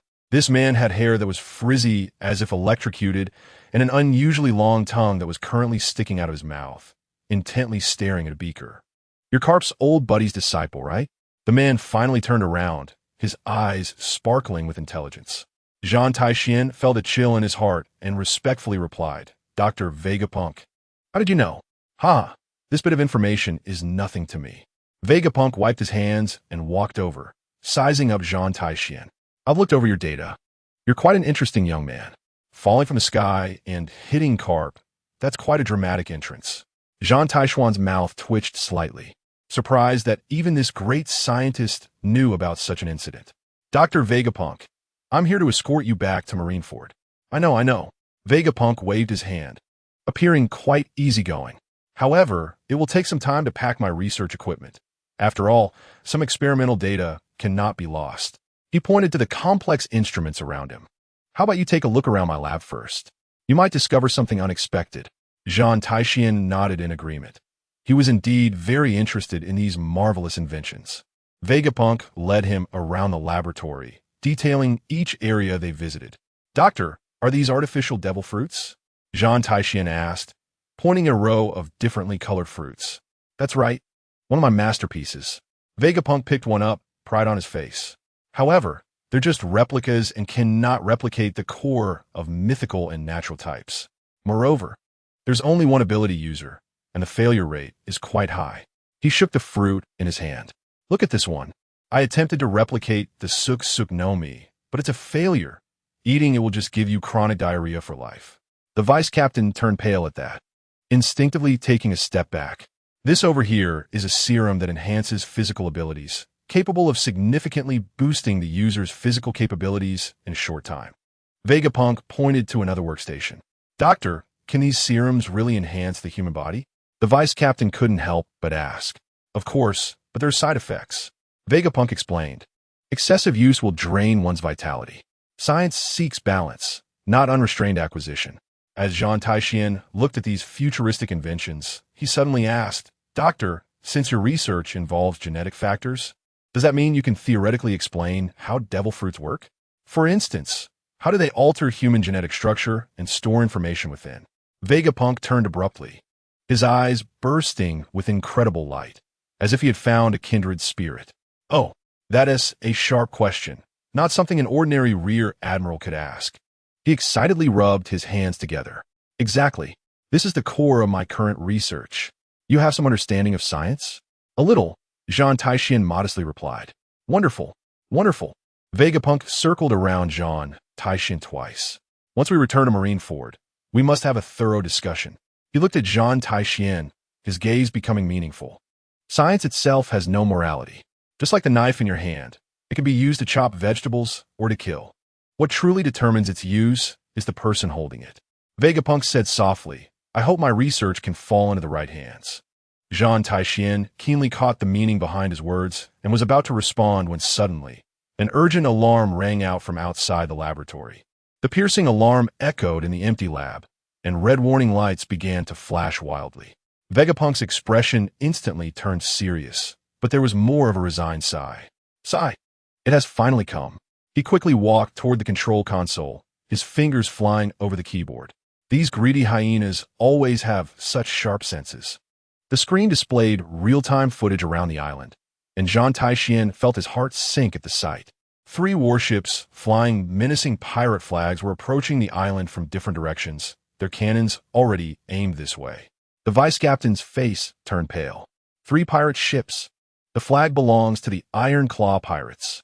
Captain Iron Claw lag. Bounty of 120 million. They're coming for me. Vegapunk forced a smile.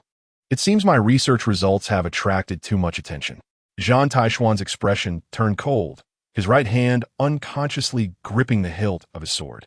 He turned to Vegapunk and asked in a low voice, Doctor, how much important equipment do you need to take with you?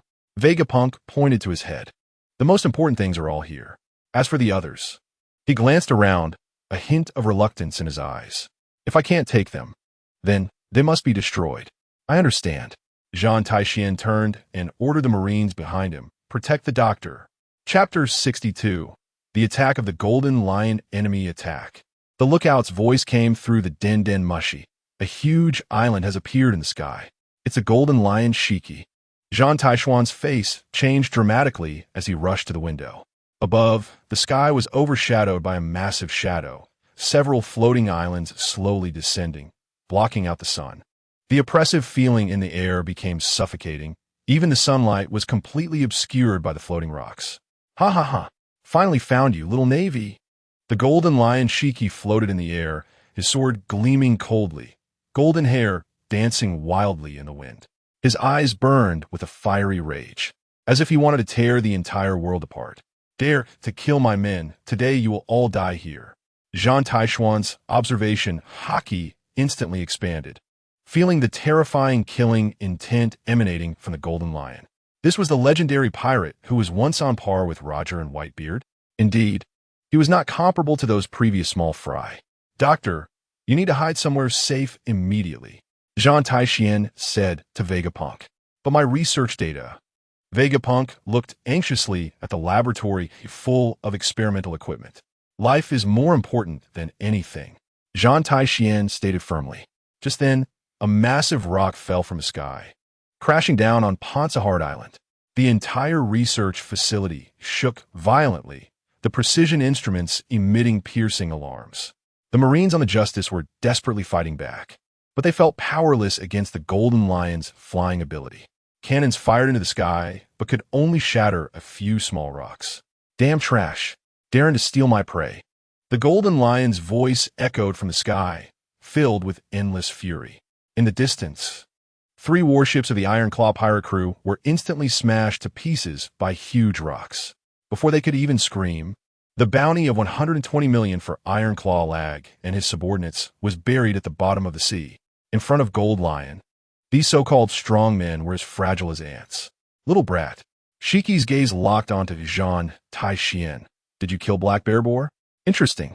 Zhan Tai Xuan took a deep breath and slowly drew out his long knife. The blade shimmered with a cold light in the dim surroundings. Since he was here, he would not leave. His voice was calm, but his momentum was rising crazily. The armed color Haki surged out like black mist, dyeing the entire knife a deep black. Ha ha! You got guts. Gold Lion laughed wildly as he dove down, his swords in hand, making a thunderous sound as they cut through the air. But guts won't save your life. Two golden slashes shot from his swords, heading straight for Zhan Tai Xuan. Where the slashes passed, the air was torn apart, emitting sharp howls. Zhan Tai Xuan's eyes narrowed, and he suddenly exerted force beneath his feet. Soru. His figure instantly disappeared from the spot, reappearing 10 meters away. The golden slashes brushed past him, splitting the experimental equipment behind him in two. Not bad speed. Come again. Shiki's figure flexibly maneuvered in the air, swinging his twin swords continuously. Countless golden slashes fell like raindrops, enveloping the entire laboratory in a threat of death. Zhan Tai Xuan's figure weaved through the slashes, each dodge perfectly timed. His observation haki was fully deployed, predicting the trajectory of every attack. One sword style, Thunder Slash. Zhan Tai Xuan suddenly leaped up, his long knife slashing towards Shiki with black lightning. The blade was entwined with dark-armed color haki, as if it could cut through space itself. Oh, this move is interesting. A hint of appreciation flashed in Shiki's eyes as he crossed his arms to block. The massive clash of metal erupted in the air, creating shockwaves that sent surrounding debris flying. The two held their ground in the air for a moment before retreating. Zhan Tai Xuan landed steadily on the ground, while Shiki flew back into the air. Not bad strength. No wonder you could kill that useless boar. Shiki licked his lips, excitement growing in his eyes. However, his expression suddenly turned grim. Do you think you can protect these people like this? Lion's might. Shiki pressed down with both hands, unleashing his terrifying ability. The entire island began to shake violently, and huge cracks opened up in the ground. The research facility started to collapse, and the researchers inside screamed in terror. Damn it! Zhan Tai Xuan gritted his teeth. In this situation, he couldn't fully exert himself. If he attacked with all his strength, it could very well endanger Vegapunk and his subordinates. Shiki clearly saw this, grinning as he manipulated more rocks to smash down on the research facility. Little brat, let's see how you protect these useless fools. Shiki laughed madly, his eyes filled with malicious pleasure. He loved seeing that kind of dilemma on people's faces. It was more interesting than simply killing them. Zhan Tai Xuan could only rush around, desperately rescuing the trapped researchers. His figure darted through the collapsing buildings, saving one person only for more to fall into danger. This way of fighting was completely not what he wanted. Major, let's provide cover. The voice of the vice captain came from afar. The Marines on the Justice were desperately approaching the shore, trying to offer support. But facing Gold Lion's aerial advantage, their effect was minimal. Ha ha ha, just these small fry? Shiki glanced disdainfully. With a wave of his hand, several large rocks smashed toward the Justice. The Marines fired desperately to block, but the effect was limited. Zhan Tai Xuan's anger flared more intensely. The feeling of being passively beaten was extremely frustrating for him. But he had to protect these people. It was his responsibility. Shiki, Zhan Tai Xuan roared, how about a one-on-one? One-on-one? Shiki stopped his attack, glancing sideways at Zhan Tai Xuan. Little brat, what qualifications do you have to negotiate with me? Shiki laughed maliciously, floating in midair with a dangerous glint in his eyes. This little navy's strength indeed exceeded expectations, if he could be recruited. Unless Shiki's mouth curled into an evil smile, his voice enticing. Do you want to join my fleet? I guarantee your future will be 100 times brighter than in the Navy. He spread his arms in a gesture of embrace. Just think about it. Follow me to conquer the world. Much better than being a dog at Navy headquarters. Even the celestial dragons will bow to me. Zhan Tai Xuan snorted coldly, the tip of his knife pointing directly at Shiki. Don't even think about it. Ha ha ha. Truly a stubborn little brat. Shiki's admiration instantly turned into murderous intent. Since you don't want to serve me, then die. He pressed down with both hands again, causing the entire island's ground to rise madly. Huge rocky peaks shot up from the ground, smashing toward Zhan Tai Xuan. Zhan Tai Xuan exerted force beneath his feet, weaving through the rocks. Each dodge was perilously close, with debris flying past him. Just as the situation became increasingly dire, a familiar hearty laugh suddenly echoed across the sea. Aha! Chapter 63. Roger's Rescue. Hoo. Shiki, you still love to bully the weak. A booming laugh came from the sea, and the Oro Jackson cut through the waves. At the bow stood a man, his black hair blowing in the sea breeze, his eyes filled with a fearless smile. "Gold, Roger." Zhan Tai Xuan's pupils constricted. He never expected Roger to appear at this moment. Gold Lion Shiki suddenly turned around in midair, surprise and anger flashing in his eyes. "Roger, what are you doing here?" Shiki's voice carried obvious displeasure, and the sword in his hands reflected dangerous light. "Just passing by." Roger grinned, casually patting the long knife at his waist. "But seeing an old friend bully a junior, I can't just stand by and watch." His tone was relaxed, as if he were chatting about the weather. But Zhan Tai Xuan could sense the terrifying pressure radiating from Roger. Was this the aura of the Pirate King? Meddling. Shiki's eyes turned blood red as the floating rocks began to spin violently. "These Marines killed my men. I want blood for blood." He pressed down with both hands, and hundreds of giant rocks simultaneously smashed toward the Justice. Roger's expression changed, the gentle demeanor disappearing in an instant. "That won't do." He slowly drew ace, the blade shimmering with a breathtaking cold light in the sunlight. God's avoidance. A black-red slash shot into the sky, carrying the power to destroy the heavens and the earth. The rocks controlled by Shiki were as fragile as tofu in front of this slash, instantly reduced to powder. The momentum of the slash did not diminish, directly cleaving 3 floating islands in half. Boom! Huge rock fragments fell like rain into the sea, creating towering water columns. "You bastard!" Shiki was utterly furious, his golden hair flailing wildly in his rage. He swung both hands simultaneously, the Sakura Tenmu flickering with deadly light. Wave slash. 2 massive golden slashes crossed downward, as if to tear the entire world in half. Haha, good timing. Roger did not retreat, and ace was drawn once more. The black-red Conqueror's Haki enveloped the blade, declaring the authority of a king. One sword style, breaking army. The black-red and golden slashes collided in mid-air, exploding with a brilliance that illuminated half the sky. The shockwave swept through, creating giant waves dozens of meters high in the sea. The Justice rocked violently in the massive waves, and the Marines clung tightly to the rails to avoid being thrown overboard. Was this the battle of a legendary pirate? The voice of the vice captain trembled, his eyes filled with shock. Zhan Tai Xuan gritted his teeth and quickly acted during the brief pause in the battle between the two. Protect the doctor and evacuate. He pulled Vegapunk and rushed toward the relatively safe corner. He never expected to encounter the legendary pirate here. Vegapunk squinted his eyes, observing the battle in the sky, his eyes sparkling with the unique excitement of a scientist. Such real data. The corners of Zhan Tai Xuan's mouth twitched. This great scientist still had the mood to collect data at such a time. The battle in the sky had reached a fever pitch. Roger and Shiki were exchanging blows, each collision causing the ground to shake.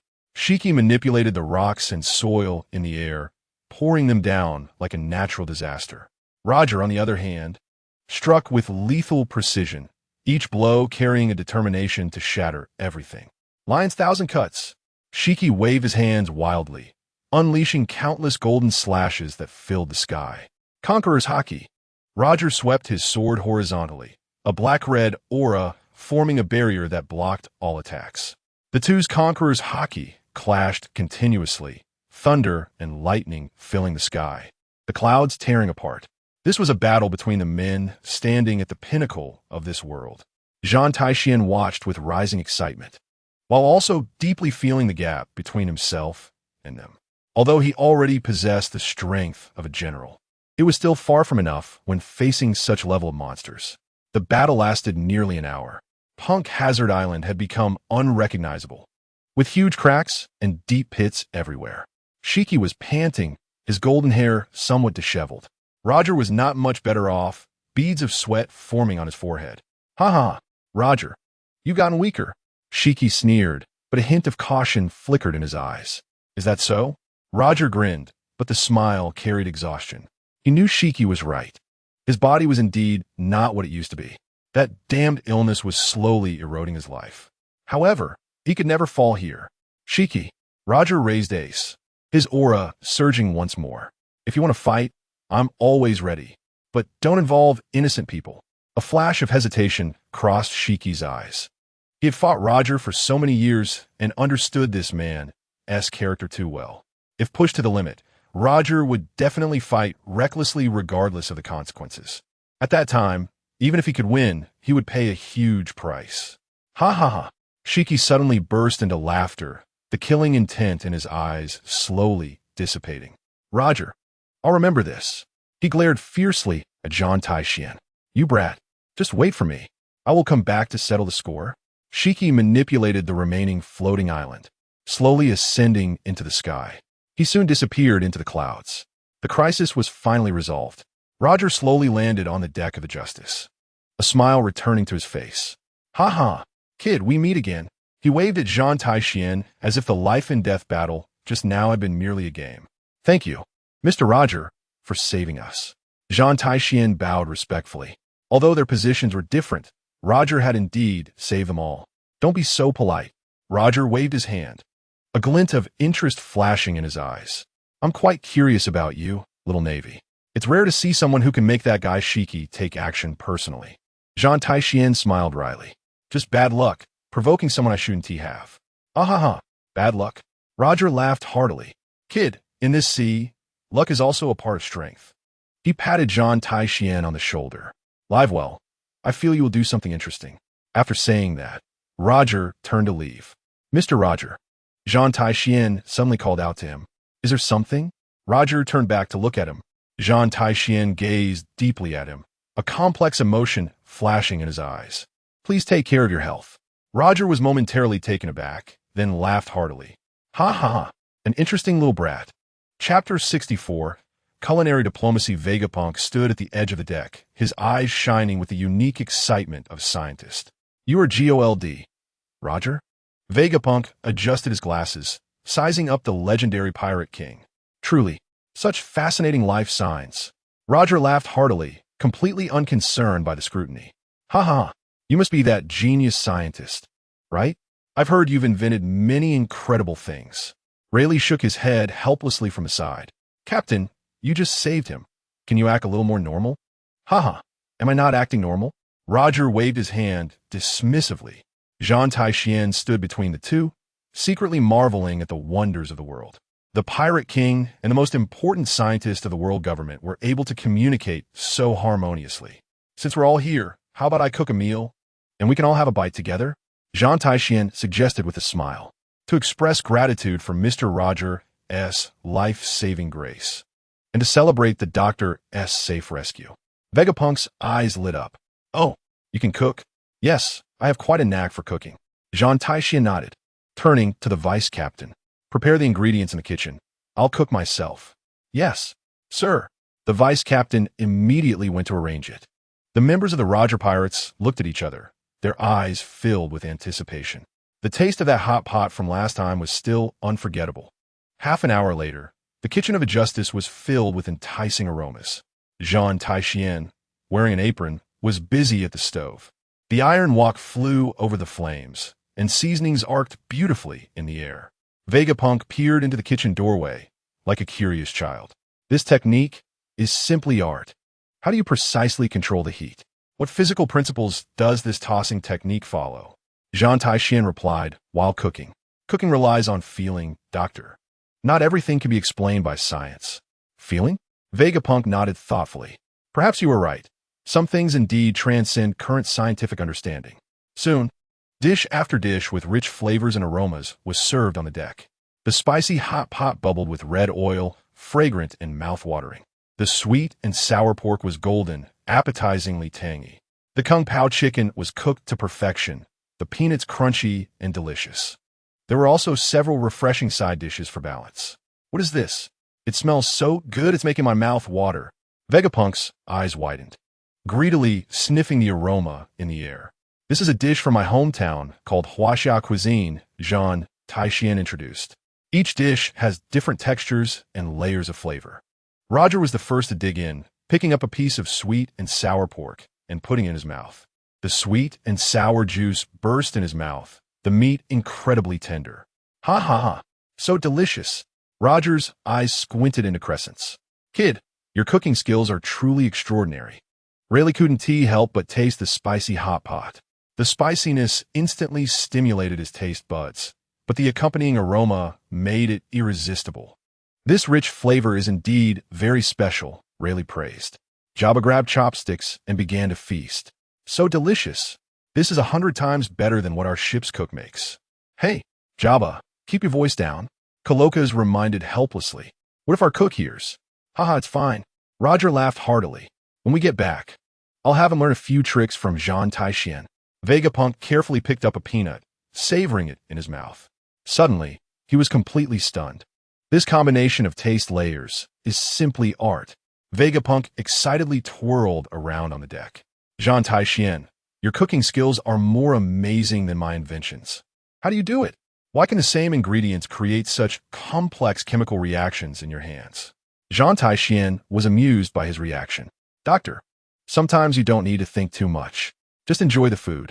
Shanks and Buggy, two little rascals, sat in the corner, fighting over the dishes on the plate while playfully tussling. Shanks, that piece of meat is mine. Buggy waved his fork angrily. Haha, the quick eat while the slow are left with nothing. Shanks smugly stuffed the meat into his mouth. Damn it, I want to duel you. Buggy jumped up, wanted to pounce on Shanks, but was held back by Rayleigh, who pressed down on his head. Quiet down, kids. There's plenty of delicious food for you to eat. The sailors were also conquered by the feast.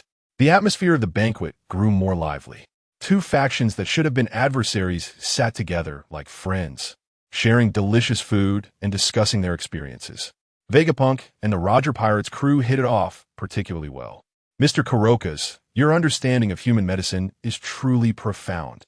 Vegapunk's eyes sparkled with the light of curiosity. I've been researching lineage factors, and your medical knowledge has been very enlightening for me. Kurokas smiled gently. I'm just an ordinary ship's doctor. It's your inventions that are truly world-changing. Roger took a big gulp of wine, his face turning red. Zhan Tai Xuan, I have something to give you. Vegapunk suddenly stood up and pulled out an exquisite ring from his pocket. The ring was entirely silver, with a light blue gemstone set in it. This is my latest invention, Vegapunk proudly introduced. It's a spatial ring that allows you to store a large number of items. Very practical. Zhan Tai Xuan took the ring, feeling the wonderful power contained within it. A wave of spatial energy emanated from the ring, as if it were connected to another dimension. Doctor, this is too precious, Zhan Tai Xuan said, somewhat embarrassed. No need to be polite among friends. Vegapunk waved his hand. Besides, being able to taste such delicious dishes is my way of saying thank you. As night deepened, the banquet was nearing its end. Roger stood up, looking out at the distant sea. It's time to go, folks. He turned to Zhan Tai Xuan. Kid, thank you for your hospitality. This meal reminded me of many wonderful memories. Zhan Tai Xuan stood up.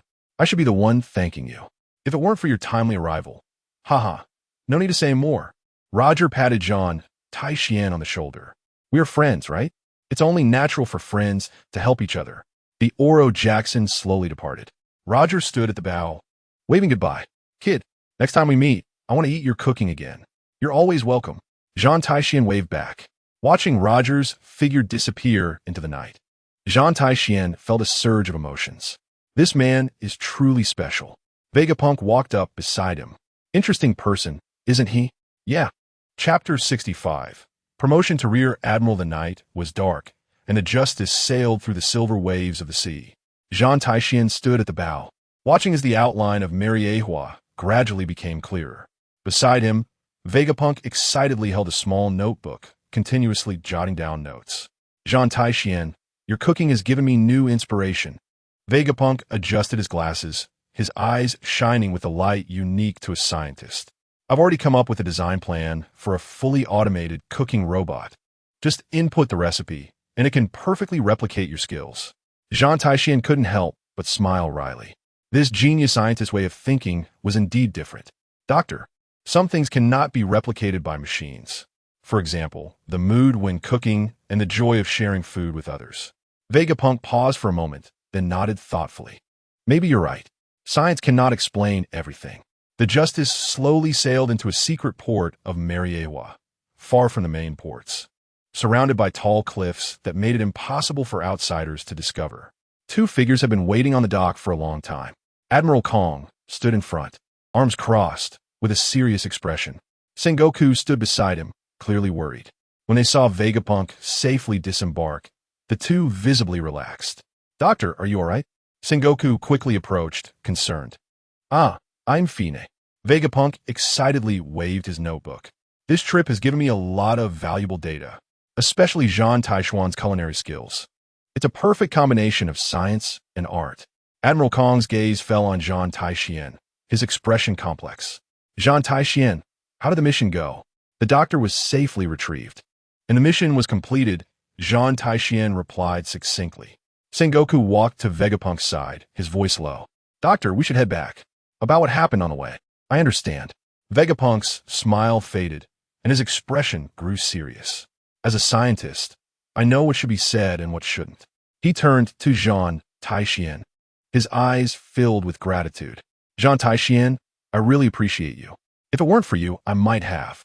Your cooking not only saved my stomach, but also my life. Next time, I will definitely create the most advanced kitchen equipment for you." Sengoku led Vegapunk away from the dock. Before leaving, he glanced back at Zhan Tai Xuan, the meaning in his eyes very clear. The matter of contact with the Roger pirates must be kept strictly confidential. Only Zhan Tai Xuan and Admiral Kong remained at the port. The night breeze blew, and the air was filled with a faint smell of the sea. Admiral Kong remained silent for a long time before slowly speaking. "You did well, but..." His voice grew stern. "You're getting too close to Roger. This is dangerous." Zhan Tai Xuan met Admiral Kong's gaze, unyielding. "I only know he saved the Navy's ship and the world government scientists. Justice shouldn't be blind." A flicker of surprise crossed Admiral Kong's eyes. He hadn't expected Zhan Tai Xuan to express his views so directly. "Do you know what you're saying?" "I do." Zhan Tai Xuan's voice was calm. "I know Roger is a pirate, and I also know I'm a Navy officer. But when a pirate is saving innocent people, I won't deny his actions just because of our different positions. That is my sense of justice." Admiral Kong stared at Zhan Tai Xuan, as if trying to see through his heart. After a long time, he sighed. "Maybe you're right. Justice indeed should not be blind." His tone softened a bit. "However, there are some things you are still too young to understand the complexities of. Zhan Tai Xuan, I need to tell you something." Admiral Kong's expression grew solemn.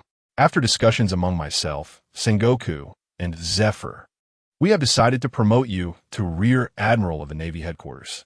Zhan Tai Xuan was taken aback. "Rear Admiral?" Jumping directly from Commodore to Rear Admiral. "This is indeed a special promotion." "Why?" "Because your strength has already reached this level," Admiral Kong explained. "And through this mission, you have proven your ability and character. However, this promotion will not hold any ceremony. It will only be announced internally." Zhan Tai Xuan understood Admiral Kong's meaning. The Golden Line incident and his contact with Roger had made him a thorn in the eyes of certain individuals. Handling it discreetly was to protect him. "I understand." Zhan Tai Xuan nodded. "Thank you, Admiral." "No need to thank me." Admiral Kong waved his hand. "This is what you deserve. The Major General has more freedom, and you can have more autonomy. Make good use of this opportunity." The next morning, Zhan Tai Xuan arrived at his new office. The Major General's office is much larger than the Brigadier General's, and the decor is more luxurious. The spacious room is furnished with solid wood furniture, and the walls are adorned with naval flags and slogans of justice. Zhan Tai Xuan pushed open the door, ready to appreciate his new working environment. However, the scene before him left him both amused and exasperated. Karp was sprawled out on his sofa, legs kicked up high. The once neat sofa creaked under his weight. To make matters worse, the old man had his mouth stuffed with rice crackers. A beautifully packaged gift box sat on the desk, with congratulations on your promotion written on it. Clearly, these rice crackers were meant to celebrate his promotion, but now they were all in Karp's stomach. "You old coot." Zhan Tai Xuan couldn't help but protest loudly. "Those were my celebration rice crackers." Karp turned his head slowly upon hearing the voice, with crumbs still on his face. "Ha ha ha. Good disciple." He laughed heartily, showing no shame in being caught. "Congratulations on your promotion to Major General. To celebrate this good news, I specially came to support you." Zhan Tai Xuan pointed at the empty gift box. "Is this what you call support?" "Of course," Karp said confidently, patting his belly. "I helped you taste the quality of these rice crackers. They taste great and are indeed worthy of your promotion." Zhan Tai Xuan was left speechless. The old man's shamelessness was beyond his comprehension. Forget it. Do as you wish. Zhan Tai Xuan shook his head helplessly. After all, arguing with this old man would only hurt himself. Suddenly, Karp sat up from the sofa, his eyes sparkling with excitement. Good disciple, since you're already a major general, we should do something big to celebrate. Zhan Tai Xuan looked at him warily. Every time Karp showed this expression, it meant someone was going to be in trouble. What big thing? Karp lowered his voice, revealing a mischievous grin. Let's go steal that victory wine that Sengoku has hidden for 20 years. That bottle of wine is a legendary treasure. It's said that Sengoku confiscated it from a pirate captain and has never had the heart to drink it. Zhan Tai Xuan's eyelid twitched. Old coot, are you trying to get me fired right after my promotion? How could that be? Karp patted his chest in assurance. We're just borrowing it to celebrate. We'll return it after drinking. What kind of logic is that? Zhan Tai Xuan was speechless. How do we return it after drinking it? Ha! Then we'll just buy a new bottle to compensate him. Karp waved his hand dismissively. After all, he wouldn't dare do anything to me. Zhan Tai Xuan looked at this unreliable master, feeling a wave of helplessness rise in him. But he had to admit that Karp's proposal was indeed somewhat tempting. Old coot, are you sure we won't be discovered? Of course. Karp confidently patted his chest. I know Sengoku's office layout better than he does. That bottle of wine is hidden in the secret compartment behind his desk. Zhan Tai Xuan pondered for a moment. Ultimately, his curiosity overcame his reason. Fine, since I'm free anyway.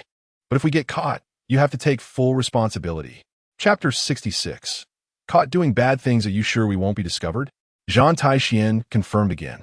Of course. Karp confidently patted his chest.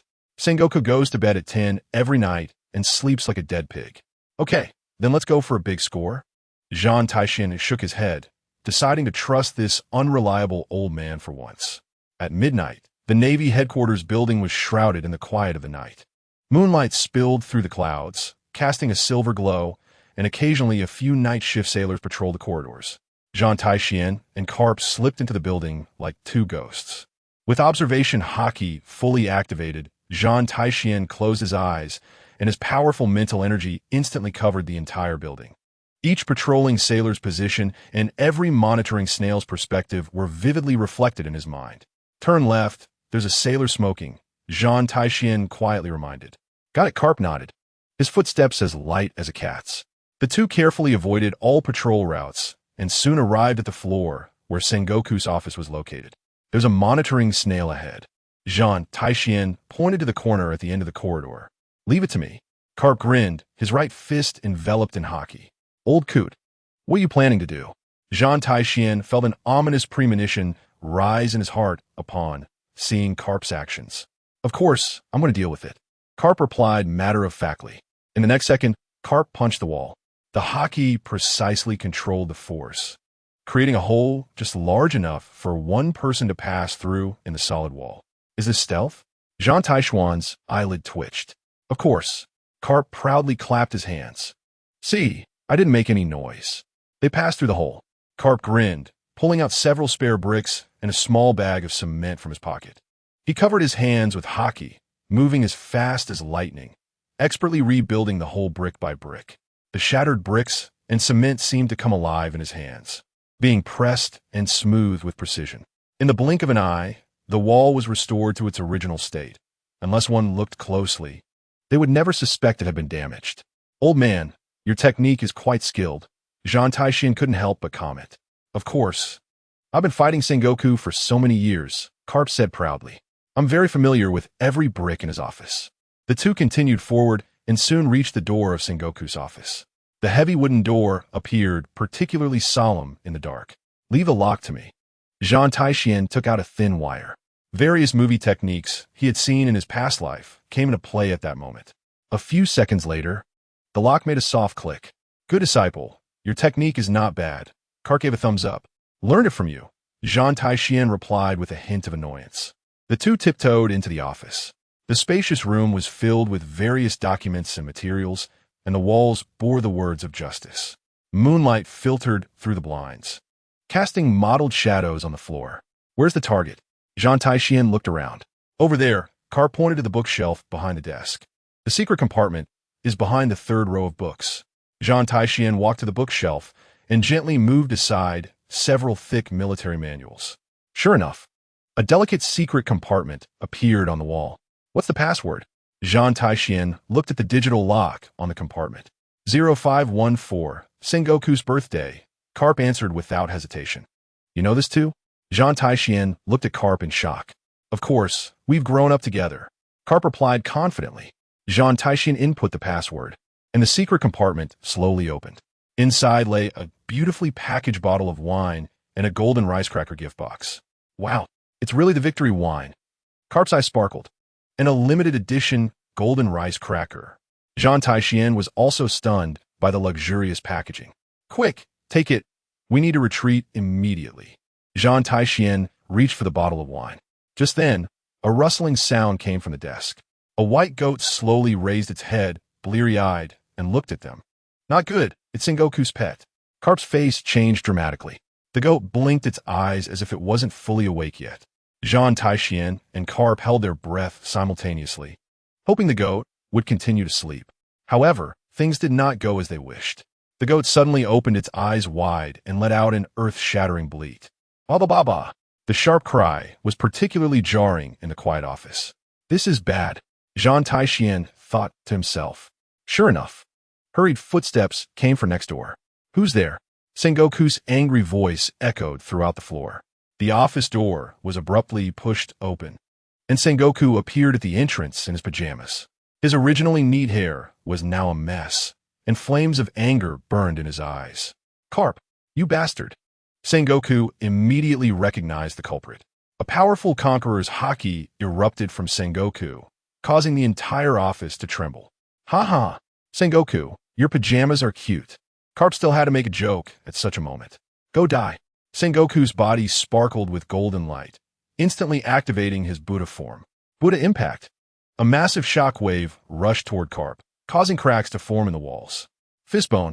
Karp was not willing to back down, and his iron fist collided directly with the shockwave. Boom! The entire office instantly turned into a battlefield, documents flying everywhere. Zhan Tai Xuan was quick to act, seizing the opportunity while the two were engaged in battle to grab a bottle of wine and some senbei. Shave. Zhan Tai Xuan transformed into an afterimage, instantly disappearing out of the broken window, leaving only one sentence echoing in the air. Stinky old man, you take care of yourself. Good disciple. You can't leave your master behind. Karp shouted in despair. Now you think of running? It's too late. Sengoku unleashed another shockwave. Karp was directly blown away, drawing a graceful arc in the air before crashing heavily onto the Navy headquarters training ground. The sound of the hero's cry spread throughout Marineford. Meanwhile, Zhan Tai Xuan had safely returned to his office. He carefully placed his spoils on the desk, feeling both excited and guilty. I'm sorry, stinky old man. Zhan Tai Xuan looked at the smoke still rising from the Admiral's office in the distance, silently praying for Karp. The next morning, Zhan Tai Xuan pretended to know nothing and leisurely made tea in his office. Bang! The office door was violently pushed open. A bruised Karp walked in, with several band-aids on his face. Good disciple, you ran really fast last night. Karp looked at Zhan Tai Xuan with a resentful expression. Master, what happened to you? Zhan Tai Xuan feigned concern. I was beaten by Sengoku all night. Karp gritted his teeth. Oh, that's really tragic. Zhan Tai Xuan nodded and continued making tea. Zhan Tai Xuan. Karp, come here. Sengoku's furious voice echoed from the corridor. It's over. Zhan Tai Xuan's heart tightened. Don't be afraid. I'm here. Karp patted Zhan Tai Xuan's shoulder. The two of them braved the situation and walked towards Sengoku's office. The office was a mess, with traces of last night's fierce battle everywhere. Sengoku sat on a temporarily moved chair, sporting two black eyes, staring hard at them. You two bastards. Sengoku pointed at Zhan Tai Xuan's nose and shouted. You actually stole my wine and senbei. Zhan Tai Xuan responded with a grin. Admiral, this is called a deep master-disciple bond. Besides, your senbei and wine were just sitting there. Why not let us youngsters digest them? Sengoku was completely defeated by his shamelessness, so angry that smoke seemed to be coming out of his ears. You. Sengoku, don't be angry. Karp waved his hand dismissively. At worst, I'll buy you a new bottle of wine. How do you compensate for the wine that's already drunk? Sengoku roared. Just buy a new bottle, right? Karp said with righteous indignation. Sengoku was utterly speechless. Faced with these two rascals, he truly had no way to deal with them. Chapter 67. The leisurely majors display. Watching Sengoku's furious and frustrated expression, Zhan Tai Xuan felt a rush of satisfaction. This thrill was even better than stealing the wine. Admiral Sengoku, you take your time cleaning up the office. I'm going to check on how my adjutant is training. Zhan Tai Xuan deliberately elongated his tone, feigning innocence. You get out of here. Sengoku's forehead was bulging with veins, wishing he could give this bastard another Buddha impact. Ha. Good disciple. Let's go stroll around the training ground. Karp pulled Zhan Tai Xuan away, fearing Sengoku might really explode. After leaving Sengoku's office, Zhan Tai Xuan was in a great mood. Since he had successfully provoked Sengoku, why not show off in the training ground? Looking at those who were still training hard, comparing it to his leisurely life, the sense of contrast was simply too satisfying. Stinky old man, I'm heading to the training ground. Zhan Tai Xuan waved at Karp. Go ahead. Remember to bring me back some good tea. Karp waved his hand dismissively and turned to find other targets to tease. Zhan Tai Xuan casually walked toward the training ground, already planning how to tear apart the umbrellas. The Navy training ground was bustling with activity. The afternoon sun blazed down on the earth, but it didn't affect the training enthusiasm of this group of future naval backbone forces at all. Sweat poured down from everyone like rain, evaporating instantly upon hitting the scorching ground. Among the crowd, Banner Jason was doing weighted runs. He was carrying iron blocks heavier than his own weight on his back. Yet his legs continued to run steadily and powerfully. Every movement was meticulous, and every breath was extremely regular. His training uniform was already soaked with sweat, but his gaze remained resolute. Not far away, Kazan was practicing sparring, frost forming on his fists. Each strike was filled with fervor and a thirst for power. This future admiral was still a sunny and cheerful boy at this time, idolizing Vice Admiral Karp's Iron Fist, his eyes sparkling with a desire to become strong. Fire Mountain was practicing swordsmanship, every strike full of effort. Ghost Spider was doing high-intensity physical training nearby, gritting his teeth to persevere. These future naval leaders were still recruits who needed to sweat it out. Chief Instructor Zifa stood in the center of the training ground, his stern face full of authority. His gaze was sharp as a hawk, scanning every training student. Fire Mountain, your swordplay is not fierce enough. Ghost Spider, do 50 more push-ups. Kazan, don't slack off on basic training just because of your devil fruit ability. Zifa's voice boomed like thunder across the training ground, causing the occasionally distracted students to freeze in fear. The former admiral's authority made everyone dare not slack off in the slightest. Just then, an incongruous figure appeared in the midst of this fiery training atmosphere. Zhan Tai Xuan was wearing colorful beach shorts, a bright Hawaiian shirt on his upper body, and orange flip-flops on his feet. He held a cup of chilled watermelon juice, adorned with a small paper umbrella and mint leaves for decoration. Humming an unknown tune, he walked leisurely as if he were a tourist on vacation at the beach. The weather is really nice today. Zhan Tai Xuan's tune sounded particularly jarring in the training ground. All the students who were sweating profusely couldn't help but glance over. Who is this guy? How dare he be so arrogant in front of Instructor Zifa? Zifa's face instantly darkened, his eyes shooting out a cold light, as if they could freeze Zhan Tai Xuan into an ice cube. But Zhan Tai Xuan completely ignored Zifa's murderous gaze. He walked straight to the edge of the training ground, where there were several umbrellas and chairs prepared for supervisors. Zhan Tai Xuan found the best spot and sat down in chair. He even adjusted the umbrella's angle to cover a larger area with shade. The most outrageous part was that he moved the umbrella closer to the training ground, as if he wanted to watch the trainees' hard work more clearly. Oh, this is life. Zhan Tai Xuan comfortably leaned back in his chair, took a sip of chilled watermelon juice, and let out a satisfied sigh. Banner saw his superior in this state and felt utterly embarrassed. His face instantly turned red, wishing he could find a crack in the ground to hide in. Sir, could you be a bit more restrained? So many people are watching.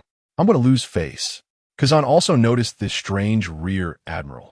A hint of curiosity flashed in his eyes. This person looked only a few years older than him, but already held the rank of rear admiral. Then, confusion followed. Does such a person really have strength? But as a boy who admired strong people, Kazan was filled with expectations for this exceptionally promoted Rear Admiral's abilities. Perhaps this is the confidence of a strong person. Zephyr's forehead bulged with veins, and his fists, known as the Black Arm, were tightly clenched. Yet he still suppressed his anger and continued to guide the trainees in their training. After all, Zhan Tai Xuan had already graduated and was now a Rear Admiral. He couldn't just casually lay hands on him and had to save some face. But this shameless behavior was truly infuriating. The training continued, but the atmosphere became noticeably subtle. The trainees occasionally stole glances at the leisurely Rear Admiral, feeling a mix of emotions. Some were envious, some disdainful, and some curious. Zhan Tai Xuan, however, remained oblivious, continuing to enjoy his leisurely time. He even pulled out a comic book from his pocket and started reading it with great interest, occasionally bursting into laughter, clearly amused by the comic. The contrast was striking. On one side were the trainees, sweating profusely and gritting their teeth to persist. On the other was the Rear Admiral, leisurely reading comics and sipping fruit juice. Zephyr finally couldn't hold back. "Everyone, take a 10-minute break." His voice carried evident anger. The trainees felt as if a great reprieve had come, stopping their training to breathe heavily. Banner hesitated for a moment, but then ran over to Zhan Tai Xuan. "Sir." His voice trembled, clearly a mix of nervousness and shame. "Oh, Jason, you're here." Zhan Tai Xuan didn't even look up, continuing to read his comic. "It's too hot today. Fan me a bit." He pointed to a fan beside him, speaking as if it were obvious. Banner's face turned even redder, but he obediently picked up the fan and started fanning Zhan Tai Xuan. This scene completely ignited Zephyr's fury. His fists, as big as cooking pots, cracked ominously, and the armed color of his haki faintly shimmered on the surface of his fists. Chapter 68. Seniors and Juniors at the end of the day's training. Zephyr emanated low pressure. He walked step by step to Zhan Tai Xuan, his massive figure blocking the sunlight. "Zhan Tai Xuan, is this the example you set as a Rear Admiral in the Navy?" Zephyr shouted angrily. "Is your great talent just meant to waste time here and lead the new recruits astray?" Zhan Tai Xuan took off his sunglasses and lazily replied, "Teacher Zephyr, it's all about work-life balance. If you stretch a string too tight, it will snap." Sharp-tongued, Zephyr pointed at the group of curious and awed new recruits behind him. "Since you're so strong, then don't just talk without acting." His voice suddenly rose, echoing throughout the training ground. "I challenge you in the name of the chief instructor. Use your strength to give these ignorant young people the most profound lesson." All the new recruits erupted in excitement. To challenge this legendary genius, Rear Admiral? The monster who single-handedly defeated over 100 million pirates? Kazan's eyes burned with fierce fighting spirit. He admired strong individuals. He longed to spar with someone like Vice Admiral Karp, and Zhan Tai Xuan, being Karp's disciple, certainly piqued his curiosity. Zhan Tai Xuan sighed, sat up from his lounge chair, and said, "Sai, what a hassle. All right, how we conduct this class?" Zephyr snickered coldly, his fighting spirit igniting in his eyes. "Very simple. You alone against all of them, including Kuzan and your vice officer. If you lose, you'll obediently serve as a teaching assistant for a month." Zephyr paused. "If you win, however, you can do whatever you want afterward. I won't interfere." Zhan Tai Xuan stretched lazily, the joints in his body cracking. "Deal. Let us make it quick. I'm still waiting for afternoon tea." The duel began, with Zhan Tai Xuan standing alone in the center of the training ground. Opposite him were dozens of elite new recruits, including Kuzan and Banner.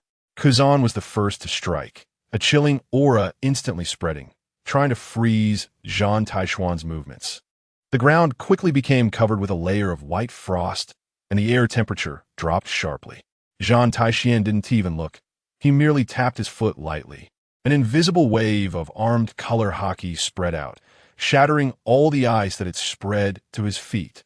The hard ground also showed fine cracks, indicating the weight of this force. Stormfoot pack of wolves. Finger gun barrage. Dozens of new recruits simultaneously launched their attacks. The dense slashes and projectiles covered every blind spot of Zhan Tai Xuan, and the air was filled with the sounds of slicing through. Zhan Tai Xuan remained standing in place, not even activating his armed color hardening. Just relying on the haki covering his entire body, he deflected all the attacks as if a gentle breeze was brushing against him. The slashes emitted a harsh friction sound upon contacting his surface, then deflected, shooting off into the distance. The trajectories of the finger guns were distorted by an invisible force as they approached him, turning into nothingness. "This guy," a new recruit exclaimed, his arm numb from the recoil. "Can haki be used like this?" Another person's eyes flashed with astonishment.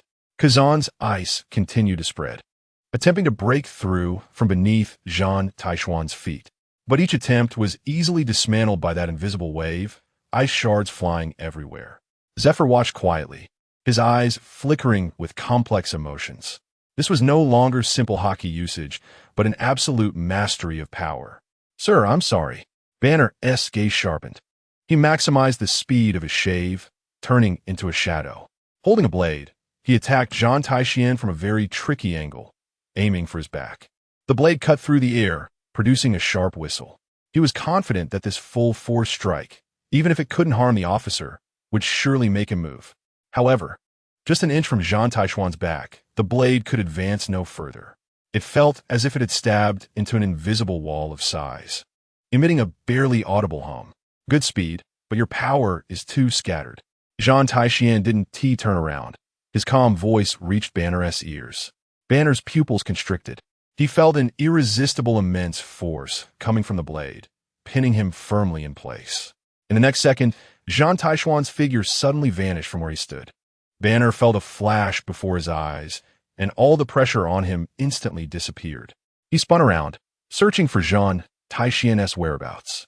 Bang! Bang! Two dull thuds sounded, and two new recruits attempting to flank from the side collapsed, their bodies stiff. They hadn't even seen how Zhan Tai Xuan had made his move.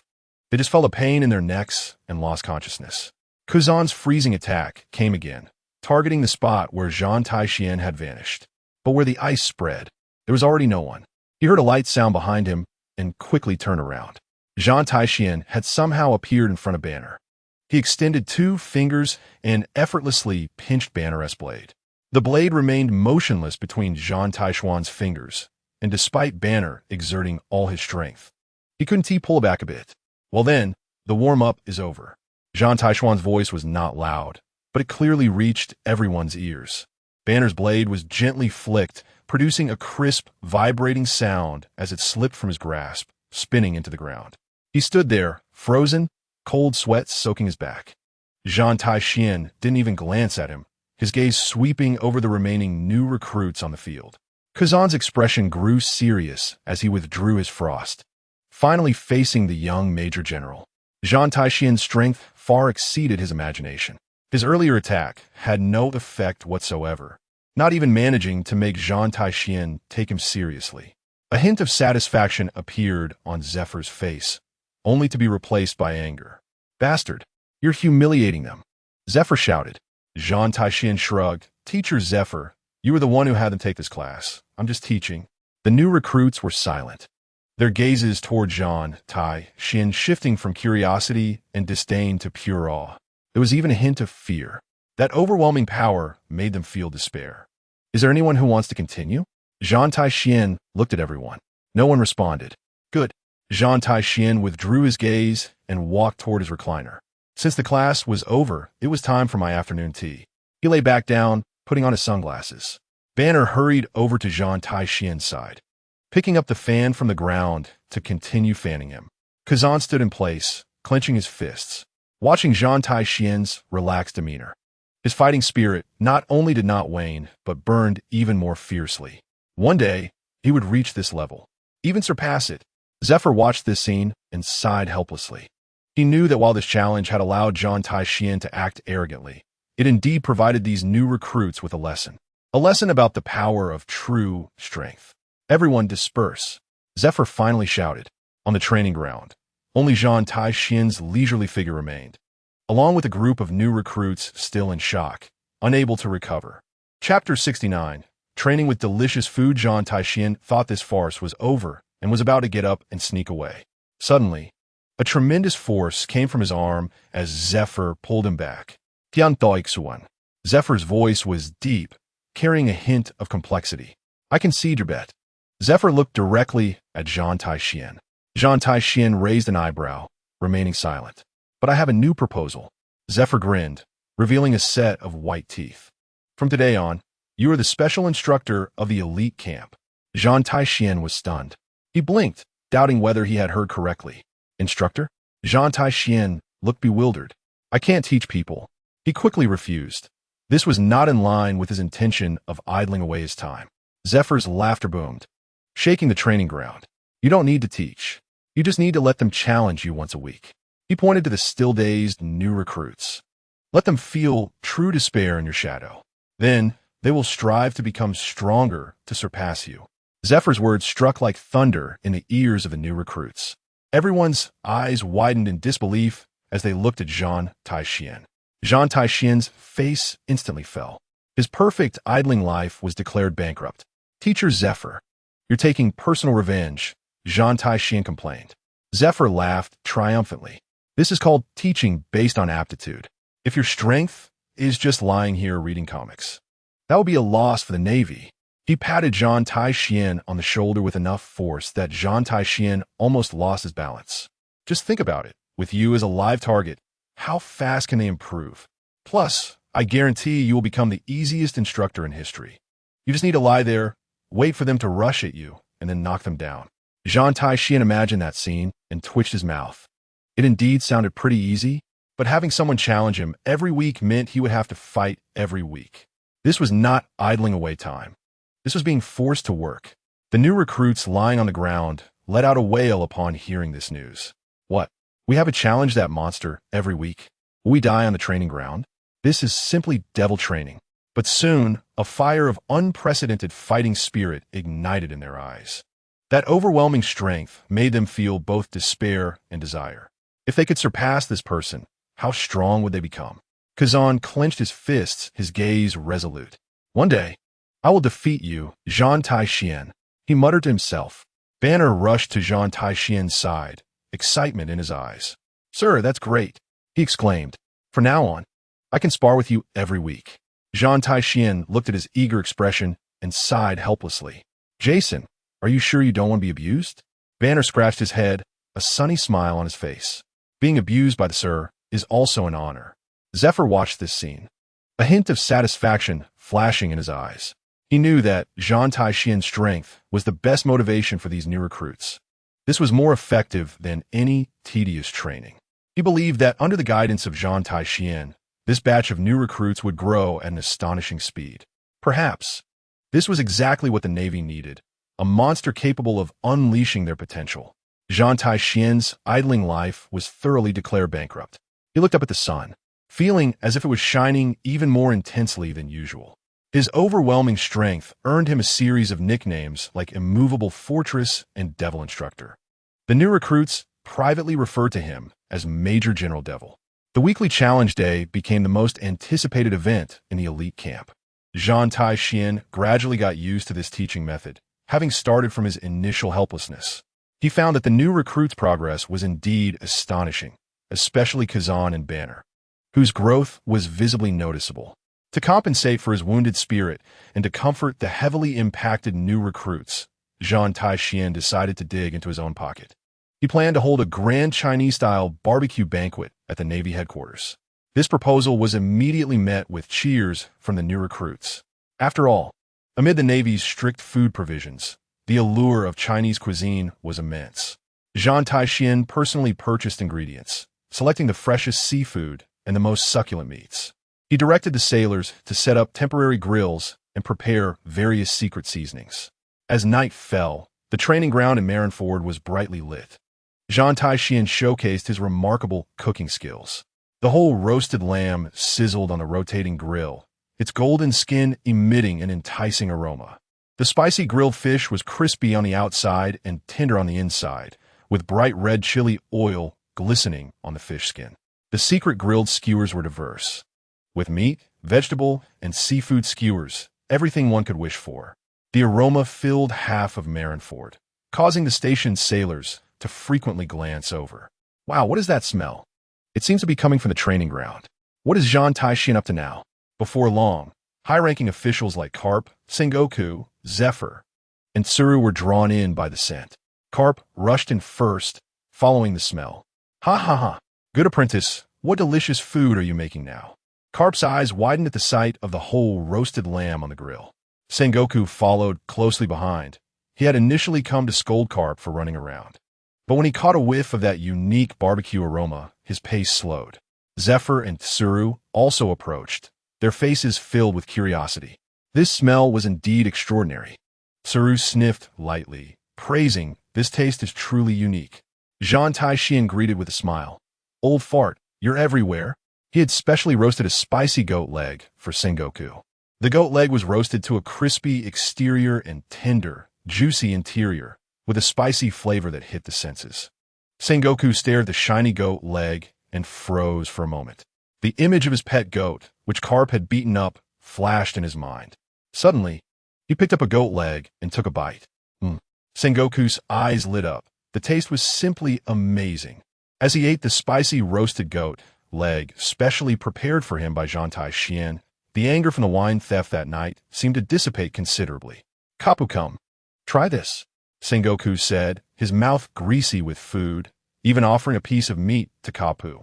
Kapu was not polite and took the meat, biting into it heartily. The two leaned on each other, drinking the chilled beer provided by Zhan Tai Xuan, their faces flushed, hardly resembling the usual enemies they were. Zifa watched the new recruits cheerfully enjoying the food, a rare smile appearing on his face.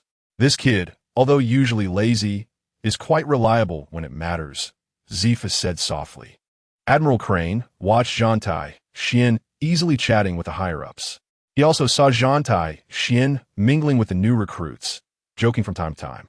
The new recruits both revered and felt close to him. Admiral Crane expressed his approval. "This kid has a unique charm that can bring everyone together." Chapter 70, Training the Juniors. The aftertaste of the barbecue banquet lingered in Marineford, and Zhan Tai Xuan's special instructor career officially began. The weekly teaching day became the most anticipated event in the elite camp, as well as a moment intertwined with the new recruits' nightmares and hopes. On the training ground, the atmosphere was tense. Kazan stood at the front of the line, taking a deep breath, surrounded by cold air, his gaze more focused than ever. Behind him, Bana Jason gripped the handle of his knife tightly, sweat trickling down his forehead, his eyes fixed on the relaxed figure in the center of the field, Zhan Tai Xuan, who was still lounging in a beach chair, holding a glass of chilled orange juice. I said, "Are you ready? I have an appointment with the old man for tea this afternoon." Zhan Tai Xuan yawned, his voice not loud, but clear across the training ground. "Major Zhan Tai Xuan, please instruct," Kazan shouted, taking the lead. "Ice block." With a furious roar, a massive ice bird formed, screeching and bringing with it a bone-chilling wind, opening its menacing beak and pouncing toward Zhan Tai Xuan. As the ice bird flew, the ground instantly froze over with thick frost, and the air felt as if it was about to freeze. Many of the onlooking Marines involuntarily shivered. The power of this strike was much stronger than Kazan's previous attack. However, Zhan Tai Xuan merely raised an eyelid, his left hand still holding the orange juice, while his right hand casually waved forward. There was no overwhelming momentum, nor did the hardening black aura appear. An invisible ripple seemed to rise in the air, like a gentle breeze brushing over the water surface. The fierce ice bird, just a few meters away from Zhan Tai Xuan, appeared to hit an invisible wall. Its momentum suddenly halted. Then, accompanied by cracking sounds, the massive ice bird began to disintegrate from its head, turning into countless sparkling ice shards that refracted rainbow colors under the sunlight, before weakly falling to the ground. "Improved. Using some brains now, and the ice density has increased quite a bit," Zhan Tai Xuan commented lightly, as if he had simply swatted away a fly. Kazan's face turned pale. He could feel that his full-force strike hadn't even touched the opponent's clothes. Just then, Bana Jason moved. "Shave." His figure left a faint afterimage as he appeared next to Zhan Tai Xuan's right side in the next instant. His speed nearly doubled compared to their last encounter. The sharp knife in his hand let out a soft hum, and the blade slashed toward Zhan Tai Xuan's wrist holding the juice cup. This strike was cunning and fierce, executed at the perfect moment, just as Zhan Tai Xuan's old strength had waned and new strength had yet to build. "Oh, good speed and angle." It seems Bogart has put you through a lot of practice. Zhan Tai Xuan's lips curled slightly. His body didn't even leave the beach chair. He merely flicked his wrist, avoiding the blade while his two fingers clamped down on Banijason's blade like iron pincers. Clang! With a light sound, Banijason felt an overwhelming force surge through the blade, numbing his hands and rendering the blade unable to advance even a fraction. He tried to pull back the knife, but found it seemingly welded in place, unable to budge. Relying too much on brute force, Zhan Tai Xuan's voice rang in his ear. In the next moment, Zhan Tai Xuan's right hand, which held the blade, shook, and Banijason felt a clever rotational force, causing the knife to slip from his grasp uncontrollably, arcing through the air and deeply embedding itself in the ground far away. Finger gun. Zhan Tai Xuan flicked his fingers, and an invisible shock accurately struck Banijason's abdomen. Banijason let out a muffled grunt, his body involuntarily curling up as he staggered back several steps, temporarily losing his combat ability. All of this happened in the blink of an eye, and the other new recruits hadn't even had time to react. Who else? Zhan Tai Xuan scanned the crowd, his tone still casual. Several new recruits shouted in anger, simultaneously launching gale foot and finger guns, dozens of azure slashes and fierce finger strikes intertwining into a dense net of attacks, converging on Zhan Tai Xuan from all directions. Iron block, Zhan Tai Xuan shouted, his muscles instantly tensing, his skin taking on a metallic sheen.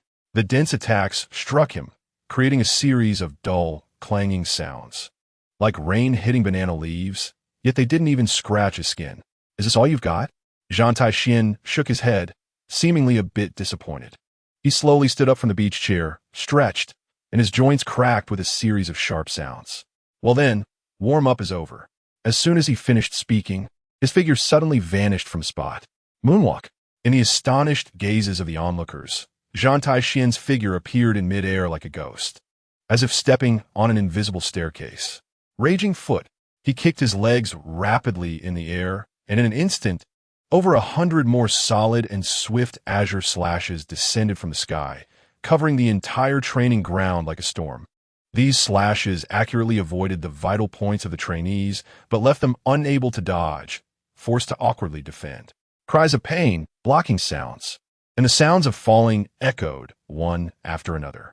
In just a few breaths, apart from Kazan, who barely stood, all the other new recruits who participated in the attack had fallen to the ground, losing their combat ability. Kazan constructed a thick ice wall to barely block several slashes, but the wall was already covered in cracks, teetering on the brink of collapse. He panted heavily, staring at the figure hovering in the air like a deity, his eyes filled with unwillingness and shock. Zhan Tai Xuan lightly landed on the ground, dusting off non-existent dirt from his hands. All right, today's lesson is over. Remember to clean up the training ground. The new recruits, especially Kazan, faced his relentless training. Although they suffered defeats every time, their strength grew rapidly. Kapu enjoyed this and would occasionally come to watch, muttering that he was indeed a good apprentice, even lazier than he had been in his time. Though Sengoku complained that Zhan Tai Xuan was completely fooling around and that this was no way to train new recruits, he felt quite satisfied watching their increasingly refined abilities and the toughness forged through their struggles. Admiral Crane observed the interactions between Zhan Tai Xuan and the new recruits, noticing that although Zhan Tai Xuan was lazy, he possessed a unique charm that could unite hearts and stimulate their deepest potential. The calm days passed amidst training, food, and occasional idleness until a summons from Admiral Kong shattered this leisure. Chapter 71. Mission to the Senbei Archipelago. In Admiral Kong's office, the atmosphere was solemn. Zhan Tai Xuan, you are here. Admiral Kong's voice was steady, his gaze sharp. Zhan Tai Xuan stood at attention and saluted. Admiral, please give your orders. The Air Marshal's expression was serious as he pushed a document across the table. The Navy headquarters has decided to appoint you as the captain of a special operations team directly under Branch 1, to head to the Senbei Archipelago. A flicker of thought crossed Zhan Tai Xuan's mind. The Senbei Archipelago was no easy place. Your task is to take full responsibility for restoring naval discipline in the area and combating the increasingly rampant human trafficking, the Air Marshal continued. He emphasized, the waters around Senbei are deep, and the corruption is shocking. It may even involve some areas that shouldn't be touched. The Air Marshal's gaze fell on Zhan Tai Xuan with deep meaning. I know you have the capability and discretion. This time, I am letting you handle it. Make sure to keep your hands clean and avoid leaving behind big troubles. Zhan Tai Xuan understood the underlying meaning in the Air Marshal's words. This job was not only difficult, but could also lead to significant trouble. However, he saluted without hesitation. I will ensure the mission is completed, Marshal. Yet, he began to contemplate how to complete the mission while trying to avoid getting caught up in the dangerous whirlpools. After leaving the Marshal's office, Zhan Tai Xuan encountered Sengoku in the corridor. Sengoku patted his shoulder and spoke gently. That place in Shambody has celestial dragons coming and going. You need to be clever. A look of concern flashed in his eyes. If you encounter something you can't handle, don't force it. You have me and Garp to back you up. Zhan Tai Xuan felt warmth in his heart. Although Sengoku was usually strict, he always protected his own during critical moments. I understand, Admiral Sengoku, Zhan Tai Xuan replied earnestly. Sengoku nodded. Saying no more, Zhan Tai Xuan continued on, preparing to return to his dormitory to pack. Just then, a lazy voice came from ahead. Oh, Zhan Tai Xuan, long time no see. I heard you got a promotion too? Kwai Nei Polysolino, wearing his signature yellow suit, ambled over. Zhan Tai Xuan stopped in his tracks and looked at the future admiral. Polysolino, did you also receive a new appointment? Polysolino leaned closer to Zhan Tai Xuan and lowered his voice. Zhan Tai Xuan, I've also been sent to Shambody, supposedly to assist in maintaining order. A meaningful smile crept across his face. Looks like we can fight side by side again. I've heard the afternoon tea. There's pretty good?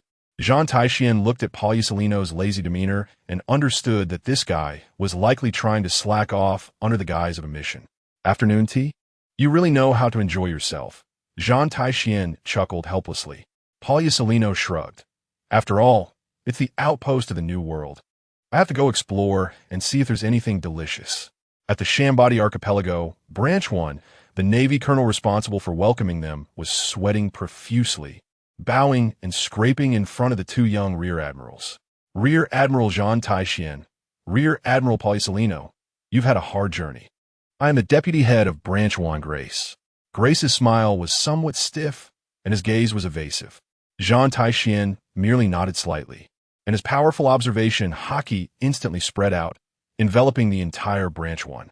The air was filled with a faintly sweet and greasy scent, mixed with the salty tang of the sea breeze and deeper, more obscure hints of decay.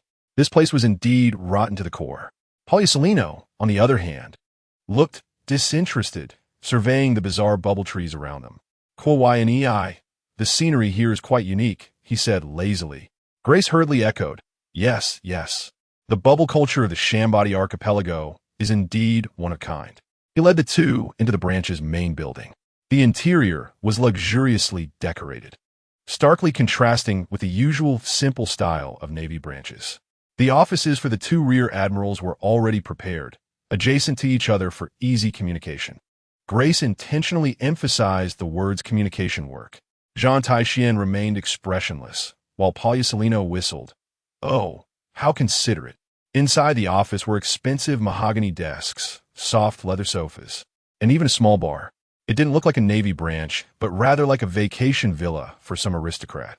Zhan Tai Xuan walked to the window. Looking down at the chaotic yet bustling streets below, his gaze cold. Polysolino, unceremoniously, laid down on the sofa, resting his hands behind his head. This sofa is nice. Much better than the headquarters. So this mission isn't so bad after all. Zhan Tai Xuan ignored him. He took out a stack of blank documents and a pen from his space ring and began writing on the table. He needed to quickly sort out the web of relationships here and find a breakthrough. Polysolino squinted, appearing to doze off, but in reality, he was also observing. In the following days, Zhan Tai Xuan hardly left the office, immersed in various reports and intelligence. He used his observation Haki to quietly eavesdrop on various conversations within a branch, while the space ring became his secret vault for storing collected evidence. Polysolino, on the other hand, was a frequent visitor to Branch 1. He either wandered around various areas or chatted with people in the officers' mess, or simply drank afternoon tea and listened to music in his office. One afternoon, Polysolino entered Zhan Tai Xuan's office, holding a cup of black tea. Rear Admiral Zhan, still busy? Would you like a cup of black tea? I specially brought this high-quality stuff from Area 13. Zhan Tai Xuan didn't look up. What is it? Poliusolino sat across from him, took a sip of tea, and said, Nothing much, just that I saw some interesting fellows while passing through Area 1 today. He set down a teacup and lightly tapped his fingers on the table. A few guys in black suits and bubble helmets, sneaking around, seemed to be handing over something. Oh, one of them I think I've seen before. He's Colonel Malcolm from the branch's accounting department. Zhan Tai Xuan's pen paused. Colonel Malcolm. He remembered this person. He was one of Grace's trusted aides. Black suits, bubble helmets? This attire was too obvious in its implications. Poliusolino shrugged. Yeah, they look like the Celestial Dragon's lackeys. The box they were handing over. I accidentally sensed it with my observation haki, and it seems like it's cargo alive. His tone remained lazy. But the word cargo caused the temperature in the office to drop a few degrees. Zhan Tai Xuan set down his pen and raised his head. What is the exact location? Poliusolino grinned widely, revealing white teeth. Oh, Rear Admiral Zhan is interested in this? Let me think. It seems to be in Area 1, at an underground auction venue called Dreamland. He added, I've heard it's the busiest place in Shambody, with all sorts of strange things for sale. Even many distinguished guests from the Navy branch are regulars there. Zhan Tai Xuan's eyes flashed coldly. An underground auction, Navy personnel involved, and clues linking to Celestial Dragon agents. All of this was exactly the breakthrough he was looking for. Very well. Zhan Tai Xuan stood up, preparing. Let's go take a look. Poliusolino also straightened up from the sofa, his laziness fading somewhat. Kawaii, finally a chance to stretch my legs. My body is about to rust. He stretched, and his joints made faint cracking noises. Zhan Tai Xuan looked at him. This time, you can't just watch from the sidelines. Poliusolino stroked his chin. Oh dear, that's really a headache. However, since it's Rear Admiral Zhan's request, how could I refuse? Chapter 72. Raid on Dreamland. The plan was simple. Zhan Tai Xuan's finger pointed at Dreamland in Area 1. I will charge in from the front, create chaos, and go straight for the core to obtain all the evidence. You are responsible for the perimeter, sealing off all communications and escape routes. Poliusolino leaned back on the sofa, hands behind his head, and lazily replied, Kawaii. It sounds like I have a lot to do. You can choose to drink tea in the office and wait for the Celestial Dragons to come knocking. Zhan Tai Xuan said flatly. Oh dear, that sounds truly terrifying. Poliusolino straightened up a bit. Since this is your arrangement, Zhan Tai Xuan, I can only reluctantly move my muscles and bones. Remember, I want living evidence, dead criminals. Zhan Tai Xuan's gaze turned cold, especially towards those who might be involved above. I don't want them to have a chance to speak. The corners of Poliusolino's mouth curled into a slight arc. My careless light, however, is blind to the eyes. The two exchanged glances, and their action plan was thus finalized. On the night of the operation, the underground auction in Area 1 of Senbei, Dreamland, was brilliantly lit and bustling with people. In the center of the stage, a huge iron cage contained a young and beautiful mermaid girl, curled up in fear, while the nobles and wealthy merchants in the audience sparkled with greedy eyes. The auctioneer was passionately introducing this treasure, raising the atmosphere to a climax. At that moment, a loud bang echoed as the heavy alloy doors of the auction house were violently burst open from the outside, flying inward. The loud noise drowned out all the commotion inside, and everyone's gaze turned in shock towards the entrance. Amidst the smoke and dust, Zhan Tai Xuan walked in slowly, holding a good knife in his hand, as if the darkness behind him was devoured by the killing intent emanating from him. The Navy is executing an official duty. Irrelevant people, take cover. After a brief silence, the venue erupted in chaos. The Navy? How dare they come here? Quickly, guards, kill him. Dozens of black-suited guards armed with firearms rushed towards Zhan Tai Xuan from all directions. Zhan Tai Xuan's figure left a residual shadow at the spot. He moved like a ghost through the crowd. Every time he appeared, it was accompanied by the sound of bones breaking and guards falling to the ground. With the gun and the stormfoot in his hands, he turned them into the most lethal art of killing. In less than half a minute, all the guards were down, without exception losing their combat ability, but still retaining a breath. Zhan Tai Xuan ignored the panicking guests.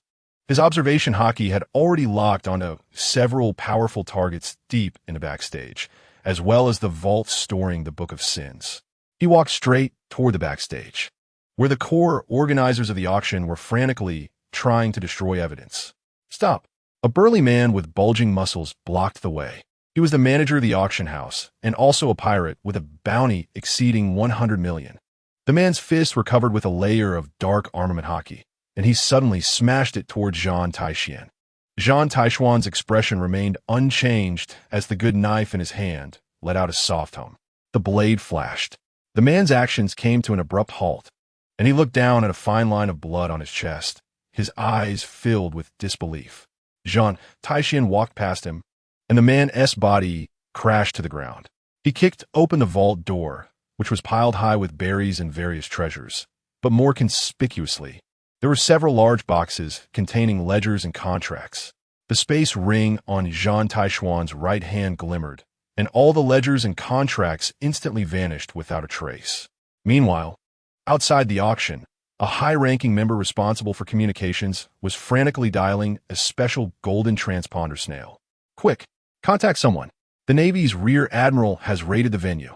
Before he finished speaking, a golden beam of light descended from the sky, accurately piercing through the transponder snail in his hand, instantly vaporizing it. The signal from Senbei is not so good. Polyusolino's voice drifted from the top of a nearby bubble. On the other side, several vehicles prepared to escape through a secret passage had just started. 8-foot mirror, a beam of light shot from Polyusolino's fingertips, refracting in the air to form a path of light. His figure instantly appeared at the exit of the secret passage, blocking the way. Everyone, where are you in such a rush to go? Polyusolino wore his signature irritating smile. Several auction executives who tried to seek help, after going around in circles, despairingly found themselves going in circles, as if trapped in a ghostly wall. Polyusolino lazily turned the entire dreamland into an island where no help could be sought and no escape was possible. Inside the auction hall, Zhan Tai Xuan was about to leave, but his observation haki captured an unusually calm and powerful presence. This presence had not participated in the battle, merely lurking quietly in the shadowed corner as if an outsider. Zhan Tai Xuan's gaze swept over and saw a bespectacled uncle. The uncle was holding a wine glass, calmly observing everything, his eyes deep like the ocean. The Dark King, Silver's Rayleigh. The two exchanged glances in the air. Rayleigh lifted his glass slightly towards Zhan Tai Xuan's direction and nodded gently, as if greeting him. Then, Rayleigh set down his glass, stood up, hands in pockets, and quietly blended into the chaotic crowd, disappearing without a trace. Zhan Tai Xuan withdrew his gaze, understanding in his heart. Clearly, Rayleigh also disapproved of the dirty dealings here. The operation was a resounding success.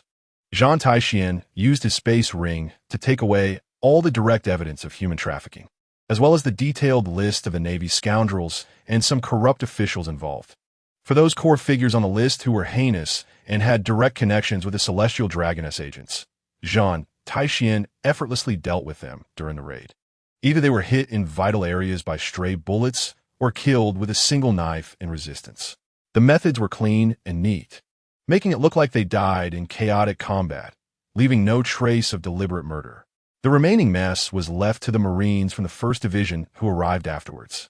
The news of the auction being uprooted swept through the entire Senbei archipelago like a storm. All underground forces and corrupt elements within the Navy felt a sense of danger. Meanwhile, in Mary Geos, a celestial dragon with a runny nose and an ugly face was hysterically smashing the slaves around him. My auction! Where's my mermaid? St. Charlos screamed in rage, his fat body trembling with anger. A member of the Zero organization knelt on one knee, trembling as he report to St. Charlos. It was done by the Navy, the Special Operations Team from the 1st Division of Senbei. The Navy? St. Charlos's eyes bulged around. A mere Navy, daring to touch this saint's business. He pushed away the slave beside him, his face twisting into a grotesque smile. Prepare the ship. This saint will personally go to Senbei. This saint wants to see which blind lower creature is tired of living. Chapter 73. The arrival of the celestial dragon outside the 1st Division of the Senbei archipelago. The sea breeze carried the unique sweetness of bubbles.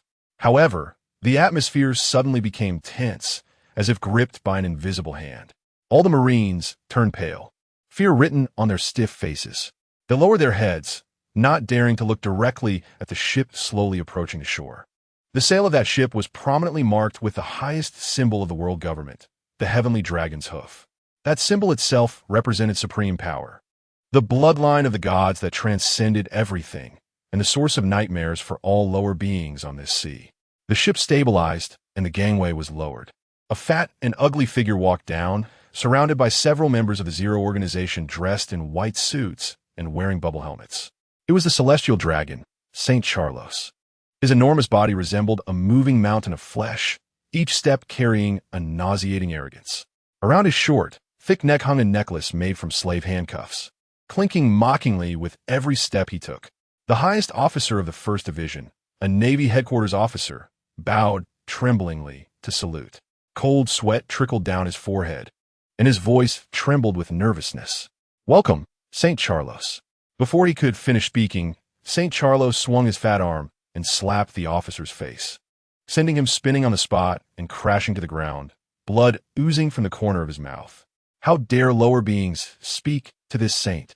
Charlos, Saint shouted loudly. His face, twisted with anger, had snot almost dripping into his mouth, and his eyes gleamed with pathological rage. He stepped on the fallen officer and continued forward. "Who is the new Special Operations Team leader of your branch? Where is that Navy who dared to touch this holy slave trader? Get out here!"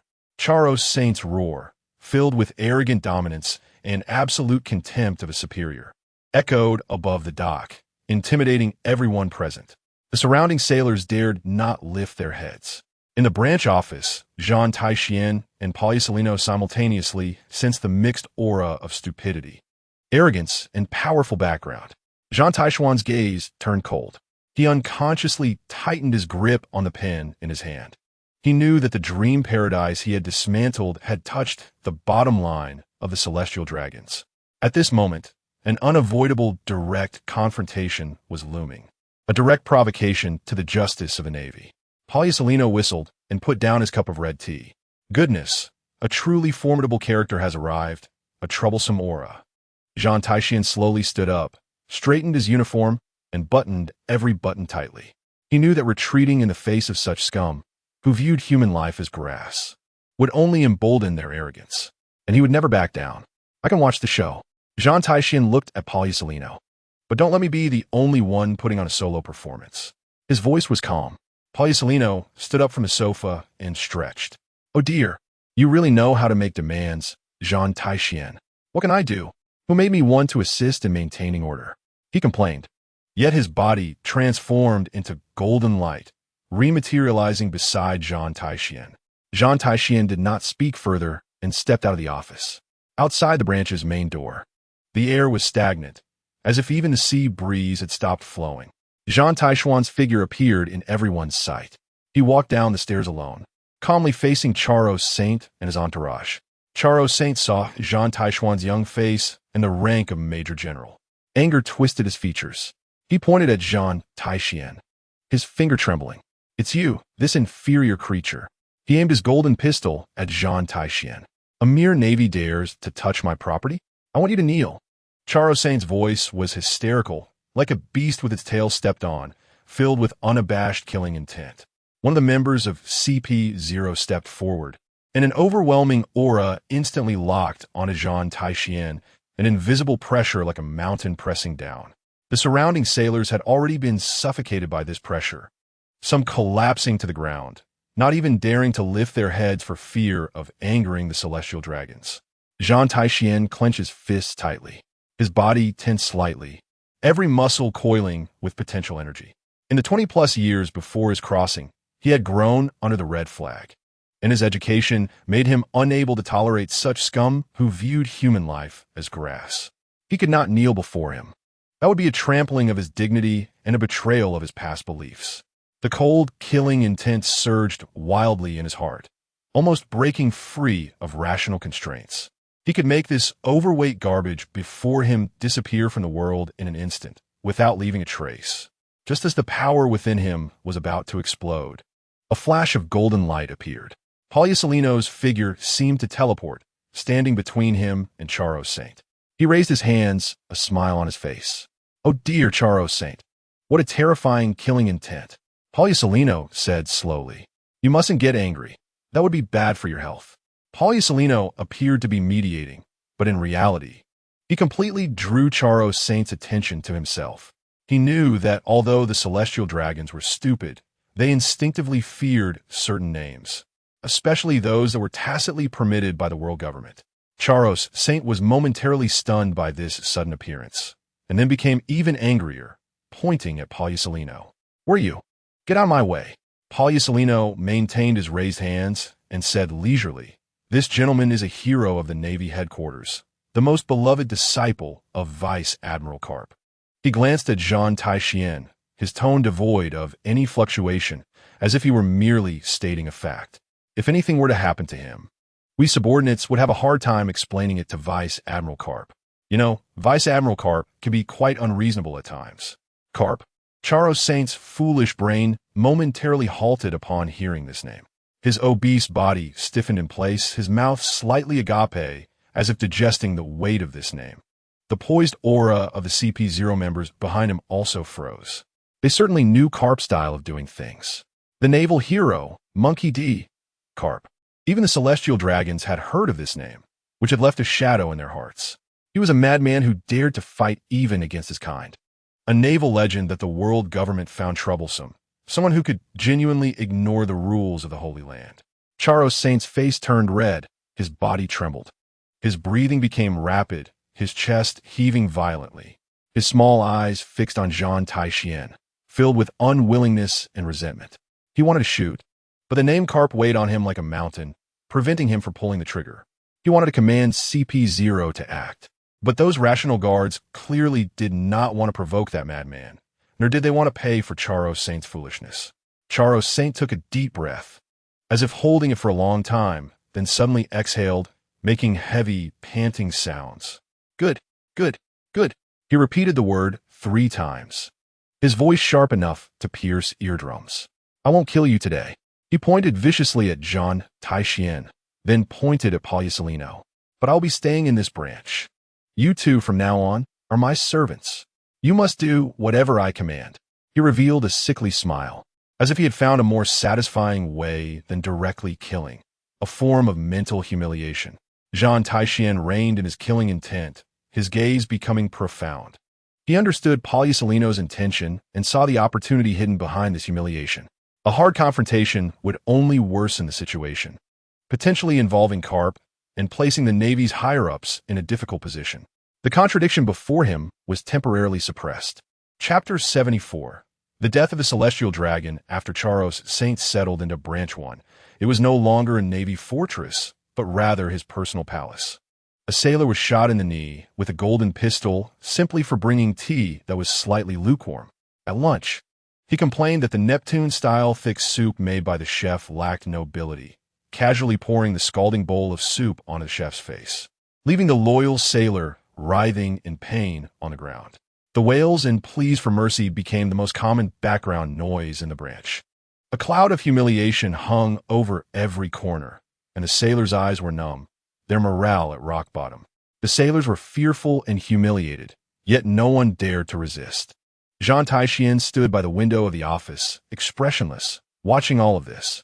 His observation haki was like an invisible spider web, covering the entire branch, recording every movement, every word, and even the frequency of every breath of Charo Saint. This noble of the world was foolish, arrogant, yet extremely afraid of death. Outside his room, 2 CP0 members were always at his side. Inside the room, even when sleeping, there were 2 slaves keeping watch. All food and water had to be inspected by his own servants first.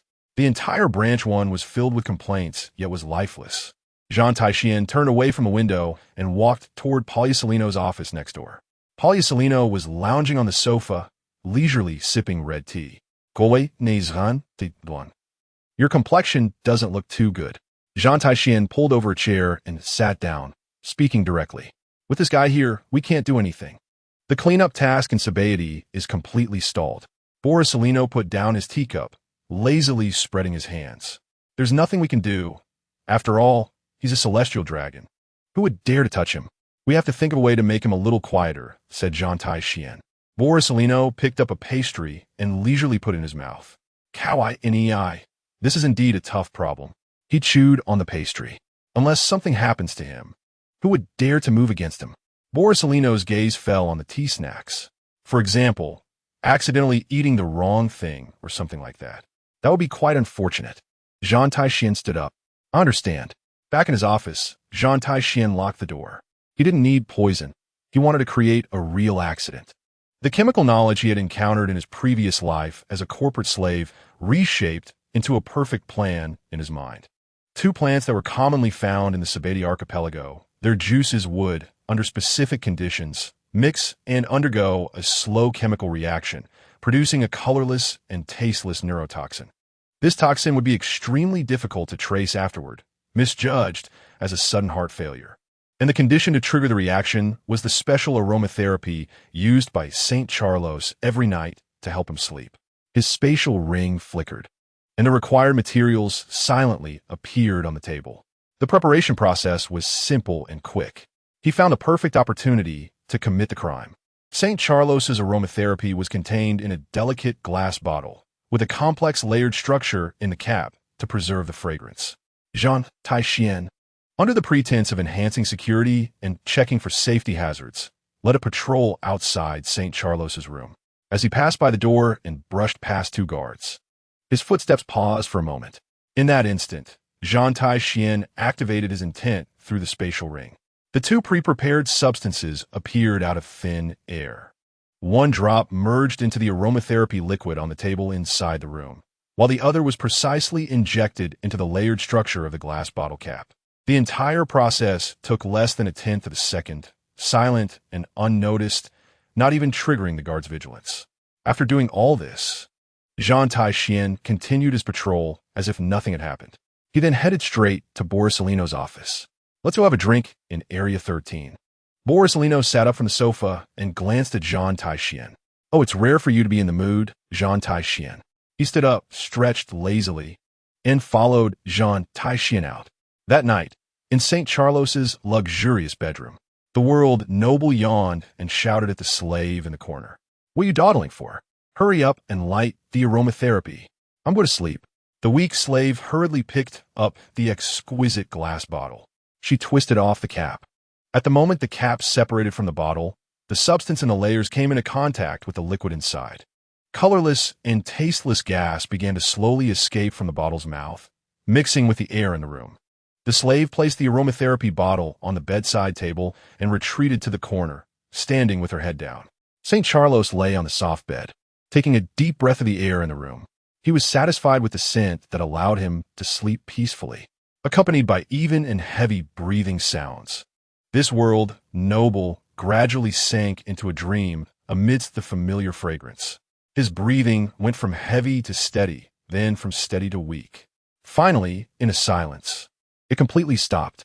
There was no expression of pain on his face, as if he had simply had an excessively peaceful dream, one from which he would never wake up. The next morning, a piercing scream shattered the tranquility of Division 1.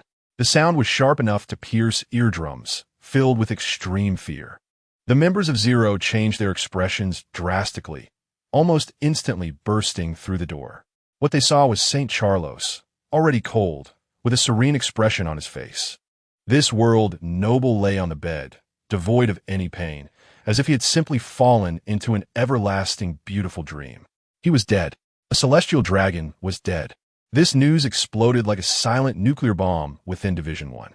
All the Marines, no matter what they were doing, felt a sense of apocalyptic fear. Their hands and feet cold. The leader of Zero stood by the bed, his face pale, his body slightly trembling with suppressed anger. He did not roar or shout, but the eyes hidden behind the mask emitted a chill that could freeze everything. Lockdown. He uttered 2 words. Lock down the entire Sabaody archipelago. No one is allowed to enter or exit. The order was quickly conveyed, and the invisible net of terror instantly enveloped this lawless zone. At this moment, Zhan Tai Xuan and Borisolino were leisurely walking back to the base from Area 13. Both of them had a faint smell of alcohol, looking like they were still hungover. As they approached the main gate of Division 1, several tense members of Zero stopped them, the atmosphere deadly serious. "Two majors, please hold on." The leading member of Zero spoke in a low voice, not allowing for doubt. Zhan Tai Xuan frowned slightly and stopped. "What happened?" The Zero member paused for a moment. "St. Charlos is dead." Chapter 75 Zero's interrogation. Borisolino's yawning motion froze in midair. The laziness on his face momentarily solidified. "Kawai, Ni, this is really a big trouble now." Zhan Tai Xuan's expression changed slightly upon hearing this. A chill spread from his body.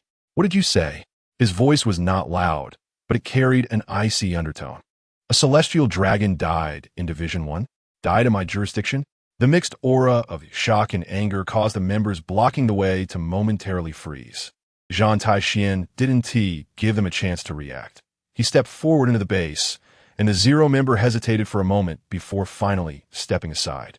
He knew that this major was now the biggest suspect, but he was also one of the highest authorities here.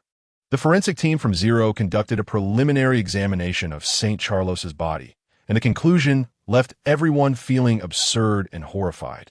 Report to the captain. The deceased has no external wounds. No traces of any known toxins were detected in the body. All life signs seem to have naturally ceased, as if. The forensic examiner hesitated before uttering the most improbable word. Natural death. This conclusion ignited the captain's fury. Natural death? A celestial dragon in his prime? Overweight, but full of vitality, would coincidentally die naturally at this time? There is no such coincidence in this world. He abruptly turned, his gaze like a sword, locking onto the just-entered Zhan Tai Xuan. "Major Zhan Tai Xuan, I think you need to give me an explanation." He wore his suspicion openly on his face. In the entire base, only this Navy officer had the motive, the courage, and the opportunity to directly confront St. Charlos. In the interrogation room, the lights were cold. Zhan Tai Xuan sat alone in a chair, facing the grim-faced captain of Zero. "Zhan Tai Xuan, don't tell me you have nothing to do with this." The captain's voice was like ice. "Yesterday afternoon, the entire base saw your conflict with St. Charlos." Zhan Tai Xuan's expression was calm, even carrying an air of indignation at being wronged. "My duty is to uphold the dignity of the Navy and the order of sobriety. St. Charlos's actions severely disrupted the normal operations of the base, and it was reasonable for me to step in and stop it." His logic was clear, neither servile nor overbearing. "As for last night, I was with Major Borisolino, drinking in Area 13 at the Shaki Bar, and only returned this morning. The bartender Xiachi, along with dozens of customers in the bar, can all testify." Captain Zero snorted coldly. An alibi? Zhan Tai Xuan's observation haki had already spread out, allowing him to clearly sense every subtle emotional fluctuation and impending question from the other party. He anticipated all of their questions and answered fluently, leaving no logical flaws to be found. The interrogation fell into a stalemate. Zero could not find any substantial evidence from Zhan Tai Xuan. At that moment, a member of Zero hurriedly knocked and entered, whispering in the captain's ear. "Report, Captain, we found a tampered aromatherapy bottle in St. Charles' room." Captain Zero's gaze instantly sharpened. However, the member continued, "We conducted an urgent test on the residue inside the bottle, and it consists of common plant extracts found on the island, which are not toxic." Hearing this, Zhan Tai Xuan sneered inwardly. The method he used was something others could not imagine. Captain Zero's sharp gaze fixed on Zhan Tai Xuan. The substances found in the aromatherapy bottle were indeed non-toxic, but there were signs of tampering on the cap. Zhan Tai Xuan spread his hands and spoke calmly. "So what? The aromatherapy is non-toxic, and the cap has been tampered with. Perhaps it was done by St. Charles' slave for some purpose, or maybe some people did it to frame him." Captain Zero snorted coldly. "Frame? Who has the motive to frame you?" "Motive? Zhan Tai Xuan retorted. The underground auction in the Sabeti archipelago is not solely dominated by St. Charles. His influence here is intertwined, and he has likely offended many people. He forcefully established himself in the branch, acted arrogantly, and humiliated the branch's marines. How many people has he offended? Has Zero investigated his recent actions on the island? Those slaves he took away, the businesses he destroyed, The nobles he humiliated. Doesn't anyone want him dead? Captain Zero's expression darkened. Zhan Tai Xuan continued. I am merely acting under the command of the Marshal to rectify the order of sobriety. St. Charles' death is also a huge trouble for the Navy. I have no need and no reason to provoke the world government in this way. His words were resolute and logically sound, leaving Captain Zero unable to refute them. Captain Zero fell into deep thought. Zhan Tai Xuan's words indeed made sense. St. Charles had too many enemies here, and his cause of death was strange. No poison, no injury. This method did not seem like something the Navy would use. Who do you think it could be? Captain Zero asked. Zhan Tai Xuan lowered his voice slightly, as if revealing a shocking secret. I don't know exactly who it is, but on this island, anyone who dares to touch a celestial dragon and can do so without leaving a trace afterward is definitely not an ordinary pirate or criminal. He paused. I have heard that besides the celestial dragons, there are also some forces in the gray areas of the Senbei archipelago. They act secretly, are powerful, and even have connections with certain factions within the world government.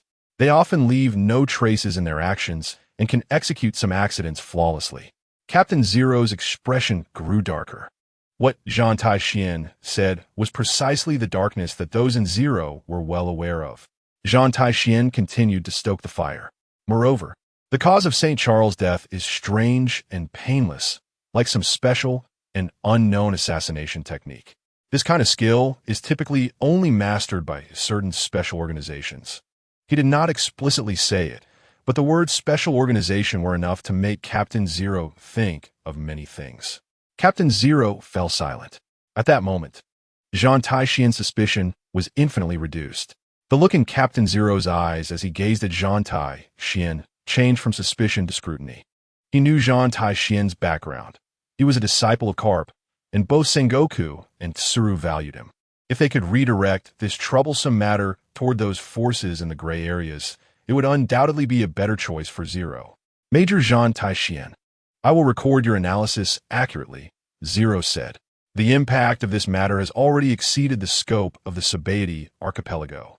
He picked up the preliminary investigation report on the table, turned, and walked toward the door without looking at Zhan Tai Xuan again.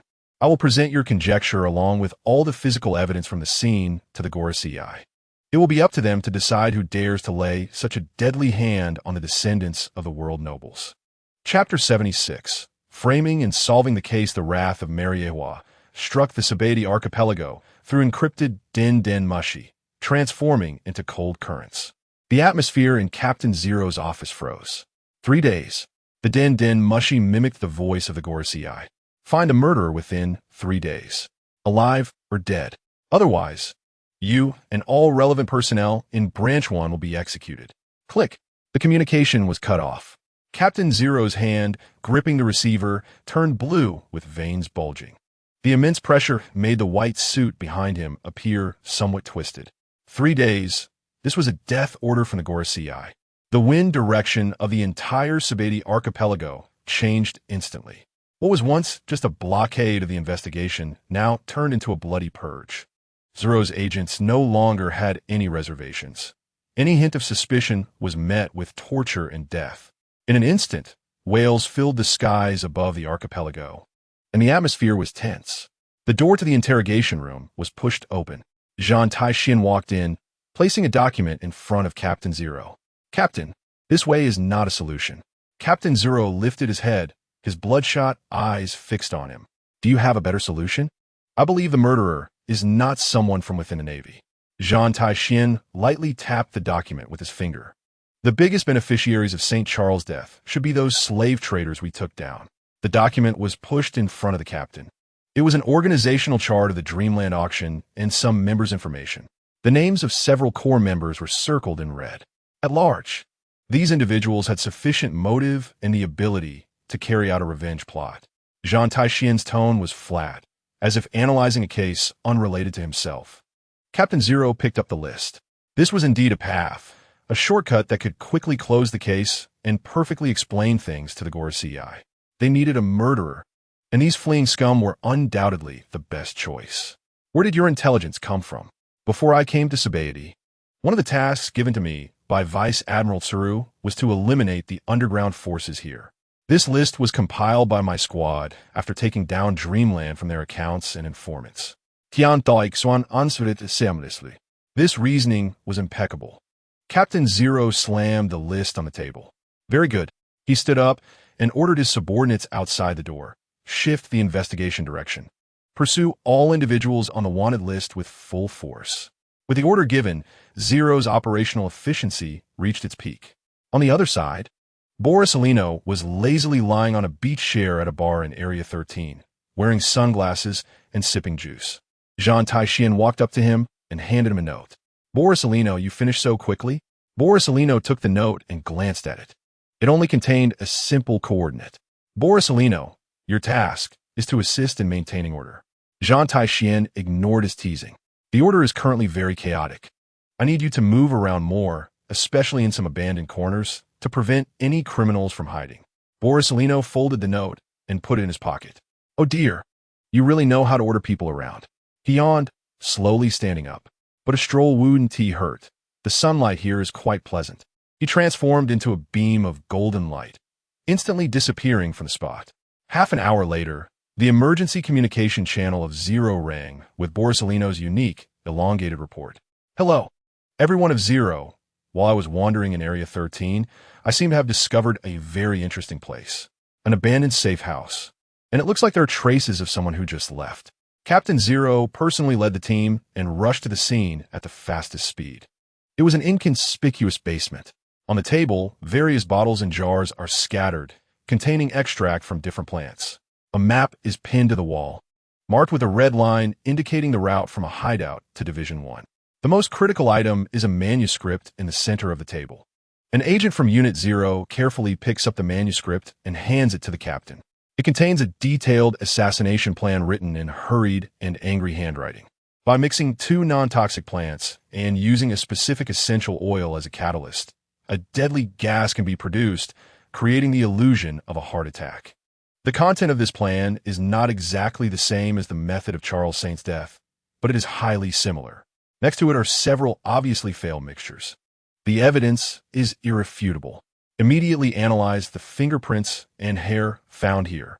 Trace all the clues. The captain of Unit 0 orders. With this evidence, Unit 0's tracking capabilities are fully utilized. They quickly identify several high-level auction house members hiding in illegal areas based on the clues left in the safe house. Night falls.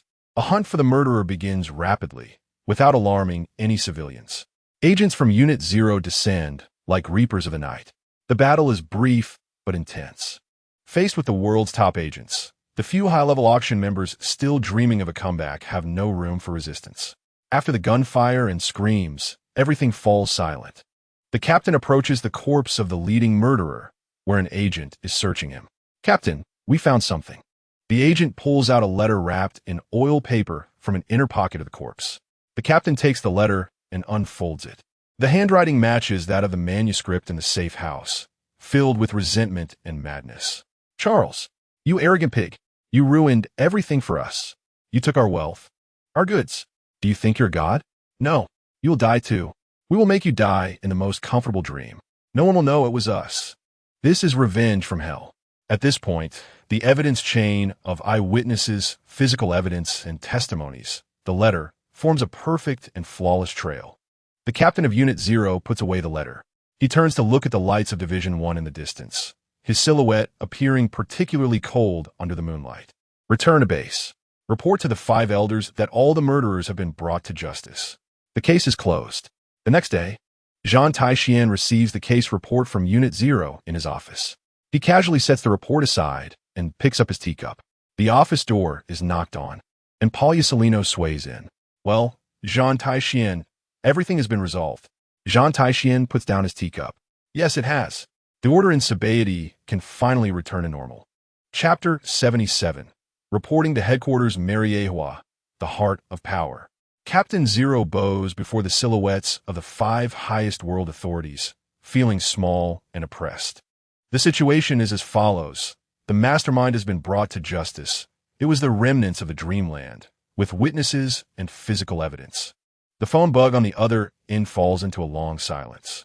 Too smooth, one silhouette slowly speaks. Too clean, Another silhouette agrees. A perfect scapegoat. So perfect it seems pre-prepared. Kapu's disciple's knife is sharper than we imagined. Enough. Finally, the silhouette in the center interrupts the discussion. The truth no longer matters. What is important is that the dignity of the world aristocracy must be maintained. This incident will be classified as a mad revenge by pirates. Orders are conveyed through the phone bug, coldly. Publicly announced that Major General Zhan Tai Xuan and Major General Paulicelino of Division 1 acted calmly during the incident, assisted effectively, and will be rewarded. Order them to stay on Senbei for a year to thoroughly eradicate the tumors there. Yes, a storm capable of shaking the world is forcibly concluded under the will of the powerful. On Senbei, in a dark underground room. Damn it, we were sold out. A man named Shadow Fong slams his fist on the table, shattering a bottle. What does Charles Saint's death have to do with us? Wasn't it that Navy's doing? Across from him, a woman named Viper calmly wipes a dagger. Don't be foolish, Shadow Fong. The celestial dragon is dead. The world government needs an explanation. We remnants are just right for the job. So what do? Just wait to die? Shadow Fong grits his teeth. No. Viper puts away her dagger. We need to hide and find a way to fight back. That Navy won't let it go easily. Outside, police sirens blare, and footsteps grow closer. It's too late. Viper whispers, a hint of despair crossing her face. In the following year, the sea breeze of Senbei seems much fresher. Zhan Tai Xuan's methods are iron-fisted and ruthless. Any force that crosses the bottom line will be uprooted, leaving no survivors. In a repurposed slave auction house, Zhan Tai Xuan faces a slave owner known as Iron Fist. Major General Zhan Tai Xuan, I know the rules. As long as you show mercy, you can take half of all my assets at will. Iron Fist forces a smile, signaling his men to push several boxes of gold in front of Zhan Tai Xuan. This is just a gift. From now on, you'll be my backer. In Senbei, there is no information I don't know, no goods I can't get. Zhan Tai Xuan does not look at the gold. He just stares at Iron Fist. Your rules do not apply here. My rule is simple. Those who commit numerous crimes must die. Iron Fist's smile freezes on his face. Why you're being ungrateful? Who do you think you are? A little Navy brat. Do you really think you could touch me? His face twisted, he suddenly draws a handgun from his waist. The gunshot rings out, but the bullet is twisted by an invisible force and falls to the ground less than a meter in front of Zhan Tai Xuan. You. Iron Fist stares at him in terror. Zhan Tai Xuan steps forward. He does not draw his sword. Your bill has been settled. In the deepest, most secretive alley of Senbei, Paulicelino blocks a woman's path with a beam of golden light. Madam Shadow, where are you in such a hurry to go? Madam Shadow, an underground queen living by intelligence and assassination, looks pale. Major General Paulicelino, I think there might be a misunderstanding between us. She tries to maintain her composure, her eyes flickering with calculation. I hold many secrets of the world government, including certain scandals of the celestial dragons. I can hand all of these over to you. As long as you let me go. Zhan Tai Xuan steps out of the shadows. He says nothing. Madam Shadow sees him, and her expression turns even worse. Major General Zhan Tai Xuan, I know what you want. I can serve you, become your eyes in the dark. We can both get what we need, can't we? She throws out bait after bait, trying to sway the young Navy officer. I don't need it. Zhan Tai Xuan's voice is calm. I just need this land to be clean. Paulicelino yawns. Oh dear, Madam Shadow, we're not interested in your secrets. He extends a finger, a dazzling light flickering at its tip. After all, knowing too much can be quite dangerous. Despair flashes in Madam Shadow's eyes. She tries to resist, but a beam of golden light flashes, and everything falls silent. The name of the twin stars becomes a nightmare for all dark entities in this lawless land. One represents an order that cannot be defied, while the other represents an inescapable sanction. On the returning warship, Paulicelino lounges on a deck chair, sipping chilled fruit juice. Well, that's a wrap for Senbei. This year has really exhausted me. I must apply for a raise when I get back.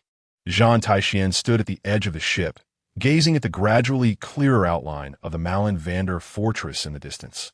The sea breeze stirring the hem of his military uniform. He felt no wave of emotion in his heart. The warship docked at the port of Malin Vander, and they were greeted with heroic honors and heartfelt admiration from the Marines. The achievements in the clearing operations were enough to make any naval officer's resume shine.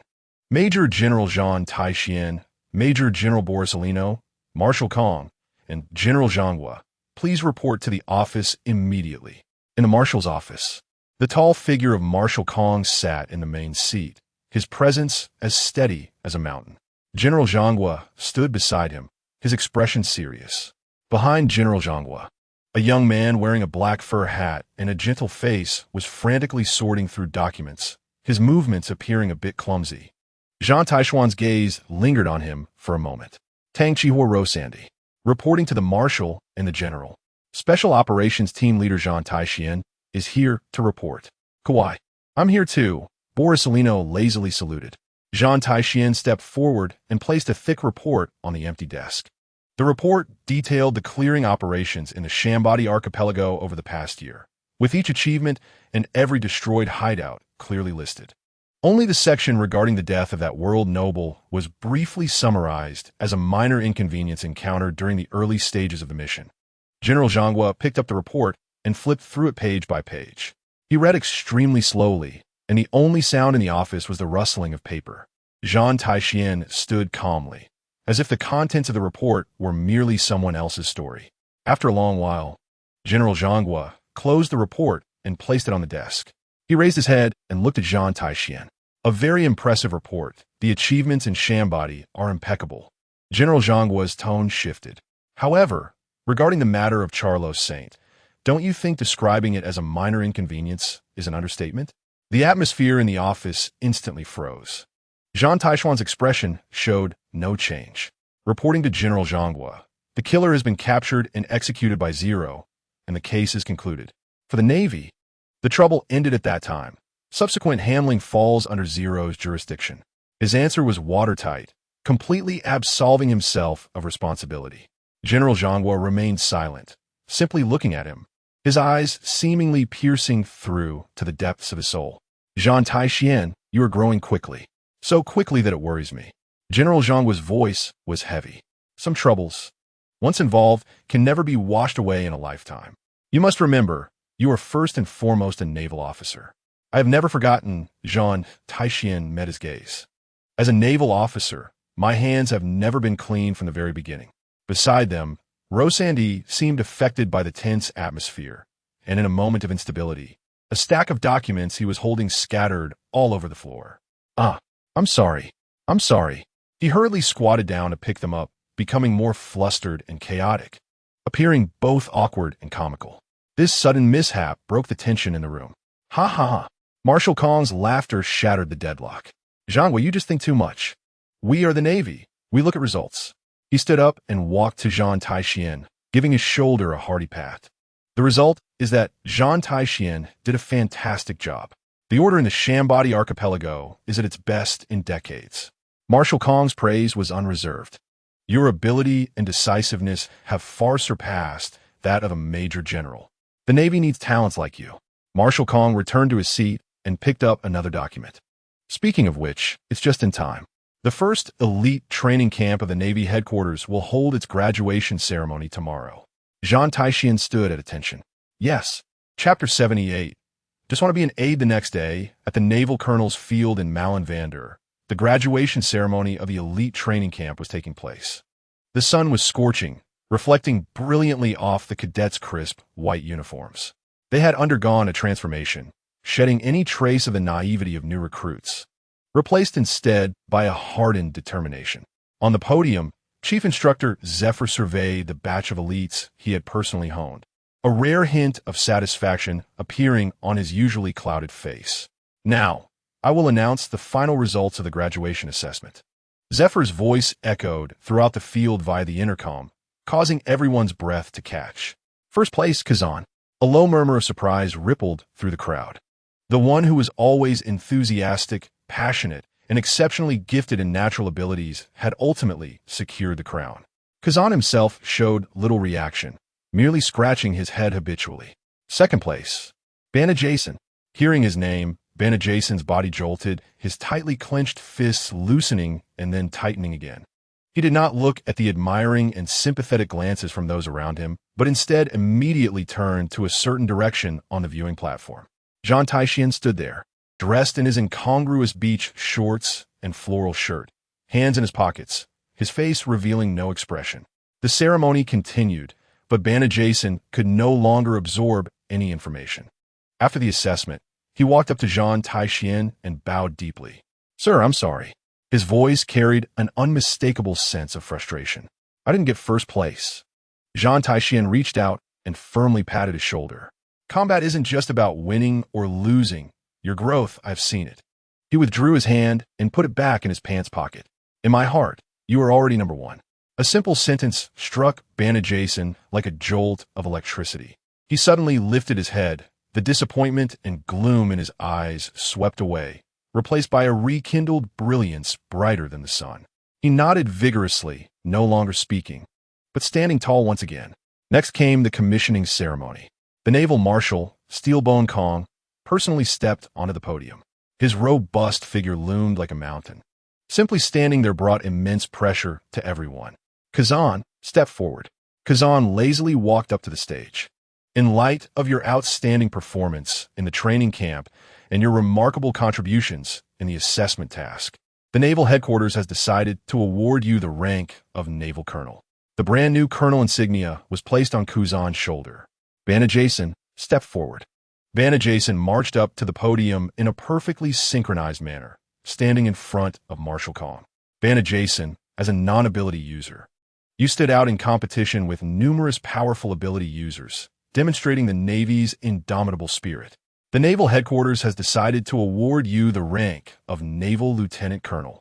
Lieutenant Colonel. The crowd erupted in astonishment once again. A newly graduated recruit being directly awarded the rank of Lieutenant Colonel was extremely rare in the history of the Navy. A cadet standing at the front of the line, who had placed third in the assessment, flashed a hint of jealousy in his eyes. TCH. Just because he lost to Kazan, why should he be made Lieutenant Colonel? His companion immediately elbowed him. "Shut up, Grizzin. He's Major General Zhan Tai Xuan's man." Grizzin pouted, not immediately reacting, but as soon as the commissioning ceremony ended, he couldn't hold back any longer. He strode out of the line, directly blocking Bana Jason as he stepped down from the stage. "Hey, perennial second." Grizzin's tone was filled with provocation. Bana Jason halted, calmly looking at him. "Is there something you want?" "Grizzin? I'm just curious. What right does a loser have to be awarded the rank of Lieutenant Colonel? Just because you lost to Kazan, does the Navy think you're honorable?" Surrounding cadets gathered around, the atmosphere instantly tense. Bana Jason's fists tightened slightly. "This is the headquarters evaluation of me. I accept it." "Evaluation?" Grizzin let out a sneer, his gaze crossing over Banner to the figure of Admiral Zhan Tai Xuan on the observation platform. "I see. It's because you followed a good dog, right?" "No, I misspoke. It's because you've been a good dog, right? Following Major General Zhan Tai Xuan around all day, wagging your tail behind him. Is that how you earn your rank?" Banner's face instantly darkened. "You can insult me, Grizzin, but you cannot insult the commander." "Oh, a dog in a corner will still protect its master?" Grizzin laughed even more wildly. "Am I wrong? With all your talents, instead of striving to build your own achievements, you choose to be someone else's adjutant, a shadow. Don't you find that pathetic?" "Banner, you don't understand." Banner growled, a powerful aura bursting forth from him. "To follow the strong is my honor. A guy like you who only sees ranks and power will never understand. I only understand that the glory of the Navy is earned through one's own efforts, not through licking the boots of superiors." Grizzin did not back down, and the air between them seemed to solidify. "Enough." Zephyr's angry shout erupted like thunder. "You two want to fight here? Have you forgotten the discipline of a Navy?" Both Grizzin and Banner's bodies shook simultaneously, reluctantly retracting their momentum. "Colonel Bana Jason." The voice of the Admiral echoed across the training ground. "In light of your outstanding performance and great potential, the higher-ups at Navy Headquarters have unanimously decided to assign you as the commander of a new type of warship from the 5th Division. You are to take up the position of captain immediately." Boom! This statement exploded like a heavy bomb across the entire training ground. The crowd was in an uproar. To make a freshly graduated rookie the captain of a new warship, and in the problematic 5th Division, this was not just an unusual promotion. It was like being shot up to the sky on a rocket. Grisson's face instantly turned pale. He couldn't believe his ears. This was the opportunity he had longed for, now falling into the hands of the person he looked down upon the most. Everyone cast envious, jealous, and incredulous glances at Banner. This was a chance to soar to great heights, a glory that countless Navy personnel could only dream of achieving in their lifetime. However, under the spotlight, Banner made a decision that left everyone speechless. He stepped forward and saluted Admiral Zhan Tai Xuan solemnly. His voice carried through the intercom, clear and resolute. "Report, Admiral. I am very grateful for the headquarters' favor, but I refuse this appointment." "What?" The Admiral was stunned. Sengoku's expression froze. Zephyr's eyes widened.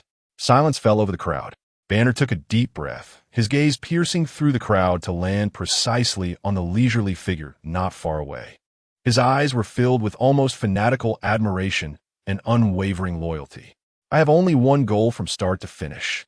Banner's voice resonated throughout the training ground, filled with undeniable determination.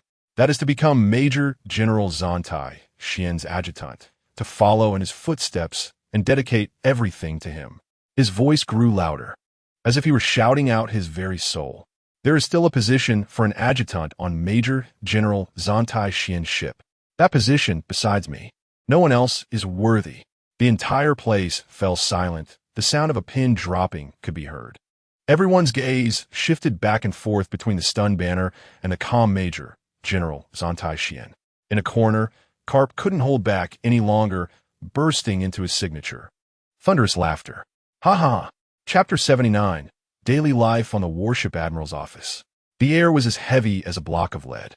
Sengoku slammed a document down on the table, producing a dull thud. "Banner, do you know what you've given up?" "The captaincy of a new type of warship, command of the 5th Division. That is an opportunity that many have fought their entire lives to achieve." Colonel Banner Jason stood tall, his military uniform hiding a will of steel. "I know, Admiral." His answer showed no hesitation. "But I know even better what I want. Only by being beside the commander can I become stronger and realize the justice in my heart." Zephyr, sitting on the sofa, looked at one of his most outstanding students, his black arm resting on his knee, and sighed. "That kid Zhan Tai Xuan does indeed have a charm that makes people want to follow him. But you must also have your own path, Banner." "My path is the one pointed out by the commander." Banner's response was firm. Sengoku pressed his forehead, feeling his blood pressure rising again. "This is blind loyalty. It's self-sabotage.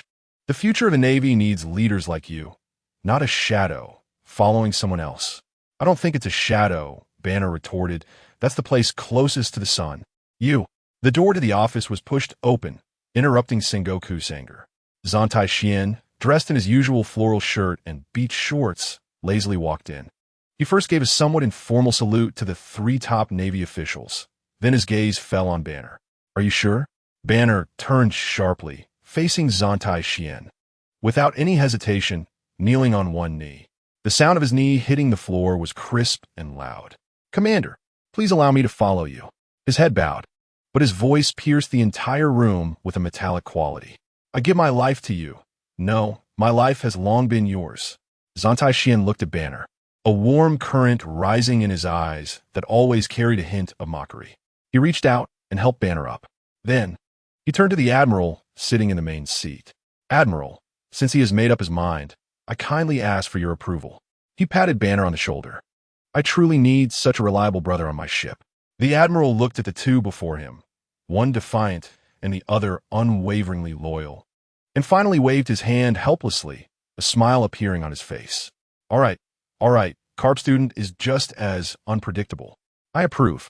The Justice ship set sail once again.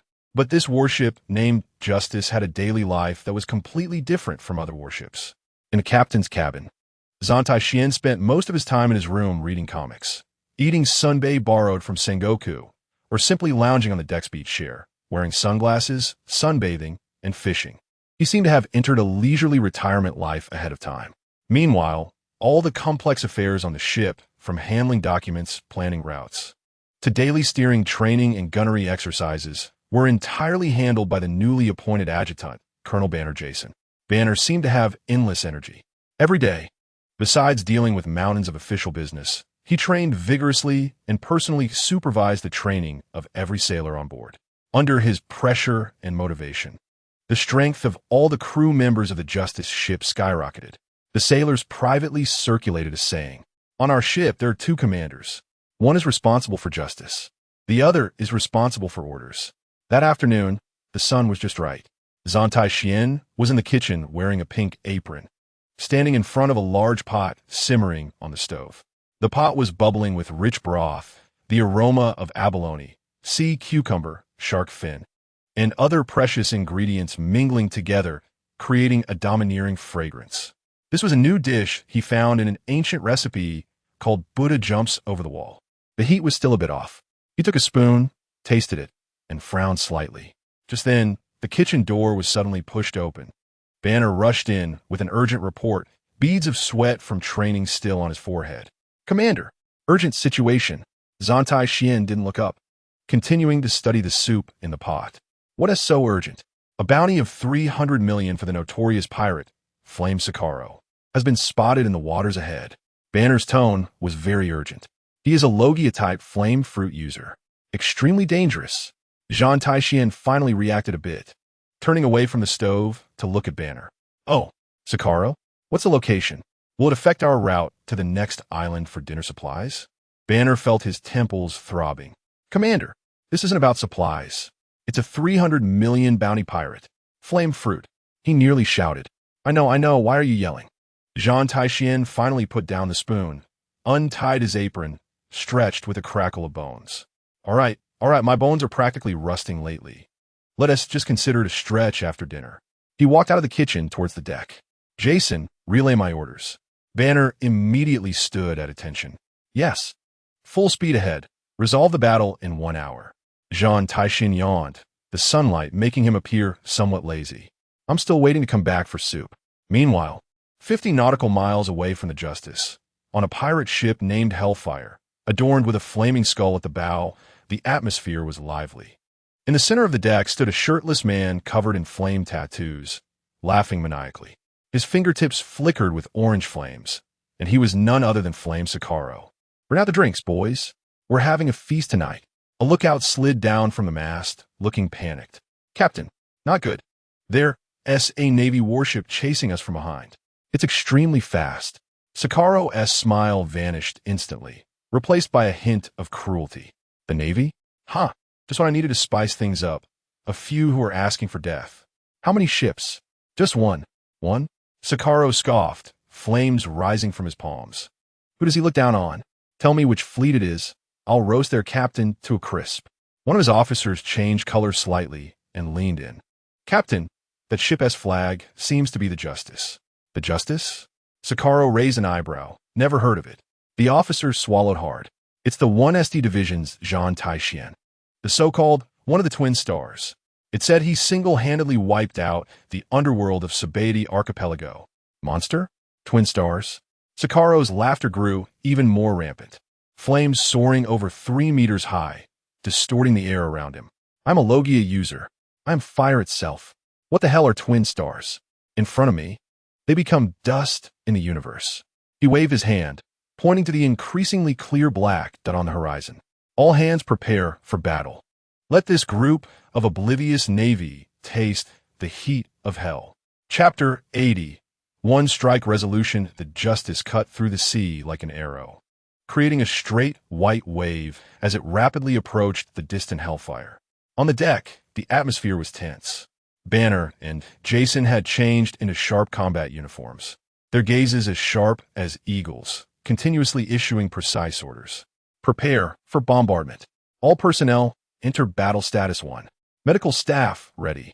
Prepare for burn injuries at any moment. Remember, the opponent is a Logia user. Soldiers without mastery of Haki are not allowed to approach without orders."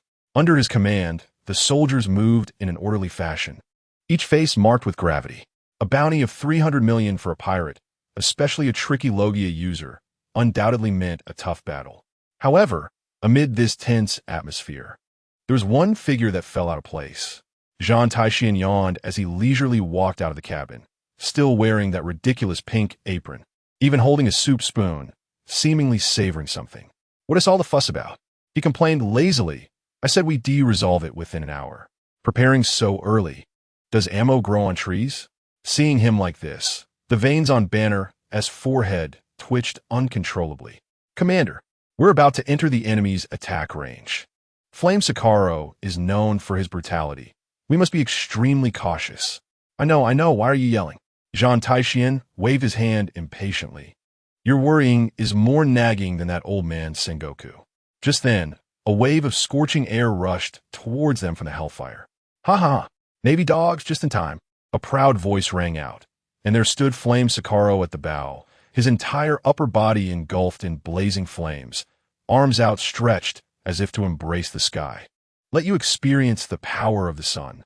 Sakaro swung his hand violently, and a massive fireball over 10 meters in diameter, like a falling miniature sun, hurtled towards the Justice with the force to incinerate everything. Flame Falling Star. As the fireball passed, the air twisted, casting the sea in an orange glow, the rolling heat waves making it hard for the soldiers on the Justice to breathe. "Defense!" Banner shouted angrily, ready to charge forward. "TSK, what a hassle." A light click of the tongue, and Zhan Tai Xuan moved. He didn't even draw his sword, just casually tucked the spoon into his apron pocket and strolled to the bow. Facing the enormous fireball capable of engulfing the entire warship, he showed no sign of concern, merely raising his right hand slightly. "Hey, over there." Zhan Tai Xuan's voice was not loud, but it carried a peculiar penetrating quality, clearly reaching Sakaro's ship. "Interrupting my cooking is a serious crime." As soon as he finished speaking, he pointed his fingers like a sword at the massive fireball and made a gentle slice. There was no earth-shattering momentum, no dazzling light effects. A finely condensed, invisible force burst forth from his fingertips. The burning sun suddenly paused in midair, and the next second, as if cut in half by an invisible pair of scissors, it silently split into two, grazing the side of the Justice and plummeting into the sea. Boom!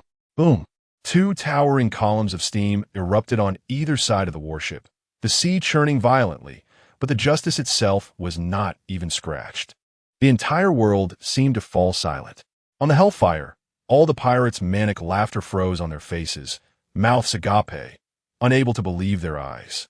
Sakaro's burning body trembled, his arrogance turning to shock. "Why you? This guy?"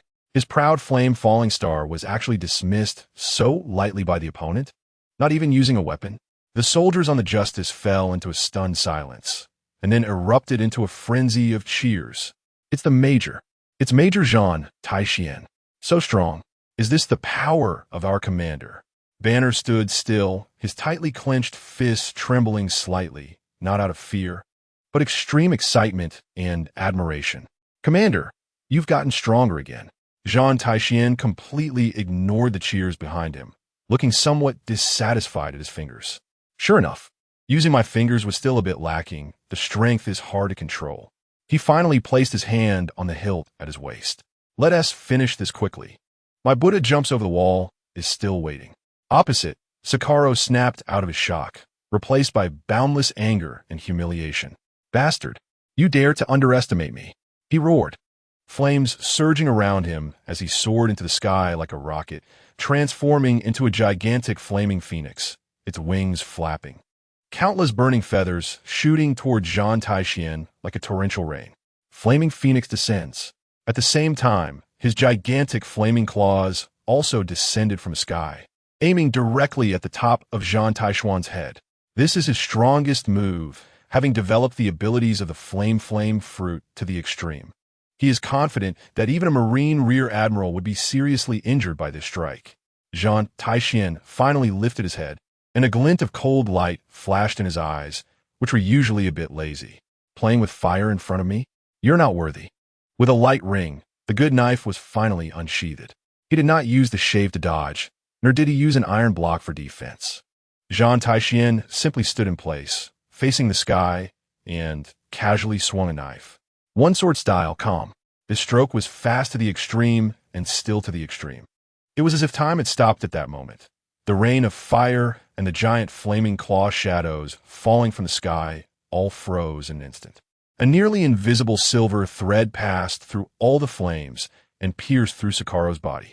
Zhan Tai Xuan's figure returned to its original place, slowly sheathing the knife as if he had never left. He even yawned. The sea breeze blew by. The flames in the sky instantly extinguished. Sakaro in the air maintained a punching posture, motionless. The next second, he and the Hellfire pirate ship behind him were smoothly sliced in half. The massive hull slowly sank into the sea, without even having the chance to let out a scream. One strike kill. The cheers on the Justice ship abruptly stopped. Everyone was stunned by this miraculous scene, their souls shaken. Zhan Tai Xuan clapped his hands and said to the completely petrified Banner beside him, "All right, that essay wrap. Remember to salvage the treasure to serve as our activity funds, and don't forget my share." He turned and leisurely walked towards the cabin. "I'll go back and check my soup. It should be about done." Chapter 81. Is Buddha jumping over the wall delicious? The once mighty Hellfire ship had now turned into two burning wrecks, slowly sinking into the deep blue graveyard, leaving behind a mess of wooden planks on the surface of the sea and several pirates clutching wooden barrels, crying out for their mothers. The Marines on the Justice ship were still immersed in the immense shock brought by that miraculous strike, unable to regain their composure for a long time. Their gazes, like pilgrims, unconsciously gathered towards the cabin. There, their commander, the man who had just single-handedly killed 300 million pirates with one move, was tying on a ridiculous pink apron, troubled over a pot of soup. This extreme contrast did not diminish Zhan Tai Xuan's image in their hearts. Instead, it made him even more unfathomable, like a deity playing in the mortal world. "What are you all still dazed for?" Banner Jason's voice boomed like thunder, pulling everyone's thoughts back to reality. He straightened his back, the admiration and fervor on his face not yet completely faded, but his actions had already regained the efficiency and calmness expected of a first officer. "Medical personnel, treat the injured." Although the commander acted, no one was injured. "But check if anyone was scalded by the heat wave." "Combat team, go down and salvage. Bring up all usable supplies and treasures. Not a single berry can be missed. This is our future activity fund." "Navigator, reset the course. Destination: the next island's vegetable market." The last sentence felt a bit absurd, even to Banner. But this was the commander's order, and it had to be executed without fail. "Yes, Captain Banner." The Marines responded in unison, their morale soaring to unprecedented heights. The battle just now was no longer a battle for them.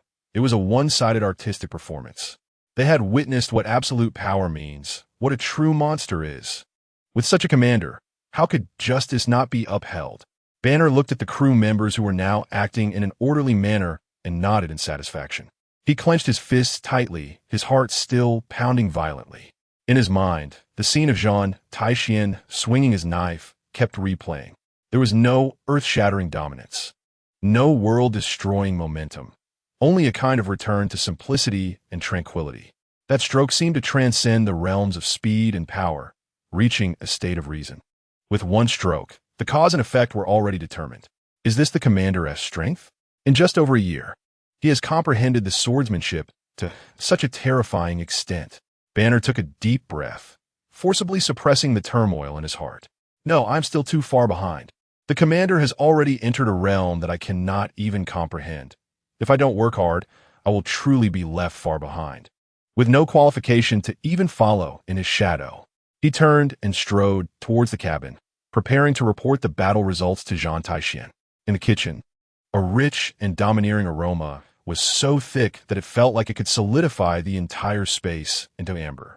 A huge pot bubbled gently on low heat, each roll seeming to release more captivating magic.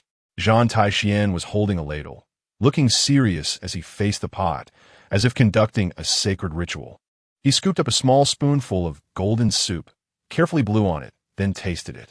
The moment the soup entered his mouth, Zhan Tai Xuan's brow furrowed sharply. No, he murmured to himself. The fusion of the abalone's freshness and the sea cucumber's gelatinous texture is not perfect enough. The saltiness of the ham has overshadowed it a bit. It's still lacking a bit of heat. "Report, Commander." Banner's figure appeared at the kitchen door. He looked at Zhan Tai Xuan's expression, which was even more serious than when he commanded in battle, and for a moment, he didn't know how to start. "What is it?" Zhan Tai Xuan didn't turn his head, his eyes still fixed on the pot. "Report, Commander." The Blaze Sakaro has been confirmed dead. The Hellfire pirate crew has been completely wiped out, and we have not lost a single man, with 3 lightly injured, all due to heat wave burns. The spoils are being counted, and the preliminary estimate is that there are nearly 200 million berries alone, along with a large amount of gold, silver, and jewels.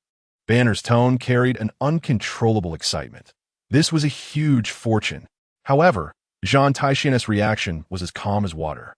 Oh, got it. He waved his hand as if shooing away a fly. Handle it as you see fit, whether it's for military expenses or to give bonuses to the brothers. His attention returned to the soup. Really, it's all that fire-playing guy's fault, distracting me and almost making me miss the best cooking time. Banner's mouth twitched slightly. A bounty of 300 million for a pirate, in your eyes, is just a guy playing with fire? Is the biggest crime he committed really interrupting your cooking? This way of thinking, Banner felt he might never understand in his lifetime. Commander, don't interrupt, let me think. Zhan Tai Xuan interrupted him, pacing around the pot, right? I'm missing a seasoning. He suddenly clapped his hands and turned to rummage through the cupboard. Almost forgot. The premium dried scallops I swiped from Sengoku, as old man's office haven't been added yet. He carefully took out a few golden dried scallops from an exquisite box, solemnly placing them into the pot like launching a nuclear bomb. The moment the dried scallops hit the pot, the already intense aroma seemed to be infused with his soul, suddenly elevating and exploding. An indescribable, ultimate freshness that fused mountain delicacies and ocean flavors instantly broke free from the constraints of the kitchen, forcefully sweeping across the entire Justice ship. On the deck, the Marines who were transporting treasures suddenly froze, their throats rolling uncontrollably. Gulp. What is this smell? Oh my God. I feel like my soul is about to be lured away by this aroma. Is the commander cooking? It must be the commander cooking. Everyone, including Banner, subconsciously revealed expressions of obsession and desire as they faced the direction of the kitchen. Zhan Tai Xuan looked at the pot with satisfaction, finally showing a smile on his face. Perfect. Just simmer for another 10 minutes, and it can be served. He turned around and looked at the still stunned Banner, asking, Is there anything else? Ah, yes. Banner came to his senses, quickly stood at attention, and reported to the commander, Mr. Bogart just called. Bogart? Zhan Tai Xuan raised an eyebrow. What does he want? He said that Admiral Karp was very pleased to hear about your solution to the Sakaro issue and asked you to bring him a good jar of wine and some of your homemade snacks when you return. Banner's expression was somewhat strange. Zhan Tai Xuan curled his lips. That old man just knows how to squeeze me. Tell him there's no wine. And the snacks depend on my mood. Yes. All right, get out of here. Don't disturb me. Zhan Tai Xuan waved his hand and added, by the way, issue an order to prepare for dinner. Yes. Banner saluted and turned to leave. 10 minutes later, Zhan Tai Xuan carefully brought out the clay pot and placed it on a huge dining table. He took a deep breath and slowly lifted the lid. Boom! A rich aroma burst forth from the pot. All right, let us dig in, Zhan Tai Xuan announced with satisfaction, just as he picked up his bowl. Ready to scoop the first spoonful of soup. BRR, BRR, BRR, BRR, BRR, BRR, BRR. The encrypted phone bug in his arms, used for receiving high-level commands, suddenly rang urgently. The bug's face mimicked an extremely serious expression. Banner's face changed. He recognized this special communication frequency. Commander, it's the Marshal's office. Zhan Tai Xuan's smile vanished, replaced by a hint of annoyance at being interrupted. He put down the soup spoon and impatiently answered the phone bug. On the other end, a dignified and heavy voice spoke. It was Admiral Steel Bone Kong. The voice carried an unprecedented seriousness. Zhan Tai Xuan, no small talk, no pleasantries, just an undeniable order. Immediately, at once, lead your warship at full speed to the Itwoer Sea. Chapter 82. The calm before the storm in the Itwoer Sea seemed capable of tearing everything apart. The undeniable command from the phone bug echoed. But Zhan Tai Xuan slowly put down his soup spoon, his face filled with displeasure at being disturbed. My Buddha jumps over the wall, is just at the perfect cooking point. Commander, Banner Jason's figure had already turned into a whirlwind, flashing past the kitchen door and rushing to the deck. All hands, level 1 battle readiness. Lower the sails. Maximum power output from the power furnace. Target, Itwoer Sea. The Marines were infected by this sudden high-level command and the tense mood of the deputy. and the entire Justice ship instantly transformed into a high-speed war machine. Only in the kitchen did a leisurely atmosphere clash with the tense atmosphere outside. Under Banner Jason's almost frantic urging gaze, Zhan Tai Xuan reluctantly pulled out an inconspicuous ring from his apron pocket. He gently approached the pot of golden, rich, fragrant soup, treating it like a rare treasure. What a pity, he muttered, and with a flash of light, the entire pot of Buddha jumps over the wall, along with the large clay pot, vanished into thin air, sucked into the space ring. This will be the best feast after the battle. After doing all this, he leisurely untied his apron and walked out of the kitchen. The hull of the Justice ship trembled slightly under the powerful drive, cutting a straight path across the turbulent sea at an astonishing speed.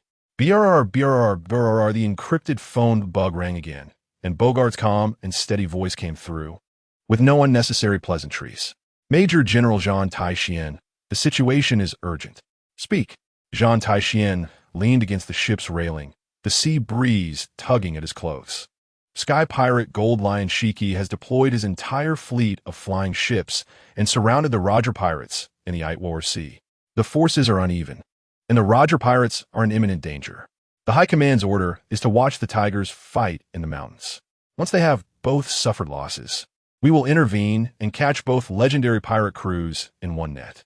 The name Iron Sea battle echoed in Zhan Tai Xuan's mind, and fragments of memories from his past life overlapped with the current reality.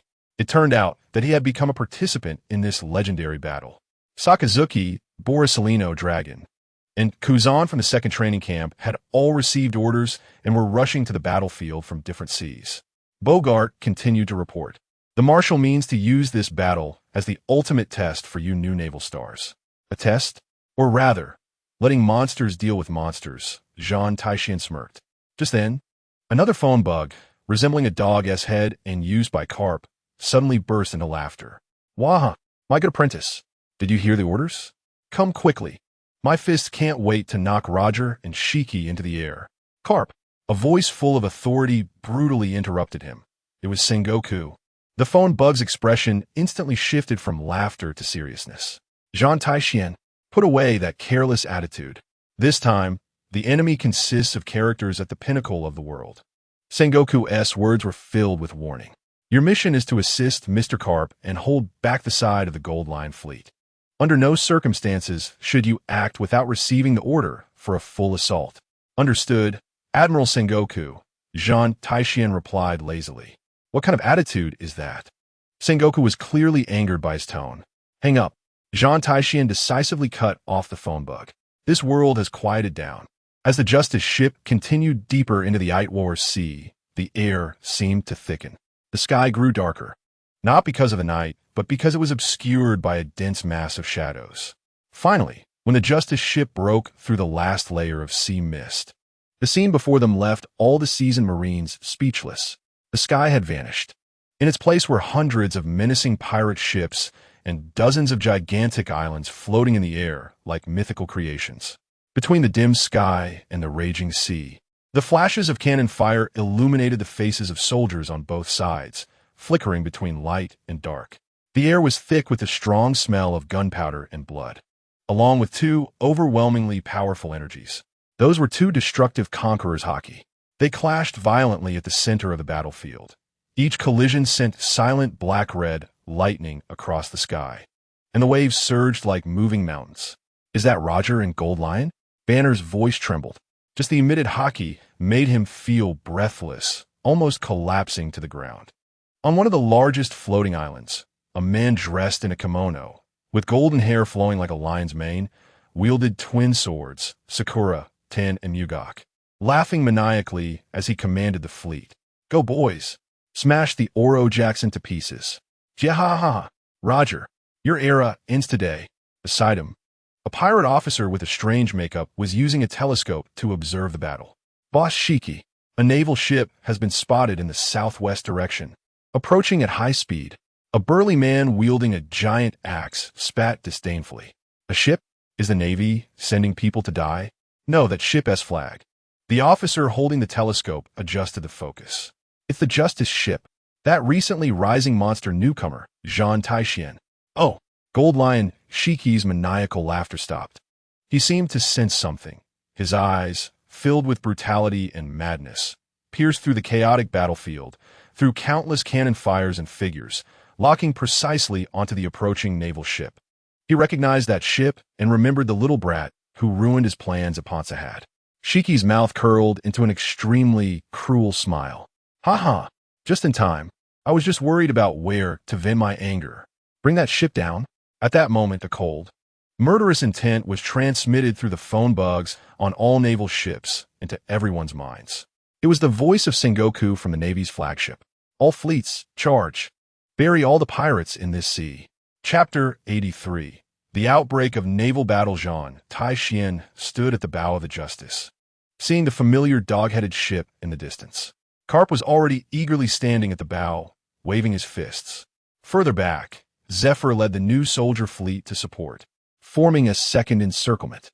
In the center of the battlefield, Sengoku's massive flagship stood like a steel fortress, stabilizing the Navy's formation.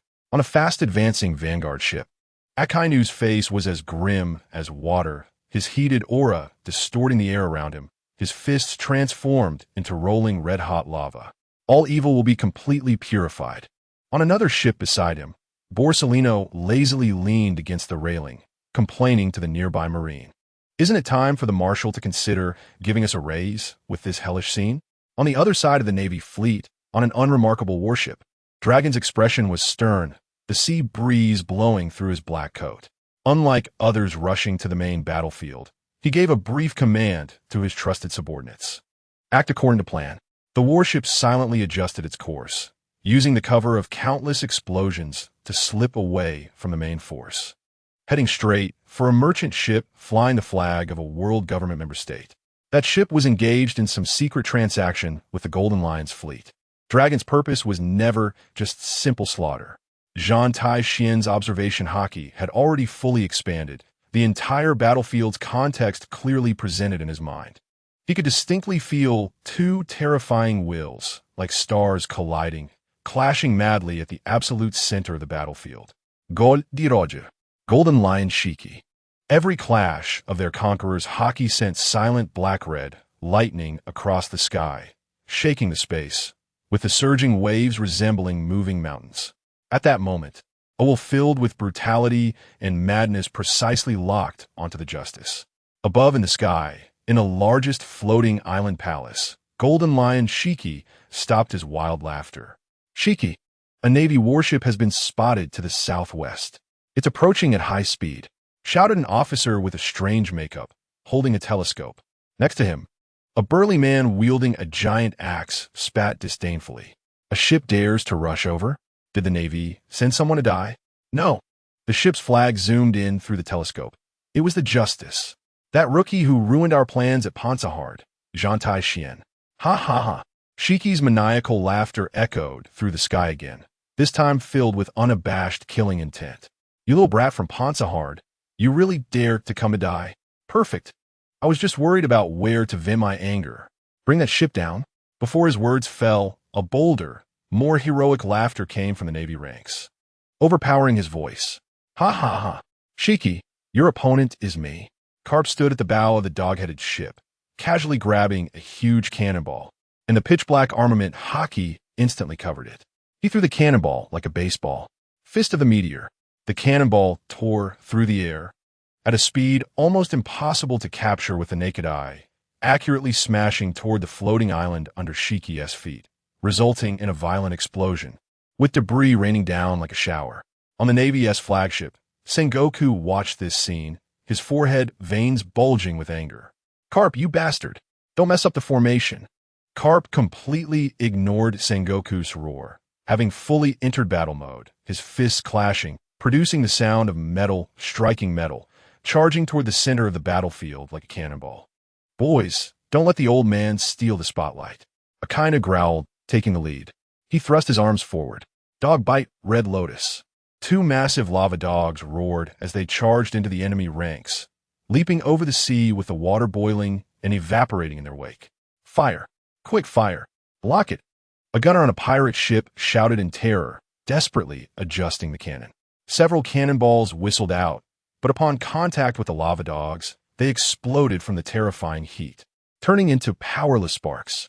One of the lava dogs leaped high, biting down on the hull of the pirate ship. Zila.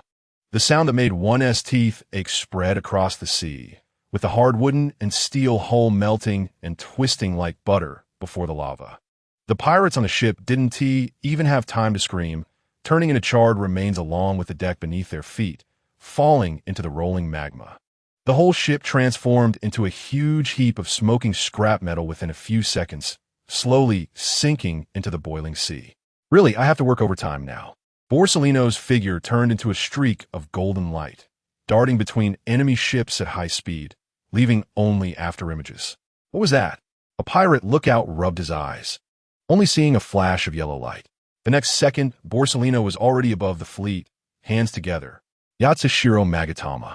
Countless dazzling light bullets fell from the sky like the most magnificent meteor shower, not targeting the hulls, but accurately striking the ammo depots of several pirate ships. Bang, bang, bang. A series of chain explosions rang out in the Golden Lion's fleet, flames soaring, a massive mushroom cloud rising, capsizing nearby pirate ships. As the main battlefield was in full swing, no one noticed that Dragon's team had stealthily boarded the allied nation's ship. Who goes there? Several guards had just issued a warning. Dragon's figure had already approached like a ghost, his fingers clawed, covered with pitch-black armament haki, with no unnecessary movements. Dragon claw fist. Crack! The leading guard's ribcage shattered instantly, and he flew back. The teammates behind him didn't even see what happened, only feeling a blur in front of them. As several shadows flashed by, their throats and hearts precisely penetrated. Puff! Puff! Puff! It was a combination of finger gun and shave, the most efficient killing method. Dragon stepped over the corpses, expressionless as he walked toward the cabin, while his team swiftly secured the deck, beginning to advance into the cabin, searching for evidence of collusion between the world government's high-ranking officials and the pirates. Akainu and Borsellino's stunning performances instantly tore a huge gap in the Golden Lion's impenetrable encirclement. All the Navy personnel witnessing this couldn't help but look over, their morale soaring. Bastard. Shiki was thoroughly enraged by the performances of these two. Shiki, that magma brat, is too troublesome. Our ship can't withstand him at all. An officer reported, his face pale. He temporarily abandoned his confrontation with Roger, preparing to crush these annoying flies first. His gaze first locked onto the rolling lava, targeting the most destructive Akainu. Chapter 84. Injuring the Golden Lion, just as Shiki, wielding dual swords, dove toward Akainu, preparing to deliver a thunderous blow, a figure moved faster than him. Ha ha ha! Shiki, your opponent is me. Karp laughed as he leaped from the warship, his body like a cannonball, his fists wrapped in pitch-black armament haki, heading straight for Shiki's face. However, another figure intercepted him mid-air. GOL Roger held the supreme great knife, Ace, with an excited smile on his face. Mwahaha! Karp, your opponent is me. Roger.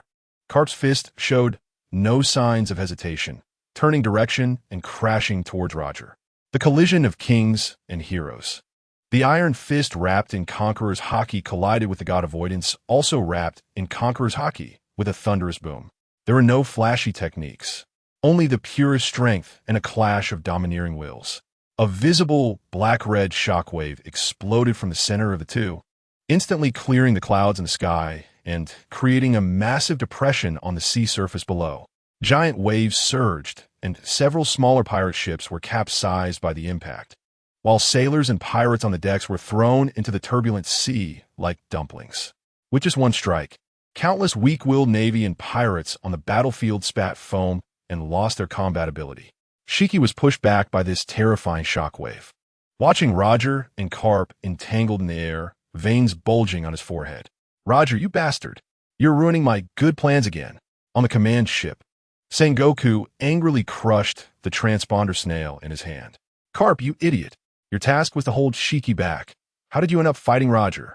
Zifa, standing beside him, calmly analyzed, no, this was inevitable. Only Karp can hold back Roger, and only Roger can hold back Karp. Sengoku, issue a new order to let everyone else focus on Shiki. With Karp distracted by Roger, Shiki had no more concerns. He laughed maniacally as he looked down at the Navy fleet, like a god overlooking a group of lambs waiting to be slaughtered. His gaze crossed over the rampaging Akainu and Fujitora, finally locking on a Zhan Tai Xuan ship. "Kid, the warm-up is over." Shiki's voice was cold and piercing, filled with unabashed killing intent. "Let the Navy know what happens when they anger me, starting with you." He wielded his famed swords, Sakura, Ten, and Makakeru, exuding a terrifying sword pressure as he transformed into a golden streak of light, descending straight towards the Justice ship. The sword pressure was so heavy that the deck of the Justice ship creaked under the strain. Shiki struck in anger, his momentum terrifying. He swung his famed swords, executing a dual sword slash. Two massive golden slashes, each over 100 meters long, crossed and descended from the sky, tearing through the air with sharp howls. It seemed as if they wanted to cleave not just the Justice ship, but the entire sea along with it. The golden light reflected on every terrified face of the sailors, the destructive power making them forget to breathe. "Captain, get out of the way." Banner Jessen's observation Haki sensed the terrifying power contained in the slashes, shouting in alarm. Zhan Tai Xuan, however, remained unmoved, slowly placing his hand on the hilt of his sword. "Finally, it's my turn. It's time to settle some scores." Facing the earth-shattering slashes, Zhan Tai Xuan did not dodge or evade, but gently drew his sword and swung it forward. One sword style, Nagi, an extraordinary scene unfolded. The two violent, island-slicing golden slashes, upon contact with the area surrounding Zhan Tai Xuan, melted away like ice and snow, silently dissipating into nothingness. There was no explosion, no shockwave, not even the slightest sound. The raging golden energy flowed into an invisible domain, as if smoothed out by an unseen hand, instantly collapsing and disappearing, leaving only a calm air behind. It was as if they had never existed. Shiki in the sky had his pupils suddenly constrict to a pinpoint, his face shifting from arrogance to disbelief. What did you do?" "My slashes." He had traversed the seas for decades, battling monsters like Roger and Whitebeard countless times, yet he had never seen such an eerie swordsmanship. This was not a block, not a counterattack, but a complete nullification. It had already surpassed his understanding of the sword path. In return, Zhan Tai Xuan's voice remained in place, but his figure had vanished. Whoosh! A sharp sound of breaking air rang out, and he had already appeared beside Shiki. Soru, that seemingly ordinary good knife, had turned pitch black, a manifestation of highly condensed Busashoka Haki. The blade carved a pitch-black trajectory through the air, as swift as thunder, piercing straight for Shiki's chest. One sword style, Raikiri. Shiki, being the legendary pirate, had already sensed the danger with his observation Haki, and his battle instincts made him hurriedly twist his body, crossing his dual swords to block. Clang!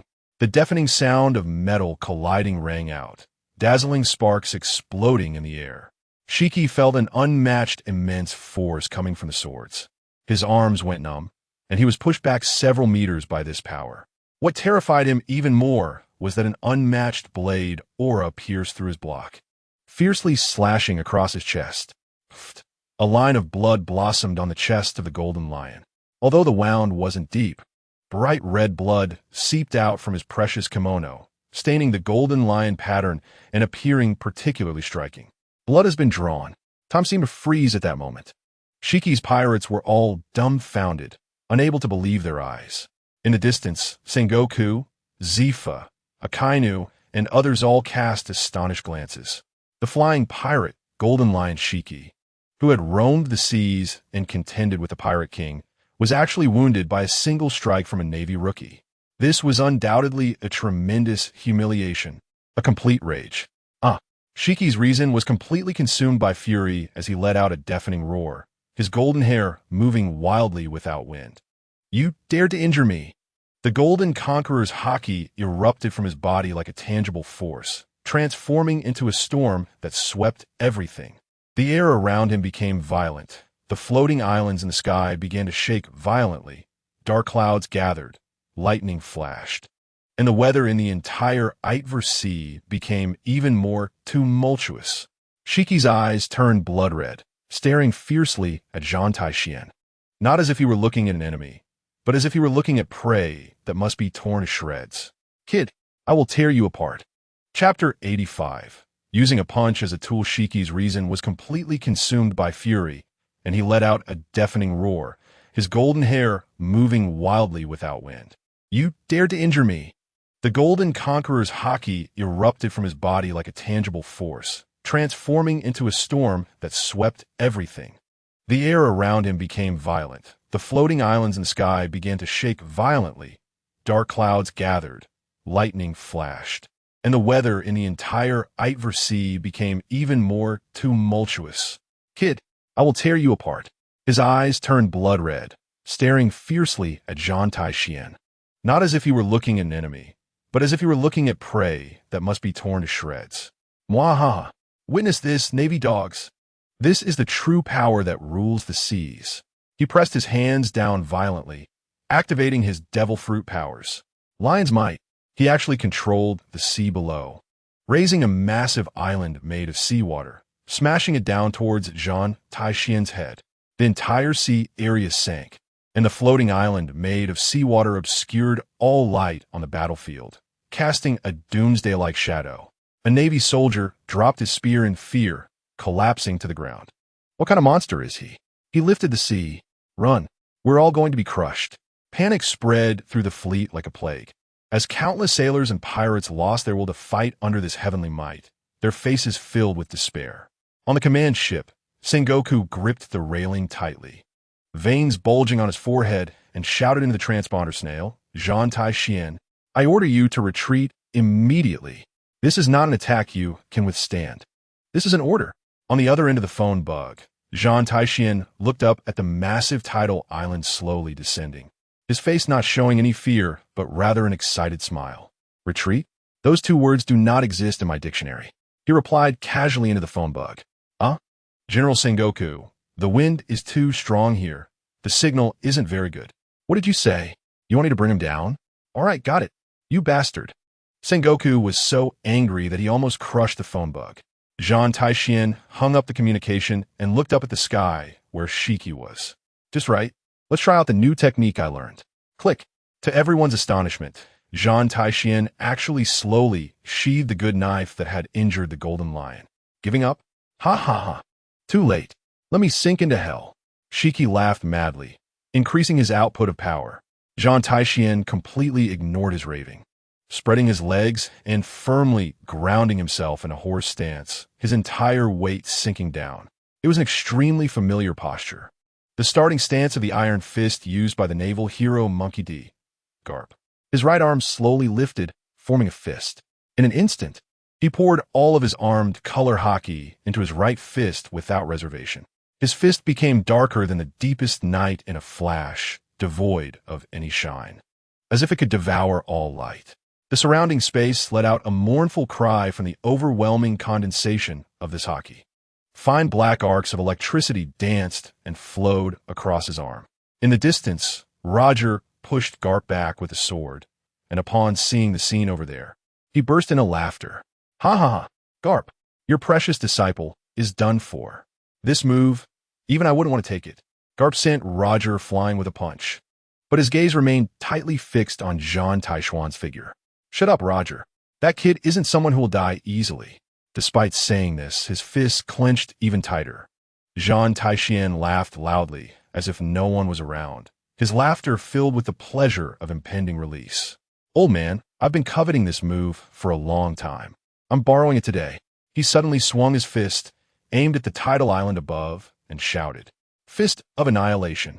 What he unleashed from his fist was not a pure, covering shockwave like Garp's. Instead, it was a small, rapidly spinning, pitch-black energy sphere that continuously absorbed the surrounding light. This energy sphere was only the size of a fist, and during its flight, it made no sound and created no wind pressure. It was like an absolute black dot, drawing a straight, silent trajectory across the chaotic battlefield. This was Zhan Tai Xuan's product of combining the knowledge of physics from his past life, compressing the hardening and entanglement of armed color haki to the extreme in a spiral manner.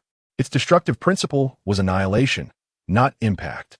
The next second, The Black Fist of Annihilation collided violently with a massive tidal island. The anticipated earth-shattering explosion did not occur. Not even a drop of water was splashed. Upon making contact with the tidal island, the pitch-black energy sphere, like a miniature black hole, began to frantically decompose and devour it. Hundreds of millions of tons of seawater. In front of that small black sphere were like ice cubes thrown into a furnace, eroded and disintegrated at a visible speed.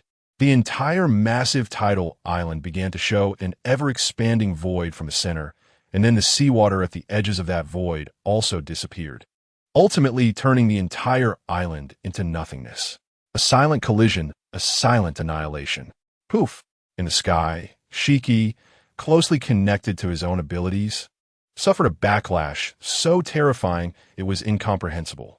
He suddenly spat out a large mouthful of blood, his golden hair instantly losing its luster, and he fell from the sky like a kite with a broken string. His eyes were filled with horror, confusion, and disbelief. What kind of power is this? This is not Garp's fist. In the distance, Roger, who had just stabilized himself, had his smile completely freeze, replaced by unprecedented shock. What kind of move is that, Garp? That's not your technique. Garp was momentarily stunned, then burst into unprecedented laughter, his laughter overpowering the waves and storm. Ah, ha, ha, ha. Good boy. Out of the blue and better than the blue. He wiped away the tears of laughter.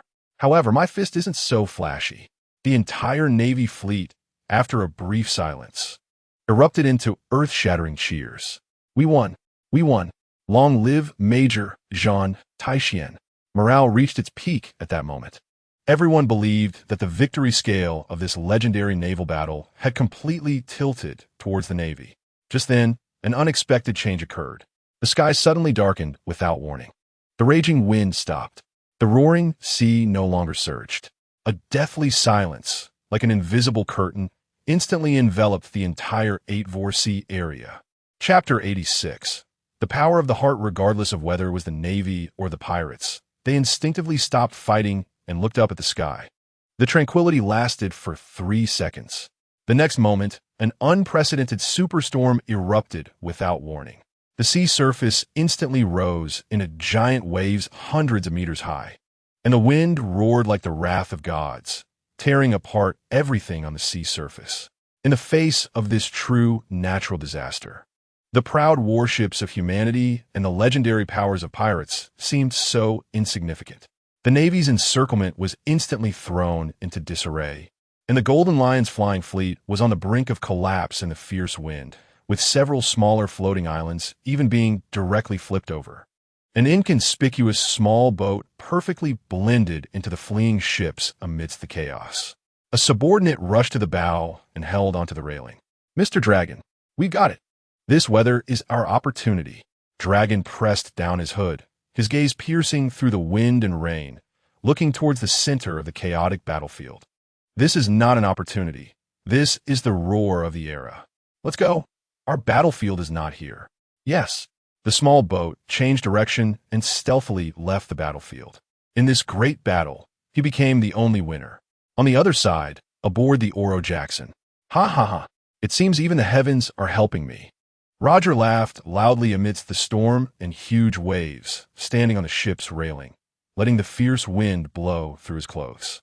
Rayleigh walked over to his side, pressing down on his sword. "Roger, stop playing. This storm is abnormal.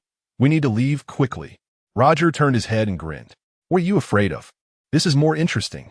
Shiki, Garp, we'll meet again." He shouted towards the 2 directions in the storm, his voice filled with provocation. The Oro Jackson, propelled by a massive wave, shot out of the Navy's shattered encirclement at an incredible angle, disappearing into the depths of the storm. "Damn Roger. Damn weather." Shiki looked at his heavily damaged fleet, cursing in anger. A bloodied subordinate crawled over in a panic. "Boss Shiki, 3 ships from the 5th Division have been swept away. We can't contact them." Shiki kicked him away. "Useless. I don't need you to tell me. Relay my orders. Let the fleet use their floating advantage to forcefully retreat from the battlefield." He knew that the situation was dire and could only order a retreat. However, several more floating islands lost control in the storm, along with the pirates on them, being swept into the endless deep sea. On the Navy command ship, all units retreat. Steady formation. Prioritize rescuing drowning soldiers. Sengoku decisively issued the most correct command to the phone bug. An officer rushed to the command platform. General Sengoku, 3 ships from the 5th Division have been swept in. We can't reach them. Sengoku slammed his fist on the railing, denting the iron railing. Pursuit is no longer possible. Preserving strength is the key. A flash of golden light passed, and Borisolino transformed into light particles, saving several sailors about to be sucked into the whirlpool back onto the ship. This is terrifying. The overtime pay better be sufficient. Sakazuki, on the other hand, looked unwilling as he attempted to attack the fleeing Shiki fleet with lava. Don't let them escape. But the massive lava fist was extinguished the moment it made contact with the raging winds and giant waves, rising into a cloud of white mist, completely ineffective. He could only watch helplessly as the pirates' ships vanished from sight. Just when everyone thought the storm was about to pass, a row of massive waves, larger than any before, rose from the horizon like moving mountains. It obscured the sky and crashed toward the most densely packed area of the Navy fleet.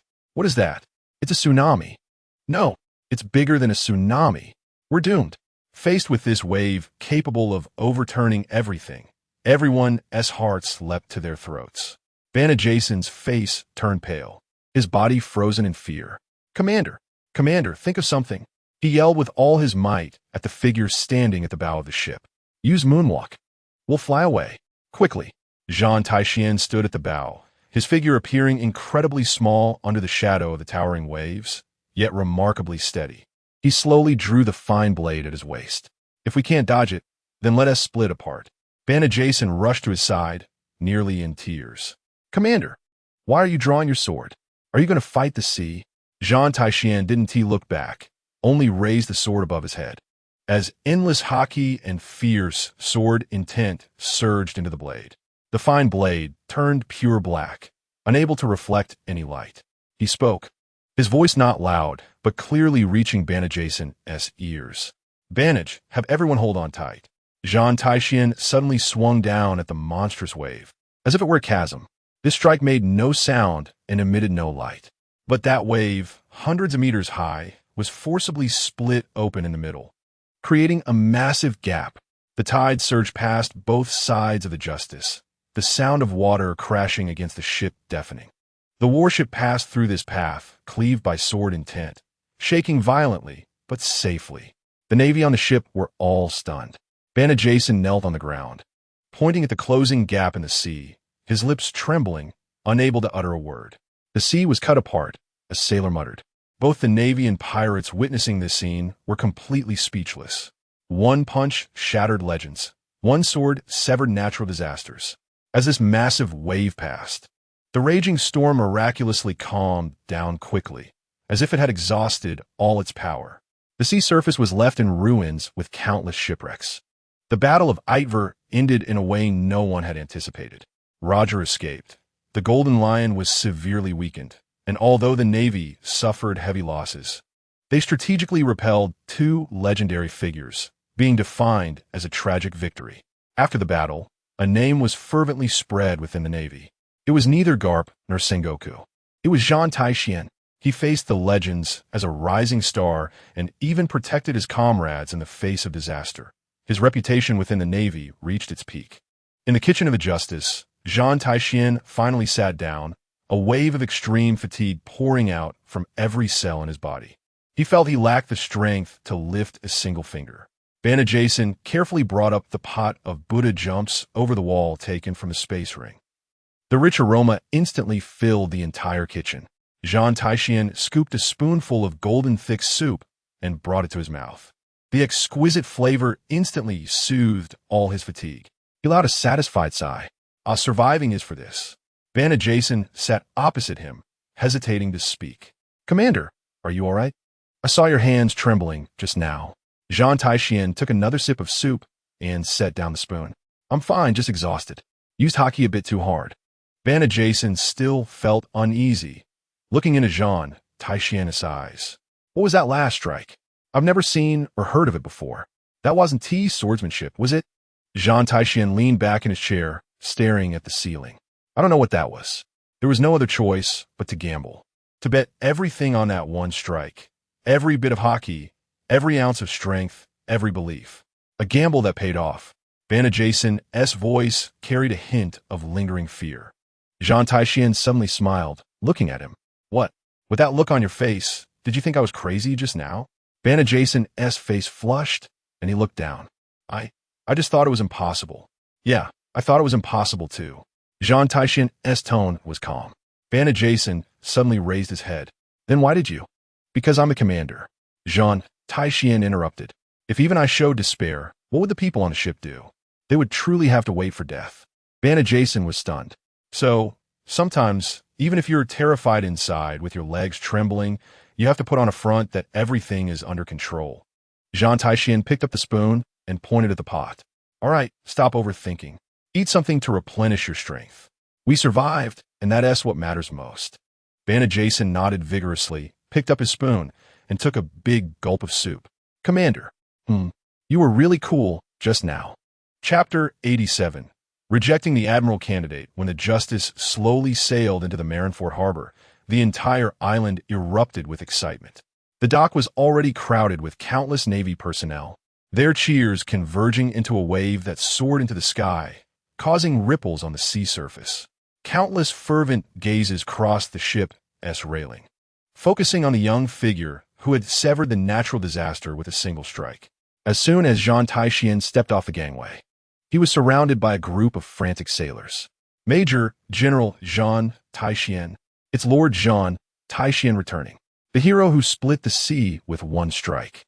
Bana Jason stood tall, using his body to clear a path for his commander, his face beaming with uncontrollable pride, as if the cheers were also for him.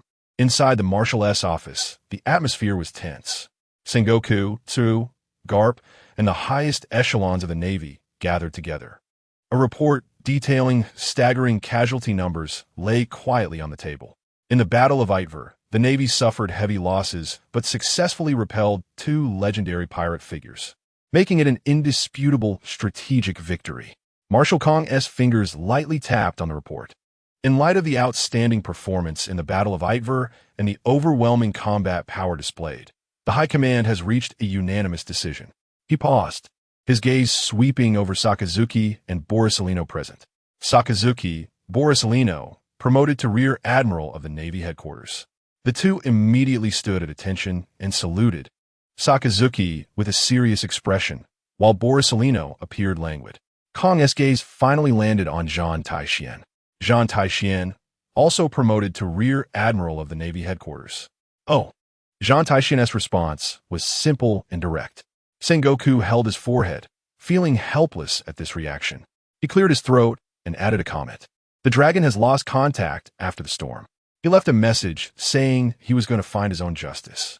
Garp's hand, holding the senbei, froze in midair, the smile on his face disappearing. Sengoku sighed internally, but now was not the time to deal with personal matters. Marshal Kong pulled out Zhan Tai Xuan's file, placing it on top, and spoke again, his tone more serious than ever. I propose that Rear Admiral Zhan Tai Xuan be officially listed as a candidate for the next Admiral of the Navy. As soon as these words were spoken, the air in the entire office seemed to freeze. Zephyr furrowed his brow, and Tsuru's hand holding the teacup paused slightly. Even the usually silent Sakazuki cast a gaze filled with a mix of combat intent and scrutiny. Becoming a candidate for Admiral meant a meteoric rise, signifying the highest authority in the Navy's future. Zhan Tai Xuan let out a long yawn and lazily waved his hand under everyone's watchful eyes.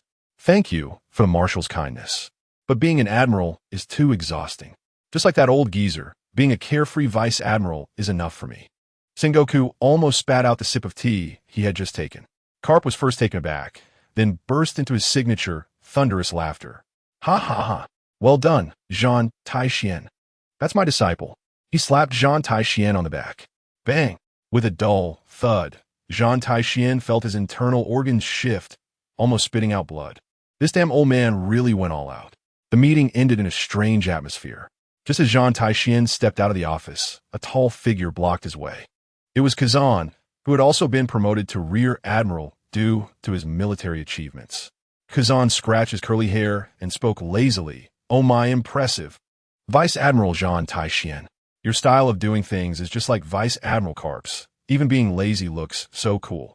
The news of Zhan Tai Xuan being promoted to Vice Admiral but refusing the Admiral candidacy spread like wildfire throughout Marineford within half a day. All the Marines who heard about it found the newly promoted Vice Admiral utterly incomprehensible, yet incredibly charming. In Sengoku's office, he watched Karp laughing heartily and sharing snacks with Zhan Tai Xuan, feeling his temples throb. One Karp was already enough for him, and now there was a younger, more monstrous, and more unconventional little Karp. His stomach began to ache. At night, Zhan Tai Xuan was in the office assigned to him as a vice admiral, wiping down the fine blade that had accompanied him for a long time with a soft cloth. A fine crack was clearly visible on the blade. The moment he cut through the sky, this sword had already been pushed to its limits. He needed a truly good sword, a partner that could carry all his strength. Life after being promoted to vice admiral seemed to have returned to the past. Other than occasionally needing to lead a team to eliminate some reckless pirates. Most of the time, he wandered around the Marineford headquarters with Karp, stealing a bit of Sengoku's treasured tea today, taking a few packs of his secretly stored limited edition snacks tomorrow. Sengoku's office had almost become a snack supply station for the master and disciple duo. One day, Zhan Tai Xuan was in a good mood and decided to show off his skills. He took out various rare ingredients from his spatial ring, along with jars of his secret seasonings. In his spacious dormitory yard, he set up a large pot and ignited a fierce fire. Karp didn't even need to be notified. He found his way over just by following the aroma. Soon, Zephyr, leaning on his arm, was also invited over. Sengoku originally came over in a fit of anger to scold them for affecting the military's appearance, but before he arrived, the domineering and spicy aroma had already infiltrated his nose. He reached the courtyard entrance, and while he was still complaining about the smell of cooking oil, his eyes were fixated on the pot bubbling with red soup, his throat involuntarily swallowing. Boiled fish slices, tender and smooth, spicy and fragrant. Mapo tofu.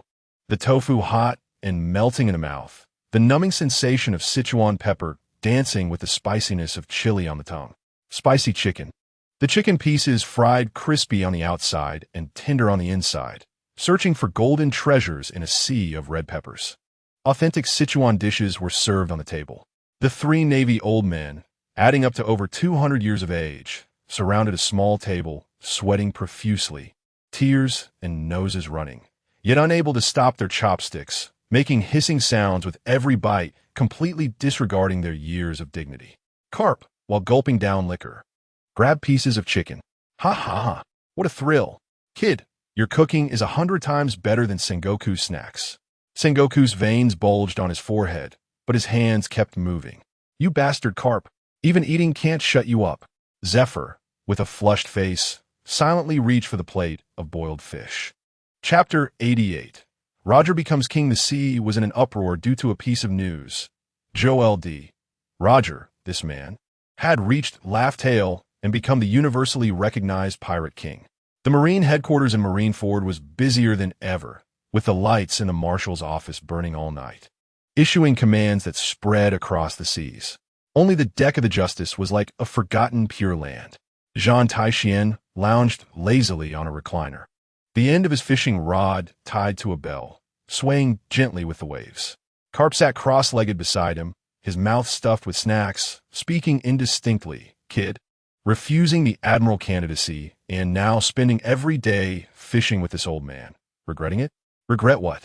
Zhan Tai Xuan didn't even open his eyes. Being an admiral means endless meetings. There's no comfort like now. Karp stuffed another piece of snack into his mouth, crunching loudly. Ha ha ha. Your laziness surpasses even what I had back in the day. At the training ground, Zhan Tai Xuan held the fine blade that had accompanied him for a long time, facing one of the strongest swordsmen in the Marine headquarters, Bogart. Mr. Bogart, I want to try a new way of using Haki. Bogart gripped the handle tightly, his body tense, sensing the increasingly restrained but more dangerous aura emanating from Zhan Tai Xuan. Zhan Tai Xuan didn't say much. The muscles in his right arm slightly bulged as he infused highly refined armament Haki into the blade in a spiral manner. He swung out a cutting strike with all his might. There were no flashy slashes, no dazzling effects, just a pure, extreme cut. Crack! A crisp, mournful cry echoed in the air. The fine blade that had accompanied him through numerous battles let out a wail under the strain, spiderweb-like cracks appearing on the blade. And then, under Bogart's astonished gaze, it shattered into countless glimmering metal shards, clattering to the ground. Zhan Tai Xuan stood there holding the bare handle, stunned. For the first time, he felt a sense of difficulty. He had the strength of an admiral, but no weapon capable of withstanding that power. He found Karp, who was sneaking donuts, and tossed the broken handle in front of him. Damn old man, I can't get by now. My sword broke. Karp glanced at it and took a big bite of donut. If it's broken, just find another one. Zhan Tai Xuan sat down in front of him, full of complaints. Easier said than done. Good swords are all in the hands of guys like Roger and Rayleigh, or collected by the world government. Where am I supposed to find one? Karp swallowed the last bite of his donut, wiped his mouth, and burst into a loud laugh. Ha ha ha, that's your own problem. Figure out yourself. Late at night, in Sengoku's office, this admiral, renowned for his intelligence, was now showing signs of exhaustion. He looked at the bright moonlight outside, simply staring at the tea leaves floating in his cup. It had been a long time since Rosanani had sent any news. His voice carried an unmistakable worry. Zhan Tai Xuan's hand holding the teacup paused in midair. Rosananti Corazon. That gentleman, that tragedy consumed by raging flames. Sengoku continued, as if speaking to himself, or perhaps confiding. I sent him to infiltrate the Don Quixote family and the man Doflamingo. It was too dangerous. Zhan Tai Xuan set down the teacup, comforting him verbally. Don't worry, Admiral Sengoku. Rosanandi is clever. He won't be in trouble. But those eyes that usually carried a hint of laziness were now cold, devoid of any warmth. Don Quixote Doflamingo. You better not move him. The Roger pirates vanished from the world after reaching the top, like they had evaporated from existence. They completely disappeared from people's sight. No matter how extensive the Navy's intelligence network was, not a trace could be found. The sea fell into a strange calm. Without his sword, Zhan Tai Xuan instead poured more energy into refining his pure martial arts and haki. Without the sharpness of blades, he honed his fists into the strongest weapon. Karp's Iron Fist of Love became his best sparring partner.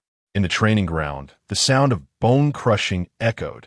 Zhan Tai Xuan's right fist was as black as ink, and a highly compressed energy sphere shot out silently, obliterating a fake mountain in the distance in a powder, without any explosion, no smoke, only complete disappearance. Karp stroked his beard with satisfaction. Not bad. The power is becoming more solid. In the corridor, a figure blocked his path.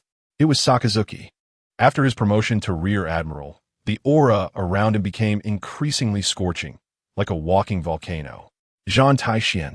Sakazuki's tone was as stiff and direct as his demeanor. Zhan Tai Xuan stopped, turned to look at him. Why so lazy? The hero of the Battle of Marineford now only knows how to slack off with Rear Admiral Karp. You don't deserve that title. Zhan Tai Xuan responded calmly. Sakazuki, justice is not proclaimed by rank and diligence. He paused, staring into the fiery eyes of the other. It is about how much filth is truly cleared from this sea. Sakazuki was momentarily speechless. Zhan Tai Xuan patted his shoulder, acting like good buddies. Don't be so serious, Sakazuki. He lowered his voice, speaking in a tone only the two could hear. As for refusing to become a candidate for Admiral as a friend, you should understand. I've always looked down on those useless people living on the red line. Sakazuki's pupils slightly constricted. He watched Zhan Tai Xuan turn and leave, remaining silent for a long time. That day was sunny and bright. Zhan Tai Xuan and Karp were once again slacking off at the bow of the Justice. Just as Karp complained that the fish weren't biting and prepared to jump into the sea to catch them, a vast, boundless, yet non-hostile Conqueror's haki surged over. Like an invisible giant wave, instantly sweeping across the entire Marineford. There was no oppression, no intimidation. It was more like a proclamation, a reign. The air froze. The weapons in the hands of the Marines fell to the ground. The shouts on the deck abruptly ceased, and everyone froze in place, feeling the tremor that came from the depths of their souls. The smile on Karp's face vanished without a trace. He slowly stood up, looking in a certain direction, his expression becoming incredibly grave. He's here. Chapter 89. Roger's Gift of a Sword. That Conqueror's Haki came quickly and left just as fast. But it left an indelible mark deep in everyone's soul. On the deck of the Justice, Banner Jason leaned against the railing, gasping for breath, cold sweat soaking his undershirt. He looked at the figure still standing straight at the bow. The officer just now was. Zhan Tai Xuan did not turn back, just slowly exhaled a breath. Karp had already stood up, his previously playful smile completely gone, replaced by a fateful seriousness. He stared at the distant horizon. Yes, here. Banner Jason nervously picked up the binoculars, his hands trembling slightly. It's a small boat. Only one person. Soon, the small boat drew near. The figure on the boat became clear. He crossed his arms, letting the sea breeze flutter his bright red captain's coat. GOLD, Roger. He was alone, out at sea, having found the rival of his life. The small boat docked next to the Justice. Roger leaped aboard, landing steadily on the deck with a light sound. The naval soldiers on the ship instantly froze, gripping their weapons, but no one dared to move. Ha ha ha. Karp, you old bastard, hiding here to slack off. Roger's laughter was hearty, as if he had merely encountered an old friend. Karp grinned and stood up as well. You too? Still so good at causing trouble. Roger's gaze passed over Karp, landing sharply on Zhan Tai Xuan, able to injure Shiki head-on and even cut through a natural disaster. Karp, your disciple is even more of a monster than you were back in the day. Zhan Tai Xuan simply met his gaze calmly. The man before him was a legend from another world, the beginning of all stories. Roger, the man who initiated the Great Pirate Era, stood alive right in front of him. This feeling was absurd yet real. The two sat down on a pile of ropes, like two old fishermen chatting at the dock. I'm dying. Roger's first words were like thunder, exploding in Bogart and Banner Jason's hearts. Banner Jason's pupils constricted, hardly daring to believe his ears. The Pirate King is dying? How is that possible? Karp's fists quietly clenched in a corner where no one was looking. Roger seemed oblivious to their shock and continued. I have an incurable disease. Not much time left.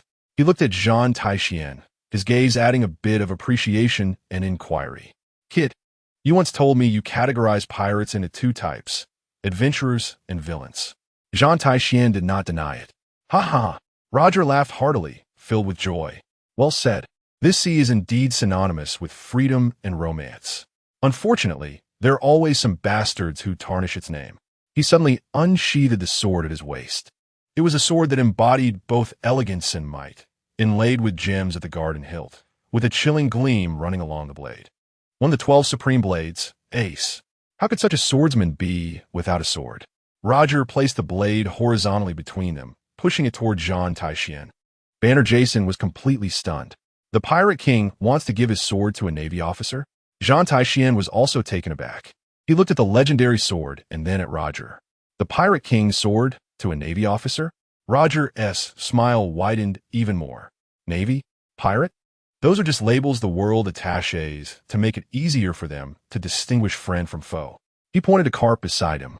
Karp is a Navy officer, but I'm willing to entrust my back to him. You, kid, are a Navy officer, yet you do things more freely than anyone else. I don't look at the uniforms you wear. I look at your souls. Zhan Tai Xuan's heart was in turmoil. This script doesn't fit Roger's sword. Shouldn't he be surrendering and then starting the Great Voyage era? Why is he here, giving me equipment? Roger's smile faded somewhat, becoming serious. I acknowledge you. I don't want my beloved sword to be locked away in a warehouse by those hypocritical guys in the world government after I die, never to see the light of day, gathering dust. His fingers gently tapped the blade. In my hands, it represents conquest and freedom. But in your hands, perhaps it can cut through a different era. This is a transfer of will. Do you understand? Karp had been silent all this time, but then grabbed a snack and mumbled, "Stop rambling. If he gives it to you, just take it. Consider it a trophy." Zhan Tai Xuan looked into Roger's clear eyes, which held no calculation, only pure appreciation and a bit of nonchalance about entrusting his legacy. He no longer hesitated, extended his hand, and grasped the hilt of Ace. Buzz, the moment his palm grasped the hilt, the blade emitted a clear humming sound. A powerful, vast will pursuing ultimate freedom. surged into his body along the knife handle, resonating intensely with his own domineering aura. In that moment, man and knife seemed to fuse into one. This knife was destined to belong to him. The news of Roger's capture spread around the world at lightning speed, like it had sprouted wings. The seas trembled, and the Grand Line was in an uproar. Countless people were shocked, celebrated, and could hardly believe it. Meanwhile, in a certain airspace of the New World, on a massive floating island, the Golden Lion Shiki was staring at the newspaper in his hand, his face ashen. Roger was captured by the Navy? Smash! He crushed the wine glass in his hand, glass shards piercing his palm, blood flowing freely, but he was oblivious. What a joke! He abruptly stood up, letting out a thunderous roar. Only I, Shiki, can kill that man. A subordinate knelt down in terror. Boss Shiki, please calm down. The Navy headquarters is on high alert. We just experienced a great battle. Our vitality is severely depleted. Shut up. Shiki kicked him away, his golden hair wildly swirling. Roger is mine. His life can only be taken by me. His reason was completely consumed by rage. Pass my orders. The entire fleet target Marineford, ignoring everyone's pleas. He led his colossal flying fleet straight towards the Navy's holy land. Wail! The piercing alarm echoed throughout Marineford. The island, which had just settled, was once again shrouded in the shadow of war. At the highest point of the Navy fortress, Sengoku, Garp, and Zephyr stood side by side, the fierce wind billowing their capes that represented justice behind them. Sengoku looked at the shadow, gradually approaching from the horizon, his expression extremely grave. All troops, enter the highest state of alert. His gaze turned to the young rear admiral holding a new sword behind him. Zhan Tai Xuan. Zhan Tai Xuan stepped forward, standing alongside the three legends. Sengoku said in a deep voice, "This is our home ground. Let him see what Navy justice is." Zhan Tai Xuan stood on the wall, overlooking the golden figure at the front of the fleet, roaring in fury. He slowly caressed the cold hilt of Ace, a cold smile curling at the corners of his mouth. Last time, I was the challenger. This time, you are the invader. Chapter 90. The wrath of the Golden Lion in the sky over Marineford Square was completely swallowed by a massive shadow. The Golden Lion Shiki hovered in midair, his golden hair wild like a lion's mane. Behind him was the colossal flying fleet. Sengoku, Garp, hand over Roger. His roar, mixed with domineering aura, turned into a tangible sound wave that swept across the fortress. Sengoku stood on the high wall, his face like water. Shiki, this is Navy headquarters, not a place for you to run wild. Shiki laughed maniacally, his laughter filled with disdain and brutality. Stop wasting words. Roger's life is mine. You Navy scum have no right to deal with him. As his words fell, Zhan Tai Xuan stepped forward, standing in front of Sengoku and Garp. Under the watchful eyes of the crowd, he slowly grasped the hilt at his waist. Buzz! Ace was drawn. A clear sound of the blade echoed across the sky. The supreme great sword's edge revealed. The will for ultimate freedom and conquest soared into the heavens. Just the aura made countless sailors in the square feel breathless, almost kneeling on the ground. Shiki's gaze was instantly drawn, and when he saw the sword, his arrogant expression froze, his pupils constricting sharply. That is Roger's sword. He stared fiercely at Zhan Tai Xuan, his eyes burning with rage. You bastard, how dare you wield it? In the next moment, Shiki's figure vanished from the air, appearing before Zhan Tai Xuan as if teleporting, his legs transforming into two deadly slashes aimed straight for his head. Zhan Tai Xuan did not dodge, holding his. He drew a perfect arc from bottom to top. Clang! The sound of metal clashing was deafening, sparks flying. Zhan Tai Xuan remained motionless, while Shiki was repelled back into the air by the tremendous recoil. How is this possible? This brat's strength. Holding Ace, Zhan Tai Xuan felt completely different. The overwhelming sword intent perfectly fused with his own power. Every ounce of force was utilized just right. Here you go. Zhan Tai Xuan suddenly stomped down, the ground cracking, his whole being transformed into a black lightning bolt, charging towards Shiki. The power of the swordsmanship was multiplied many times over. He no longer needed to deliberately pursue the power of his slashes. Every swing of the blade carried the will of Ace, forceful yet light. Clang, clang, clang. The two instantly clashed in the center of the square. Shiki's dual sword style was furious and sharp, each strike capable of splitting mountains. But under Zhan Tai Xuan's sword, it was easily resolved with elegance. The shockwave from the blade collision spread outwards, cracking the hard square ground inch by inch, raising clouds of dust. The surrounding sailors were forced to retreat repeatedly, unable to approach the center of the battlefield. Bastard! Bastard!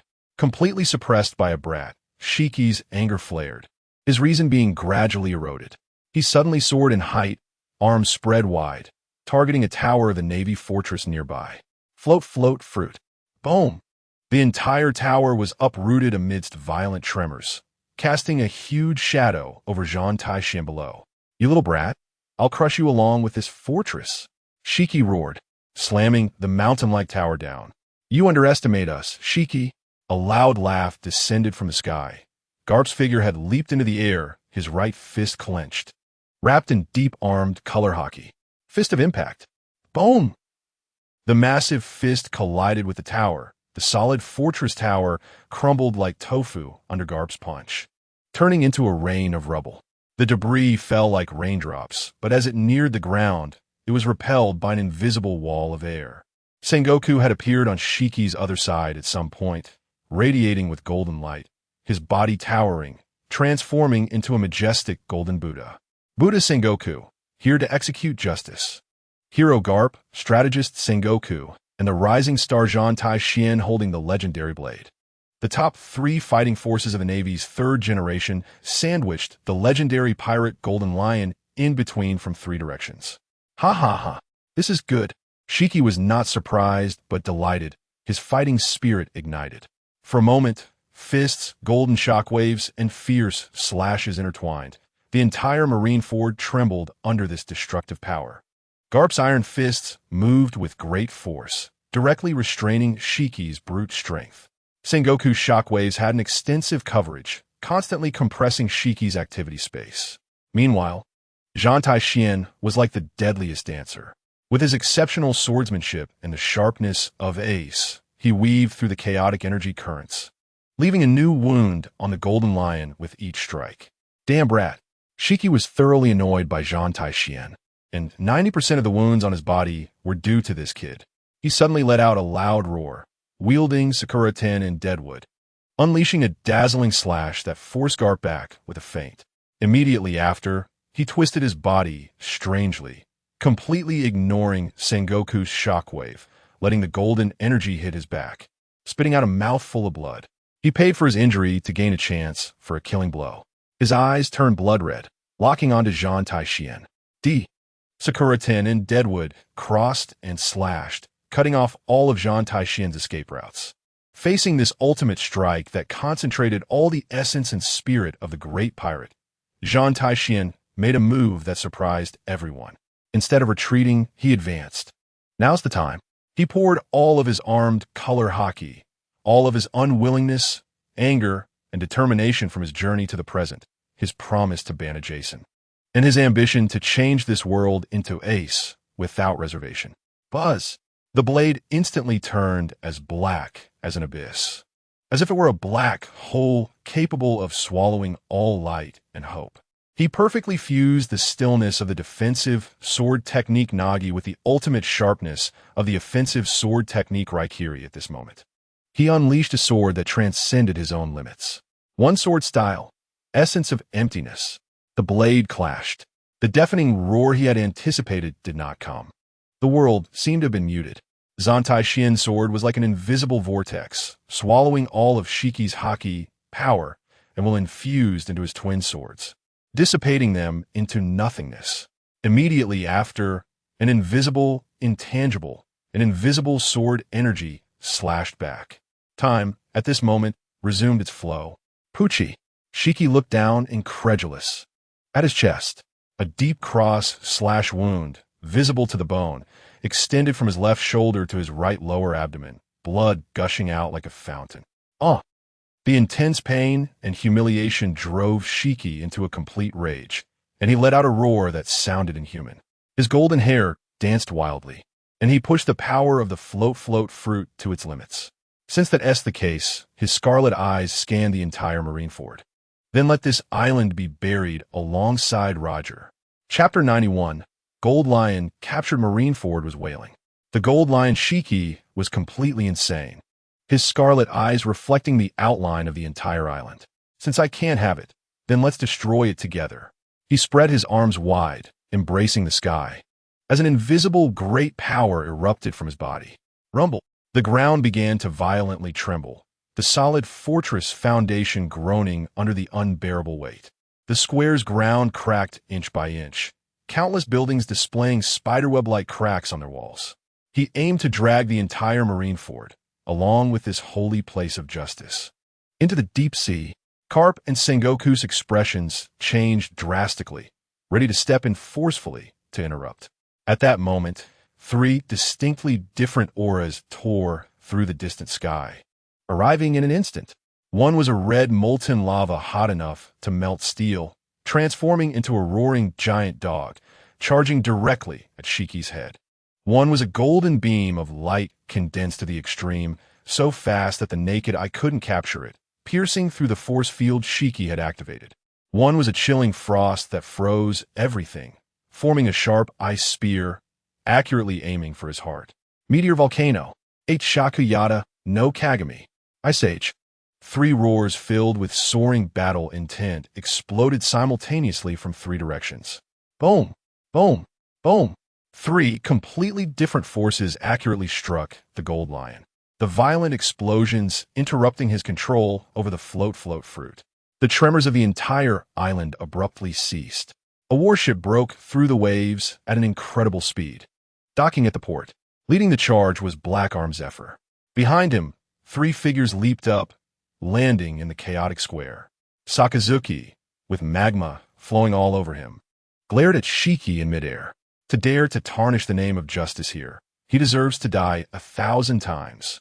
Borsellino, with one hand in his pocket, looked up, the lenses reflecting light.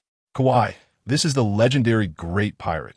I need to take this seriously, or else I won't even be able to apply for overtime pay. Kuzan exhaled a puff of white air, looking at the fearful Marines around him, his expression serious. I can't let you destroy this place any further. Seeing these three monstrous juniors, Karp was taken aback for a moment, then burst into his signature hearty laugh. Waha! Just in time. The future of an AV is not something you outdated old fool can destroy. The Gold Lion staggered from the attacks of the three. He steadied himself, looking down at the three vibrant young men, his anger reigniting. Another group of clueless kids has arrived. He abandoned the crazy idea of destroying the entire island and poured all his fury onto this new generation that dared to provoke him. Then let's start with you. Lava is hotter than your sword. Sakazuki did not back down, transforming into a torrent of magma to meet him head-on. The Gold Lion's slash collided with the magma giant fist, erupting with a deafening roar, scorching steam spreading outwards.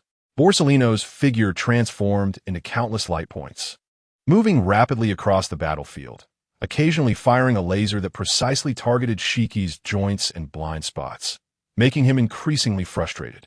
Kazan pressed both hands to the ground, a massive ice wall rising up, not only restricting Shiki's movement, but also blocking the aftermath of the battle, protecting the Marines below. Just then, another figure dashed out from the warship. It was Bana Jason. He had no fruit ability, but his 6 styles were already perfected. He stepped on Moonwalk to twist and turn in the air, using Iron Body to withstand the splashing debris, and then kicked it away with Storm Leg to an unoccupied area. He was like the best battlefield sweeper, constantly creating the most favorable combat environment for his superiors and seniors. Sengoku transformed into a golden Buddha, coordinated from the center, and when the moment was right, unleashed a shockwave, perfectly combining with the three's attacks, completely suppressing the Gold Lion within the encirclement. Karp stood by with his arms crossed, seemingly relaxed, but his eyes locked on his Shiki's every move, like a tiger waiting for the perfect kill opportunity. Yet the main attacker on the battlefield was still Zhan Tai Xuan, wielding Ace. He became the center of the storm. Every swing of his sword carried Roger's will to conquer the seas, and wherever the blade pointed. The Gold Lion had to temporarily evade its edge. Bastard! Bastard! Bastard! Being attacked by a group of juniors like this drove the Gold Lion completely mad. A bunch of kids, don't get too proud. He burned his own vitality, golden haki soaring into the sky. His whole being seemed to transform into a sun. Slash wave. He unleashed a storm of indiscriminate slashes covering the entire area. Countless invisible sharp slashes swept across the entire square like a torrential storm. The air was torn apart, emitting piercing shrieks. Faced with this world-destroying attack, everyone's expression changed, and they braced for impact. Sakazuki transformed into magma.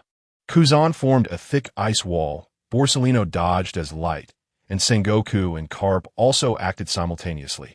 Only Zhan Tai Xuan, instead of retreating, stepped forward into the storm. Advancing step by step, this script should come to an end.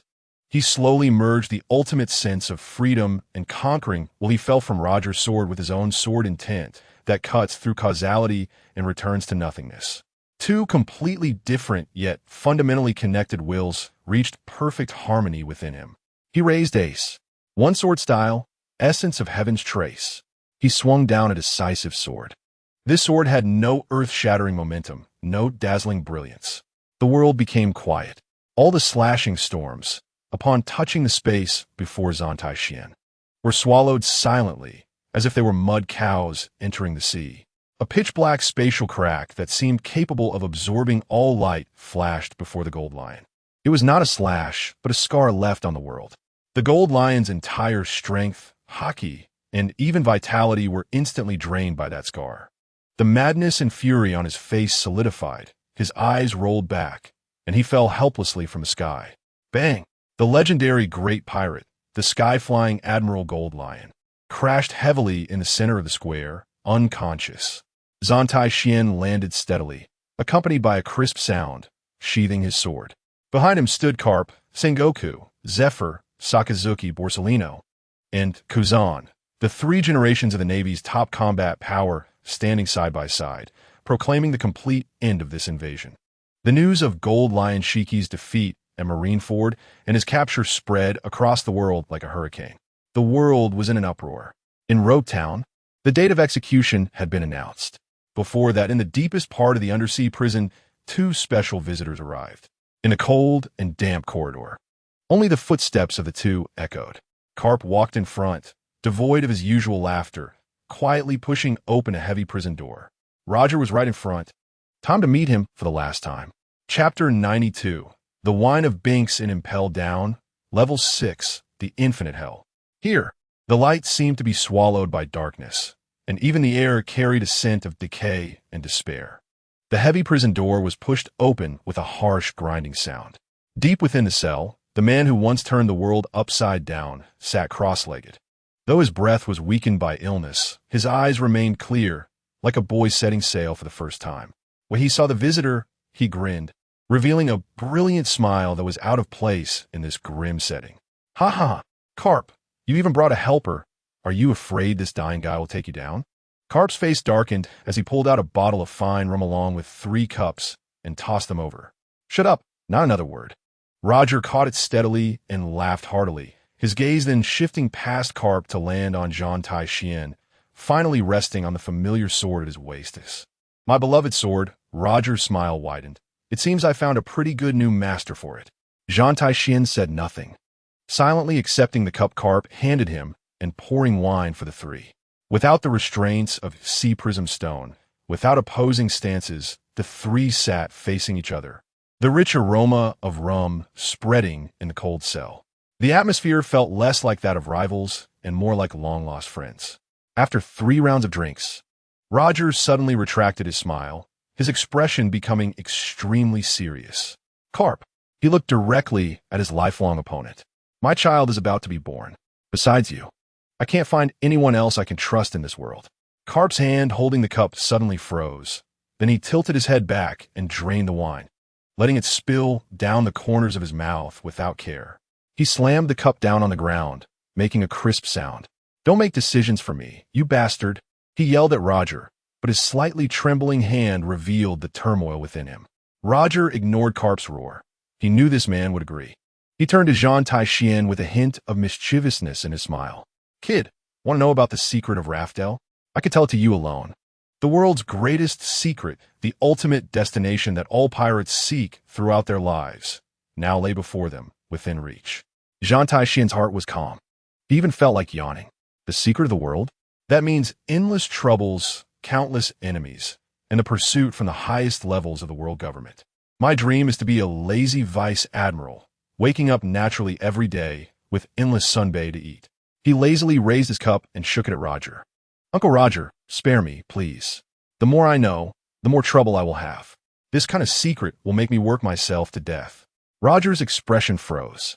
He had imagined countless reactions: shock, ecstasy, greed, even refusal.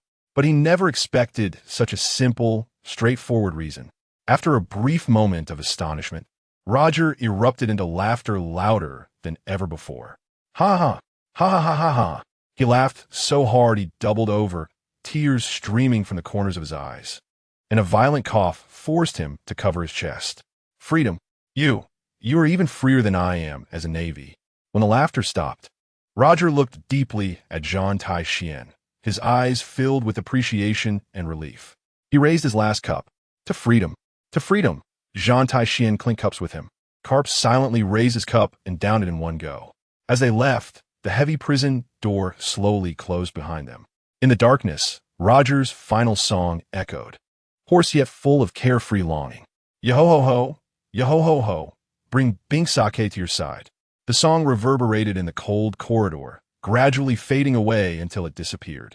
Days later, a piece of news swept across the world like a hurricane.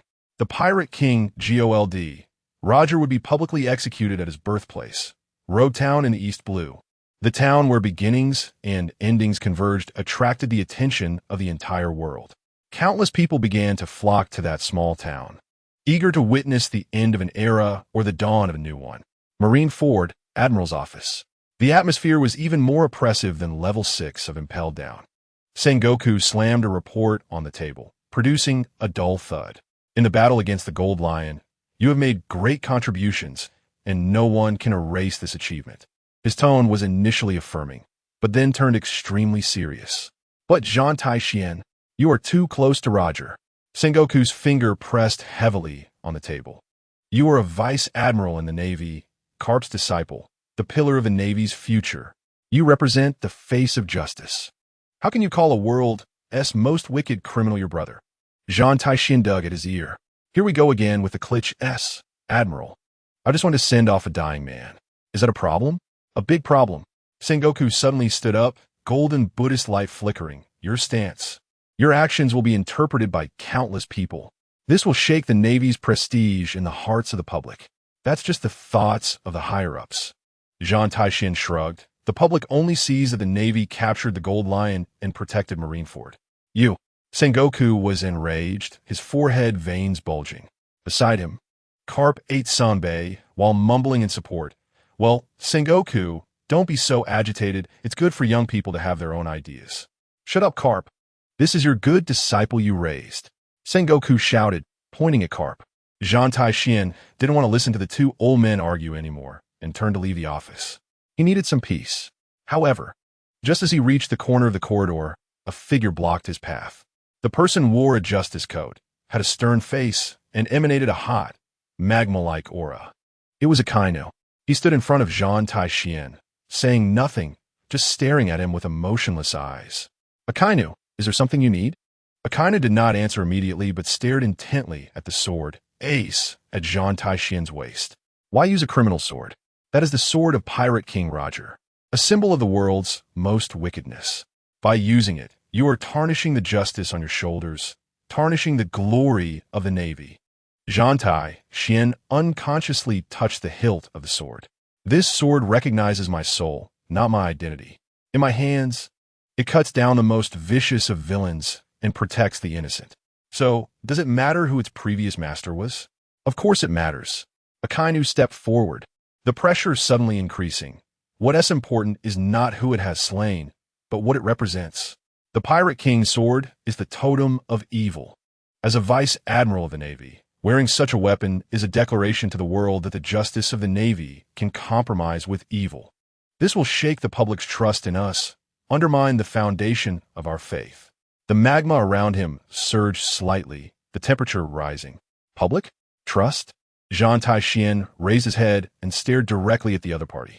Sakazuki, do you think the people only see a knife? What they see is what we have done, the innocent lying in pools of blood, the towns that have been protected. The measure of justice is the result, not the form. Sakazuki's fists clenched tightly, the veins on the back of his hands bulging. Form is stance. Without a firm stance, justice will be eroded. Your so-called freedom will ultimately only bring chaos. That is just a background story he fabricated by the higher-ups to explain things they cannot understand or control. Zhan Tai Xuan spoke calmly, placing his right hand on Sakazuki's shoulder. Your justice is too pure and too narrow. One day, it will burn the ones you wish to protect the most, even injure yourself. Sakazuki's body trembled slightly as he fixed his gaze on Zhan Tai Xuan, seemingly trying to find something in that calm face. That night, in a mansion equipped for senior naval officers in Marineford, Zhan Tai Xuan was polishing ace. A figure appeared in the room without warning, as if he had been standing there all along. The visitor wore a dark green hooded robe, with a diamond-shaped red mark on his face, and his eyes were sharp like an eagle's. Monkey D. Dragon. Zhan Tai Xuan was not surprised. He set down the sword in his hand and poured 2 glasses of wine. Dragon did not engage in pleasantries. He took a book from his bosom and gently placed it on the table. It was a well-thumbed copy of On Protracted War, its pages filled with dense annotations. Zhan Tai Xuan, thank you for your book. Dragon's voice was deep and powerful. It made me understand that a decayed tree will not fall on its own. Someone needs to push it down. Zhan Tai Xuan pushed one of the glasses of wine over. Have you made up your mind? I made up my mind. Dragon's gaze was resolute.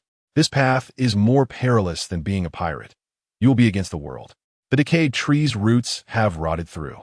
The world government, the celestial dragons, their so-called justice is merely a fig leaf to maintain their rule. In such a world, if we do not topple it, there will never be true freedom. Zhan Tai Xuan raised his glass and took a small sip. And then what? After we topple it, what will you use to build your freedom on the ruins?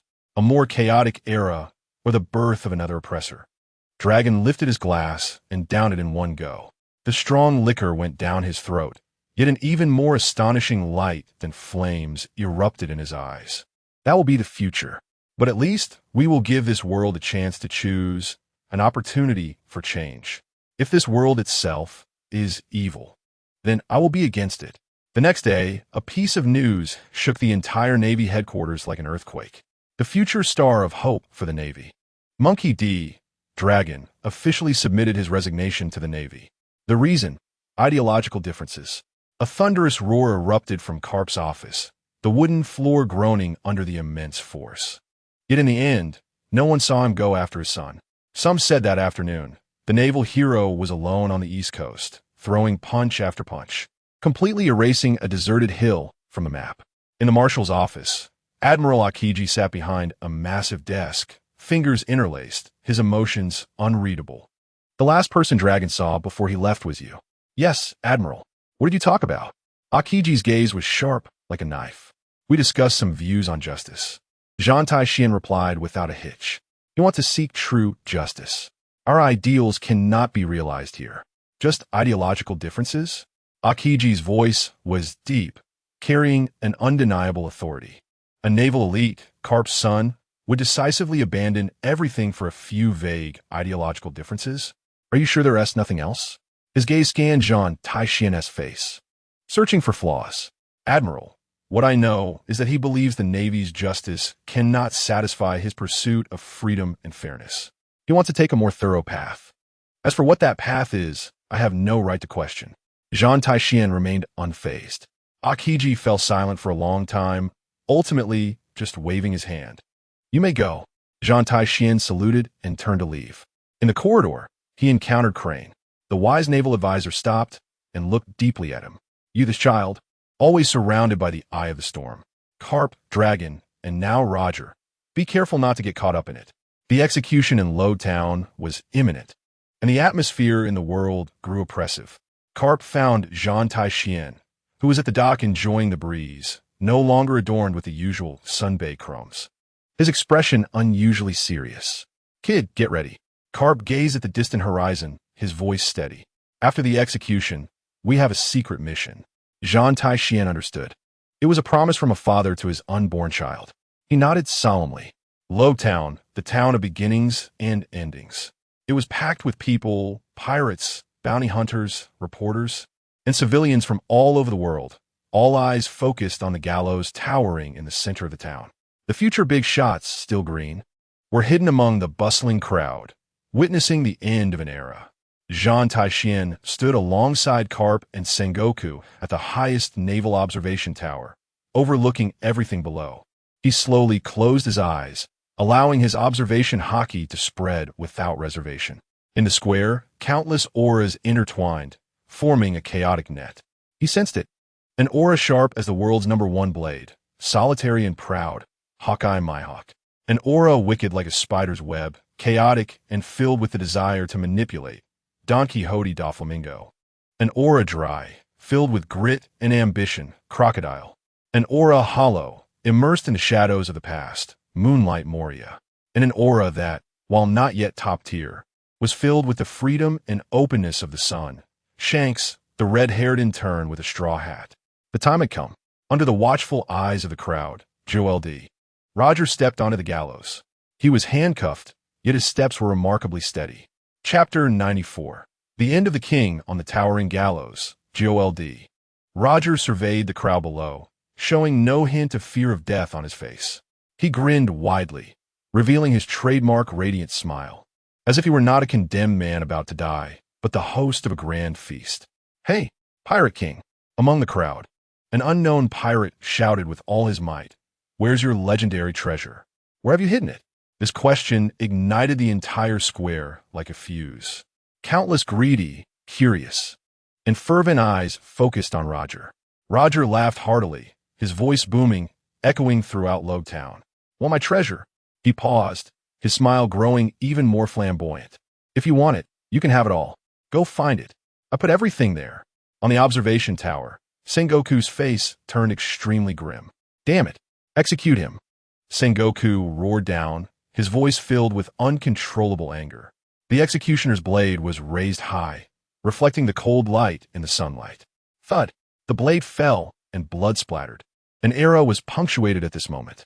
But at the same instant, the entire square erupted into chaos. Countless pirates' eyes ignited with greed and fervor, and a pirate wielding a knife roared first, smashing a nearby fruit stall into pieces, juice splattering everywhere. Chaos spread like a plague. "Charge! Take everything here, then set sail. It's mine." Pirates wielded their weapons and charged towards the port, rushing towards civilians, and the order of Roadtown collapsed in an instant. Suppress the riots. Protect the civilians. The golden Buddha incarnated by Sengoku issued a loud voice that echoed over the chaotic square, commanding the situation. A squad of Navy soldiers formed a shield wall, attempting to block the rioters, but were quickly scattered by the frenzied crowd. A group of bloodthirsty pirates smelled money and blood, grinning as they rushed towards the nearby commercial street, the screams of civilians rising and falling. Sakazuki's figure stood like a volcano in front of them. "Navy, get out of my way." The leader of the pirates, a bounty of 30 million berries, swung a giant axe at Sakazuki. Sakazuki didn't even glance at him. He suddenly slammed his right fist into the ground. Boom! The earth cracked open, and the scorching magma didn't form a wall, but shot up into the sky like a fountain, turning into a river of lava across the middle of the street. The intense heat ignited the clothes of the closest pirates. The giant axe melted into molten iron the moment it touched the lava. "What?" The pirate captain retreated in horror. "Get back to the sea, scum." Sakazuki's right arm completely transformed into lava, and from across the river of lava, he punched out. "Don't get in my way."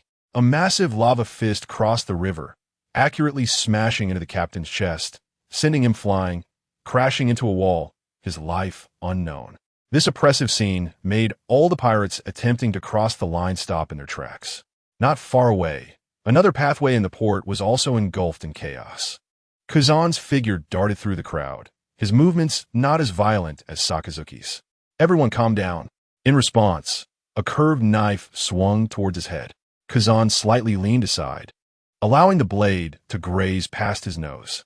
He extended his right hand and gently pressed it against the pirate's chest. Ice Age. Crack. A chilling aura erupted instantly. And before the sinister smile on the pirate's face could fade, he was frozen into an ice sculpture from head to toe. He pressed his hands against the ground, and the icy cold spread like a living thing through the cracks in the cobblestones, freezing the feet of the riding pirates in place, unable to move. What an energetic bunch. Borsalino's figure suddenly appeared on the spire of a building, one hand in his pocket, overlooking the chaotic battlefield below. Let us settle this quickly, or it'll be overtime again. As soon as he finished speaking, his figure vanished from that spot. The next second, countless points of light lit up in the square. A pirate about to swing his knife at a Navy soldier suddenly felt a flash of gold in front of him, a sharp pain in his abdomen, and he flew away as if hit by a cannonball. Light speed kick. A pirate captain holding a flintlock had just aimed his gun at a civilian when whoosh. A laser precisely pierced through his wrist, causing the flintlock to drop to the ground. Borsalino's figure transformed into countless refracted beams of light on the battlefield. Each flash meant the downfall of a core rider. His attacks were so fast that no one could react, accurately avoiding all civilians and Navy personnel. With an efficiency that was astonishing. On the tower, Zhan Tai Xuan placed his hand on the hilt of the ace sword at his waist. In his Konbunsha Haki, the sharpness of Hawkeye, the charm of Doflamingo, and the ambition of Crocodile were all as clear as a bonfire in the night. Should he preemptively eliminate these future threats here? His fingers tightened slightly, and the blade of Ace emitted a faint humming sound, as if yearning for battle. At that moment, in another battle zone, Banner Jason was leading a team of elite soldiers executing the most difficult rescue mission. Boom! A clock tower affected by cannon fire began to tilt, and a family below was frozen in fear. Hurry! Banner Jason shouted at his team. He then suddenly pushed off the air beneath him. Soru. His figure traced a zigzag line in the air, instantly appearing above that family. Iron block. He used his back to withstand the massive falling stone, fragments flying everywhere, leaving bloody scratches on his back. What are you still doing? The family, as if waking from a dream, scrambled to escape the danger zone. Banner Jason spun his legs in the air,